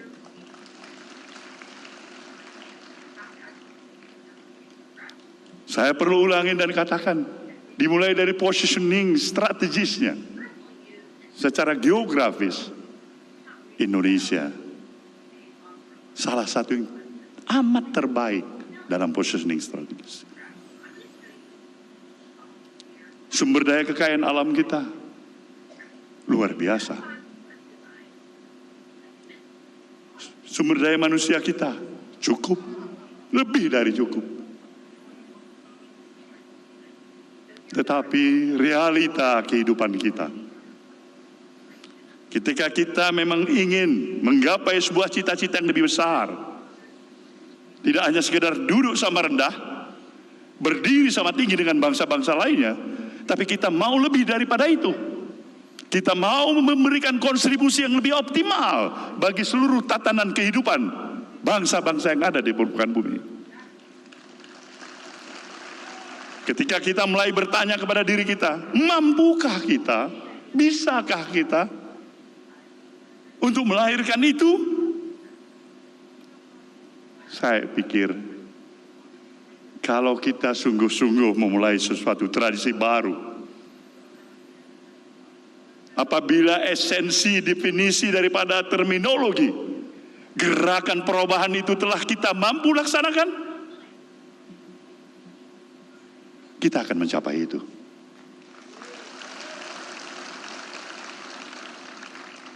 Tetapi realita kehidupan yang ada dalam interaksi sosial membuat kita harus bisa menerima fakta objektif yang ada. Kita masih jauh dari harapan itu. Negara dengan produksi minyak yang terbesar misalnya, palm oil. Nah, kita kesulitan minyak goreng berbulan-bulan.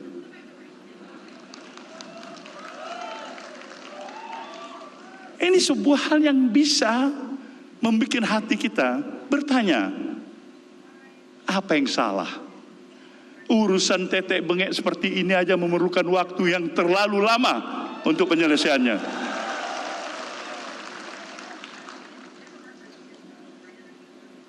Inilah saudara, kenapa kita harus terus-menerus berjuang untuk membawa misi gerakan perubahan ini.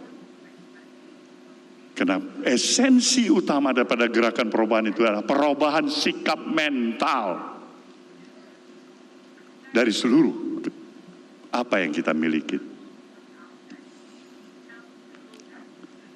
Jadi kita memang harus berterima kasih kalau ada ustadz kita, ulama kita seperti Dasar Latif ini. Indonesia memerlukan dasar yang banyak, bukan satu. Kenapa saya katakan begitu? Kita simak pikiran-pikirannya. Kita dengar ajakannya. Indonesia membutuhkan itu. Ajakan-ajakan yang memberikan kesejukan hati. Ajakan yang memberikan rasa optimisme. Dan sedikit banyaknya juga mengandung humoris. Membuat jiwa kita hidup. Tapi ketika sebaliknya, Ustadz hanya menghakimin kita, kamu akan masuk neraka, pasti masuk neraka, kita pun lemas. Apa ini Ustadz ini mau bisa memfitoge mengajak kita untuk masuk neraka? Siapa dia? Membuat terminologi definisi Islam itu adalah Islam yang harus mampu untuk mengusir para kafir. Jangan dekat-dekat, tidak boleh bergaul, tidak boleh bersadif. Ini yang kita makan sehari-hari melalui kemampuan, kemajuan teknologi yang kita serap dalam praktek kehidupan keseharian kita. Dengan mempergunakan sosial media misalnya. Jadi ini adalah problematik kita sebagai satu bangsa. Maka diperlukan upaya yang terus-menerus secara konsisten. Ajakan-ajakan yang membesarkan hati kita. Kita adalah bangsa yang besar. Siapa yang harus berperan untuk bisa mendapatkan referensi yang berarti agar diikuti oleh masyarakat kita? Saya pikir bukan hanya para ustadz. Tidak cukup. Para ulama tidak cukup. Pemerintah tidak cukup. Partai-partai politik apalagi. Ini adalah merupakan misi dan tugas kita sebagai satu bangsa. Tetapi bagaimanapun diperlukan kepala lokomotif yang menarik gerbong lokomotif itu. Disinilah peran para elit-elit bangsa ini, para pemuka-pemuka bangsa. Pemuka-pemuka bangsa sebetulnya yang perlu menjadi catatan kita, tidak banyak yang diminta oleh masyarakat. Satu hal yang pasti dirindukan, apa itu? Keteladanan. Keteladanan. Maka ketika semangat praktek keteladanan ini semakin hari semakin tergerus, menangislah bangsa ini. Ketika para pemuka bangsa ini, pemimpin-pemimpin bangsa ini, termasuk pemimpin-pemimpin institusi partai politik, pikirannya, kerjanya hanya untuk dirinya, memperkuat dan memperbanyak pundi-pundi di kantongnya, hanya mengatur anak istrinya semata-mata, familinya, menangislah republik ini, saudaraku semua.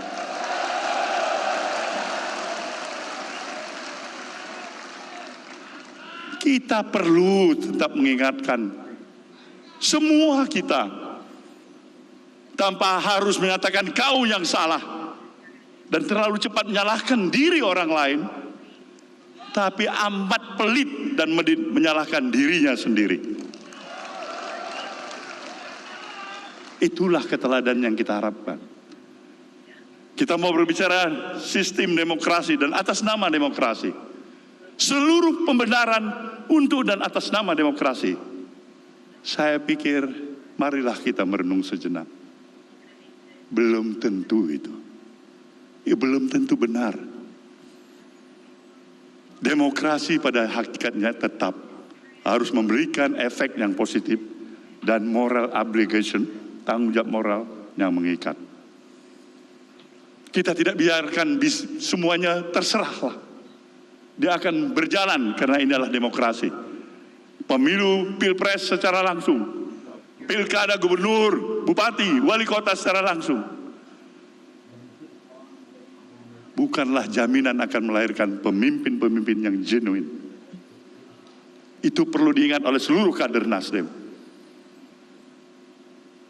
Maka selektivitas yang lebih objektif secara proporsional itu harus kita mulai juga dari diri kita. Kalau sekedar hanya mencalonkan saja berdasarkan pertimbangan-pertimbangan pragmatisme, menangislah negeri ini. Pertimbangan kita harus lebih bisa mendasari pikiran-pikiran yang lebih objektif untuk kepentingan yang lebih besar. Bukan juga hanya kepentingan hari ini, tapi juga menyangkut kepentingan hari ini, hari esok, dan masa depan anak cucu kita. Indonesia memerlukan pikiran-pikiran ini. Tantangan kita begitu kompleks. Kita hanya mengandalkan sumber daya kekayaan alam yang kita miliki. Kita mensyukurin itu. Tapi itu sudah bukan lagi merupakan modal kapital aset yang utama dalam berkompetisi di dunia ini. Banyak negara-negara lain yang tidak memiliki kekayaan sumber daya alamnya. Mereka bisa mengatur negara-negara yang sumber daya kekayaan alamnya lebih hebat. Dan itu tidak boleh terjadi di negeri kita ini sepanjang ada Partai Nasdem. Inilah wujud dan bentuk nasionalisme kita. Kita sayang pada negeri ini.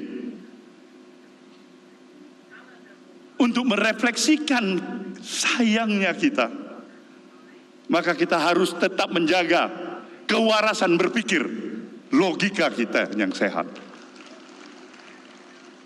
Kita boleh kurang dalam banyak hal, tapi jangan permainkan akal sehat, saudaraku semuanya. Maka Nasdem mengingatkan, Indonesia adalah milik kita.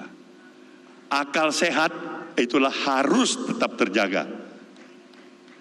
Dan pikiran-pikiran yang penuh sinisme, tuduhan-tuduhan yang tidak berdasar, fitnah, saya pikir itu menambah beban bagi bangsa ini.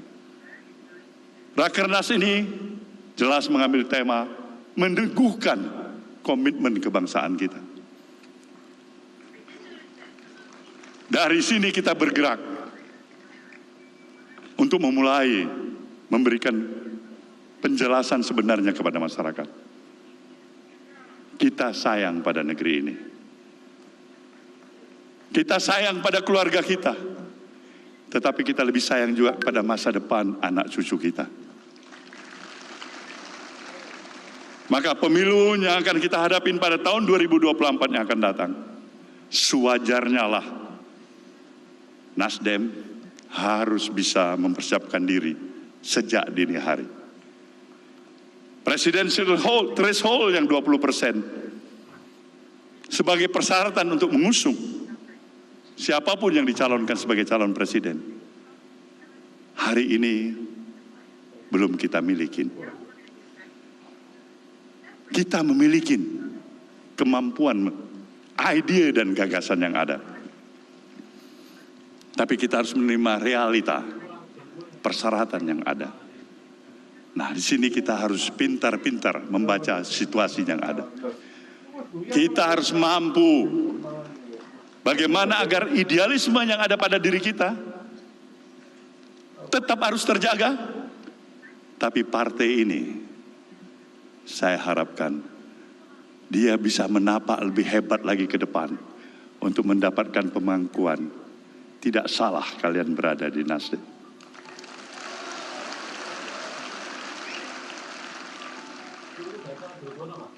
Maka kalau ada yang bertanya, kenapa malam hari ini Nasdem sudah mempersiapkan calon presiden yang akan diusungnya pada tahun 2024 yang akan datang? Jawabannya sederhana, karena kita tahu diri. Kita tahu diri. Kita tidak bisa bekerja dalam speed yang sama. Kita tidak bisa bekerja seperti itu. Kita tahu kita masih punya banyak kelemahan. Kita tahu kita masih kurang persyaratan. Tetapi kita berikhtiar. Kita memohon pada Sang Maha Pencipta. Diniatkan dengan niat baik tadi. Ketulusan hati, kejujuran hati. Ini modal kita. Dan kalau ada mau bermain-main dengan Nasdem, itu bukan urusan Nasdem lagi, saudaraku semua.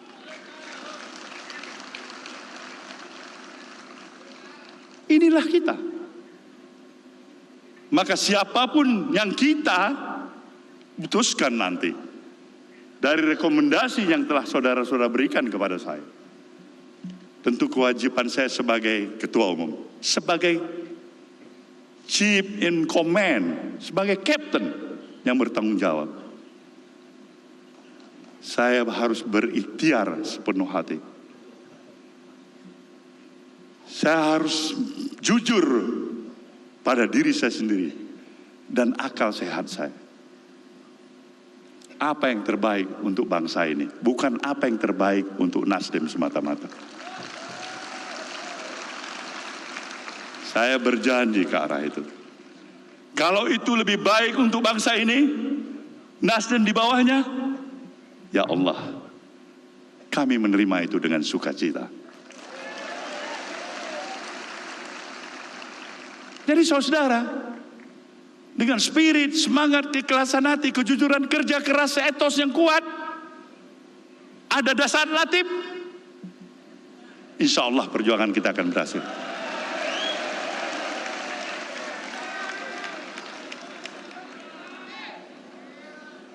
Maka tantangan demi tantangan, dari satu persoalan yang kita hadapin selesai, dalam kehidupan ini, bersiaplah kita menghadapi persoalan baru.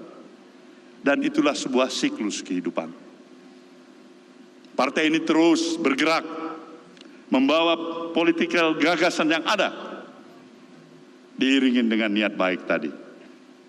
Saya harus nyatakan pada saudara, kalau kita mau menang, bekerjalah dengan kejujuran hati. Karena saya yakin dan percaya, arah angin sejalan dengan keinginan Nasdem. Arah angin perubahan, saudaraku. Arah angin perubahan. Ini yang harus bisa kita baca. Sebuah tanda-tanda emosi publik yang dekat dengan nuansa cara berpikir Nasdem, itu adalah modal besar. Bersiap-siaplah ke arah itu. Tapi marilah kita menjaga komitmen diri kita bersama. Seandainya memang kita pun menjadi sesuatu yang lebih hebat dari apa yang kita miliki hari ini, tetaplah kita dengan apanya ada seperti kita hari ini. Kita harus bisa menjaga komunikasi pada seluruh komponen masyarakat secara lebih bijak, secara lebih luas. Buang itu praktek kesombongan, merasa hebat sendiri, merasa paling mantap sendiri. Ya, itu bukan Nasdem. Ada urusan apa?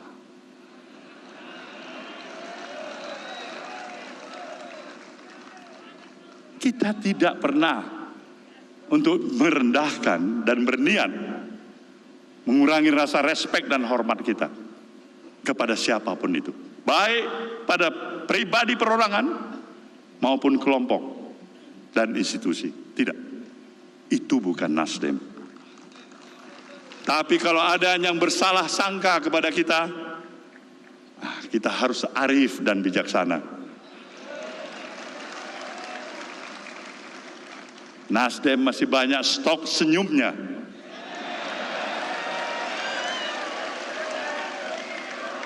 Nasdem harus terbiasa dengan humor, dengan canda, dan tertawa dan berpolitik dengan sukaria. Itu jauh lebih baik.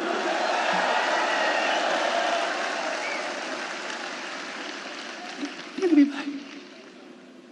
Ini jauh lebih berarti dan ini dinantikan oleh bangsa ini. Politik merendahkan satu sama lain, sombong dengan kesombongan yang pada diri.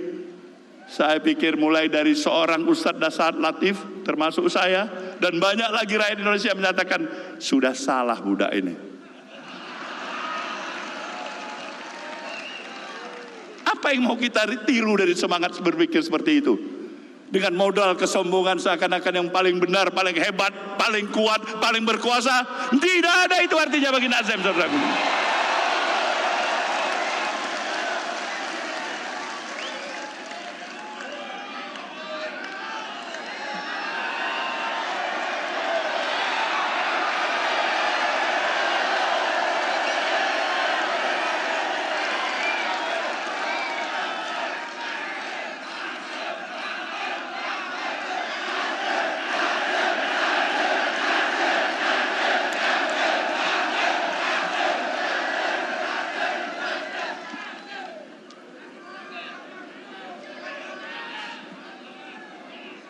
Untuk itulah saudaraku, tetaplah kita berjuang dengan mengedepankan akal sehat. Kemampuan profesionalisme kita adalah merupakan andalan, tetapi apabila dia tetap didampingin oleh moralitas.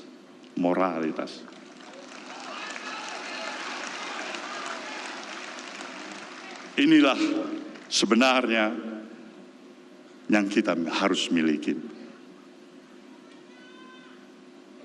Satu gubernur bersama kita cukup, tapi bisa juga amat tidak cukup sama sekali.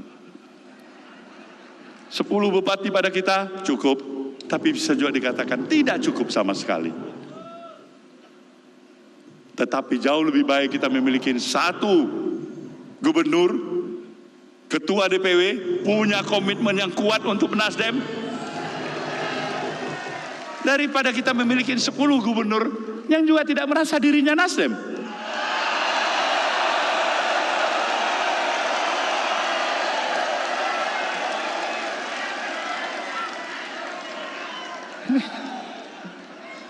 Jadi kita mulai, saudaraku semuanya. Inilah perjuangan kita. Maka dalam perjalanan partai ini ke depan, kita harus berupaya untuk meningkatkan perolehan elektoral kita. Karena itu yang akan membawa kita. Tidak ada lagi lembaga survei yang menyatakan itu partai hanya 3%, 2%. Saya tidak marah sebagai ketua umum, cuman saya itu merasa terima kasih juga dia. Ini membuat tantangan kepada saya sebagai ketua umum partai ini. Insya Allah, sebagai kapten, saudara-saudara, saya akan bawa kapal ini sebagai nahoda ke arah tempat yang lebih baik. Pemilu yang lalu, 2019 kita peroleh 59 kursi. Tapi saya mau bertanya pada saudara, bisakah kita meningkatkan jumlah perolehan kursi kita jauh lebih baik? Bisa kalau kita jujur pada teriakan bisa tadi. Kita berupaya ke arah sana, saudaraku semuanya, dengan seluruh tantangan, lapangan yang kita harus hadapi. Tapi Dewan Pimpinan Pusat Partai, saya berserta dengan kawan-kawan, berikhtiar. Ya, kalaupun kita tidak menjadi partai pemenang, tapi dekat-dekat situ. Harus benar-benar dekat. Dan saya mau menyatakan komitmen saya. Dan saya membutuhkan dukungan saudara semuanya. Kita akan buktikan, insya Allah, Nasdem tidak salah. Nasdem adalah pilihan yang terbaik. Maka dari itulah saya mencoba membuka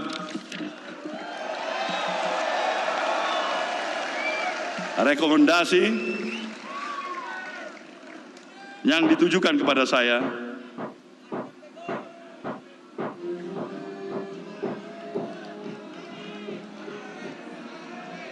dengan hal mana Rakernas ini memutuskan menetapkan rekomendasi nama-nama bakal calon Presiden Republik Indonesia yang akan diusung oleh Partai Nasdem pada pemilu 2024 yang akan datang dari 3 nama. 3 nama ini adalah pilihan saudara, pilihan Rakernas. Saya harus mengingatkan, tidak ada yang kurang satu sama lain di antara 3 nama ini. Tidak ada yang kurang. Nilainya sama di mata saya sebagai Ketua Umum DPP. Urutannya boleh 1, 2, 3, tapi itu adalah berdasarkan urutan abjad. Kualifikasinya sama, dan itulah komitmen saya dan penghargaan saya kepada saudara di Rakernas ini. Maka saya akan bacakan penetapan rekomendasi nama-nama bakal calon Presiden Republik Indonesia pada pemilu 2024. Pertama, Anies Rashid Baswedan.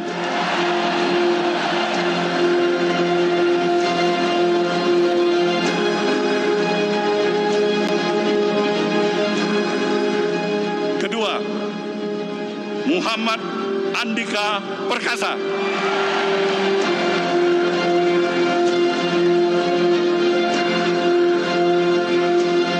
Ketiga, Ganjar Pranowo.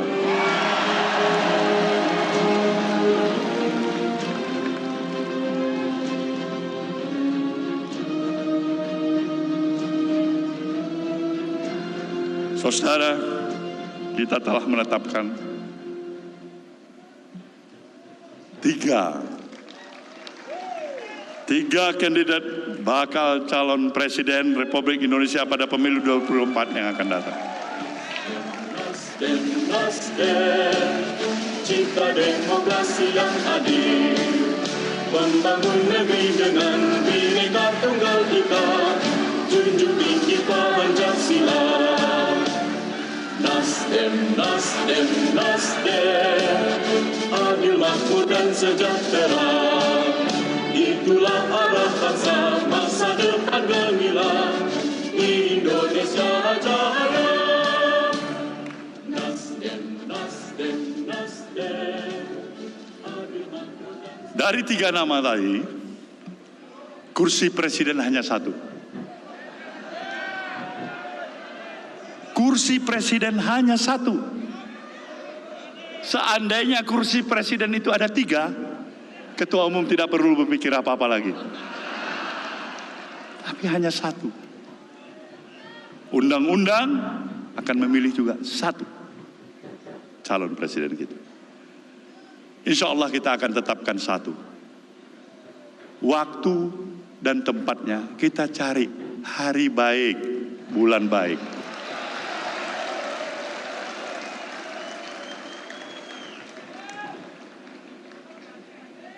Bagi kita tidak ada satupun hal yang amat membuat kita harus terdesak. Karena apa? Sekali lagi saya nyatakan, apapun keputusan kita, kita ingin mencalonkan yang terbaik untuk kepentingan bangsa ini. Seandainya apapun yang terbaik bagi bangsa ini, sang calon yang kita dukung, insya Allah terpilih, kemudian juga lupa pada Nasdem, itu sudah nasib kita.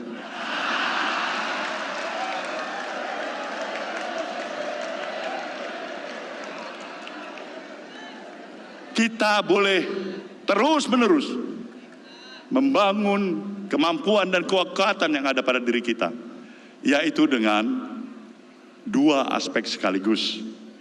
Yang pertama, berharap pada yang terbaik.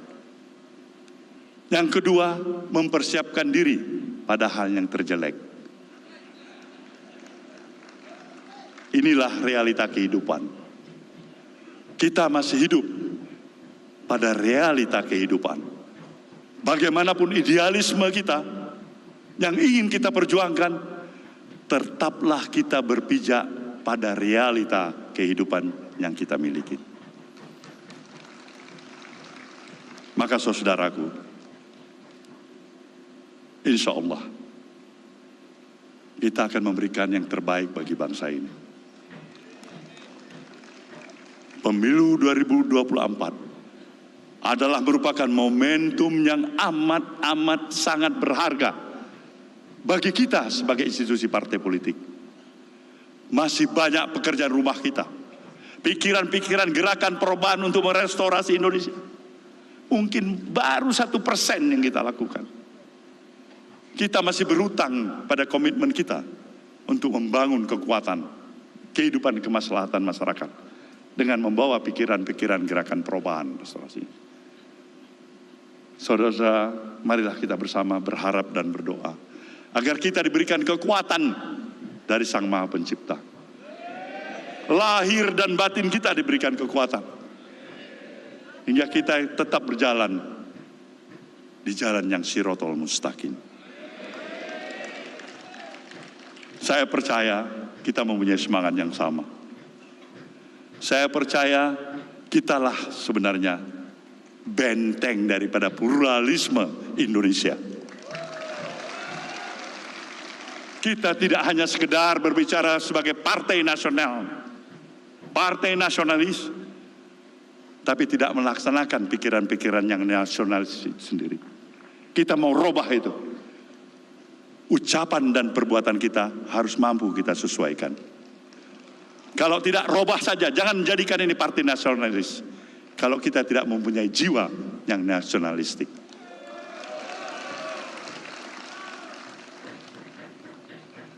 Saudara, sampaikan salam hangat saya pada seluruh keluarga kita sekembalinya saudara ke rumah.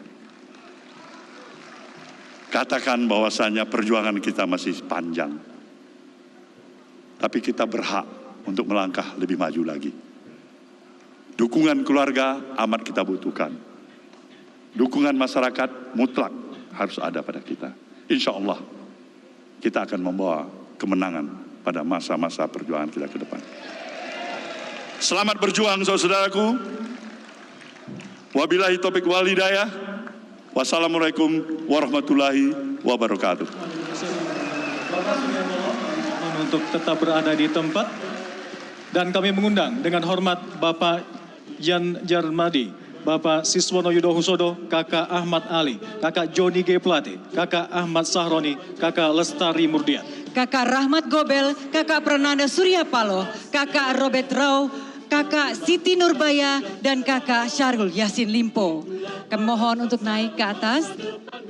Ya, saat lagi kita akan menyaksikan bersama momen-momen penutupan Rakernas Partai Nasdem 2022. Itulah arah bangsa, masa depan gemilang di Indonesia Jaya.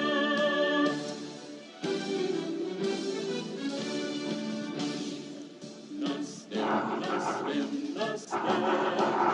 cinta demokrasi yang tadi, membangun negeri dengan Bhinneka Tunggal Ika, junjung tinggi Pancasila. Baik kakak-kakak hadirin, mohon tetap berada di tempat. Itulah arah bangsa, masa depan gemilang di Indonesia Jaya. Nasdem, adil, makmur dan sejahtera. Itulah arah bangsa, masa depan gemilang di Indonesia Jaya.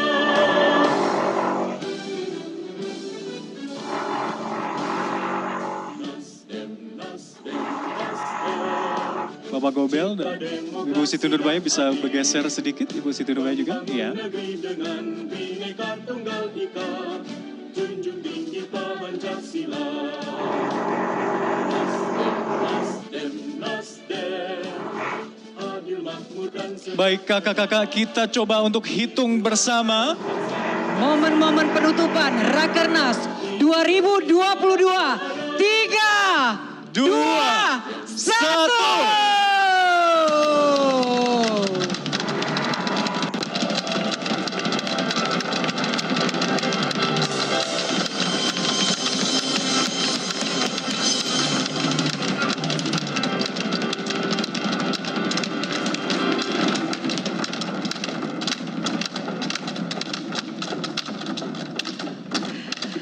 Dengan demikian, rapat kerja nasional Partai Nasdem telah resmi ditutup.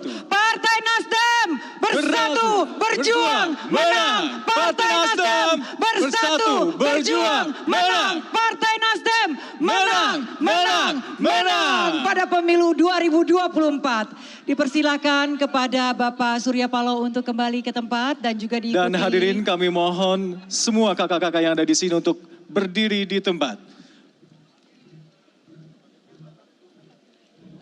Bapak Surya Paloh berkenan kembali ke tempat, Bapak Yan Darmadi, dan juga kakak-kakak yang lain untuk marilah bersama-sama kita menyanyikan lagu Bagimu Negeri. Dilanjutkan dengan pesan budaya. Bagimu Negeri.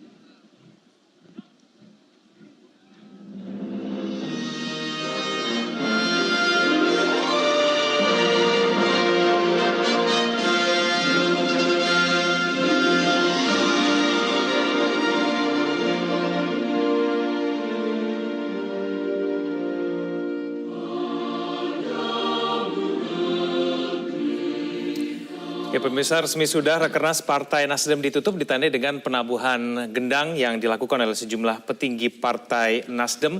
Baru saja kita saksikan tadi dan juga sudah terjawab juga 3 nama yang kemudian dipastikan akan diusung oleh Partai Nasdem dimajukan dalam pemilihan presiden di tahun 2024.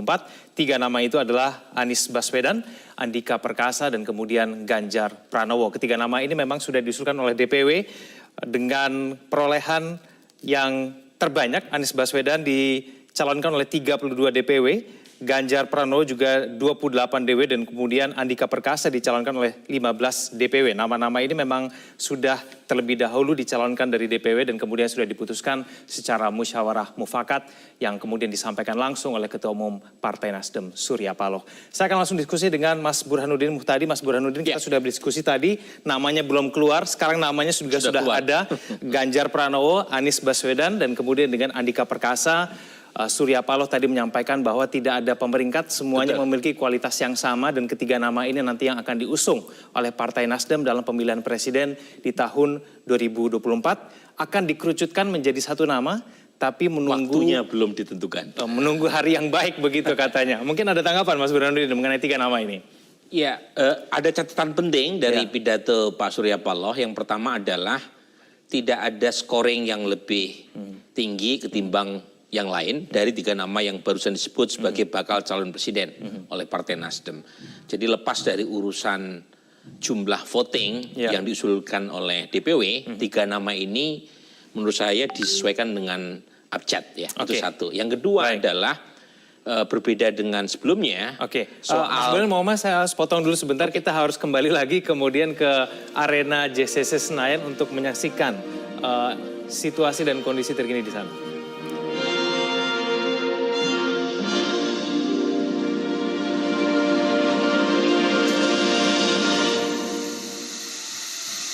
Kami persilahkan kepada Bapak Surya Paloh untuk kembali ke tempat. Dan juga kakak-kakak lainnya bisa kembali ke tempat. Bapak Jan Darmadi, Bapak Siswono Yudhohusodo, Bapak Ahmad Ali, Kakak Joni Gerard Plate, Kakak Ahmad Saroni, Kakak Lestari Mudiat, Kakak Rahmat Gobel, Kakak Prananda Surya Paloh, Kakak Robert Rau, dan Kakak Siti Nurbaya dan Kakak Sarwil Sesin Limpo. Dan kakak-kakak hadirin sekalian, Partai Nasdem selalu mengedepankan budaya yang menjadi jati diri bangsa. Terimalah persembahan Partai Nasdem dari seluruh wilayah Nusantara.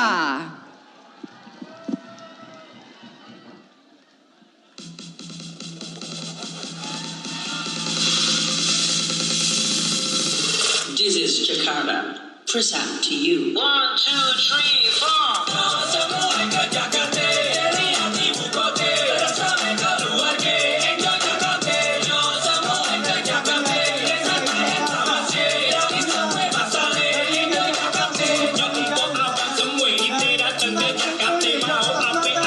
Jakarta Utara, Jakarta Barat, Jakarta Pusat, Jakarta Timur, dan Kepulauan Seribu.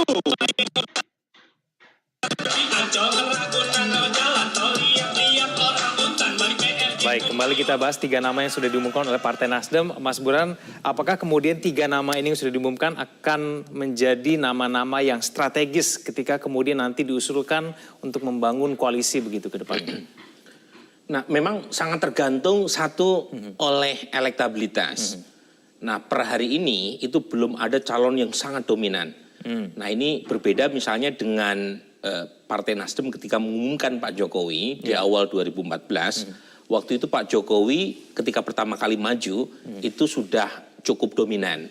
Apalagi di 2016 waktu Rakernas, Nasdem sekali lagi mengumumkan Jokowi sebagai capres 3 tahun sebelum 2019. Karena Pak Nasdem bagian dari koalisi. Jadi sebenarnya yang ideal itu kalau kita bandingkan dengan 2014. Karena 2024 tidak ada capres petahana yang maju lagi. Jadi ibarat lapangan masih kosong. Nah di 2014 itu Nasdem relatif tidak terlalu jauh mengumumkan siapa capres yaitu Pak Jokowi. Dan saat itu Pak Jokowi sudah cukup dominan dan memang terbukti menang. Nah untuk sekarang untuk dikerucutkan menjadi satu nama mungkin terlalu cepat kalau diadakan di tahun ini. Jadi 3 nama ini mungkin hasil usulan yang sudah ditetapkan Rakernas sekarang. Tapi untuk satu nama sementara di pemilu masih 2 tahun lagi itu tentu akan berisiko kalau satu terjadi perubahan elektabilitas. Nggak jadi September begitu berarti ya? Saya tidak tahu, tetapi kemungkinan melihat pidato Bang Surya yang mengatakan menunggu hari baik itu tidak mesti bulan September tahun ini. Bisa jadi September, bisa jadi tahun depan. Sangat tergantung oleh konstelasi elektoral. Karena Andika kan elektabilitasnya masih relatif rendah. Mungkin dengan diumumkan bisa menaikkan elektabilitas. Tapi saat yang sama juga mungkin menunggu konstelasi nama-nama lain. Karena nama-nama lain kan misalnya entah itu Ridwan Kamil atau Puan Maharani atau mungkin Erick Thohir ya, itu mengalami peningkatan elektabilitas dan membuat Partai Nasdem harus berkomunikasi dengan partai lain terkait dengan koalisi. Itu juga sangat menentukan siapa yang akhirnya diusung oleh Partai Nasdem. Kalau per hari ini kan baru 3 dan 3 nama pun itu belum clear apakah harus jadi capres apakah Nasdem juga membuka diri dari 3 nama itu dipilih sebagai cawapres. Nah ini tadi belum disebutkan oleh Bang Surya, mungkin menunggu lagi-lagi konstelasi elektoral di tingkat massa dan dinamika politik di tingkat elit. Karena Nasdem sekali lagi tidak cukup untuk mencapreskan tanpa harus berkoalisi dengan partai lain. Ada nama Ganjar Pranowo di situ, Mas Burhanuddin, padahal kemudian secara implisit ya tidak ingin dicalonkan, dan kemudian PDIP juga sampai sekarang belum mengajukan nama siapapun. Ada nama Puan Maharani di situ. Betul, kalau misalnya kemarin kan pernyataan Ganjar Pranowo itu terkesan menolak untuk dicalonkan. Tetapi ini kan belum pencalonan resmi. Jadi pada dasarnya belum dikerucutkan menjadi satu nama, masih pada proses nominasi. Tetapi ketika satu nama dan ternyata Ganjar Pranowo misalnya yang terpilih, tetapi tidak memberikan public acceptance, tentu menyulitkan buat Partai Nasdem. Jadi bagaimanapun ketika sudah dikerucutkan menjadi satu nama, itu harusnya sudah selesai. Satu, komunikasi dengan calon yang akan diumumkan sebagai calon presiden, satu-satunya calon presiden. Yang kedua adalah komunikasi dengan partai lain. Jangan sampai ketika dinominasikan yang bersangkutan menolak. Nah ini problematik buat Partai Nasdem. Ibarat pernikahan kan membutuhkan 2 pengantin, ya. It takes two to tango, butuh 2 orang untuk menari tango. Jadi tidak cukup Partai Nasdem saja, tapi yang dicalonkan pun harus bersedia. Tetapi mungkin untuk sekarang karena baru proses nominasi, belum sampai satu nama, mungkin Ganjar tetap diumumkan, terlepas nanti apakah nanti akan nolak atau tidak, konstelasi ke depan nanti. Kan Bang Surya dekat sama elit-elit partai lain, komunikasi itu yang nanti akan menentukan siapa yang nanti akan diusung oleh Partai Nasdem. Tapi kalau ketika kemudian mencalonkan Ganjar Pranowo, apakah kemudian ini akan menimbulkan front dengan PDIP, Mas Burhanuddin? Kan PDIP secara sinyal lebih memberikan sinyal Puan Maharani yang akan diajukan di tahun 2024 nanti. Memang itu problema berikutnya, jadi bukan hanya secara personal, karena bagaimanapun Bang Surya kan dekat Ibu Mega. Jadi jangan sampai proses pencalonan itu terkesan membajak kader partai lain.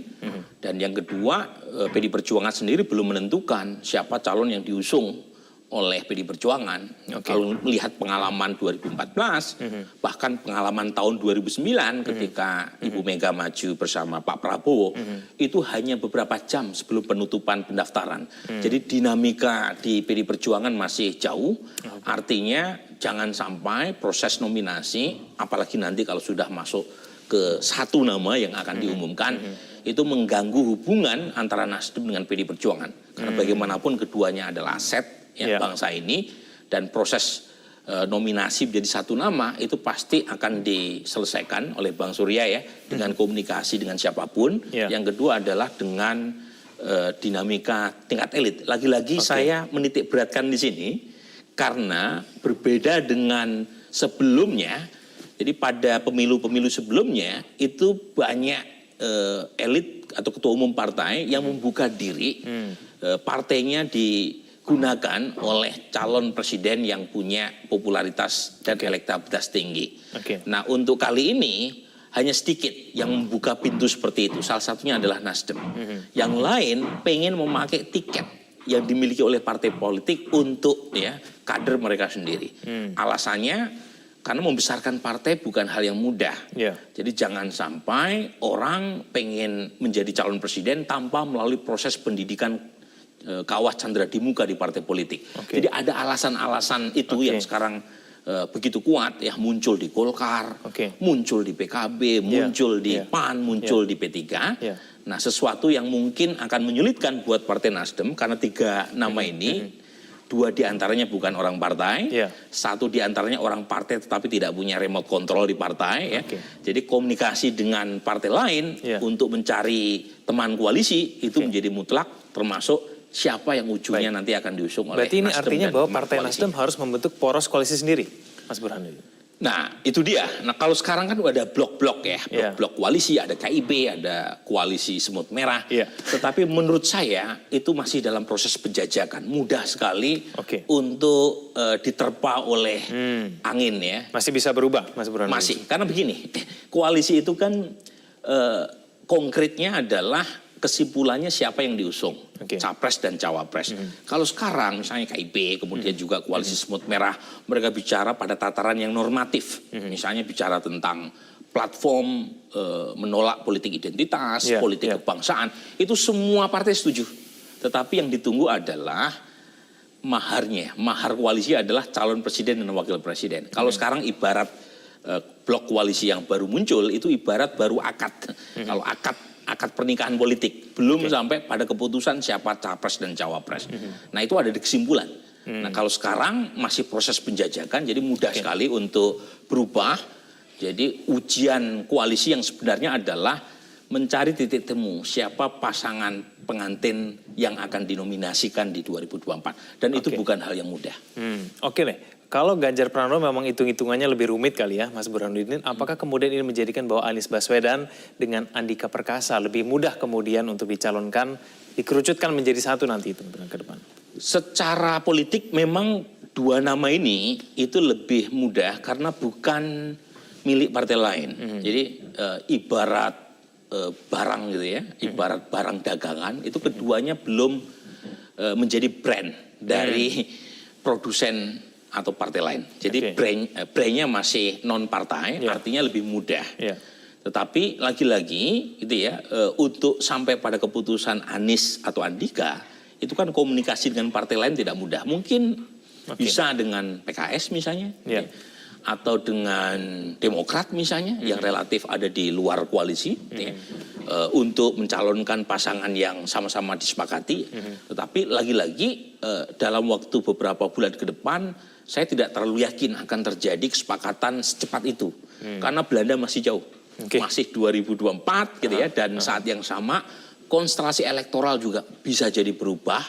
Jangan lupa gitu ya, Anies Baswedan di bulan Oktober sudah selesai masa jabatannya. Apakah elektabilitasnya masih kompetitif setelah beliau tidak menjabat sebagai gubernur misalnya, itu perlu juga diuji. Termasuk juga Andika, per hari ini elektabilitasnya masih rendah. Apakah beliau mampu memanfaatkan panggung setelah diumumkan sebagai bakal calon presiden oleh Nasdem untuk menaikkan elektabilitas, itu sesuatu yang juga harus kita tunggu. Termasuk nama-nama lain.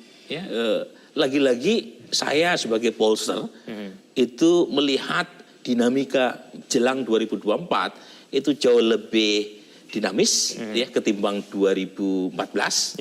Padahal saat itu sama-sama tidak ada petahana yang maju lagi. Kemudian mungkin juga agak mirip dengan pemilu 2004 ya, Pilpres pertama kali, lagi-lagi juga tidak ada petahana. Jadi sebenarnya yang apple to apple adalah membandingkan bukan dengan 2019 karena 2014. Pak Jokowi bisa maju lagi, bukan juga dengan 2009 karena Pak SBY saat itu menjadi presiden juga bisa running for re-election. Yang apple to apple adalah dengan 2004 dan 2014. Nah, kalau kita melihat peta hari ini memang tidak ada calon yang dominan, setidaknya tidak ada calon yang dalam simulasi banyak nama itu langsung bisa menang sebagai calon dengan satu putaran 50% per satu. Nah untuk itu perlu menunggu dinamika elektoral di tingkat massa, bukan hanya konstelasi di tingkat elit. Apakah ini artinya kemudian yang memiliki elektabilitas masih rendah, yang belum setinggi 3 nama yang paling populer itu berdasarkan lembaga survei, Mas Burhan, apakah itu berarti peluangnya sama sebetulnya dengan nama-nama itu?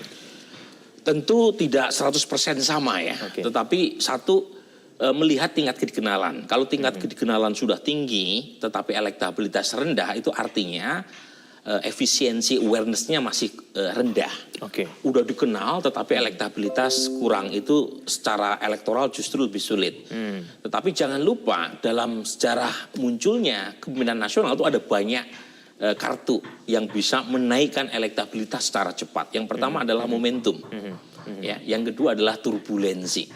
Misalnya Pak Soeharto meskipun proses pemilihannya tidak melalui Pilpres, muncul setelah ada turbulensi politik ya 65, 66. Kemudian juga Habibie muncul sebagai presiden setelah Pak Soeharto mengundurkan diri, lagi-lagi akibat turbulensi.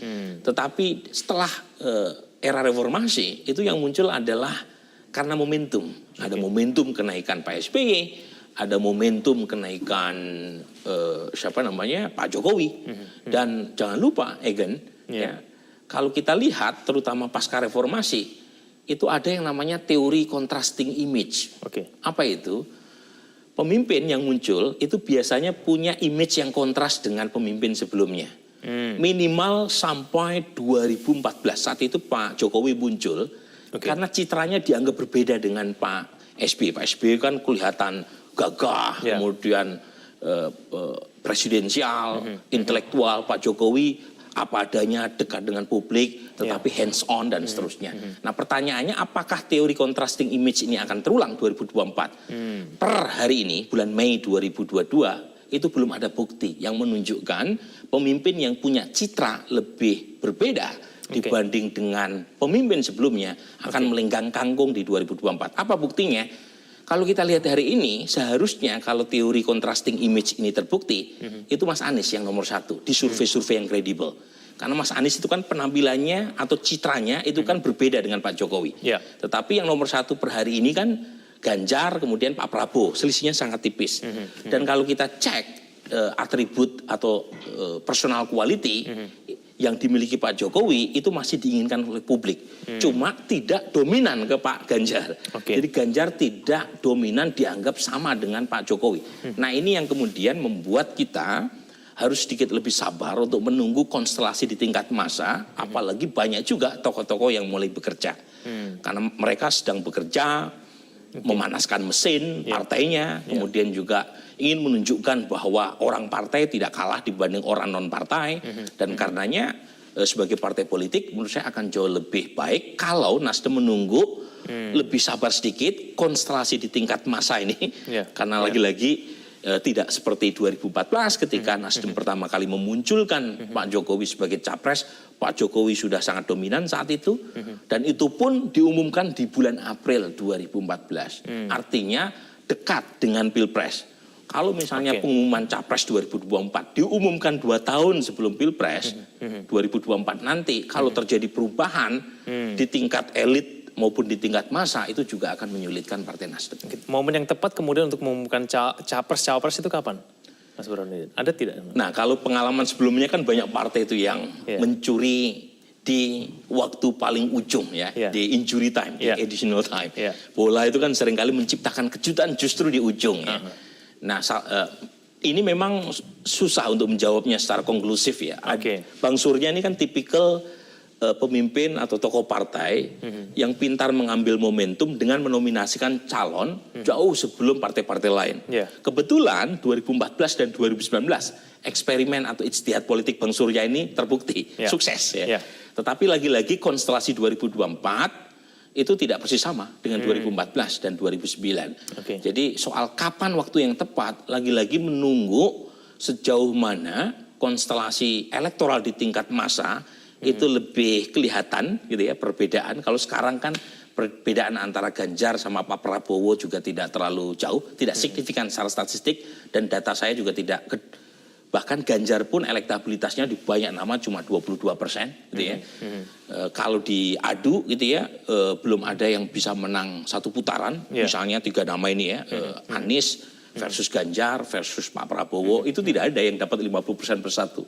Artinya kan konstelasi itu masih relatif cair, dan kita juga masih menunggu ya, apakah misalnya Ridwan Kamil muncul, apakah misalnya Erick Thohir muncul, Puan Maharani muncul, Airlangga Hartarto muncul. Nah ini yang menurut saya akan menentukan gitu ya, betapa kompetitifnya nanti di 2024, dan lagi-lagi itu ya, dengan memunculkan 3 nama ini paling tidak nama yang populer, Nasdem mendapatkan citra gitu ya, sebagai partai yang membuka kesempatan. Kan jarang ya buat partai yang umumnya ketua umum itu, Egan, itu kan pengen merasa punya hak eksklusif untuk mencalonkan dirinya sendiri. Jadi, nah ini tidak terjadi dalam kasus Partai Nasdem. Dari awal Bang Surya selalu mengatakan Partai Nasdem disediakan buat putra-putri terbaik bangsa. Tapi lagi-lagi di luar dari persoalan yang secara normatif ini baik, partai manapun itu kan pengen menang. Nah kalau misalnya terlalu tergesa-gesa memunculkan nama, sementara konstelasi di tingkat massa itu juga belum mengalami pengerucutan, itu takutnya itu calon yang dimunculkan ternyata bukan calon yang menang nanti di hari H. Seorang yang akan tertawa di ujung lintasan adalah mereka yang nanti di garis finish itu yang paling tepat gitu ya, menentukan langkah dan paling cepat menyentuh finish line. Nah kalau misalnya buru-buru sementara pertandingan masih 2 tahun, nama kemudian mengalami perubahan, entah karena ada persoalan hukum atau ada persoalan lain, itu bisa menyulitkan ya buat Partai Nasdem untuk melakukan proses U-turn-nya ya. Jadi menurut saya dua tadi, satu menunggu konstelasi di tingkat elektoral, di tingkat massa, yang kedua komunikasi dengan elit ya. Karena bagaimanapun Bang Surya punya banyak koneksi dan hubungan yang baik dengan ketua umum partai yang lain dan seperti yang diakui oleh Bang Surya, karena elektabilitas Partai Nasdem, perolehan kursi Partai Nasdem belum mencukupi untuk mencapreskan sendiri, mau tidak mau untuk mendapatkan boarding pass 2024. Proses komunikasi dengan ketua-ketua umum partai lain, terutama dari partai koalisi pendukung pemerintah, termasuk dengan Pak Jokowi, itu mutlak untuk dilakukan. Jadi sebelum sampai pada keputusan satu nama yang akan capreskan oleh Partai Nasdem, saya kira dua hal itu yang menurut saya penting untuk dilakukan. Ya, Surya Paloh itu juga kemudian menyampaikan sebuah target penting ya, ingin meningkatkan jumlah kursi dari 59 kemudian ditingkatkan lagi. Apakah kemudian dengan 3 nama ini itu juga akan memberikan efek elektoral juga kepada Partai Nasdem nanti ke depannya? Nah, lagi-lagi tergantung apakah ketiga nama ini, minimal salah satunya, itu dapat tiket atau tidak untuk maju. Jadi untuk menghitung kotel efek, itu tergantung apakah 3 nama ini dapat tiket atau tidak. Nah, tiket itu tidak bisa ditentukan oleh Nasdem semata, itu satu. Yang kedua, tergantung apakah calon tersebut ya itu punya asosiasi dengan Partai Nasdem atau tidak. Nah, pengalaman 2014 meskipun Pak Jokowi bukan capres Partai Nasdem, capres Partai Nasdem tapi bukan kader Partai Nasdem. Tetapi karena Nasdem dari awal, bahkan di 2019 Nasdem mengumumkan Pak Jokowi sebagai capres untuk 2019, itu tahun 2016, 3 tahun sebelum itu. Nah, kesejarahan ini termasuk paling awal mendukung Pak Jokowi itu membuat Nasdem dapat kotel efek. Nah, untuk sekarang mungkin dengan diumumkan sekarang ada 2 tahun, kotel efek itu bisa diharapkan didapatkan oleh Partai Nasdem karena lebih awal mengumumkan meskipun belum ditetapkan satu nama. Tapi lagi-lagi tergantung konstelasi nanti ya di 2024, kita harus lebih sabar menunggu. Jangan meletakkan kesimpulan di awal, kesimpulan selalu di akhir gitu ya. Ini ibarat skripsi masih bab pendahuluan, mungkin ada sedikit literatur review gitu ya. Tetapi untuk sampai pada kesimpulan itu sangat ditentukan oleh hal-hal yang kejutan-kejutan kecil, menyenangkan atau bahkan tidak menyenangkan nanti di ujung sebelum pendaftaran. Kalau KIB sudah paling tidak setiap partai politiknya ketua umumnya yang akan dicalonkan sebagai calon presiden nanti begitu ya, isyaratnya seperti itu. Sementara belum. Partai-partai mana menurut Mas Burhanuddin yang punya potensi bisa kemudian diajak bergabung oleh Partai Nasdem sehingga kemudian bisa melenggangkan ketiga nama ini? Ya, sebenarnya meskipun sudah ada blok-blok koalisi, lagi-lagi blok-blok itu masih rentan untuk terpecah. Karena bab kesimpulan, bab mahar politik dalam pengertian siapa capres dan cawapres yang diusung itu belum ditetapkan bersama ya. Baik KIB apalagi the so-called koalisi semut merah itu masih jauh. Jadi nah untuk itu komunikasi penting. Nah 3 nama ini kan pada dasarnya masing-masing punya kedekatan baik secara personal maupun secara ideologis dengan beberapa basis massa yang lain. Misalnya Anies Baswedan, mungkin PKS dia bisa menjadi potensi untuk diajak koalisi oleh Partai Nasdem kalau ingin menggulirkan nama Anies Baswedan. Tapi PKS dan Nasdem tidak cukup, perlu partai lain. Mungkin Demokrat, tapi pertanyaannya apakah Demokrat bersedia mengusung Anies kalau misalnya Mas Ahaye tidak dijadikan sebagai cawapres. Jadi lagi-lagi titik temu untuk mencari konsensus siapa capres siapa cawapres itu masih sangat panjang. Kalau misalnya Ganjar atau misalnya Andika tentu konstelasinya agak lain. Mungkin bukan 2 partai ini tetapi partai lain. Tetapi saya kira dengan 3 nama kan memberikan tanda kutip sedikit nafas ya buat ketua umum Partai Nasdem untuk komunikasi dengan partai lain. Jadi tidak langsung 1 nama. Karena bagaimanapun 3 nama ini kalau saya pribadi sebenarnya malah lebih setuju 5 nama. Lebih banyak lagi. Lebih banyak lagi. Satu adalah agar lebih besar untuk menarik simpati dari para pendukung 5 bakal nama capres. Kalau 3 kan berarti pendukung Ridwan Kamil, pendukung Erick Thohir, pendukung siapa misalnya di luar nama yang ditetapkan tadi itu kan mungkin langsung menjaga jarak dengan Nasdem. Tapi kalau 5 nama itu paling tidak ada 5 nama yang potensial membawa basis masanya untuk melirik Nasdem. Itu satu. Yang kedua, mengapa saya lebih setuju 5, meskipun saya tentu menghormati keputusan Rakernas, itu dari sisi komunikasi dengan partai lain untuk sebelum dikerucutkan jadi satu nama itu juga lebih leluasa. Ya, lebih leluasa dalam pengertian kalau 3 nama mungkin ada beberapa partai yang merasa 3 nama itu tidak ada yang sesuai dengan chemistry mereka, tanda kutip ya. Dan itu menyulitkan untuk komunikasi. Lebih banyak pilihan begitu. Lebih banyak pilihan. Tapi lagi-lagi ini sebuah eksperimen. Ya. Kita beri kesempatan buat Partai Nasdem untuk membuktikan istihad politiknya benar. 2014, 2019, istihad politik Bang Surya dan Partai Nasdem benar, sukses. Ya. Sekarang kita tunggu istihad untuk 2024. Kalau benar dapat 2 pahala, kalau salah dapat 1 pahala. Jadi apapun hasilnya kita apresiasi. Partai Nasdem memberikan kesempatan buat siapapun tokoh terbaik bangsa untuk muncul sebagai pemimpin nasional. Baik, Mas Burhan, kita akan kemudian melihat bagaimana situasi dan kondisi terkini di penutupan Rakernas Partai Nasdem. Di sana sudah ada Marcelina Tumundo. Marcelina, mungkin bisa Anda informasikan situasi dan kondisi seperti apa yang saat ini berlangsung pasca Rakernas Partai Nasdem resmi ditutup.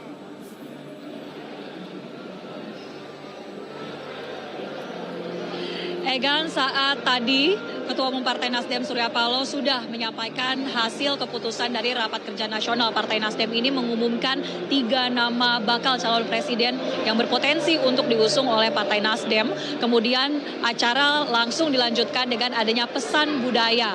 Pertunjukan-pertunjukan budaya dari sejumlah daerah di Indonesia ini menjadi salah satu momentum bagi Partai Nasdem juga sebetulnya. Seperti dikatakan oleh DPP Partai Nasdem bahwa dalam Rakernas ini juga Partai Nasdem menawarkan adanya politik kultural dalam menjelang pemilu serentak 2024 mendatang. Tapi selain acara yang saat ini masih berlangsung di dalam panggung Plenary Hall JCC Senayan Jakarta, saat ini situasi di luar Plenary Hall, awak media tengah menunggu konferensi pers yang rencananya akan digelar sesaat setelah acara di panggung utama ini selesai dan menunggu kedatangan dari Ketua Umum Partai Nasdem Surya Paloh ataupun pihak lainnya dari pihak DPP Partai Nasdem untuk bisa menyampaikan keterangan lebih lanjut setelah tadi disampaikan 3 nama bakal calon presiden yang berpotensi untuk akan diusung oleh Partai Nasdem. Egan. Baik, terima kasih atas informasinya Marcelina Tumundo langsung dari JCC Senayan, Jakarta. Kembali kita lanjutkan diskusi kita, Mas Burhanuddin. Sekarang kita bicara efeknya terhadap 3 nama ini tersebut. Anies Baswedan, Ganjar Pranowo, dan juga Andika Perkasa. Pasca kemudian diumumkan oleh Partai Nasdem, kira-kira efek terhadap mereka sendiri seperti apa? Apakah kemudian akan mempengaruhi kinerjanya sebagai kepala daerah dan juga Panglima TNI? Tidakkah kemudian ini akan membuat mereka semakin berpikir bahwa saya punya pilihan, saya dicalonkan oleh partai politik, meskipun mungkin tidak direstui oleh partainya sendiri seperti Ganjar Pranowo. Bagaimana, Mas Burhan? Untuk melihat efek, pertama efek secara elektoral ya. Jadi saya bedakan 2, satu efek secara elektoral di tingkat massa, kedua adalah efek di tingkat elit. Nah, efek di tingkat massa, menurut saya tergantung tingkat kedikenalan. Nah, dari 3 nama ini, yang paling tinggi tingkat kedikenalannya menurut hasil survei, bukan hanya indikator tapi beberapa lembaga survei yang kredibel, itu yang paling tinggi tingkat kedikenalannya adalah Anies Baswedan. Jadi beliau dikenal sekitar 85-86%. Sementara Ganjar kurang lebih sekitar 74%. Kemudian Andika yang relatif paling kecil. Jadi dengan diumumkan ini kan ibarat spotlight, itu orang jadi kenal. Nah tentu yang paling diuntungkan adalah Pak Andika. Karena Pak Andika seperti dapat panggung, apalagi beliau setahu saya tahun ini kan sudah pensiun ya sebagai Panglima TNI. Jadi ini panggung besar buat Pak Andika untuk bukan sekedar menaikkan popularitas, tetapi diharapkan popularitas itu juga bisa mengangkat elektabilitasnya. Nah untuk calon yang sudah populer, itu ruangnya sebenarnya relatif lebih sempit. Karena mereka untuk menaikkan elektabilitas dari popularitas itu sudah relatif tinggi. Jadi mungkin ini yang pertama. Yang kedua adalah efek di tingkat elit. Nah, paling tidak 3 nama ini kan seperti punya kartu truf. untuk bergaining position bahwa paling tidak meskipun belum ditetapkan satu nama oleh Partai Nasdem, mereka sudah relatif bisa mengklaim punya tiket, meskipun tiketnya baru setengah atau mungkin baru sepertiga gitu ya. Tetapi setidaknya untuk bahan negosiasi dengan partai lain itu relatif membantu. Tapi lagi-lagi saya selalu memberi semacam ruang untuk menerima kejutan dalam politik. Ya, politik itu seni untuk mengubah ketidakmungkinan menjadi kemungkinan. Ya. Jadi the art of possibilities. Ya. Nah untuk itu kejutan-kejutan ini perlu kita sering ini ya, termasuk para elit, jangan terlalu jumawa, jangan merasa bahwa tiketnya sudah di tangan. Jangan lupa kejutan paling kentara adalah waktu proses pemilihan wakil presiden Pak Jokowi. Waktu itu semua media, kecuali Metro TV gitu ya, itu sudah mengangkat Pak Mahfud MD sebagai cawapres yang dipilih. Ternyata yang muncul adalah nama lain gitu ya. Jadi kejutan-kejutan itu penting karena seringkali apa yang kita proyeksikan, apa yang kita prediksikan belum tentu kejadian. Mungkin kalau kita dikasih kesempatan untuk mengintip ya apa yang ditulis dalam kitab Lauhil Mahfud, kita tahu siapa nanti capres-cawapres. Tapi sebagai manusia kan kita harus sedikit lebih rendah hati untuk tidak terlalu mengatakan si A, si B yang bakal maju. Karena pada ujungnya proses penentuan capres-cawapres ditentukan oleh partai politik. Dan sepanjang belum ada perubahan konstitusi, partai politiklah yang punya hak eksklusif untuk menentukan siapa capres dan cawapresnya. Dan partai politik itu adalah institusi paling rasional. Jadi selain melihat siapa yang mereka anggap potensial menang, tapi saat yang sama juga melihat siapa yang dipasang oleh partai lain. Jadi dinamika politik itu bukan semata-mata capresnya ini unggul atau tidak, tetapi partai lawan mengusung siapa. Nah itu yang juga menentukan pertarungan elektoral nanti di 2024. Baik, Mas Burhan, kita jeda dulu. Pemirsa jangan kemana-mana, live event penutupan Rakernas Partai Nasdem akan segera kembali.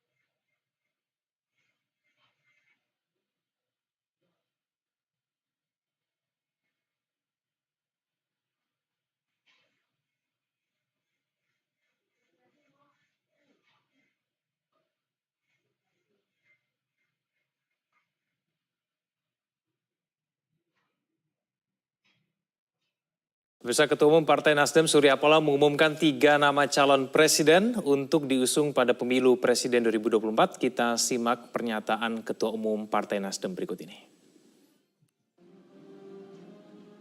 Penetapan rekomendasi nama-nama bakal calon presiden Republik Indonesia pada pemilu 2024. Pertama, Anies Rashid Baswedan.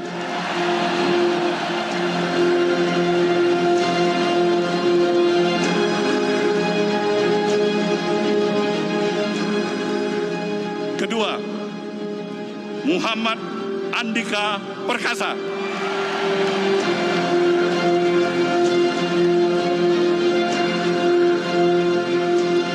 Ketiga, Ganjar Pranowo.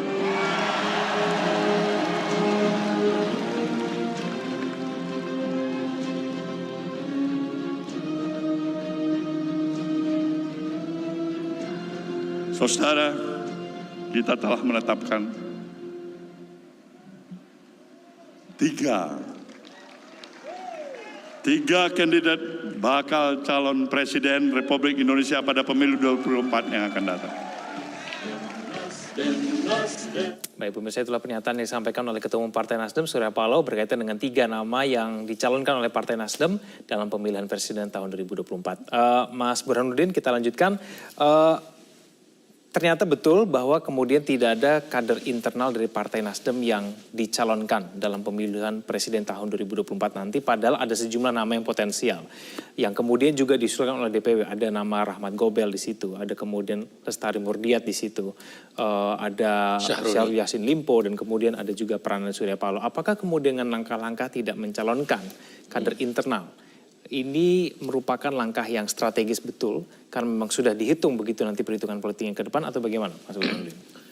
Ya, kalau kita lihat pengalaman Partai Nasdem, memang dalam beberapa kesempatan, bukan hanya pilpres tapi juga pilkada, itu Partai Nasdem melihat data.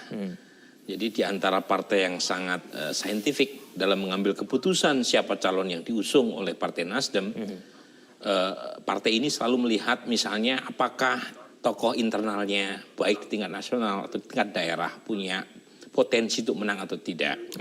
Dan itu kemudian membuat Partai Nasdem di banyak pilkada itu mengusung nama-nama yang bukan kader Partai Nasdem kemudian unggul. Jadi dari sisi kemenangan, rasio kemenangan Partai Nasdem di pilkada relatif tinggi. Tetapi seperti yang diungkapkan oleh Bang Surya tadi dalam pidato, itu juga rentan ditinggalkan oleh mereka yang sudah diusung tetapi lupa siapa yang berjasa, berkeringat dalam memenangkan kepala daerah. Jadi istilahnya Bang Surya, kalau 3 nama ini salah satunya diusung dan kemudian menang dan lupa sama Partai Nasdem, itu sudah nasibnya. Sambil bercanda begitu ya. Jadi nah ini kelemahan kalau mengusung calon yang bukan kader. Kelemahannya adalah rentan ditinggalkan setelah mendapatkan jabatan. Nah, sementara kader, kalau kita lihat minimal untuk calon presiden, memang nama-nama yang tadi disebut oleh Egan itu belum memiliki elektabilitas yang memadai. Nah, elektabilitas ini kan sebenarnya tidak semata-mata faktor kinerja. Jadi kalau misalnya ukurannya adalah kinerja, sebenarnya Pak Rahmat Gobel, Ibu Reri itu punya track record yang baik sekali, bahkan sebelum mereka masuk ke partai politik. Tetapi lagi-lagi elektabilitas itu tidak semata-mata persoalan kinerja, tapi juga urusan yang berkaitan dengan emosi, dengan psikologi. Dan kebetulan orang seperti Pak Rahmat Gobel, orang seperti mungkin Pak Sahroni, orang seperti Pak Limpo, orang seperti Bu Reri itu bukan tanda kutip pemain watak gitu ya, yang mudah untuk menghipnotis tanda kutip ya pemilih ya. Jadi lagi-lagi dari sisi itu yang menurut saya mengapa kemudian Partai Nasdem belum memunculkan tokoh internal dari 3 nama yang diusung. Meskipun mungkin Nasdem bisa berharap dari 3 nama 2 diantaranya kan bukan orang partai. Pertanyaannya mereka bersedia atau tidak untuk dinasdemkan. Misalnya Anies atau Andika. Kalau Andika sudah pensiun. Nah kalau Ganjar kan sudah jelas PD Perjuangan. Kemudian ini yang kedua. Saya sendiri termasuk orang tadi memperbanyak pilihan. Salah satunya adalah mungkin ya. Saya tidak tahu ini kan udah keputusan Rakernas. Tapi ini sekedar satu gelitikan nakal gitu ya dari saya. Kenapa nggak dimunculkan misalnya calon wakil presiden juga? Jadi calon wakil presiden dirumuskan oleh Rakernas. Jadi bukan hanya capres tapi juga calon wakil presiden. Nah di posisi bakal nama calon wakil presiden mungkin nama-nama dari tokoh internal yang menurut saya mungkin akan lebih baik kalau diusung, diorbitkan dari sekarang, bukan dalam waktu dekat 2024 ya. Mungkin juga untuk kepentingan 2029. Karena bagaimanapun kotel efek terbesar itu kalau Nasdem punya calon presiden atau wakil presiden dari internal. Nah sejauh ini memang harus diakui oleh Partai Nasdem. Partai Nasdem membuka diri, mewakafkan sebagai institusi yang bersedia untuk mengusung putra-putri terbaik dan lepas dari partai mereka dari Nasdem atau bukan. Tetapi kalau misalnya berasal dari Nasdem itu tentu punya manfaat lebih besar. Bukan hanya untuk kepentingan 2024 terkait dengan efek ekor jas, tapi juga buat regenerasi kepemimpinan ke depan. Ya. Tadi misalnya Mas Prananda Paloh sebagai Ketua Bapilu kan namanya disebut juga. Kalau misalnya namanya disounding meskipun bukan sebagai capres, mungkin sebagai calon wakil presiden dan mungkin tidak dipilih, tidak disepakati oleh teman koalisi Partai Nasdem di 2024, tapi paling tidak itu memberi jejak untuk persiapan 2029. Tapi kan ini sudah menjadi keputusan Partai Nasdem ya, 3 nama dan hanya bakal calon presiden. Artinya untuk calon wakil presiden sudah tidak tersedia. Tertutup pintu untuk proses nominasi melalui Rakernas di 2022. Jadi fokus saja di 3 nama ini. Dan menurut saya mungkin salah satu pertimbangannya dengan fokus 3 nama, Nasdem lebih jelas siapa yang akan diperjuangkan. Kalau terlalu banyak nama meskipun ada keuntungan opsi lebih banyak, tapi saat yang sama menjadi fokusnya terbelah. Mungkin itu yang jadi pertimbangan Nasdem untuk hanya sekedar menominasikan 3 nama itu pun untuk posisi calon presiden. Baik, Mas Burhan, sebelum kita tutup acara ini, terakhir Mas Burhan, strategi politik jangka pendek yang kemudian dilakukan oleh Partai Nasdem ke depannya harus seperti apa, mengingat kemudian 3 nama ini sudah dicalonkan? Jangka pendek lebih rajin mengamati dinamika elektoral di tingkat massa, dan saat yang sama apa yang sudah dilakukan oleh Bang Surya Paloh sebagai Ketua Umum untuk menjalin komunikasi dengan banyak ketua umum partai yang lain, itu dilanjutkan. Tetapi kali ini komunikasinya lebih clear. Ya, kalau sebelumnya komunikasinya mungkin pada tataran platform, pada tataran normatif, menolak politik identitas, mengurangi polarisasi. Kalau sekarang kan clear. Udah ada namanya. 3 nama. Ada namanya. Nah, 3 nama ini mau tidak mau harus dikerucutkan untuk mencari teman koalisi. Jadi teman koalisi harus dijajaki sedini mungkin, ya. Dan bagus buat publik karena publik sekarang sudah melihat nih Nasdem ada 3 nama bakal calon presiden. Jadi kita sebagai bagian dari masyarakat tidak lagi membeli kucing dalam karung ya. Ibarat 3 nama ini seperti ikan hias. Kita bisa lihat dari atas, dari samping kanan, samping kiri, dari bawah apa plus minusnya. Dan saatnya juga kita tagih mereka untuk sekedar menjajakan proposal kebijakan terhadap Indonesia. Kita tidak ingin memilih pemimpin pencitraan saja. Karenanya saatnya pula kita tanya apa proposal yang mereka bawa terkait dengan Indonesia ke depan di tengah tantangan global yang makin kompleks. Soal ekonomi, soal perdagangan global, soal peningkatan inflasi dunia dan seterusnya. Jadi 3 nama itu sekarang harus kita kuliti, termasuk plus minusnya untuk memberi keyakinan kepada pemilih bahwa Nasdem tidak salah pilih. Baik, Mas Burhan, terima kasih telah bergabung bersama kami pada malam hari ini. Pemirsa, diskusi saat ini mengakhiri perjumpaan kita di Breaking News Metro TV pada malam hari ini. Saya Kevin Egan, terima kasih atas perhatian Anda. Sampai jumpa.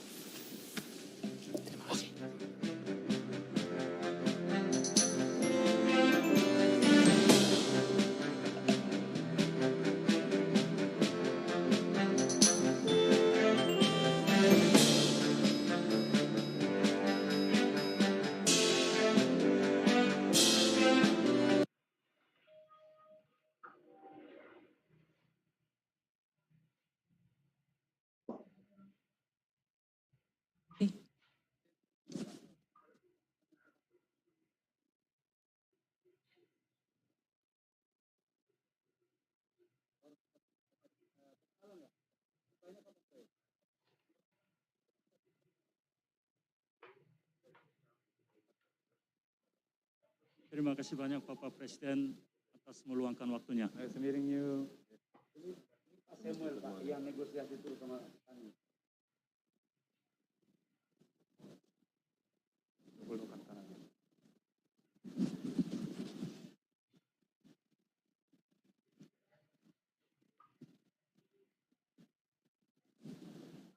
대통령님, 여기 방문해 주셔서 감사드립니다.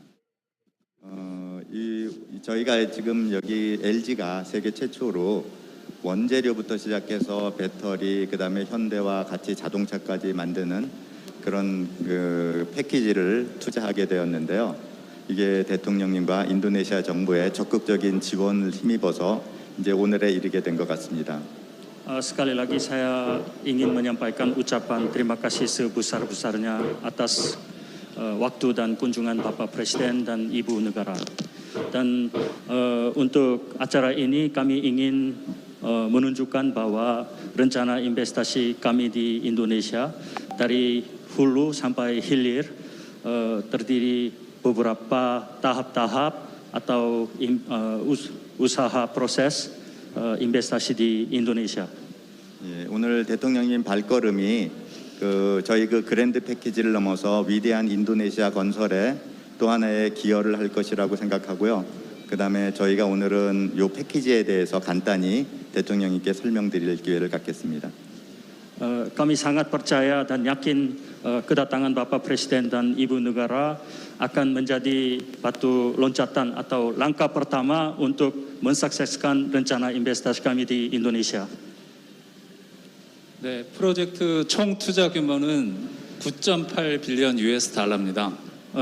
Proyek ini terdiri beberapa tahap, namun total investasi 9,8 miliar US dollar atau setara dengan 142 triliun. 2만 명 이상의 고용을 예정하고 있고요. Kami berencana akan merekrut karyawan atau tenaga kerja kurang lebih 20.000 tenaga kerja. 이 큰 프로젝트를 안탐과 IBC랑 같이 진행할 겁니다.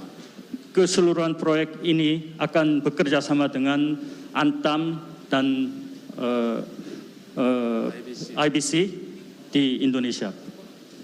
이 프로젝트는 2년 전에 대통령님과 바릴 장관의 제안으로 이런 협업이 되게 돼서 매우 기쁩니다. Proyek ini dimulai dari 1 tahun yang lalu kurang lebih dengan Bapak Presiden dan Bapak Bahlil, Menteri BKPM. 첫 번째 프로젝트는 할마헤라 섬에서 위치한 광산입니다. Untuk proyek tahap pertama rencananya tambang nikel yang berlokasi di Halmahera. 연간 1,600만 톤의 광석을 캐게 되고요. Akan tambang nikel ini akan memproduksi 16 juta metrik ton dalam 1 tahun. 투자 규모는 0.3 빌리언 US 달러입니다. Total nilai investasi kurang lebih 300 juta US dollar. 안탐이랑 지금 적극적으로 협업해서 개발 중입니다. Saat ini kami telah bekerja sama dengan Antam untuk mengembangkan tambang nikel di Halmahera. 이미 할마헤라에 전 세계 큰 자동차 회사가 큰 관심을 갖고 있습니다. Saat ini di lokasi Halmahera menjadi pusat perhatian dari beberapa perusahaan global sebagai pusat nikel. 두 번째 공장을 보시겠습니다. Ini panel ini menggambarkan tahap pabrik baterai mobil. 할마헤라에서 나오던 광석을 재련해서 정년 공장은 이곳 바탕 인더스트리얼 파크에 위치하게 됩니다. Biji nikel atau O nikel dibawa ke Batang untuk memproses refinery atau pemurnian. 공장 부지는 약 275 헥타르고요. Total area industri pabrik kurang lebih 275 hektar. 전체 공단의 3분의 1 정도를 사용하게 됩니다. Kami akan menggunakan kurang lebih 30% dari total area industri Batang. 여기는 LG 컨소시엄의 신기술이 적용이 돼서 투자비는 약 3.5 빌리언 US 달러입니다. Untuk nilai investasi pembangunan pabrik industri total 3,5 miliar US dollar. 그러면 100톤의 광석이 2톤의 니켈 설페이트가 나오게 됩니다. Jika proses melalui factory yang dibangun di Batang, 100 ton nikel biji dijadikan 1 ton nikel sulfate. 엄청난 부가가치가 오르게 됩니다. Artinya akan menambah value added yang sangat luar biasa. 그 다음에는 이거를 배터리의 주원료로 만드는 공장입니다. Tahap ini menggambarkan proses-proses yang menjadikan bahan materi untuk menjadikan baterai mobil. 역시 LG의 최신 기술이 들어가게 되고요. Ini akan menambah atau kami akan membawakan teknologi terbaru untuk baterai mobil. 그리고 친환경적으로도 운영이 됩니다. Ini semua keseluruhan operasi ini akan merupakan friendly ekosistem. 투자비는 2.4 빌리언 US 달러고요. Total investasi kurang lebih 2,4 miliar US dollar untuk tahap ini. 프리커서는 검정색 그리고 마지막 캐소드는 갈색을 띠게 됩니다. Proses ini akan menghasilkan prekursor yang hitam seperti Bapak Presiden lihat dan cathode yang warnanya coklat. 이 캐소드는 이제 곧바로 배터리를 만들 준비가 다 된 재료입니다. Cathode ini merupakan bahan baku yang utama untuk baterai mobil.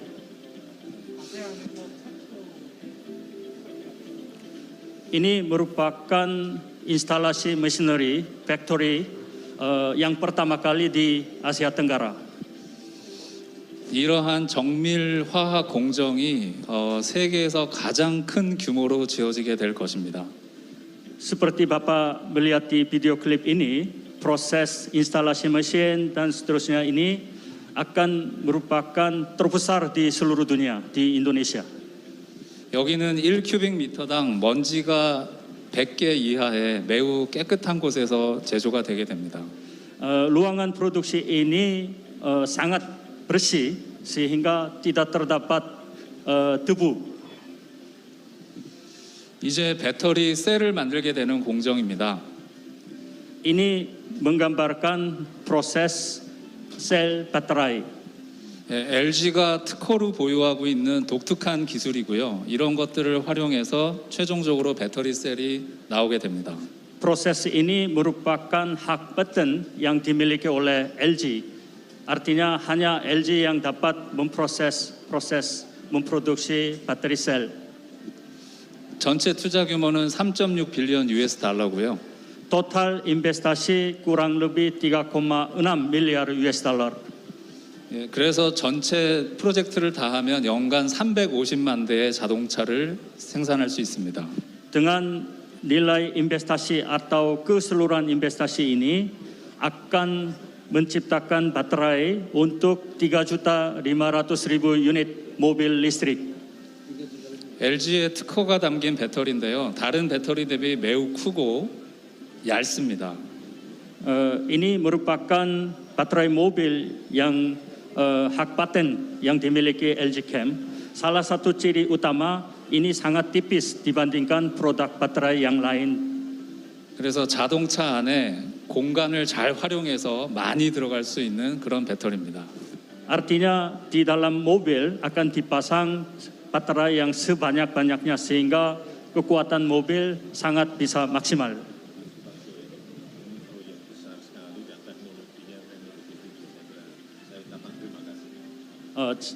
제가 이 전체적인 얘기를 듣고 상당히 높은 기술과 또 규모의 상당한 부분에 대해서 투자를 해주시는 것에 대해서 진심으로 감사드립니다. 저희는 사실은 대통령님 믿고 또 저 옆에 바흐릴 장관 믿고 이런 대단히 대규모 투자를 하게 됐고요. 이걸 갖고 저희가 이제 좀 더 계속 확장해서 세계의 배터리 중심 국가로 또 만들어 볼 생각입니다. Sejujurnya kami memutuskan investasi proyek ini di Indonesia karena kami percaya Bapak Presiden dan Bapak Bahlil BKPM akan mendukung keseluruhan proyek kami. 최대한 모든 것을 다해서 지원해 주시겠답니다. 예, 감사합니다. 특히 저 바흐릴 장관을 꼭 좀 챙겨서 저희 지원 잘하게 좀 해주십시오. Sekali lagi terima kasih Bapak Presiden dan khususnya kepada Bapak Bahlil mendorong agar mensupport proyek kami. Urusan tanah serahkan semua kepada Pak Menteri Investasi. 각종 허가 문제라든지 토지 부지 문제 모든 것을 그 바릴 장관에게 이름해 주시라고 그렇게 말씀합니다. 그 주정부와 관련된 모든 인허가 사항은 그 주지사님께 일임해 달라고 말씀하십니다.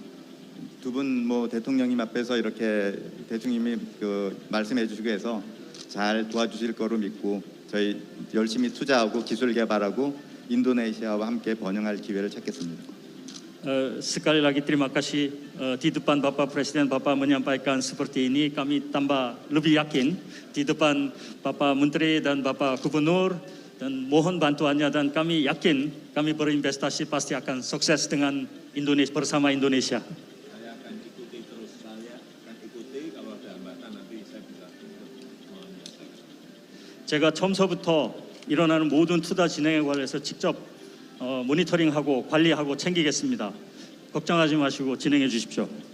대단히 감사합니다. Terima kasih banyak, Bapak Presiden. 그리고 이제 배터리 공장에서 만들어진 셀이 다음과 같은 두 가지 경우로 팩이 조립이 됩니다.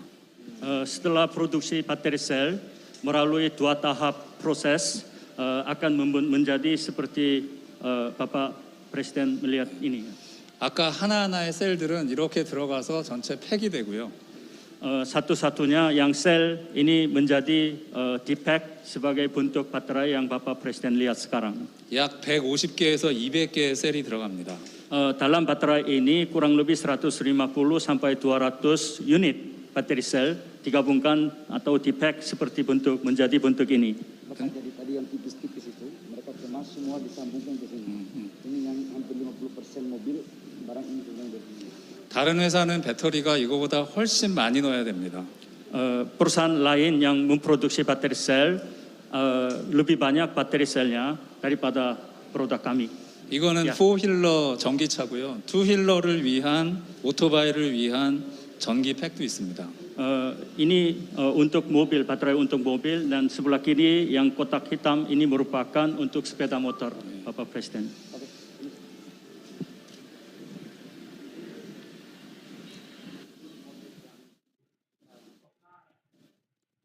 Ya.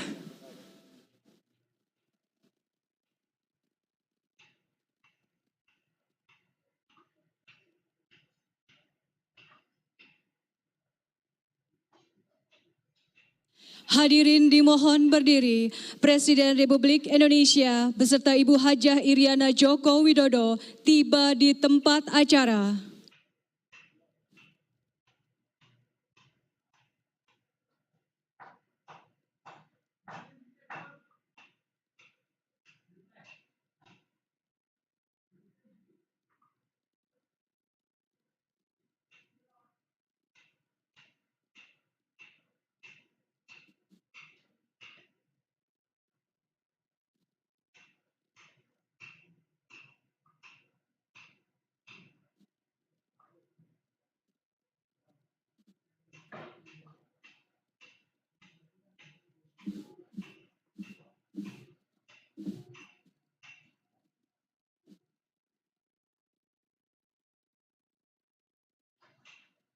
Lagu Kebangsaan Indonesia Raya.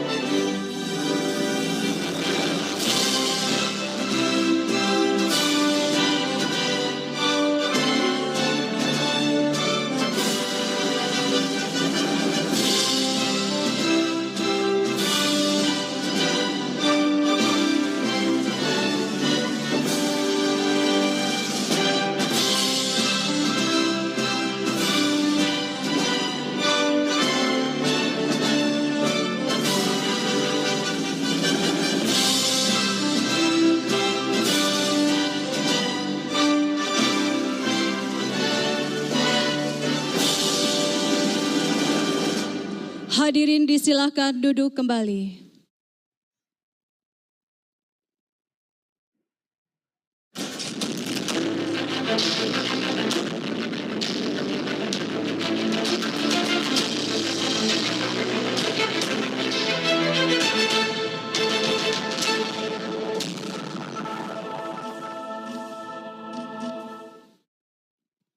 Assalamualaikum warahmatullahi wabarakatuh. Salam sejahtera untuk kita semua. Yang terhormat Presiden Republik Indonesia beserta Ibu Hajah Iriana Joko Widodo. Yang kami hormati Duta Besar Republik Korea untuk Republik Indonesia, para Menteri Kabinet Indonesia Maju, Gubernur dan seluruh jajaran Forkopimda Provinsi Jawa Tengah, Presiden LG Energy Solution dan seluruh tamu undangan yang berbahagia. Selamat datang di kawasan industri terpadu Batang dalam acara implementasi rencana tahap kedua industri baterai listrik terintegrasi. Hadirin yang kami hormati, mengawali acara kita pada pagi hari ini, marilah kita dengarkan bersama laporan dari Presiden LG Energy Solution, Mr. Lee Bang-soo. And now I would like to kindly invite the President of LG Energy Solution, Mr. Lee Bang-soo, to deliver the remark.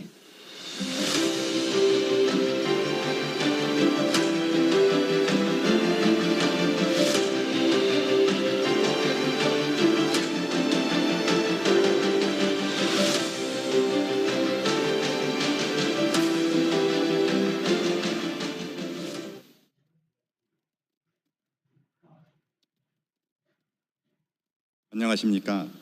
LG 에너지 솔루션의 이방수 사장입니다. 먼저 LG 인도네시아 투자 비전 발표 및 바탕 산업단지 방문에 함께해 주신 조코위 대통령 내외부님, 그리고 투자부의 바흐릴 장관님, 국영기업부 에릭 토이르 장관님, 그리고 국무장관 프라딩노 장관님, 간자르 프나노워 중부 자와 주지사님과 주사님께 특별한 감사의 말씀을 드립니다.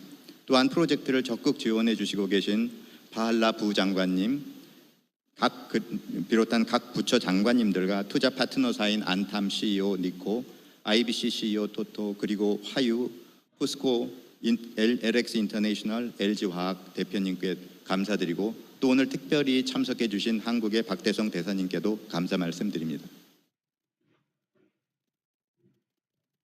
LG 컨소시엄이 국가 균형 발전의 중요한 요충지가 될 바탕 산업단지에 그랜드 패키지 프로젝트의 핵심 공장을 투자할 수 있게 되어 매우 기쁘게 생각합니다. 이곳 바탕 산업단지를 향후 동남아에서 가장 중요한 EV 산업단지로 발전시키고 싶은 비전을 가지고 이 자리에 제가 서게 되었습니다.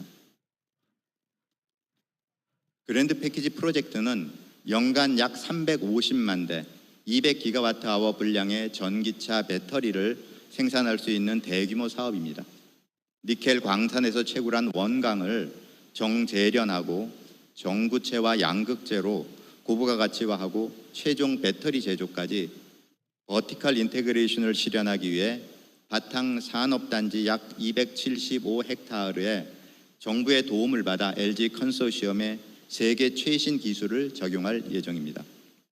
또한 세계적인 ESG 트렌드에 맞추어 재생에너지로 공장을 운영하기 위해 인도네시아 정부 및 필과 적극적으로 협력하고 있습니다. 그랜드 패키지 프로젝트 사업은 인도네시아 파트너인 안탐, IBC와 함께 프로젝트의 대량 양산이 계획된 26년이면 전 세계 2차 전지 산업에 선도적인 기여를 할 것이며, 모든 계획된 투자 실현을 위해 양측에 올해 9월 광산 JV 서명과 인도네시아 정부 및 안탐, 그리고 LG 컨소시엄과의 적극적인 협력 지속이 무엇보다 중요합니다. 대통령님께서 결실을 맺을 수 있도록 도와주시기 바랍니다. LG 컨소시엄의 투자 비전 발표에 격려차 참여해 주신 조코위 대통령님 이하 국가 균형 발전에 기여하는 장관님들, 차관님들, 그리고 각 기업 대표님들에게 다시 한번 감사드립니다. LG 컨소시엄 역시 최선을 다해 바탕 산업단지가 세계 최고의 전기차 배터리 산업이 메카가 될 수 있도록 키워가겠습니다. 다시 한번 대통령님을 비롯해서 프로젝트를 처음부터 또 끝까지 지켜봐 주실 바흐릴 라하달리아 장관님께도 특별히 감사 말씀드립니다. 그리고 마지막으로 인도네시아가 G20 그 정상회담 개최를 앞두고 있는 것으로 알고 있습니다.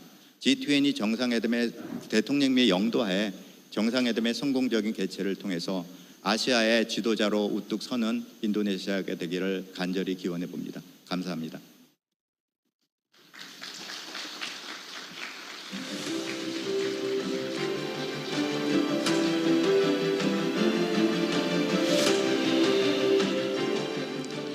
Hadirin sekalian, selanjutnya akan kita saksikan bersama penayangan video implementasi rencana tahap kedua industri baterai listrik terintegrasi.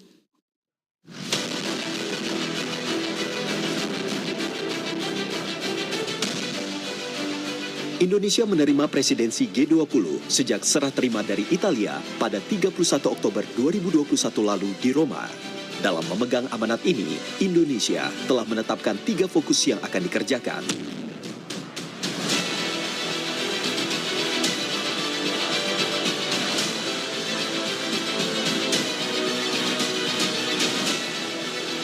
Kepercayaan ini adalah kesempatan bagi Indonesia untuk berkontribusi lebih besar bagi pemulihan ekonomi dunia. Dan dalam presidensi G20, Indonesia akan fokus untuk mengerjakan 3 hal. Pertama, penanganan kesehatan yang inklusif. Kedua, transformasi berbasis digital. Ketiga, transisi menuju energi berkelanjutan.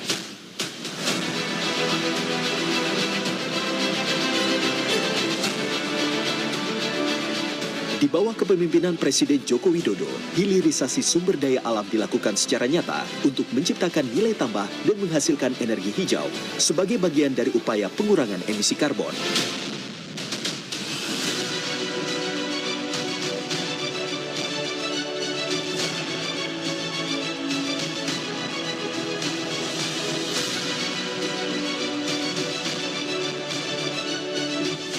Sektor yang semula menyumbang 60% emisi Indonesia akan mencapai carbon net sink selambatnya tahun 2030. Di sektor energi kami juga terus melangkah maju dengan pengembangan ekosistem mobil listrik.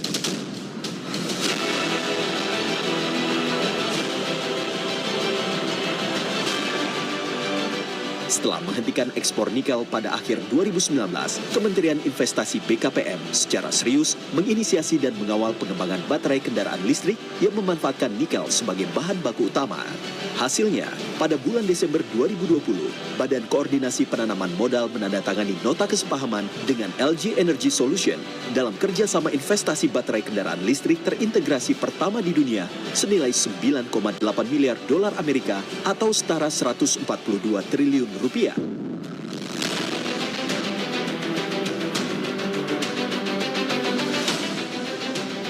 Ini adalah konsep investasi hilirisasi yang pertama, Pak. Kenapa? Tambangnya BUMN yang mayoritas, kemudian smelternya sama smeltingnya itu dibangun di Maluku Utara, Bapak. Di mana di situ ada lokasi yang dekat dengan bahan baku. Prokursor ketot 20 GB baterai sel dan recycle-nya itu dibangun di Batam.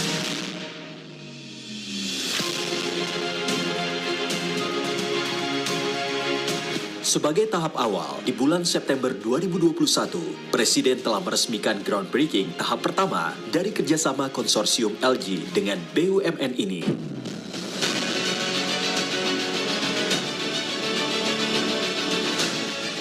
Pembangunan pabrik ini merupakan wujud keseriusan pemerintah untuk melakukan hilirisasi industri. Era kejayaan komoditas bahan mentah sudah berakhir dan kita harus berani mengubah struktur ekonomi yang selama ini berbasis komoditas untuk masuk ke hilirisasi, masuk ke industrialisasi, menjadi negara industri yang kuat dengan berbasis pada pengembangan inovasi teknologi.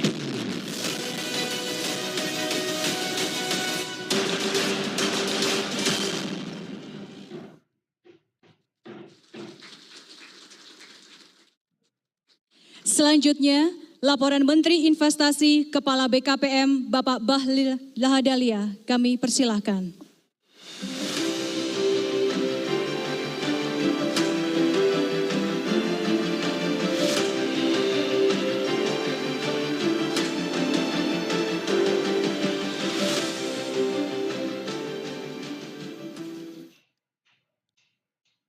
Bismillahirrahmanirrahim. Assalamualaikum warahmatullahi wabarakatuh. Shalom, Om Swastiastu, Namo Buddhaya, salam kebajikan. Yang sama-sama kita hormati Bapak Presiden Republik Indonesia, Bapak Joko Widodo, beserta Ibu Negara, Ibu Haja Iriana Joko Widodo. Makasih Bu atas kehadirannya. Yang kami hormati Pak Dubes Korea untuk Indonesia, yang mulia Pak Park Tae-sung, ini Bapak Presiden, sahabat saya yang hampir setiap 2 minggu sekali kami diskusi untuk implementasi investasi Korea di Indonesia.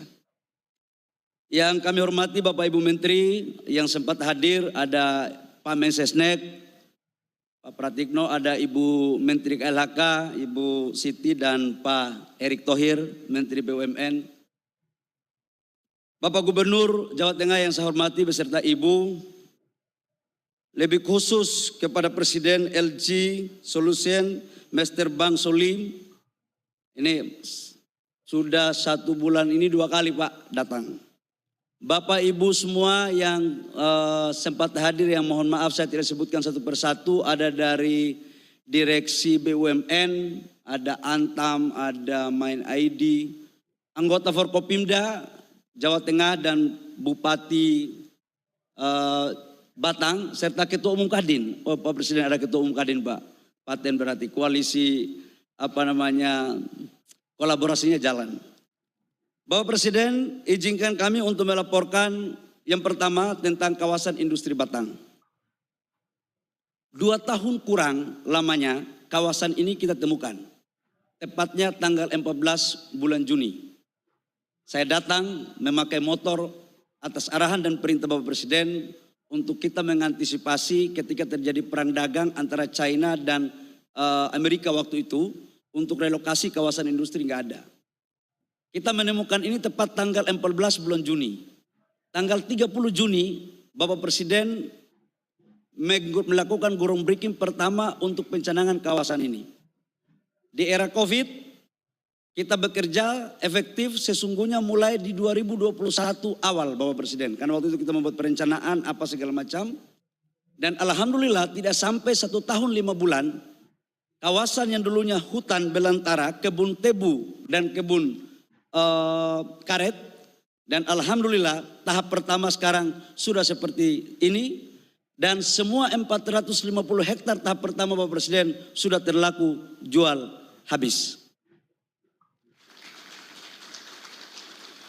Ini terjadi karena ada kolaborasi yang erat antara Kementerian PU dan Kementerian Investasi, tapi lebih khusus Bapak Presiden ada kolaborasi yang sehati antara Kementerian BUMN yang dipimpin oleh Menteri BUMN dan Pemda Provinsi Jawa Tengah yang dipimpin oleh Gubernur Jawa Tengah. Itu. Semoga ini tetap kompak terus agar realisasi investasi berikutnya bisa terpenuh untuk ke depan. Yang kedua Pak Presiden, kami juga laporkan bahwa di kawasan ini kita sekarang masuk di 1000 hektar tahap kedua. Di mana 1000 hektar tahap kedua ini adalah LG sendiri masuk kurang lebih sekitar 275 hektar. Kemudian Foskon juga masuk di tahap kedua Bapak Presiden. Dan yang ketiga insya Allah kalau memang dari Amerika ini positif masuk, tempatnya juga insya Allah di sini Bapak Presiden. Kami yakin bahwa 2023 akhir menjelang 2024 target kami minimal 50% dari 4.300 hektar di Batang ini juga akan terisi penuh. Di samping itu kami di sini juga membangun SMK unggulan NU. Bapak Presiden, tanahnya 3 hektar di samping tol, dan tanah ini diwakafkan oleh BUMN supaya pahala BUMN tambah banyak dan profitnya tambah tinggi. Jadi ini jadi Menteri BUMN ini Pak, jadi cari untung tapi cari untung untuk akhirat juga. Ya kita bagi-bagi untung lah kira-kira begitu. Bapak Presiden yang kami hormati, laporan kami yang kedua, izin kami memakai kesempatan yang ini karena ini live Bapak Presiden, TV One, biar tidak ada dusta di antara kita. Total investasi di tahun 2022 sesuai dengan perintah Bapak Presiden, slide-nya mana? Perintah Bapak Presiden adalah sebesar 1.200 triliun. Dari 1.200 triliun tersebut, kita sudah mampu mencapai di kuartal pertama sebesar 283 triliun. Ini belum LG masuk Pak. Kalau LG masuk pasti lewat lagi. Yang kedua adalah antara Jawa dan luar Jawa. Di luar Jawa 52% Bapak Presiden, di Jawa 48%. Ini yang waktu pertama kami dilantik oleh Bapak Presiden memerintahkan kepada saya agar membangun Indonesia tidak boleh membangun Indonesia satu wilayah tertentu. Harus Indonesia sentris. Jadi dari Aceh sampai Papua Pak. Udah sekarang kita bangun. Yang kedua Bapak Presiden, negara mana saja yang paling banyak masuk? Yang pertama itu masih ada Singapura Bapak Presiden. Yang kedua Hong Kong. Yang ketiga Tiongkok. Amerika nomor 5 dan Korea nomor 7. Jadi tidak benar kalau ada satu informasi yang seleweran lewat medsos yang mengatakan bahwa seolah-olah investasi di Republik Indonesia ini hanya dikuasai oleh satu negara. Karena dalam pandangan kami Bapak Presiden, institusi negara yang berhak mengeluarkan data tentang berapa investasi luar di Indonesia adalah Kementerian Investasi. Hanya kepada Tuhan kita percaya, manusia butuh data, tapi datanya harus yang benar. Berikut Bapak Presiden, kami juga menyampaikan bahwa wilayah-wilayah mana saja yang masuk untuk FDI kita. Yang pertama itu adalah Riau, Jawa Barat, DKI Jakarta, Sulawesi Tengah, sama Maluku Utara. Ini foreign direct investment yang masuk ke Indonesia. Jadi ini berimbang. Di mana kuartal pertama total lapangan pekerjaan sebesar 360.000 lebih. Dengan total nilai proyek kurang lebih sekitar 66.000 proyek lebih. Yang ketiga Bapak Presiden, kami laporkan tentang kerjasama LG. Sejak perintah Bapak Presiden kepada kami di akhir 2019 untuk bagaimana membangun ekosistem EV baterai, maka langkah-langkah komprehensif dan terukur telah kita lakukan. Dengan pertama Hyundai, mobil listrik sudah berdiri dan sudah berproduksi. Kemudian adalah baterai. Baterai ini godaannya banyak Bapak Presiden. Kelihatannya negara-negara tetangga kita sebagian belum ikhlas kalau Indonesia ini menjadi negara industrialis baterai mobil karena banyak sekali pencak silatnya. Tetapi pemerintah Korea di bawah Presiden Menteri Motie dan LG telah bersepakat sejak 2020 untuk membangun ekosistem baterai mobil di Indonesia. Dan hari ini sudah kita lakukan tahap kedua, di mana investasi tadi sudah disampaikan 9,8 billion US dollar.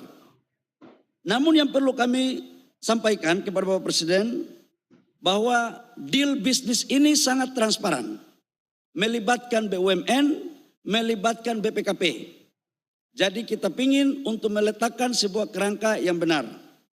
Yang berikut adalah dampak ekonominya setiap tahun Bapak Presiden sebesar 5,6 billion US dollar dari total investasi 9,8 billion dengan total lapangan pekerjaan kurang lebih sekitar 20.000 lapangan pekerjaan khusus untuk pabrik baterai mobil, bukan untuk kawasan ini Bapak Presiden. Yang berikut kami juga laporkan bahwa kolaborasi LG dengan UMKM jalan juga. Dengan pengusaha daerah jalan juga. Jadi resekelnya Pak, tidak dengan BUMN. Kalau BUMN semua nanti kerjasama LG sama BUMN, bukan dengan pengusaha dalam negeri. Pak Arsad kelihatannya sudah senyum-senyum, bisa Kadin ambil bagian. Yang penting profesional, jangan pengusaha proposal. Demikian yang perlu kami laporkan kepada Bapak Presiden dan terima kasih kepada LG. Bapak Presiden LG mulai sekarang jangan lagi ragu. Perintah Bapak Presiden tadi sudah jelas, kalau ada apa-apa kita selesaikan secara adat Indonesia. Untuk kita clearkan agar realisasi investasi bisa terlaksana. Demikian yang kami laporkan. Terima kasih, kurang lebihnya mohon maaf. Wabillahi taufiq wal hidayah. Wassalamualaikum warahmatullahi wabarakatuh. Shalom, Om Santi, Santi Om, Namo Buddhaya, salam kebajikan.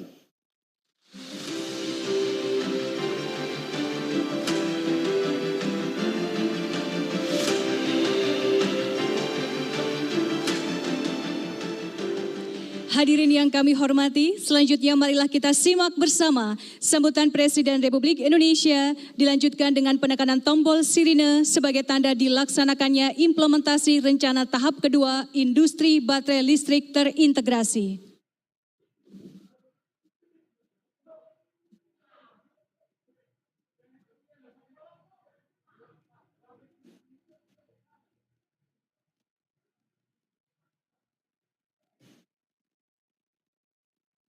Bismillahirrahmanirrahim. Assalamualaikum warahmatullahi wabarakatuh.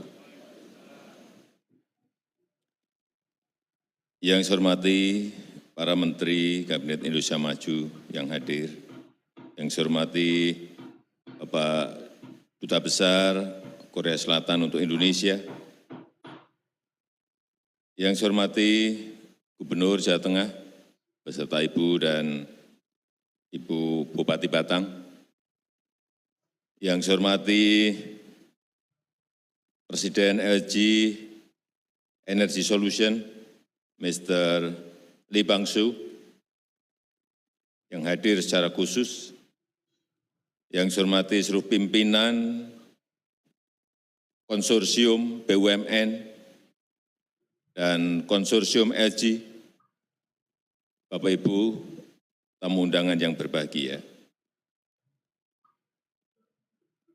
Saya senang pagi hari ini bahwa tahapan pembangunan industri baterai listrik terintegrasi telah mulai berjalan.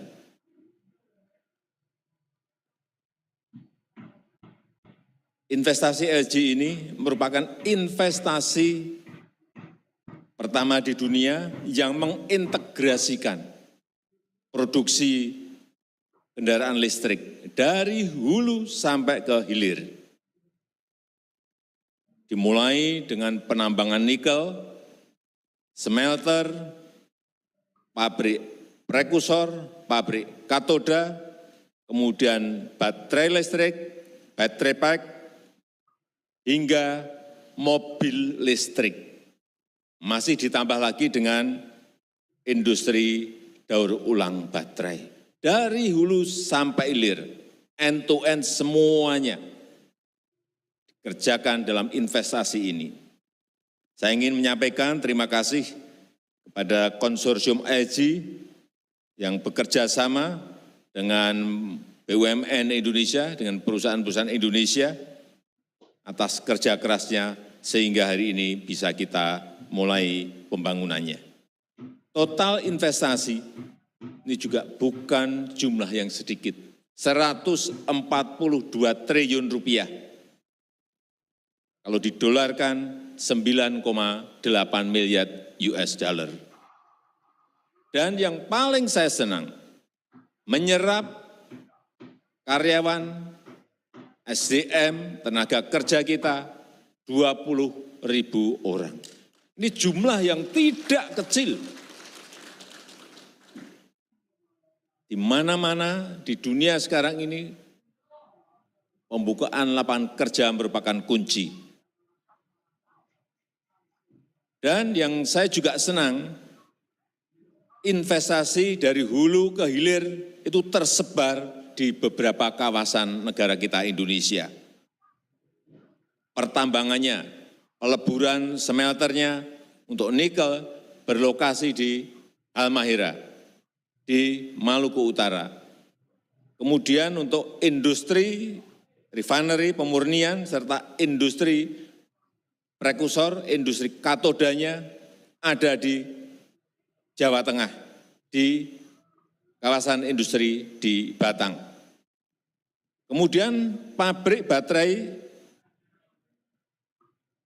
yang sedang juga dibangun di Kerawang dan pabrik mobil listriknya ada di Cikarang.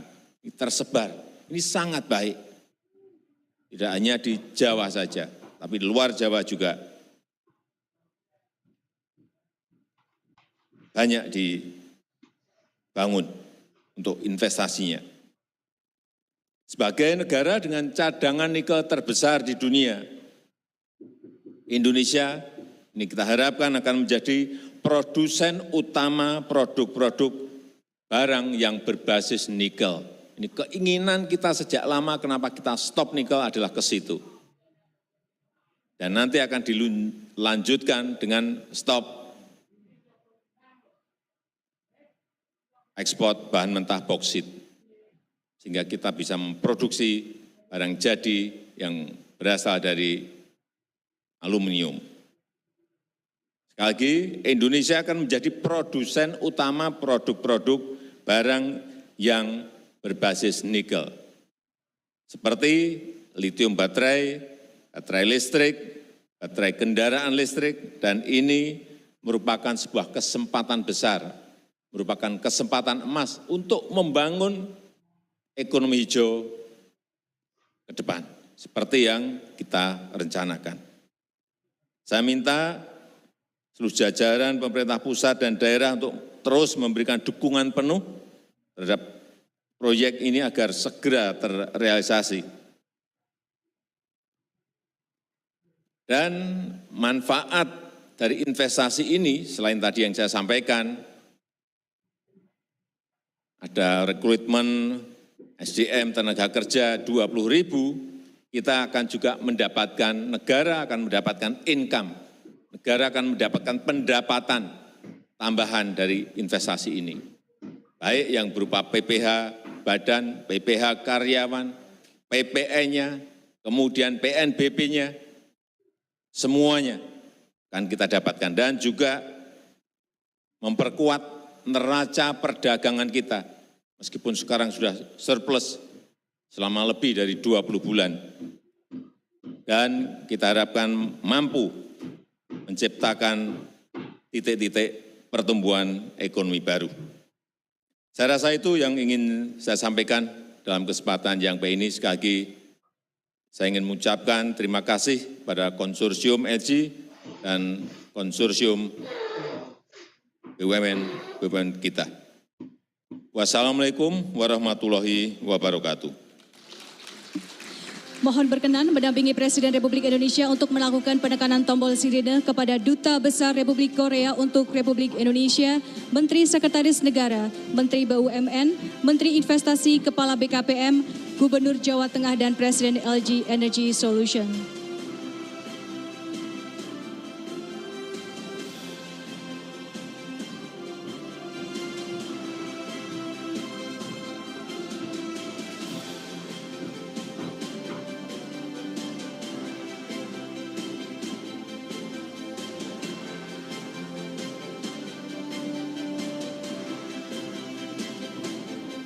Dengan mengucap Bismillahirrahmanirrahim, pagi hari ini tahap kedua industri baterai listrik terintegrasi dari LG dan konsorsium BUMN saya nyatakan dimulai pembangunannya. Terima kasih.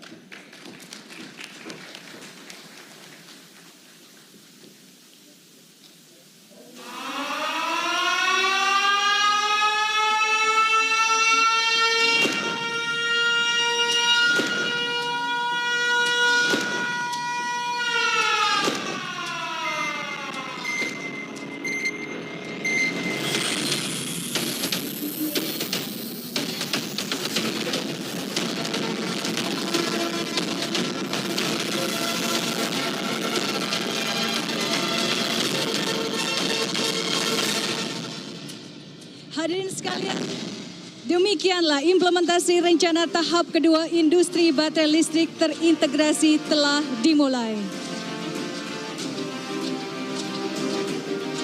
Mohon berkenan kepada Bapak Presiden beserta pendamping untuk kembali ke tempat.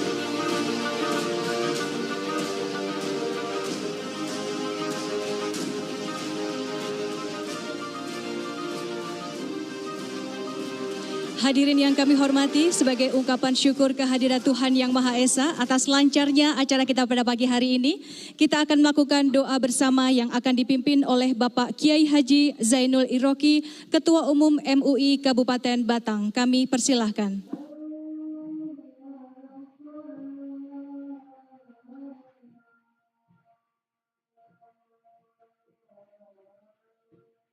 Assalamualaikum warahmatullahi wabarakatuh. Bismillahirrahmanirrahim. Alhamdulillahi rabbil alamin. Wa sallallahu ala sayyidina Muhammadin wa ala alihi wa sahbihi ajma'in. Ya Allah, ya Rahman wa ya Rahim. Ya Basir, ya Qadir, biyadikat takdir. Segala puji bagimu ya Allah, Tuhan semesta alam. Tuhan yang maha penyayang dan pengasih, maha melihat dan maha kuasa, yang menguasai takdir, merubah dan menetapkan takdir. Ya Allah, hajatuna ilaikal kasir, wa anta alimun biha wa basir. Ya Allah, hajat-hajat kami kepadamu sangatlah banyak, dan engkau telah melihat dan mengetahui. Allahumma yassir, ya muyassir kuli asir, wa ya mugniya kuli fakir. Ya Allah, Tuhan yang memudahkan segala kesulitan, yang meluaskan segala kesempitan, dan Tuhan yang mencukupi segala kekurangan. Yassir alaina kulal asir, fataisirul asir alaika yassir. Ya Allah, mudahkanlah kesulitan kami, uraikanlah keruwetan kami, karena menguraikan dan memudahkan bagimu sangatlah mudah. Allahumma yassir alaina wa la tu'assir alaina, yassir umurana waqdi hawaijana wa hasil maqasidana. Ya Allah, kami telah membuat planning, menyusun program-program, maka mudahkanlah, kabulkanlah, realisasikanlah dengan sempurna dan perfect.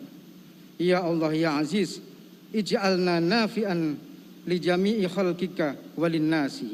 Ya Allah, jadikanlah kami sebagai hamba-Mu yang bisa memberi manfaat kepada sesama dan kepada makhluk-Mu yang lain. Idfa'anna kula ghammin wa hammin wa bala'in wa waba. Ya Allah, angkatkanlah, jauhkanlah dari kami segala kesedihan, keprihatinan, kecemasan, dan segala macam wabah dan bala.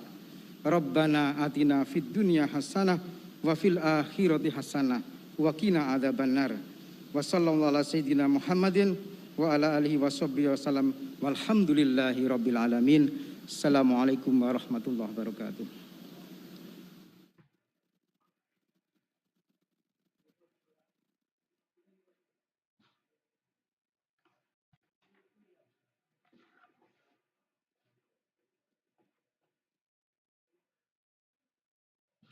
Hadirin yang kami hormati, demikianlah rangkaian acara implementasi rencana tahap kedua industri baterai listrik terintegrasi pada pagi hari ini telah selesai dilaksanakan.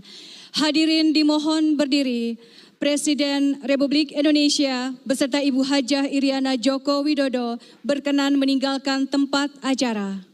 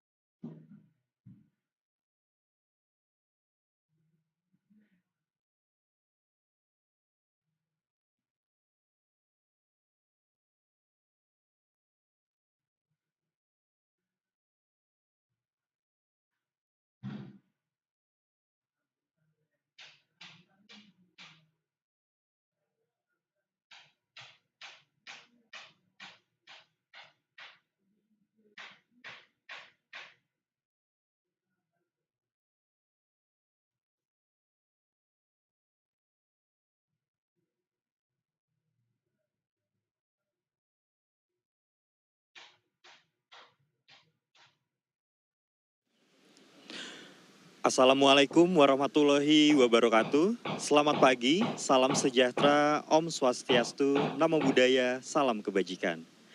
Apa kabar pemirsa? Kembali lagi bersama saya Raksa Firdani yang akan menemani dan memandu Anda pada hari ini, Senin 6 Juni 2022 di Istana Kepresidenan Bogor untuk menemani Anda dalam kunjungan resmi Perdana Menteri Australia yang terhormat Anthony Albanese ke Istana Kepresidenan Bogor untuk bertemu dengan Presiden Joko Widodo.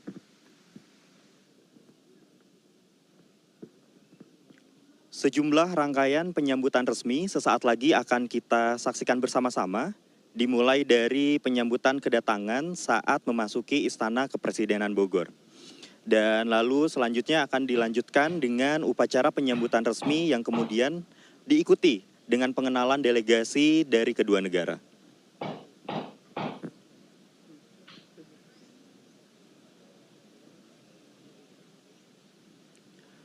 Saat ini kita tengah menantikan ketibaan dari rangkaian kenegaraan Perdana Menteri Australia yang terhormat Anthony Albanese ke Istana Kepresidenan Bogor.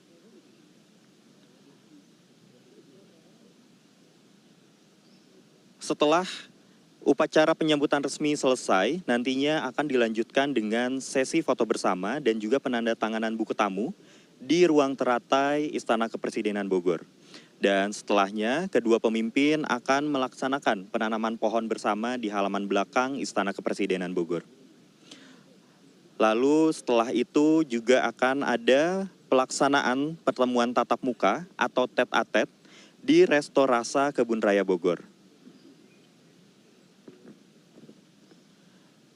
Usai melaksanakan pertemuan tatap muka, kedua pemimpin negara beserta masing-masing delegasi dari kedua negara akan melaksanakan pertemuan bilateral yang dilaksanakan di Istana Kepresidenan Bogor, dan setelahnya kita akan saksikan juga pernyataan pers bersama antar kedua pemimpin negara. Dan rangkaian acara penyambutan resmi hari ini akan ditutup dengan jamuan santap siang kenegaraan. Ini merupakan kunjungan pertama dari Perdana Menteri Australia semenjak dilantik menjadi Perdana Menteri pada bulan Mei 2022, yang dimana sebelumnya Perdana Menteri Australia juga pernah mengunjungi negara Jepang, tetapi di dalam konteks kerjasama dalam pertemuan diskusi Quad. Dan saat ini, hari ini Perdana Menteri Australia yang tiba di Istana Kepresidenan Bogor akan melaksanakan pertemuan bilateral dan merupakan kunjungan resmi pertamanya semenjak menjabat menjadi Perdana Menteri.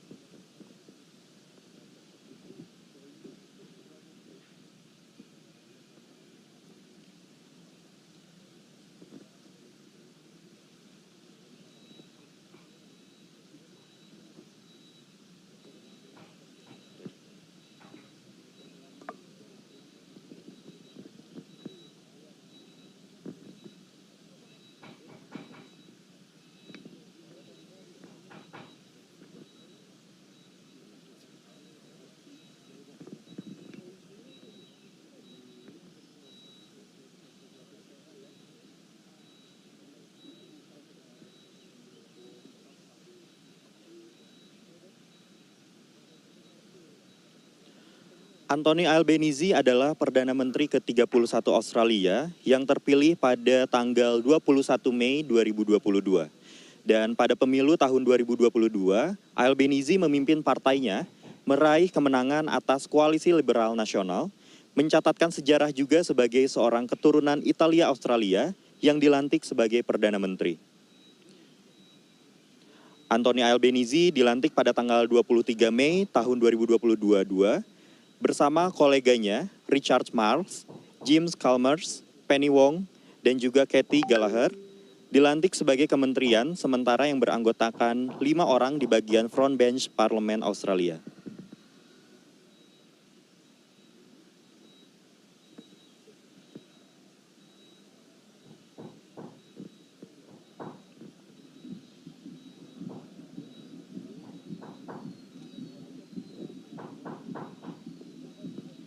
Kita saksikan rangkaian kenegaraan dari Perdana Menteri Australia telah tiba di Istana Kepresidenan Bogor.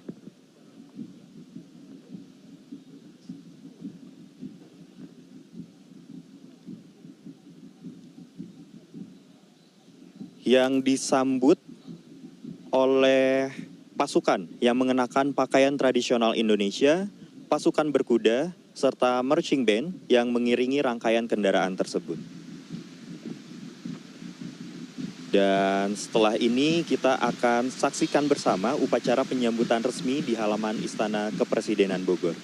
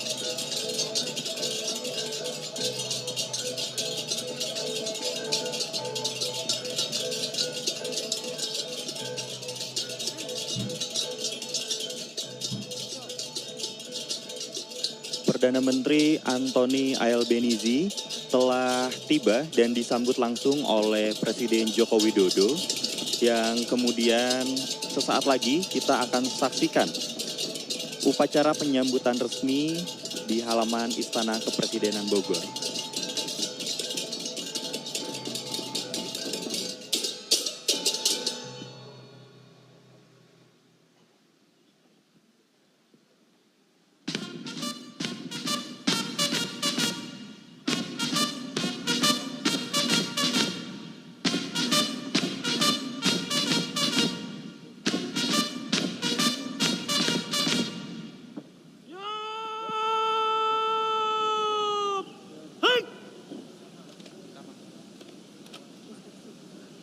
Hormat senjata!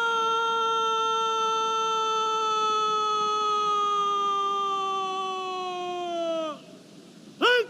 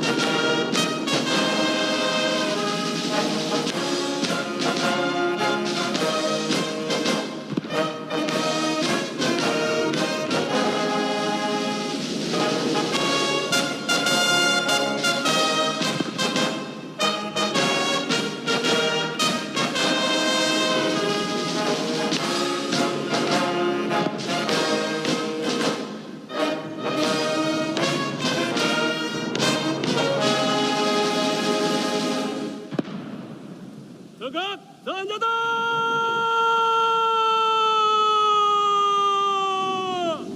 Baik! Lapor upacara siap dimulai. Selanjutnya pasukan siap diperiksa.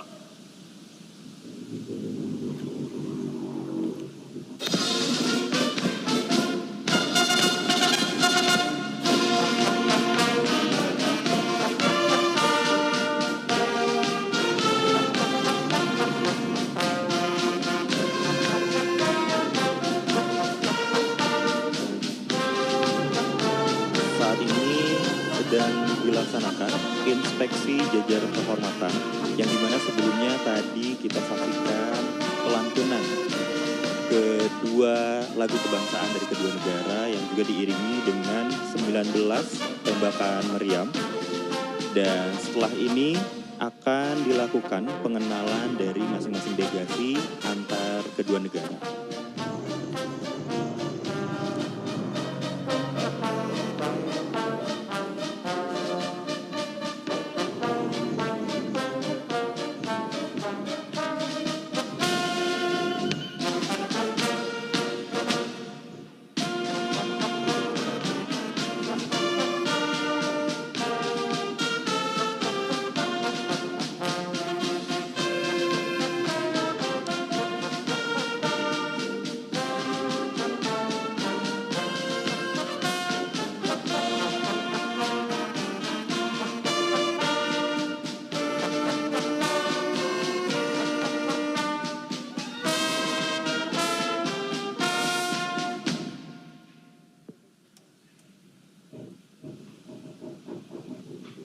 pasukan telah dilaksanakan. Laporan selesai.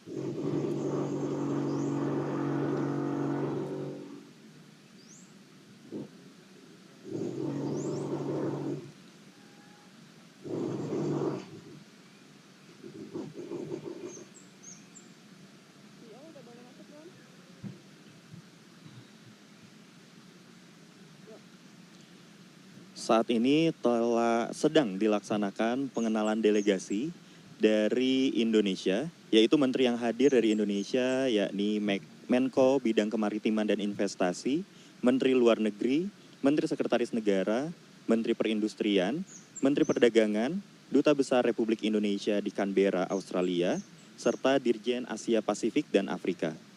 Dan sekarang delegasi dari Australia sedang dikenalkan oleh Perdana Menteri, yakni ada Minister for Foreign Affairs, Minister for Trade and Tourism, Minister for Industry and Science, Member of Solomon, serta Ambassador of Australia to Indonesia.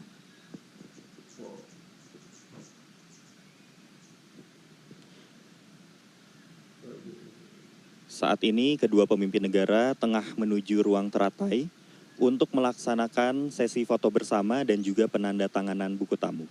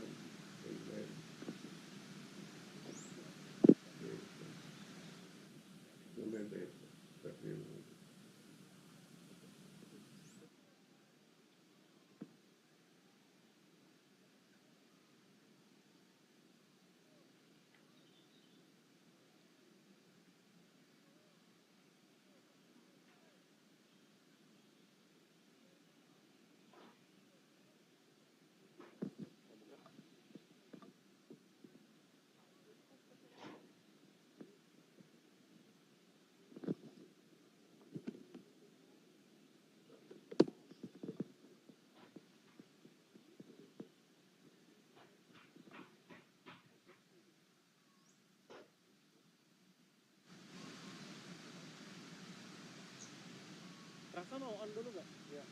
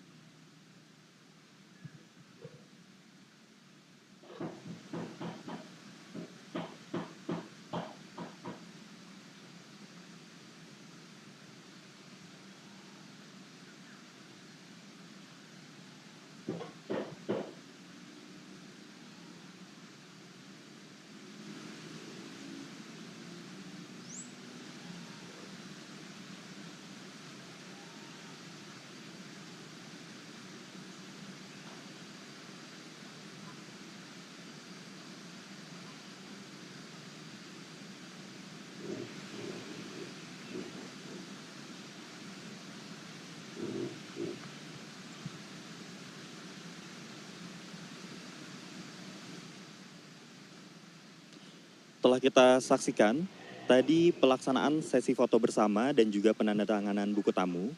Dan saat ini kedua pemimpin negara tengah berada di veranda Istana Kepresidenan Bogor dan tampak berbincang santai sambil melihat pemandangan halaman belakang Istana Kepresidenan Bogor. Setelah itu, that's the problem. Now, the first officer, who had been pilot flying up until this started happening, now found himself in a position of being pilot monitoring. And he looked over, and the captain asked him, "Can you identify which engine is causing the problem?" And he looked down at the engine instrumentation, and he said, it's the right one that's causing it. This when you hear it, it sounds that there is some Ini ambiguity merupakan there, and there jalur definitely was. sepeda atau rute But sepeda the yang captain, biasanya who had already Presiden started Joko Widodo thinking about lalui it's probably ketika the right hand tengah number two bersepeda engine, pada akhir pekan. he agreed to this and told the first officer to start throttling it back.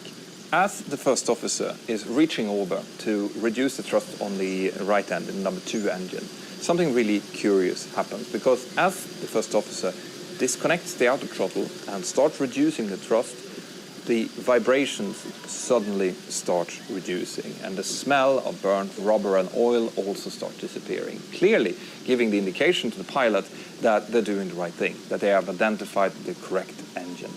This whole process, from when the vibrations start until they have identified the engine and started dealing with it, takes only about 20 seconds, which is an extremely short period in a cockpit to properly identify which engine is causing the problems.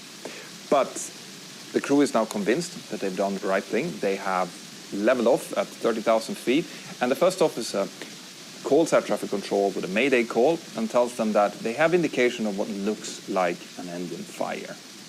Air traffic control responds to this with a request for their intentions and asking them if they want to divert or so, but the flight crew quite rightfully tells air traffic control to stand by and that they will get back to them. The captain asks the first officer to shut the engine down, but before the first officer can start doing that, he also comes in and he states, actually, it seems to be running all right now. Let's see if it comes back in. And it's a possibility here that the captain is actually looking at the right-hand engine, the number two engine, seeing that the engine parameters are all within limits. But the first officer tells the captain that he would like to start the engine failure shutdown checklist. And he says, it seems to have stabilized now, but we still have the smoke. The first officer tries to start executing the non-normal checklist for the engine failure and shutdown, but he keeps getting interrupted by air traffic control calls, and also by the fact that the captain is now contacting East Midlands Operations for the company to see what they want to do. The company wants them to divert to East Midlands, which is really close by their current position. Restoran ini berada di tengah kebun raya Bogor yang sebelumnya bernama Green followed by several descent clearances and so on. So at about 2 minutes and 7 seconds after the initial vibration, the engine start lever on the engine number 2, the right-hand engine, is moved to cut off and the engine is shut down. During this time, the indications of engine number 1 has stabilized quite a bit from the initial surges. The exhaust gas temperature, the EGT, is at about 50 degrees higher than it was normally, and the vibration telah menempuh perjalanan kurang lebih 1 km dari Istana Kepresidenan Bogor. Saat ini kedua pemimpin negara telah tiba di Restorasa dan akan segera melangsungkan pertemuan tatap muka atau tete-a-tete. And also the pilots who have been previously flying on other aircraft, like the BAC 111 and the DC-9, are used to vibration indicators that can't be relied upon. And they're unaware that the vibration indicators on the 737-400 is actually extremely reliable. At the same time, in the cabin, the passengers and the cabin crew have noticed basically the same thing as the pilots have. They noticed the severe vibrations in the front. They got what some passengers described as smoke, even though in later interviews they couldn't really describe the color or the thickness of the smoke. But they smelled the rubbery, oily, hot metal smell coming in. And passengers that were sitting on the left-hand side of the aircraft also described signs of engine fire on the left-hand side. Things like torching or sparks coming out of the engine. Just after the crew has shut down the right-hand engine, the captain called for the purser, the chief flight attendant, to come up. And he asked him, "Did you have any smoke in the cabin?" To which the purser responds, "Yes, we did." And the captain then tells him to start preparing the aircraft for landing, the fact that they've had a problem with the right-hand engine. It takes about 30 seconds, and then the purser comes back again to the captain, and he tells him that, listen, the passengers are quite panicky in the back. And this prompts the captain to make a PA. And in the PA, the captain explains that they've had an issue with the right-hand engine that has produced a bit of smoke, but it's now okay. They've shut down that engine and that we are diverting to East Midlands Airport and that we'll be landing in about 10 minutes. Now, this confused quite a few of the passengers, which had clearly seen sparks and smoke coming out of the left-hand engine, but none of them really thought about bringing it to the attention of the cabin crew, and the cabin crew, who had also seen some of this spark coming off, weren't really listening into the PA because they were now preparing for the unexpected imminent landing. In the cockpit, the workload is now really, really high because when they decided to divert to East Midlands, they actually were quite close already to the airport, which meant that they started getting radar headings and descent clearances quite rapidly. They were changed over from London control to Manchester control and then to East Midlands control. And on the frequency, there were several other aircraft as well, which meant that the frequency was quite busy. The first officer, who has been busy dealing with the engine failure shutdown checklist for the engine number 2, is now starting to go through the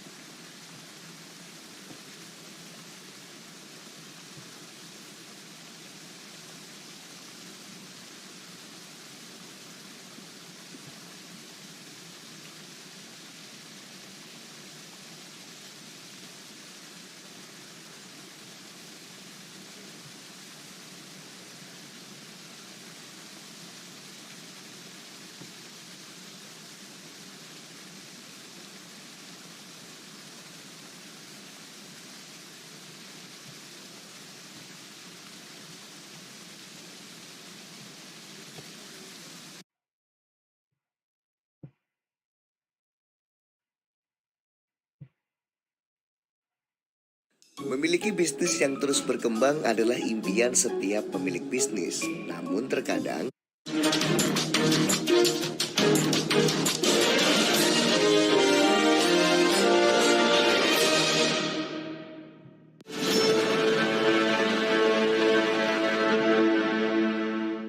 Halo, senang sekali ini pagi ini bisa ketemu lagi bersama saya dengan Bung Rocky Gerung, dan suasananya rupanya cukup pagi ini cukup sejuk ya, Bung Rocky ya.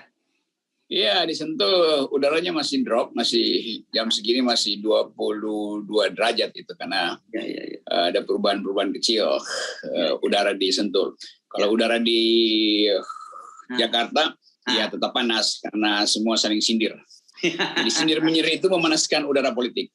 Sindir-menyindirnya nanti kita bahas, tapi kita sekarang bahas soal keputusan dari Rakernas Nasdem, dan saya kira ini bisa disebut bukan keputusan Rakernas, keputusan Surya Paloh, karena bagaimanapun nama-nama itu kan yang 5 nama itu diajukan kan kemudian diserahkan pada Surya Paloh, dan dia punya semacam hak prerogatif untuk menentukan, dan sebenarnya namanya persis seperti yang Anda ceritakan beberapa waktu yang lalu gitu ya, bahwa dan Ganjar Pranowo dan Andika Perkasa gitu. Ini bagaimana kita membacanya, karena khusus Ganjar Pranowo ini kan dia sudah menyatakan bahwa saya PDIP gitu. Dia udah mulai tidak setel kenceng lagi gitu. Tapi ternyata Surya Paloh masih tetap memasukkan nama itu.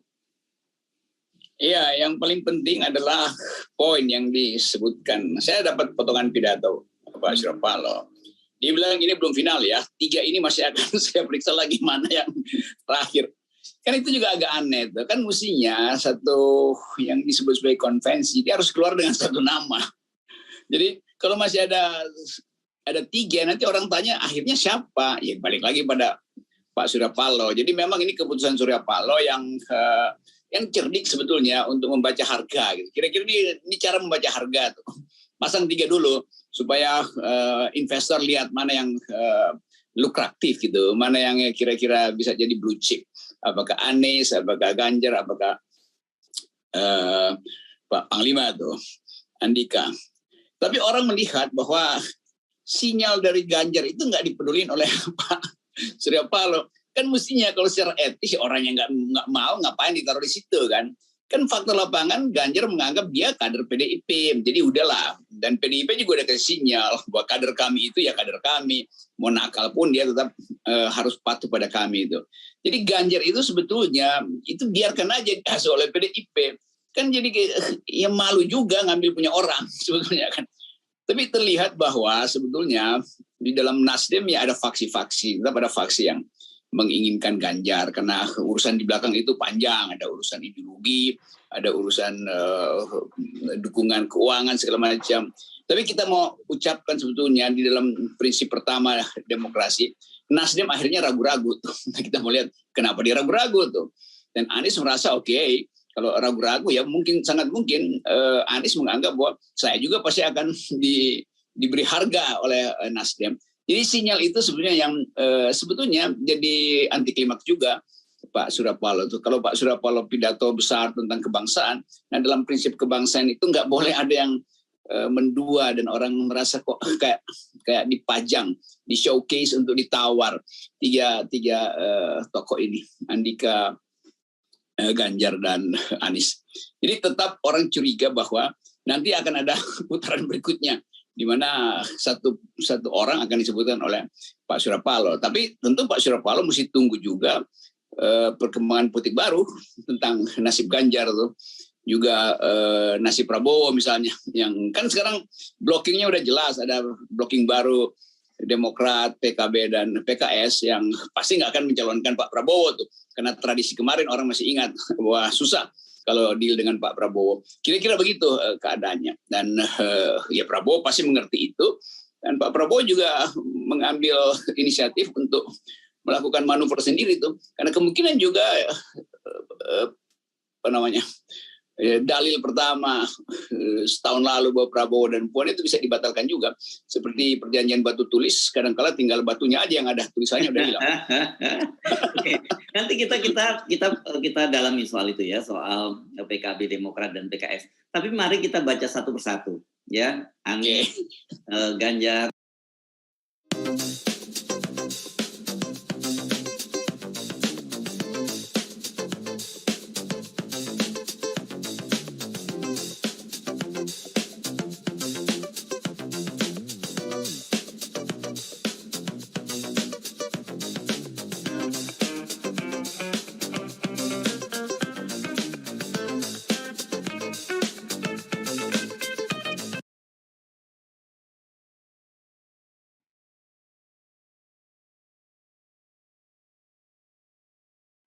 Family is the most important thing in the world. But if your whole family, like every last one of them decided to jump down the bottom of a well and they're all just hanging on the end of a rope, how can one person be expected to pull them all back out? You can't. So you pull on that rope and you're just going to fall right down at the bottom of the well with the rest of them. And what's the point of that? What? There is a lot more to this than you realize. Like what? Kidnapping, murder, cover-ups. I think the whole Hackett family is in on it. You have no idea what's going on here. Not a goddamn clue. All right, let's do this. Who should I call? 911. You mean 911? Who says 911? Goodbye, cruel world. We gotta get out. I'm gonna enjoy watching you die.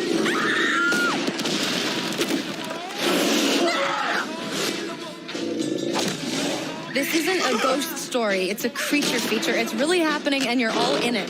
This is gonna get a little messy.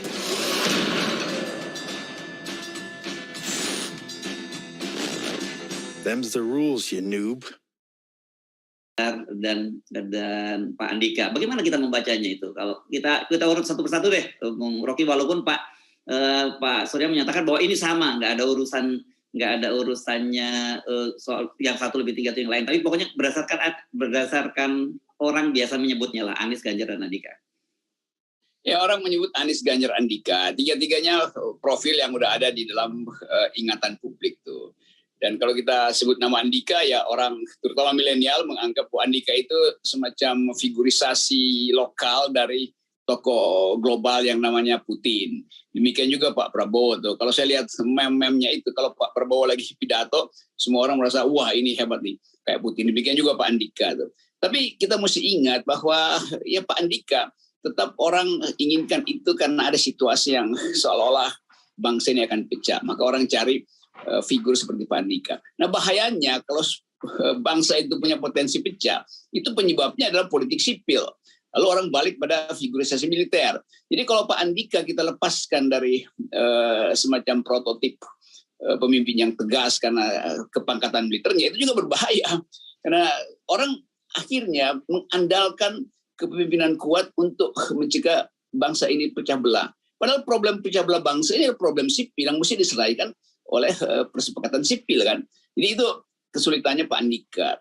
Kalau Anies dia udah melenggang aja, dia merasa dia udah figur global juga, dapat penghargaan di mana-mana dan elektabilitasnya naik terus. Jadi Anies sebetulnya ya dianggap ya silahkan aja kalian tuh bikin koalisi atau buka lapak. Tapi saya tetap ada di dalam top mind dari publik Indonesia tuh.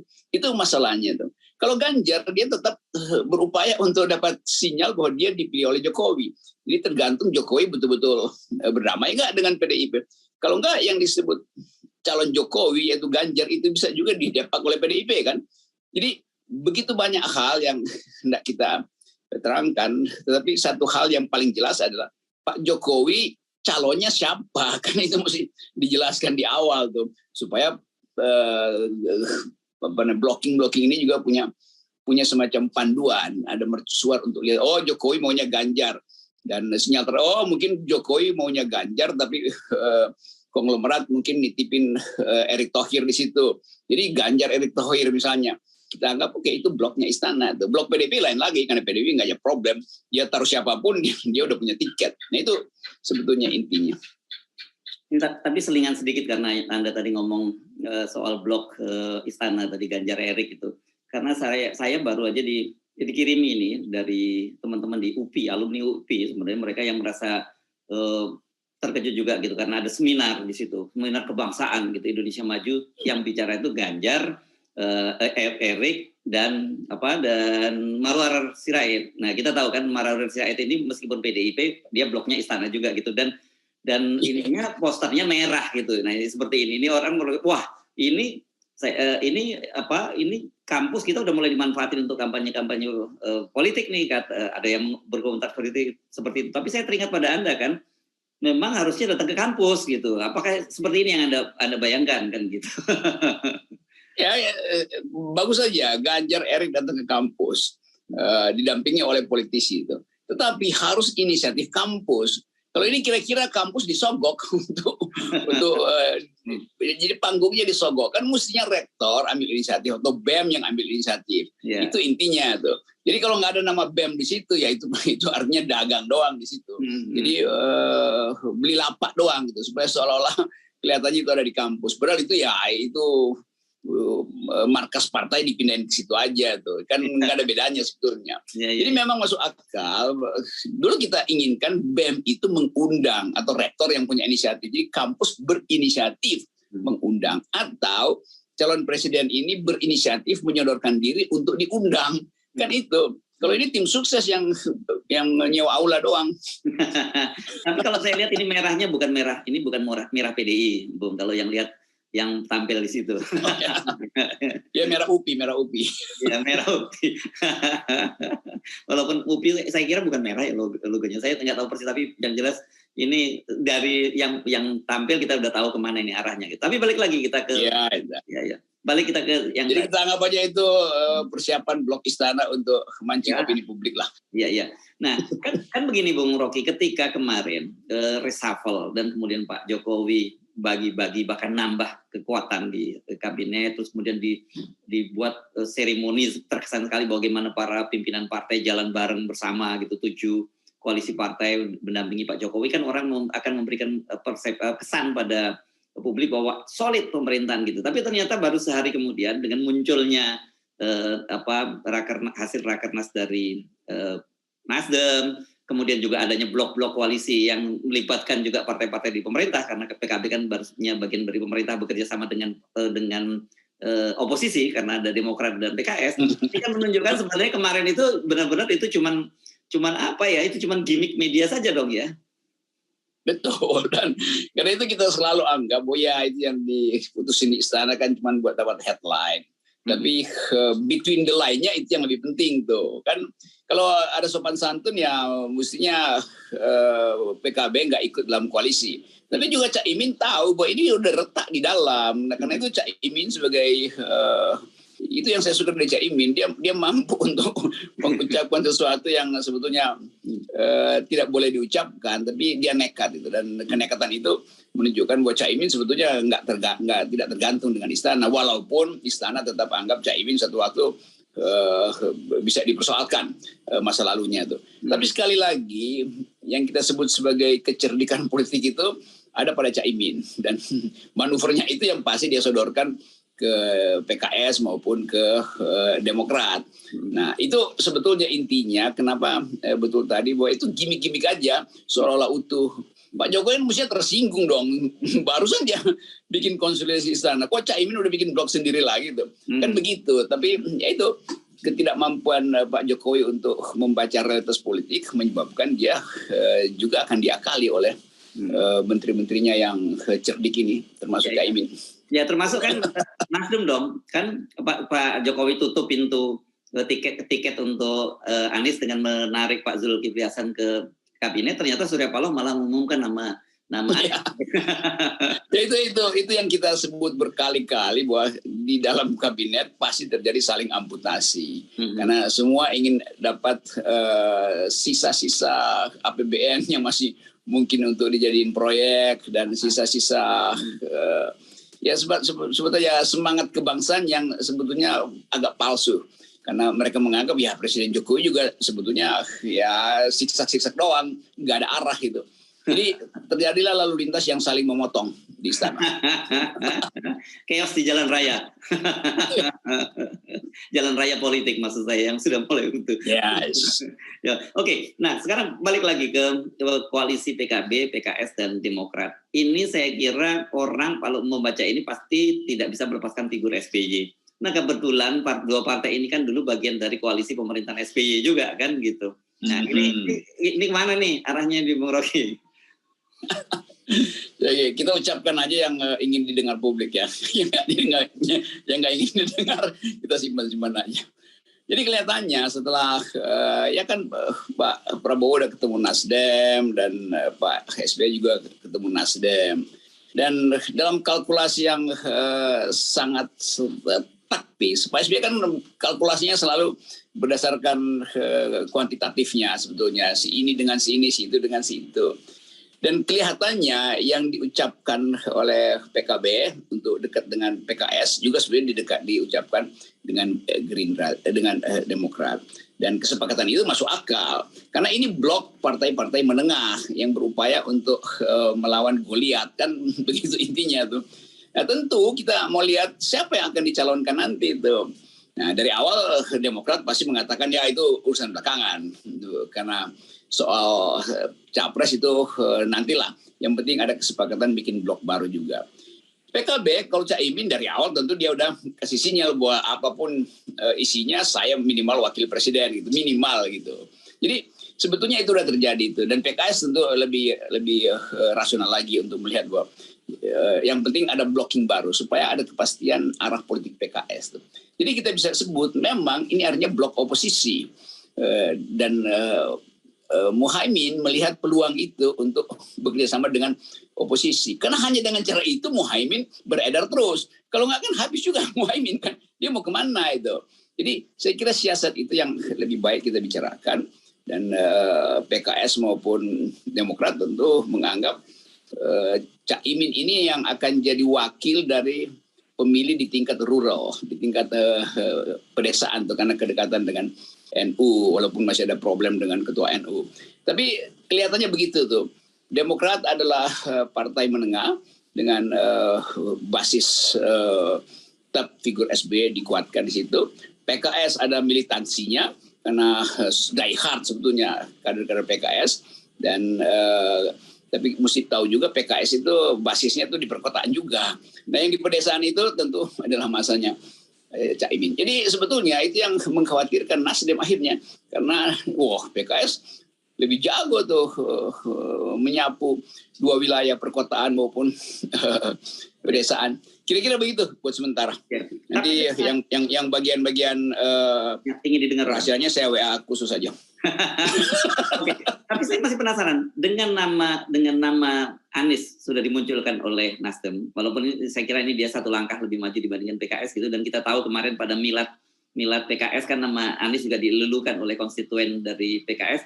Mungkin nggak ini kemudian ketemu di sini Nasdem juga gabung ke koalisi ini? Ya itu nanti putaran berikutnya kelihatannya Nasdem akan kehilangan pakem kan karena Ganjar nggak mau, Anies masih dipertanyakan dan Anies merasa ya PKS lebih dulu menyebutkan itu tuh dan lebih pasti itu nggak perlu dipasang 3 lagi itu.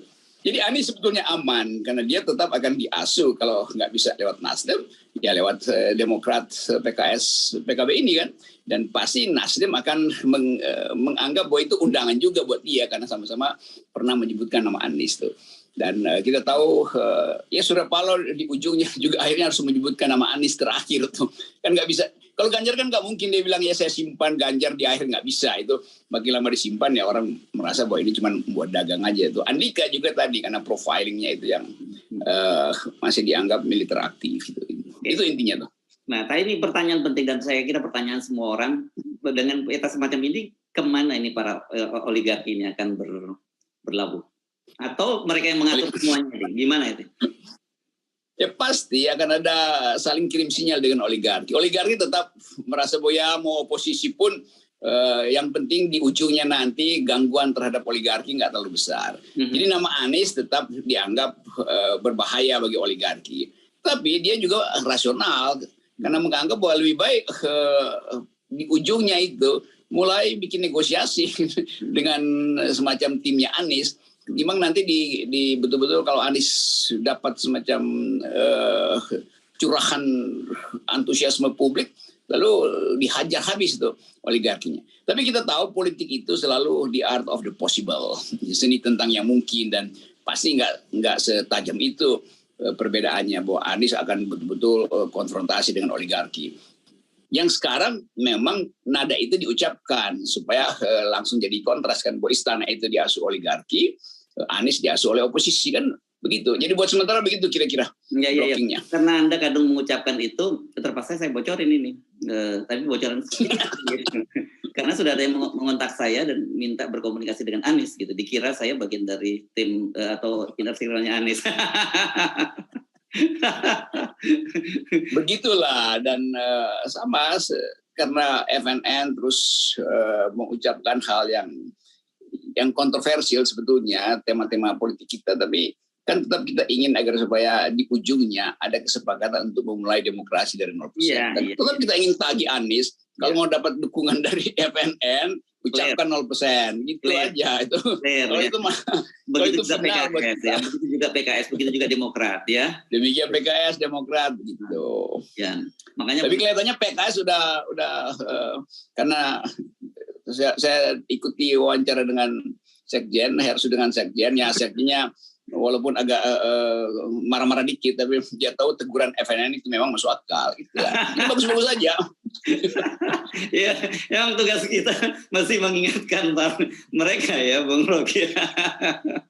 Ya dong, kan kita nggak punya kepentingan. Ya saya dekat dengan Caimin, saya kenal baik. Pak SBY ada teman diskusi saya tuh, teman-teman di PKS juga begitu. Tapi itu nggak boleh membuat kita lalai untuk mengatakan bahwa demokrasi harus dibersihkan dari awal, yaitu 0%. Gitu aja itu. Ya, kalau itu udah jangan kita nego lagi dah. Ya, sejak awal posisi FNN jelas, clear, ya nggak abu-abu. Iya. Oke, tetap 0%. Iya. Itu intinya.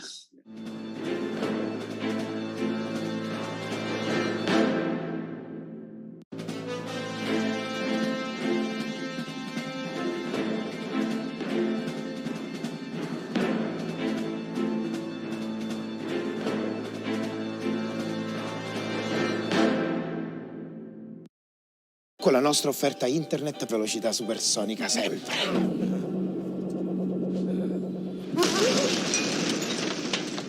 Passa all'Internet. Scegli la nostra super connessione 5G. Parla e naviga senza fili fino a 1 giga. Attiva ora.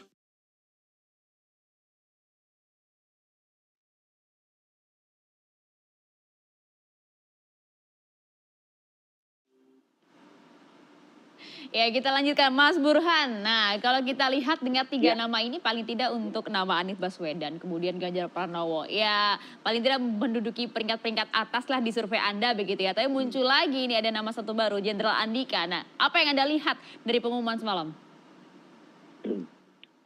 Ya, sepertinya Partai Nasdem membuka diri buat tokoh-tokoh yang selama ini kurang memiliki akses ke partai untuk masuk dalam proses nominasi, dan itu suatu hal yang patut kita apresiasi karena bagaimanapun partai politik adalah institusi yang harus mendengar preferensi publik. Nah, masalahnya untuk sampai pada keputusan satu nama tentu masih sangat dibutuhkan beberapa tahapan karena bagaimanapun masih belum dominan. Misalnya antara Ganjar atau Pak Prabowo atau Anies Baswedan, itu 3 nama yang sering disebut dalam top 3 survei-survei yang kredibel, tetapi elektabilitasnya tidak begitu dominan. Nah, ini berbeda misalnya dengan Pak Jokowi di 2014, itu beberapa bulan sebelum pemilu presiden, itu Pak Jokowi relatif sudah dominan. Begitu juga dengan Pak SBY, itu bulan November 2003, Pak SBY sudah merajai survei-survei 7 bulan sebelum Pileg, 9 bulan sebelum Pilpres. Jadi ketika Nasdem mengambil keputusan seperti yang tadi sempat disinggung oleh Bung Ege untuk 2024, itu sebenarnya yang tepat untuk dijadikan sebagai perbandingan adalah 2004 dan 2014. Karena di 2 pemilu sebelumnya tersebut, itu tidak ada petahana yang maju lagi. Nah, untuk 2024 itu kan sama. Betul. Nah, 2019 Nasdem itu memutuskan di Rakernas 2016 untuk mencalonkan kembali Pak Jokowi 3 tahun sebelum Pilpres. Tetapi kan posisi Pak Jokowi sebagai incumbent dan Nasdem berada di dalamnya. Nah, di 2014 itu Nasdem memutuskan Pak Jokowi bulan April 2014, hanya beberapa bulan sebelum Pilpres. Padahal elektabilitas Pak Jokowi sudah relatif mapan nomor 1 sejak Oktober 2013. Nah, kalau misalnya ketiga nama itu dikerucutkan terlalu cepat, sementara ketiga nama itu belum tentu bisa dicalonkan tanpa berkoalisi dengan partai lain, itu Nasdem bisa ditinggalkan oleh partai lain. Jangan lupa, sekarang ini kalau ketemu dengan banyak elit ketua umum partai politik yang ada, itu umumnya pengen memonopoli atau memakai hak eksklusif untuk menominasikan capres hanya pada calon dari internal partai. Jadi kalau misalnya mereka, misalnya ya, KIB mencalonkan calon dari internal ketua umumnya. Kemudian sekarang muncul kasakusuk Demokrat, PKS, PKB, juga sentimen atau arus kebatinan yang muncul itu adalah memunculkan calon dari ketua umumnya. PDI Perjuangan misalnya mencalonkan Mbak Puan. Kemudian Gerindra mencalonkan Pak Prabowo. Sementara Nasdem kursinya tidak cukup. Jadi tiket yang dimiliki Nasdem ya untuk Anies, Andika, Ganjar ini baru kurang lebih sepertiga dari 20% total presidential threshold yang diperlukan. Jadi kalau misalnya itu tidak dikomunikasikan dengan partai lain, itu Nasdem bisa kesulitan untuk mencari teman koalisi. Itu satu. Yang kedua, dinamika elektoral di tingkat massa belum tuntas. Jadi tadi Bung Eki sempat menyinggung, mungkin munculnya nama-nama baru. Ya, kalau kita lihat kan ada banyak itu Maria. Satu, proses munculnya pemimpin nasional karena momentum. Yang kedua karena turbulensi. Bisa juga yang ketiga karena tragedi. Nah, tiga hal ini harus diamati oleh Nasdem, mumpung masih ada 20 bulan menjelang 2024. Dan untuk itu harus dicek ya. Karena kalau dari hasil survei, jangankan banyak nama, 3 nama yang teratas itu diuji, itu tidak ada yang mencapai lebih dari 35%. Artinya masuk putaran kedua. Nah, kalau misalnya tidak ada yang dominan, arus kebatinan yang muncul di kalangan elit partai untuk memakai hak eksklusif menominasikan capres tadi mungkin makin menguat. Gitu. Ya, Mas Willy, langsung saja kalau begitu. Tadi disampaikan jangan sampai kemudian nih Nasdem ditinggalkan oleh partai lainnya walaupun sudah kuat pada saat pengumuman 3 kandidat awal. Strateginya harus ciamik, Bang Willy. Ya, tentu kita berterima kasih apa yang menjadi masukan Mas Burhan ya. Tentu itu jadi catatan kami di Partai Nasdem dalam proses berkomunikasi. Tapi hal yang tidak bisa kita deny, Maria, adalah epicentrum, magnet utama dalam Pilpres itu adalah capresnya. Jadi koalisi-koalisi yang sudah terbangun sudah siap perahunya. Nanti Nasdem tinggal menginsert nahkodanya. Nahkoda mana yang cocok untuk kapal A atau kapal B, kan gitu kan. Ini kan botol ketemu tutup aja kata EG kan. Jadi prosesnya itu yang kemudian kita melakukan komunikasi secara intensif. Sejauh ini Nasdem tidak memiliki handicap dengan partai manapun dalam berkomunikasi, dalam rencana membangun koalisi. Tapi setidak-tidaknya kita tidak mulai dari hal yang kosong-kosongan ya. Dengan 3 nama ini artinya pembicaraan sudah bisa mulai fokus dan kemudian lawan bicara pun atau kawan bicara pun sudah langsung mengerti tentang posisinya. Nah, semoga ini mempermudah dalam proses membangun koalisi. Dan minggu depan kita akan lihatlah bersama-sama mulai intensif untuk kemudian proses pembangunan koalisi ini dengan partai-partai yang ada. Kode-kodenya sudah mulai dari sekarang dan minggu depan bendera STAR akan diangkat, Maria. Kode. Keren nih kode-kodenya. Tapi sebetulnya lepas dari yang banyak dibicarakan orang, kode-kode ini sudah banyak juga berbicara sampai ke reshuffle juga loh. Jadi maksud saya mereka membuat koalisi-koalisi ini ditambah dengan ini kan ada Rakernas yang memunculkan 3 nama ini. Sebetulnya partai-partai politik ini ingin bilang bahwa jadi kingmaker itu sama-sama dong Pak Jokowi. Jangan cuma Bapak. Akibatnya 2 orang yang terpental itu bukan dari partai politik. Yang dari partai politik aman. Tapi kode itu ya? Itu kode. Itu orang jarang berpikir loh. Tapi maksud saya kode ini dalam komunikasi politik kan jalan terus. Nah termasuk kalau kode yang sekarang kan jelas. Seperti yang disampaikan Burhanuddin tadi, yaitu bahwa Nasdem adalah satu partai yang tidak mengusung ketua umumnya dan bahkan mengatakan untuk 2024 yang dari dalam enggak dulu, realistis kami. Berkali-kali Pak ingin dekat dengan kemenangan. Berkali-kali Pak Surya Paloh mengatakan tahu diri, kekitaan gitu ya. Nah, bahkan ada kode yang menarik juga itu. Kalaupun nanti calon presiden yang kita usung sesudah jadi, misalnya melupakan kita, ya itu nasib lah itu katanya. Pakai ada istilah. Sampai kodenya itu mulai dari reshuffle, kemudian apa yang terjadi sekarang, sampai kode ke masa depan. Nah, jadi flashback juga ya. sampai ke masa depan loh. Kalaupun nanti sudah kita usung, lalu melupakan kita, ya nasib lah itu katanya kan. Ini dikirim ke siapa kodenya pada saat ini maupun ke masa depan. Tapi betul, dalam konteks ini Nasdem mengambil langkah yang berani, yaitu hampir sama seperti 2014, tapi jaraknya relatif jauh lebih panjang, 3 kali lipat dibandingkan 2014. Nah, ya, jadi dinamikanya besar, masih bisa membuka peluang terhadap yang lain, itu harus realistis. Walaupun kalau kita tanya ke Willy Aditya sebagai juru bicara yang baik, minggu depan kami sudah mulai start katanya. Ya, tapi kan dinamika politik akan tetap jalan juga. Yang satu lagi yang sangat menarik dicatat adalah tidak akan menyerahkan sepenuhnya kepada oligarki dalam tanda petik survei. Ini menarik loh. Karena begitu ada misalnya penyebutan nama Andika, dia akan mendapat dalam tanda petik sebuah tempat yang khusus untuk mulai diperhatikan. Ketimbang hanya dibiarkan terlepas dari 3 nama ini. Jadi dia berusaha merubah istilah oligarki survei itu relatif lah. Tapi dia akan berusaha menempatkan, ayo mari kita beri perhatian kepada 3 orang ini. Ini menarik juga Bang Gege, karena kalau kita lihat dari 3 nama tersebut, kemudian sosok militernya yang diambil adalah justru Jenderal Andika. Sedangkan kalau kita lihat di berbagai pilihan nama tersebut, survei juga ada beberapa nama kan sebenarnya. Kalau alasan ilmiahnya kan mereka sebut pendekatannya saintifik, yaitu bahwa ini berasal dari bawah, ya kan, dan Prabowo itu kental dengan Gerindra. Padahal di sisi lain Nasdem membutuhkan kotel efek ekor jas.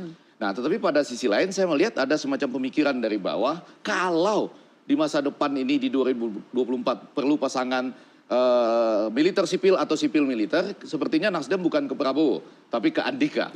Nah, tapi kan butuh gandengan partai juga. Tidak bisa berkendara sendiri. Tetap butuh. Yang paling ideal memang dengan PDIP. Langsung jadi kotel efeknya bagi 2 saja.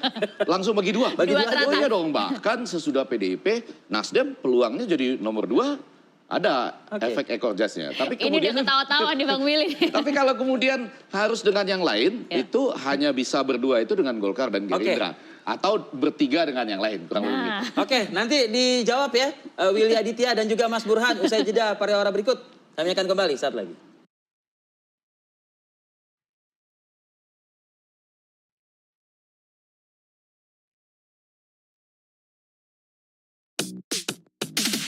Butuh cepat belanja kebutuhan? Cepetan belanja di GoMart. Nggak pakai lama, langsung diantar ke rumah. Jangan lupa subscribe YouTube channel Metro TV News. Dan jangan lupa nyalakan notifikasinya.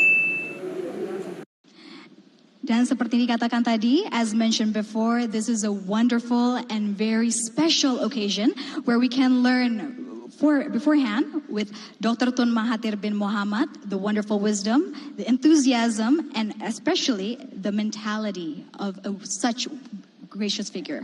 Of course, dan dengan penuh hormat kami mengundang Bapak Dr. Tun Mahathir bin Mohamad ke atas panggung dengan didampingi Sekjen Partai Nasdem sekaligus Menteri Komunikasi dan Informatika Johnny G. Plate dan Ketua DPP Bidang Hubungan Internasional sekaligus anggota DPR RI fraksi Nasdem Kakak Martin Manurung. Please welcome onto the stage Tun Dr. Mahathir bin Mohamad accompanied by Kakak Johnny G. Plate and Kakak Martin Manurung. Sekali lagi boleh beri tepuk tangan yang meriah kakak-kakak sekalian, karena sesaat lagi kita akan bersiap mengikuti bersama kuliah umum yang akan disampaikan Dr. Tun Mahathir bin Mohamad. Betul, ini juga sedikit gambarannya. In April 2022, Dr. Tun Mahathir bin Mohamad has said that Indonesian development has achieved more progress compared to the neighboring countries, and we would like to know what indications that make Indonesia is more progress in the eyes of Dr. Tun Mahathir bin Mohamad. Betul sekali, kakak-kakak sekalian, jika kita ingat mungkin pada bulan April 2022 yang lalu, Tun Dr. Mahathir bin Mohamad pernah mengatakan bahwa pembangunan di Indonesia ini lebih maju dibandingkan negara tetangga. Boleh tepuk tangannya? Kita berbangga. Dan pada siang hari ini kita akan melihat lebih lanjut lagi dan juga mempelajari sebenarnya seperti apa yang menjadikan Indonesia lebih maju menurut pandangan Tun Dr. Mahathir bin Mohamad pada kesempatan kali ini. Betul, and we would like to know how Mr. Dr. Tun Mahathir bin Mohamad to keep his stamina because he's always involved in organizations, right? Especially and also relentlessly serving the public as well.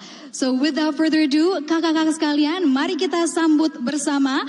We would like to kindly invite Dr. Tun Mahathir bin Muhammad for the general lecture di Rakernas Partai Nasdem kali ini. Sebelum Tun Dr. Mahathir Muhammad memulainya, izinkan saya dulu untuk recharging. Mohon izin Ketua Umum untuk melanjutkan keynote speech kuliah umum Studium Generale sore hari ini. Selamat pagi. Selamat pagi. Siapa kita? Siapa kita? Siapa kita? Partai Nasdem. Partai Nasdem. Partai Nasdem. Terima kasih. Ketua Umum, para prominent politicians, para tokoh-tokoh politik prominent Partai Nasdem, kakak-kakak sekalian. Sore hari ini kita mendapat kesempatan yang luar biasa untuk mengikuti kuliah umum Studium Generale, keynote speech dari prominent leaders of us Southeast Asian nations. A living legend dengan pengalaman, segudang pengalaman seperti yang tadi disampaikan oleh Ketua Umum. Tidak saja pemimpin di kawasan kita, tetapi juga pemimpin dunia. Mudah-mudahan kuliah umum ini akan memberikan masukan bagi kita sekalian dan menambah semangat dalam rangka mengisi kontestasi demokrasi Indonesia tahun 2024 yang akan datang. Your Excellency, Tun Dr. Mahathir Muhammad, the floor is yours. You may hear or you may use that. In here or at the stage?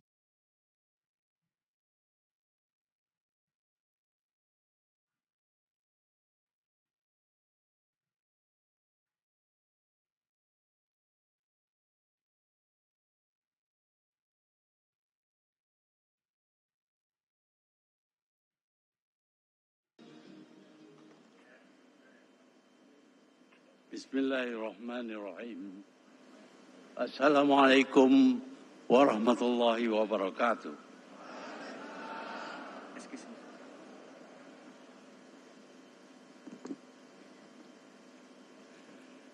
Yang terhormat Bapak Haji Surya Paloh, Ketua Umum Partai Nasdem. Assalamualaikum warahmatullahi wabarakatuh.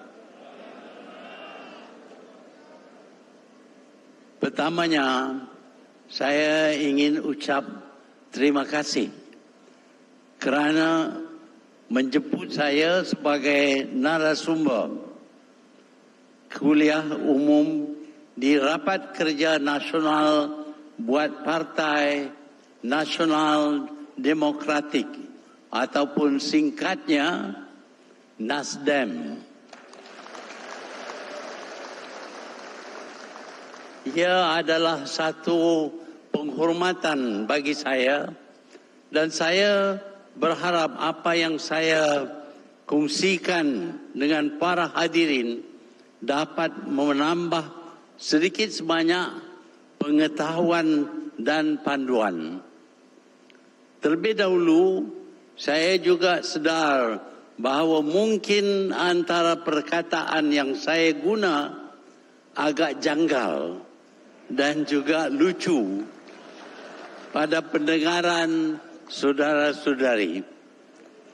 Tetapi perbedaan ini saya pasti tidak besar kerana seperti hadirin semua tahu bahawa asasnya bahasa, budaya, adat resam dan nilai-nilai kita berasal daripada rumpun yang sama, tak kala keseluruhan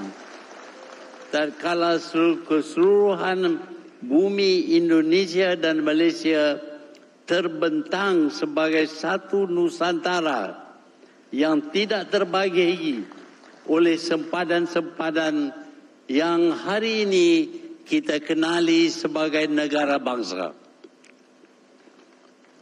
Tuan-tuan dan puan-puan yang saya hormati, saya diminta untuk berkongsi pandangan berkait tema kepimpinan nasional dan kemajuan negara.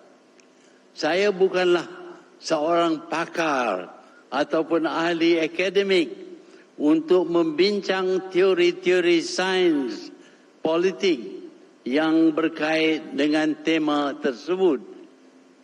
Apa yang mampu saya kongsi adalah pengalaman terkumpul saya selama hampir suku abad sebagai Perdana Menteri Malaysia dan juga pemerhatian-pemerhatian terhadap pemimpin-pemimpin luar negara dalam tempoh tersebut sehingga ke hari ini.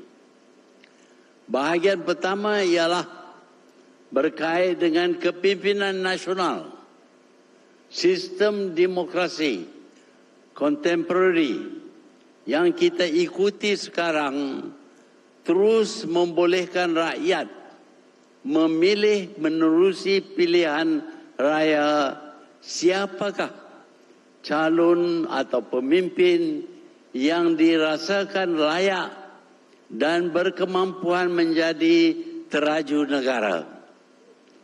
Ada ketika rakyat tersalah pilih dan ini boleh diperbetul menerusi pilihan raya umum yang berikut.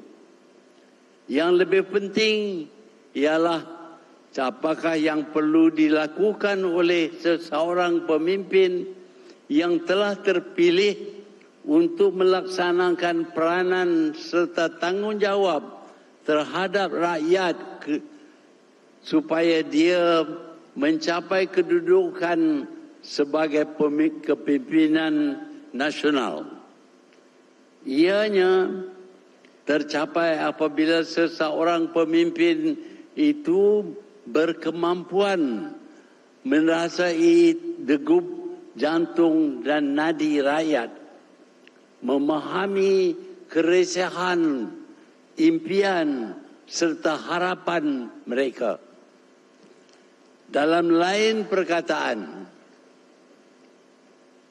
untuk seseorang itu mencapai tahap kepimpinan nasional, dia perlu berdamping dan memahami pemikiran rakyat dan akhirnya mempunyai empati terhadap rakyat yang mahu dia perjuangkan nasib dan masa depan mereka. Jikalau sebelum terpilih dia menjadi articulator ataupun menjadi penyambung lidah rakyat kepada institusi-institusi negara serta badan-badan pentadbiran agar nasib rakyat terbela. Setelah terpilih, menjadi tanggungjawabnya untuk memastikan apa yang diperjuang untuk rakyat semasa di luar kerajaan terus diperjuangkan. Keputusan serta dasar-dasar yang diperkenalkan mesti merangkumi majoriti rakyat tanpa meminggirkan mana-mana kumpulan selain tidak mementingkan satu kelompok sahaja. Jika ini berlaku, pemimpin itu akan hilang aspirasi sebagai pemimpin nasional dan menjadi pendukung elitis.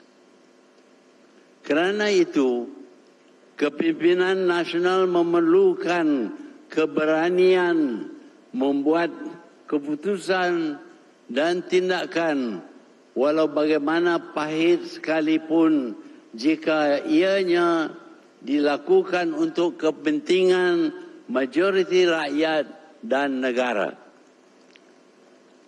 Sebelum ini, saya sering ditanya bagaimana saya membuat keputusan-keputusan yang kurang popular semasa saya menjadi Perdana Menteri Malaysia.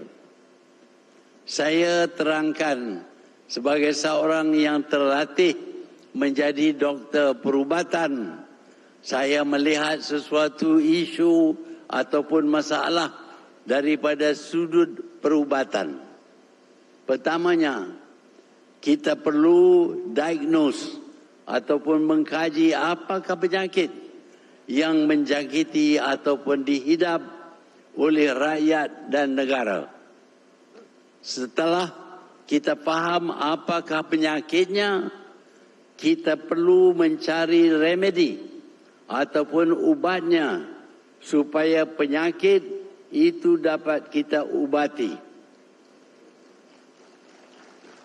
Ada kalanya penyakit itu sudah terlalu lama dan menular sehingga menjadi gangren dan perlu dipotong ataupun diamputate untuk menyelamat bahagian-bahagian badan yang lain.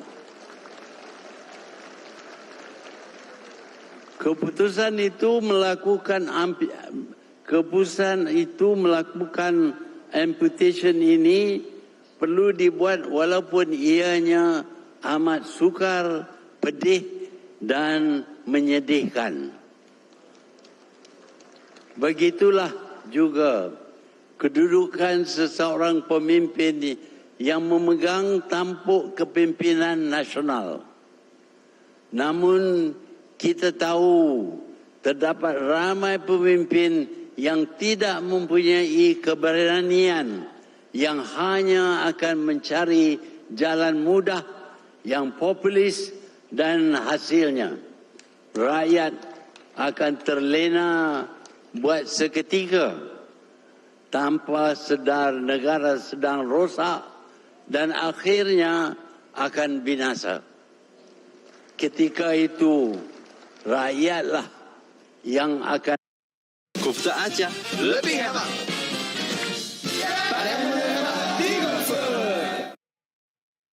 Akan membayar harga yang amat mahal.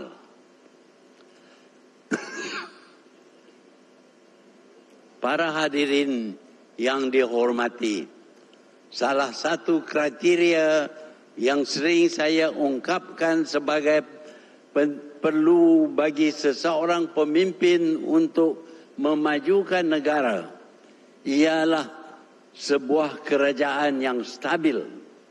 Ia sering disalahartikan sebagai menggalak kepada authoritarianism dan dictatorship.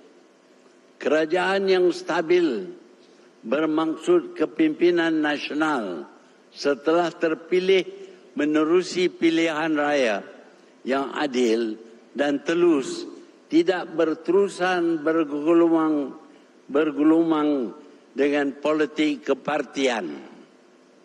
Maksud saya, setelah selesai pemilu, kepimpinan yang terpilih harus diberi peluang untuk memberi fokus kepada pembangunan nasional dan tidak terganggu dengan isu-isu politik dan yang lain. Ini memerlukan kepada kematangan berpolitik pihak yang menang dan juga pihak yang tewas.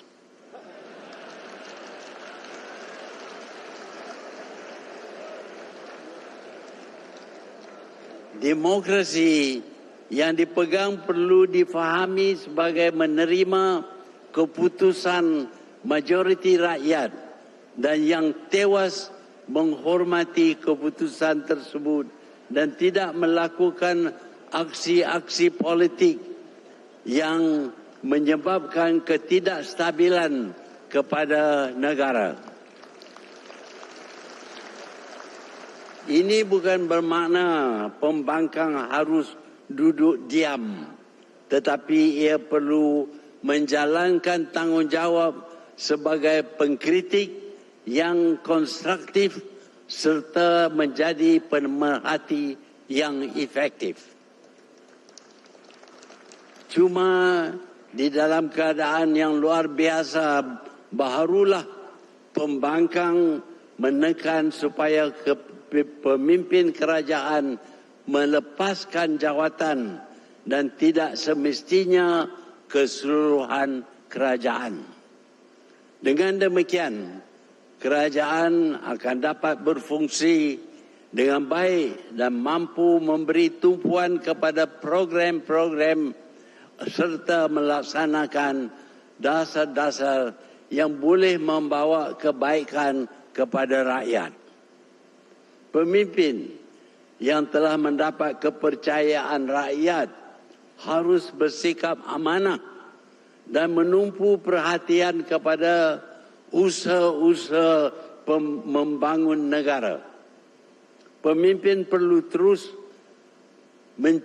mencari ilmu dan menambah pengetahuan dan memberi perhatian kepada perkembangan yang berlaku di luar negara. Kemajuan dapat dicapai apabila pemimpin mempunyai idea dan perancangan yang teratur untuk pembangunan negara. Perancangan-perancangan ini perlu pendek kata jangka panjang dan jangka pendek. Selain itu, perlu ditekankan bahawa sebahagian besar perancangan untuk memajukan negara tergantung kepada peranan pejabat awam.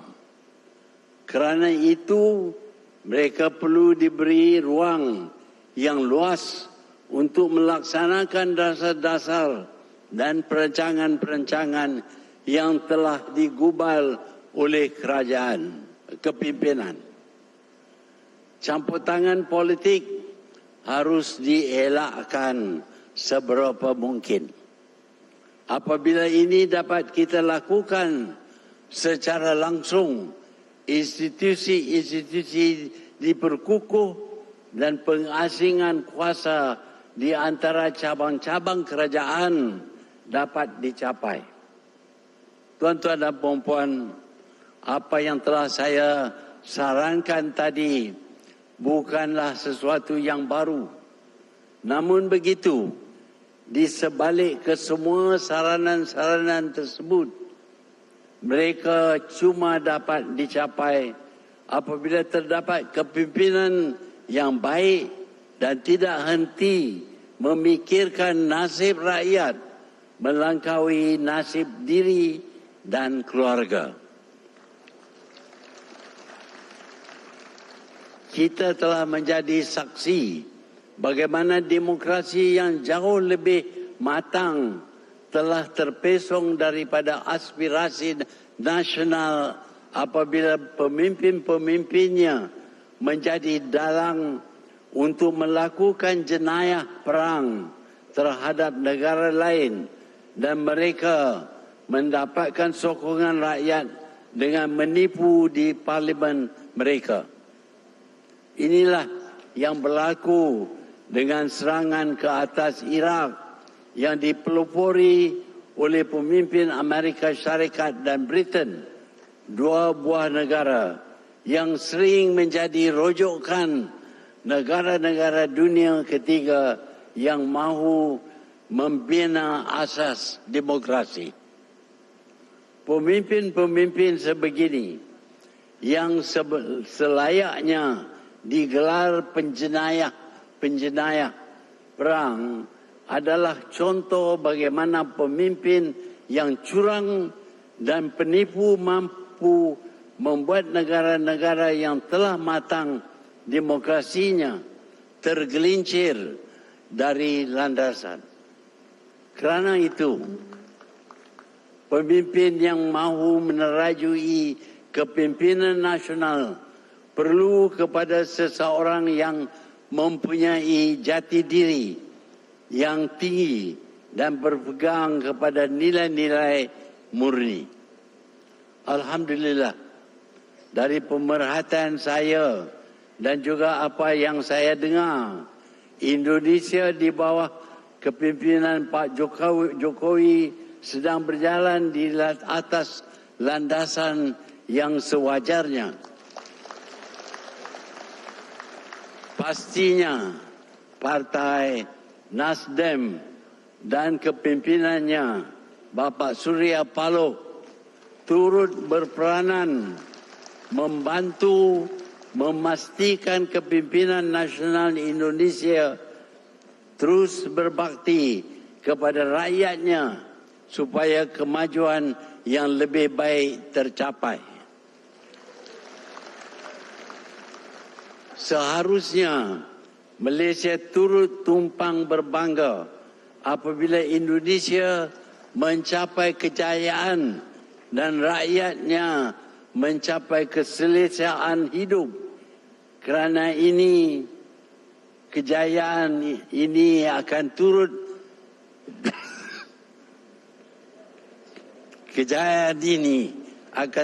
dirasai dan dinikmati oleh seluruh Nusantara.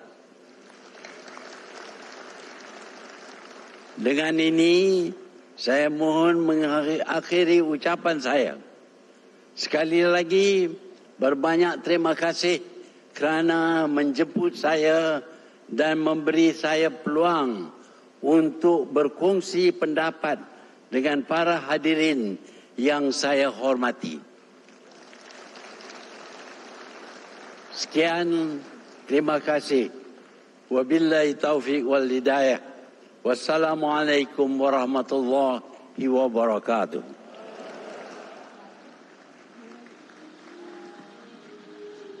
Kita berikan aplaus untuk Tun Dr. Mahathir Mohamad.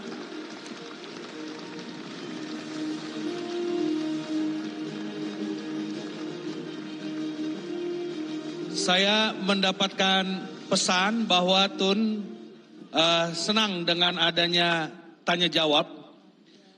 Dan karena itu saya persilakan, pertama kita dengar suara perempuan Kakak Latifah Ansori. Tolong panitia memberikan mikrofon. This is our chair for millennial voters.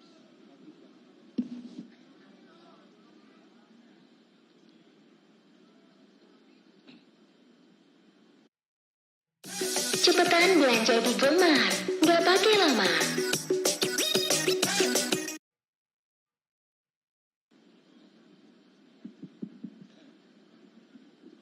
Assalamualaikum, Tun Dr. Mahathir. Saya merasa sangat terhormat berada di depan seorang legenda. Nama saya Latifah Al-Ansori, saya Ketua DPP Partai Nasdem bidang pemilih pemula dan milenial. Pada kesempatan ini, Tun Dr. Mahathir, saya punya 2 pertanyaan.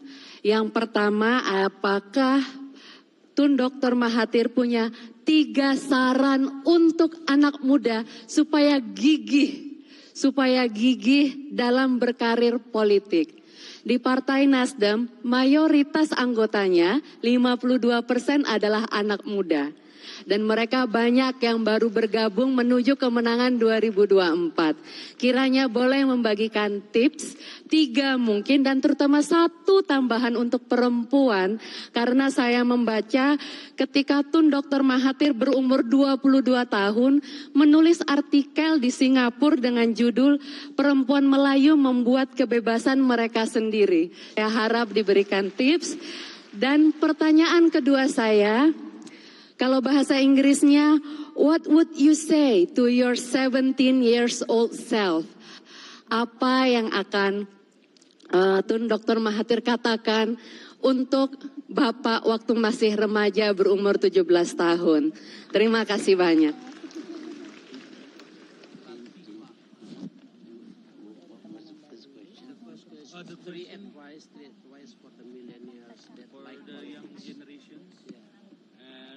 What were you thinking when you were 17 in joining politics?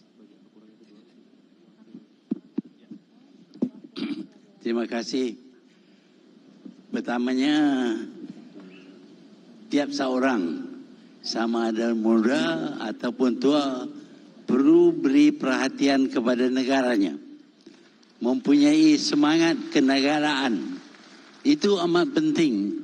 Apabila kita sayang kepada negara, kita akan lakukan apa yang sebaiknya untuk memajukan negara supaya dunia pandang tinggi kepada negara kita. Yang keduanya berkenaan dengan masa saya mula masuk politik. Sebenarnya ramai yang berkata saya adalah seorang doktor perubatan yang pilih untuk masuk dalam politik. Tetapi apa yang berlaku sebaliknya ialah saya ahli politik yang jadi seorang doktor kerana ahli politik yang berumur 17 tahun dalam sekolah tidak dihirau oleh sesiapa. Tetapi kalau saya dapat kelulusan daripada universiti, lebih ramai orang akan ambil perhatian terhadap pendapat saya. Itulah daripada awal lagi saya tak fikir lain selain daripada untuk memajukan negara Malaysia supaya dihormati oleh dunia daripada kecil lagi. Lepas itu saya berpeluang menjawat jawatan-jawatan tertentu dan saya dapat laksanakan segala-gala yang saya fikir boleh memajukan negara dan mendapat pandangan yang hormat daripada seluruh dunia. Sekian. Mengenai the role of women. Kita sedar bahawa dalam mana-mana masyarakat pun division antara men and women, wanita dengan lelaki boleh dikatakan sama banyak, 50-50. So if you don't use the women, kalau kita tak guna tenaga wanita, kita kekurangan separuh daripada kekuatan negara kita.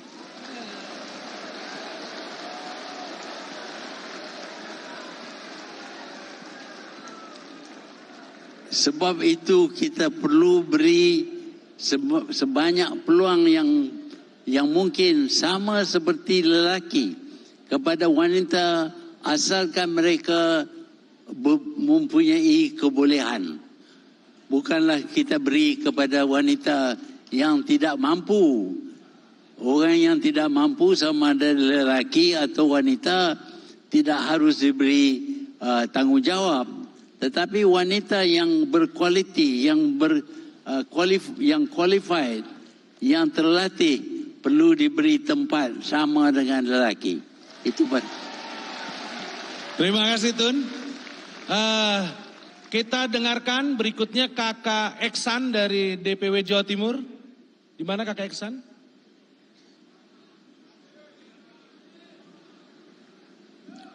Maju-maju Kak.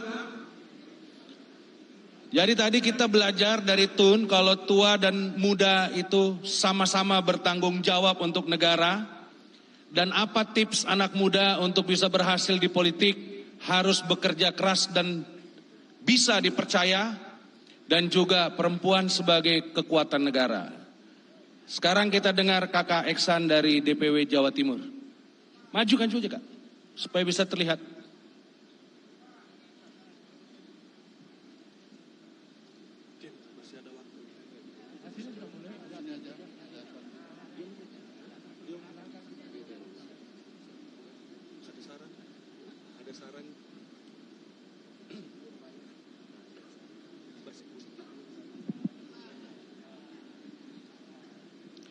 Assalamualaikum warahmatullahi wabarakatuh. Izin Tun Mahathir Mohamad. Tun ini adalah salah satu tokoh internasional yang barangkali menginspirasi banyak orang, termasuk juga apa yang kita kenal di Indonesia dengan Mahathir Effect.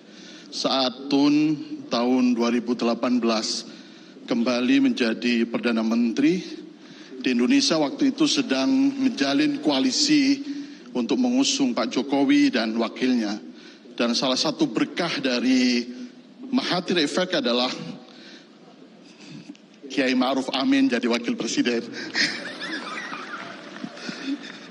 Kiai Ma'ruf Amin menjadi wakil presiden itu saya kira salah satunya karena pengaruh dari Tun waktu itu yang bersedia dalam usia yang mungkin sudah sepuh kategori Indonesia, tetapi kategori Tun tadi jalan tidak pakai tongkat, kemudian berpidato berdiri dengan sangat jelas. Itu menunjukkan bahwa bukan hanya kekuatan visi, tetapi fisiknya yang juga luar biasa. Tun yang sekarang sudah berusia 97 tahun. 97 tahun beliau. Luar biasa. Dan masih aktif menjadi anggota DPR. Di Indonesia, di usia beliau ini sudah pensiun, bahkan mungkin banyak yang almarhum. Pertanyaannya adalah bahwa beliau pada 2016, Pak Surya diundang di Universitas Kebangsaan di Malaysia. Beliau menyampaikan pidato, salah satunya adalah restorasi sebagai spirit Pan Malaya. Apa yang disampaikan oleh Tun tadi itu sangat relevan dengan gagasan Pan Malaya yang ingin menjadikan Indonesia dan Malaysia sebagai sebuah kekuatan kawasan, baik dari sisi politik kawasan dan sekaligus juga ekonomi. Nah, di tengah-tengah dunia yang tidak pasti seperti sekarang, konflik perang antara Ukraina dengan Rusia maupun perdagangan antara China dan sekaligus juga Amerika, barangkali itu menjadi bagian solusi untuk mempertegas bagaimana Van Malaya yang itu menjadi bagian dari gagasan dari Ketua Umum kita, bagaimana pandangan Tun terhadap pandangan itu. Terima kasih. Assalamualaikum warahmatullahi wabarakatuh. First question is about Mahathir Effect in 2018, and the second question is about the idea of Pan Malaya. Ya, saya ada pendapat yang berkata bahawa kemenangan parti lawan, Parti Pakatan Harapan dalam pemilihan raya tahun yang ke-14 pada tahun 2018 disebabkan saya ada bersama.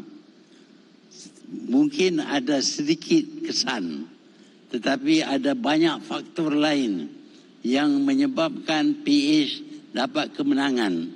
Dan faktor yang terutama ialah kerana seluruh Malaysia berasa Perdana Menteri pada ketika itu tidak layak jadi Perdana Menteri. Dia terlibat dengan pencurian wang secara terbuka. Dan ini didedah bukan saja di Malaysia, di Amerika. Kesnya disebut dalam mahkamah bahawa walaupun namanya tak disebut, tetapi semua orang faham bahawa yang melakukan kesalahan ini ialah Perdana Menteri Malaysia. Jadi orang Malaysia semuanya berasa malu dan mereka ingin menukar kerajaan. Itu fakta yang utama.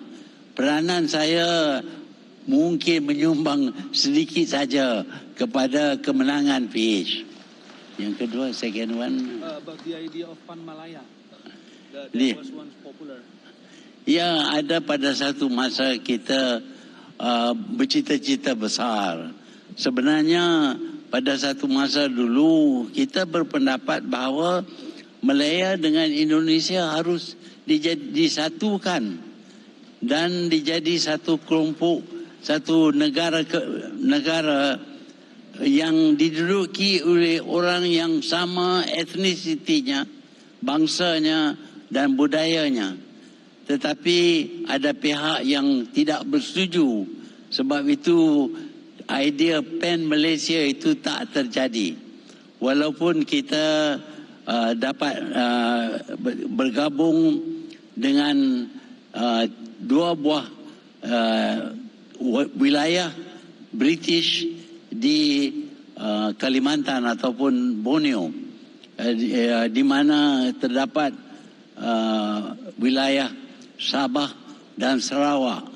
Mereka membuat keputusan apabila diadakan referendum untuk bersama dengan Malaysia.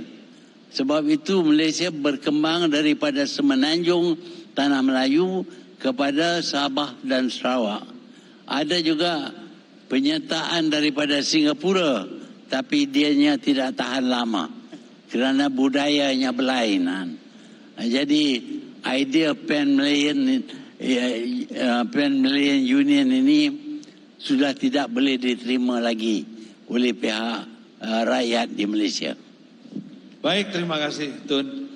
Saya berikutnya kesempatan kepada Kakak Suyoto, Ketua Koordinator Kebijakan Publik.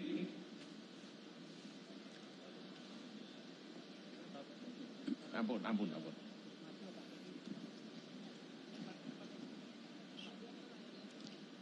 Terima kasih Tun Dr. Mahathir Mohamad. Waktu Tun menulis buku Malay Dalem di 5 Malaysia itu, Melayu, waktu itu Tun belum menjadi Perdana Menteri. Dan kemudian menjadi Perdana Menteri, sekarang sudah berlalu sekian lama. Situasi Malaysia dan Indonesia sama-sama berbeda. Climate change sudah terjadi dan ekosistem digital sekarang betul-betul terjadi. Orang mengatakan itulah revolusi industri yang keempat. Cara berhubungan, cara bekerja, cara hidup sudah berubah. Apakah pandangan Tun terhadap karakter, perilaku orang Melayu ini, apa saja yang perlu di-upgrade gitu ya, untuk supaya bisa jauh lebih adaptif terhadap ekosistem digital yang sekarang ini. Terima kasih Tun.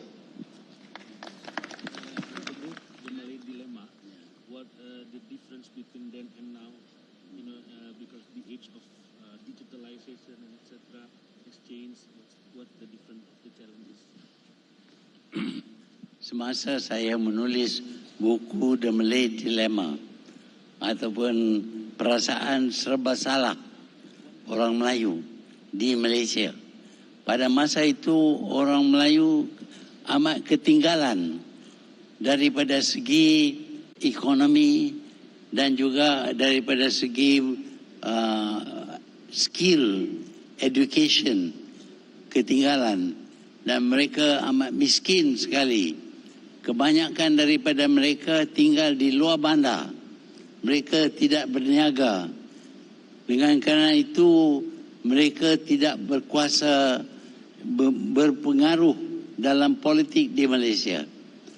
Dan kita boleh, apabila kita mencapai kemerdekaan, sepatutnya kerajaan, pemerintah menumpu kepada usaha untuk membangunkan orang Melayu. Kerana kalau kita lihat, kalaulah kita ada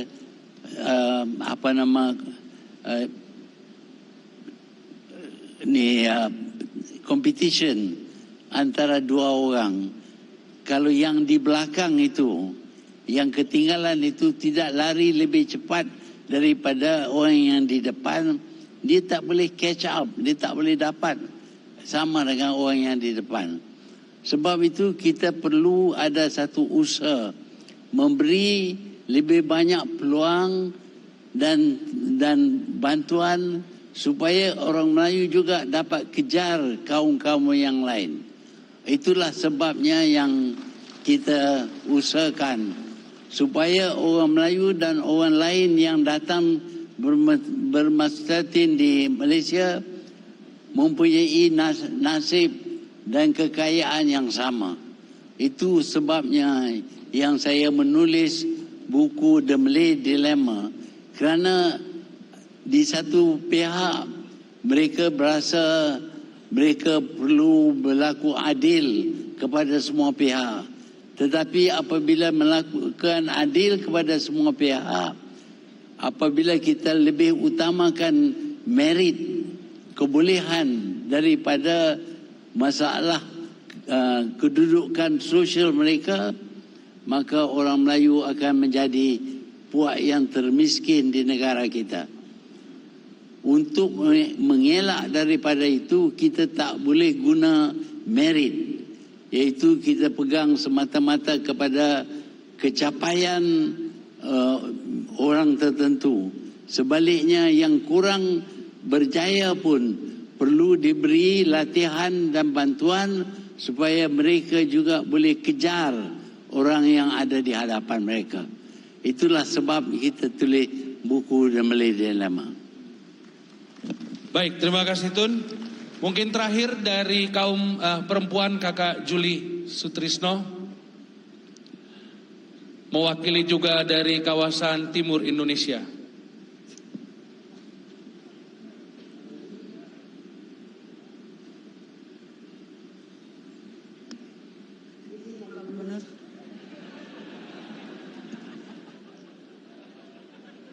Baik, terima kasih. Assalamualaikum warahmatullahi wabarakatuh. Waalaikumsalam.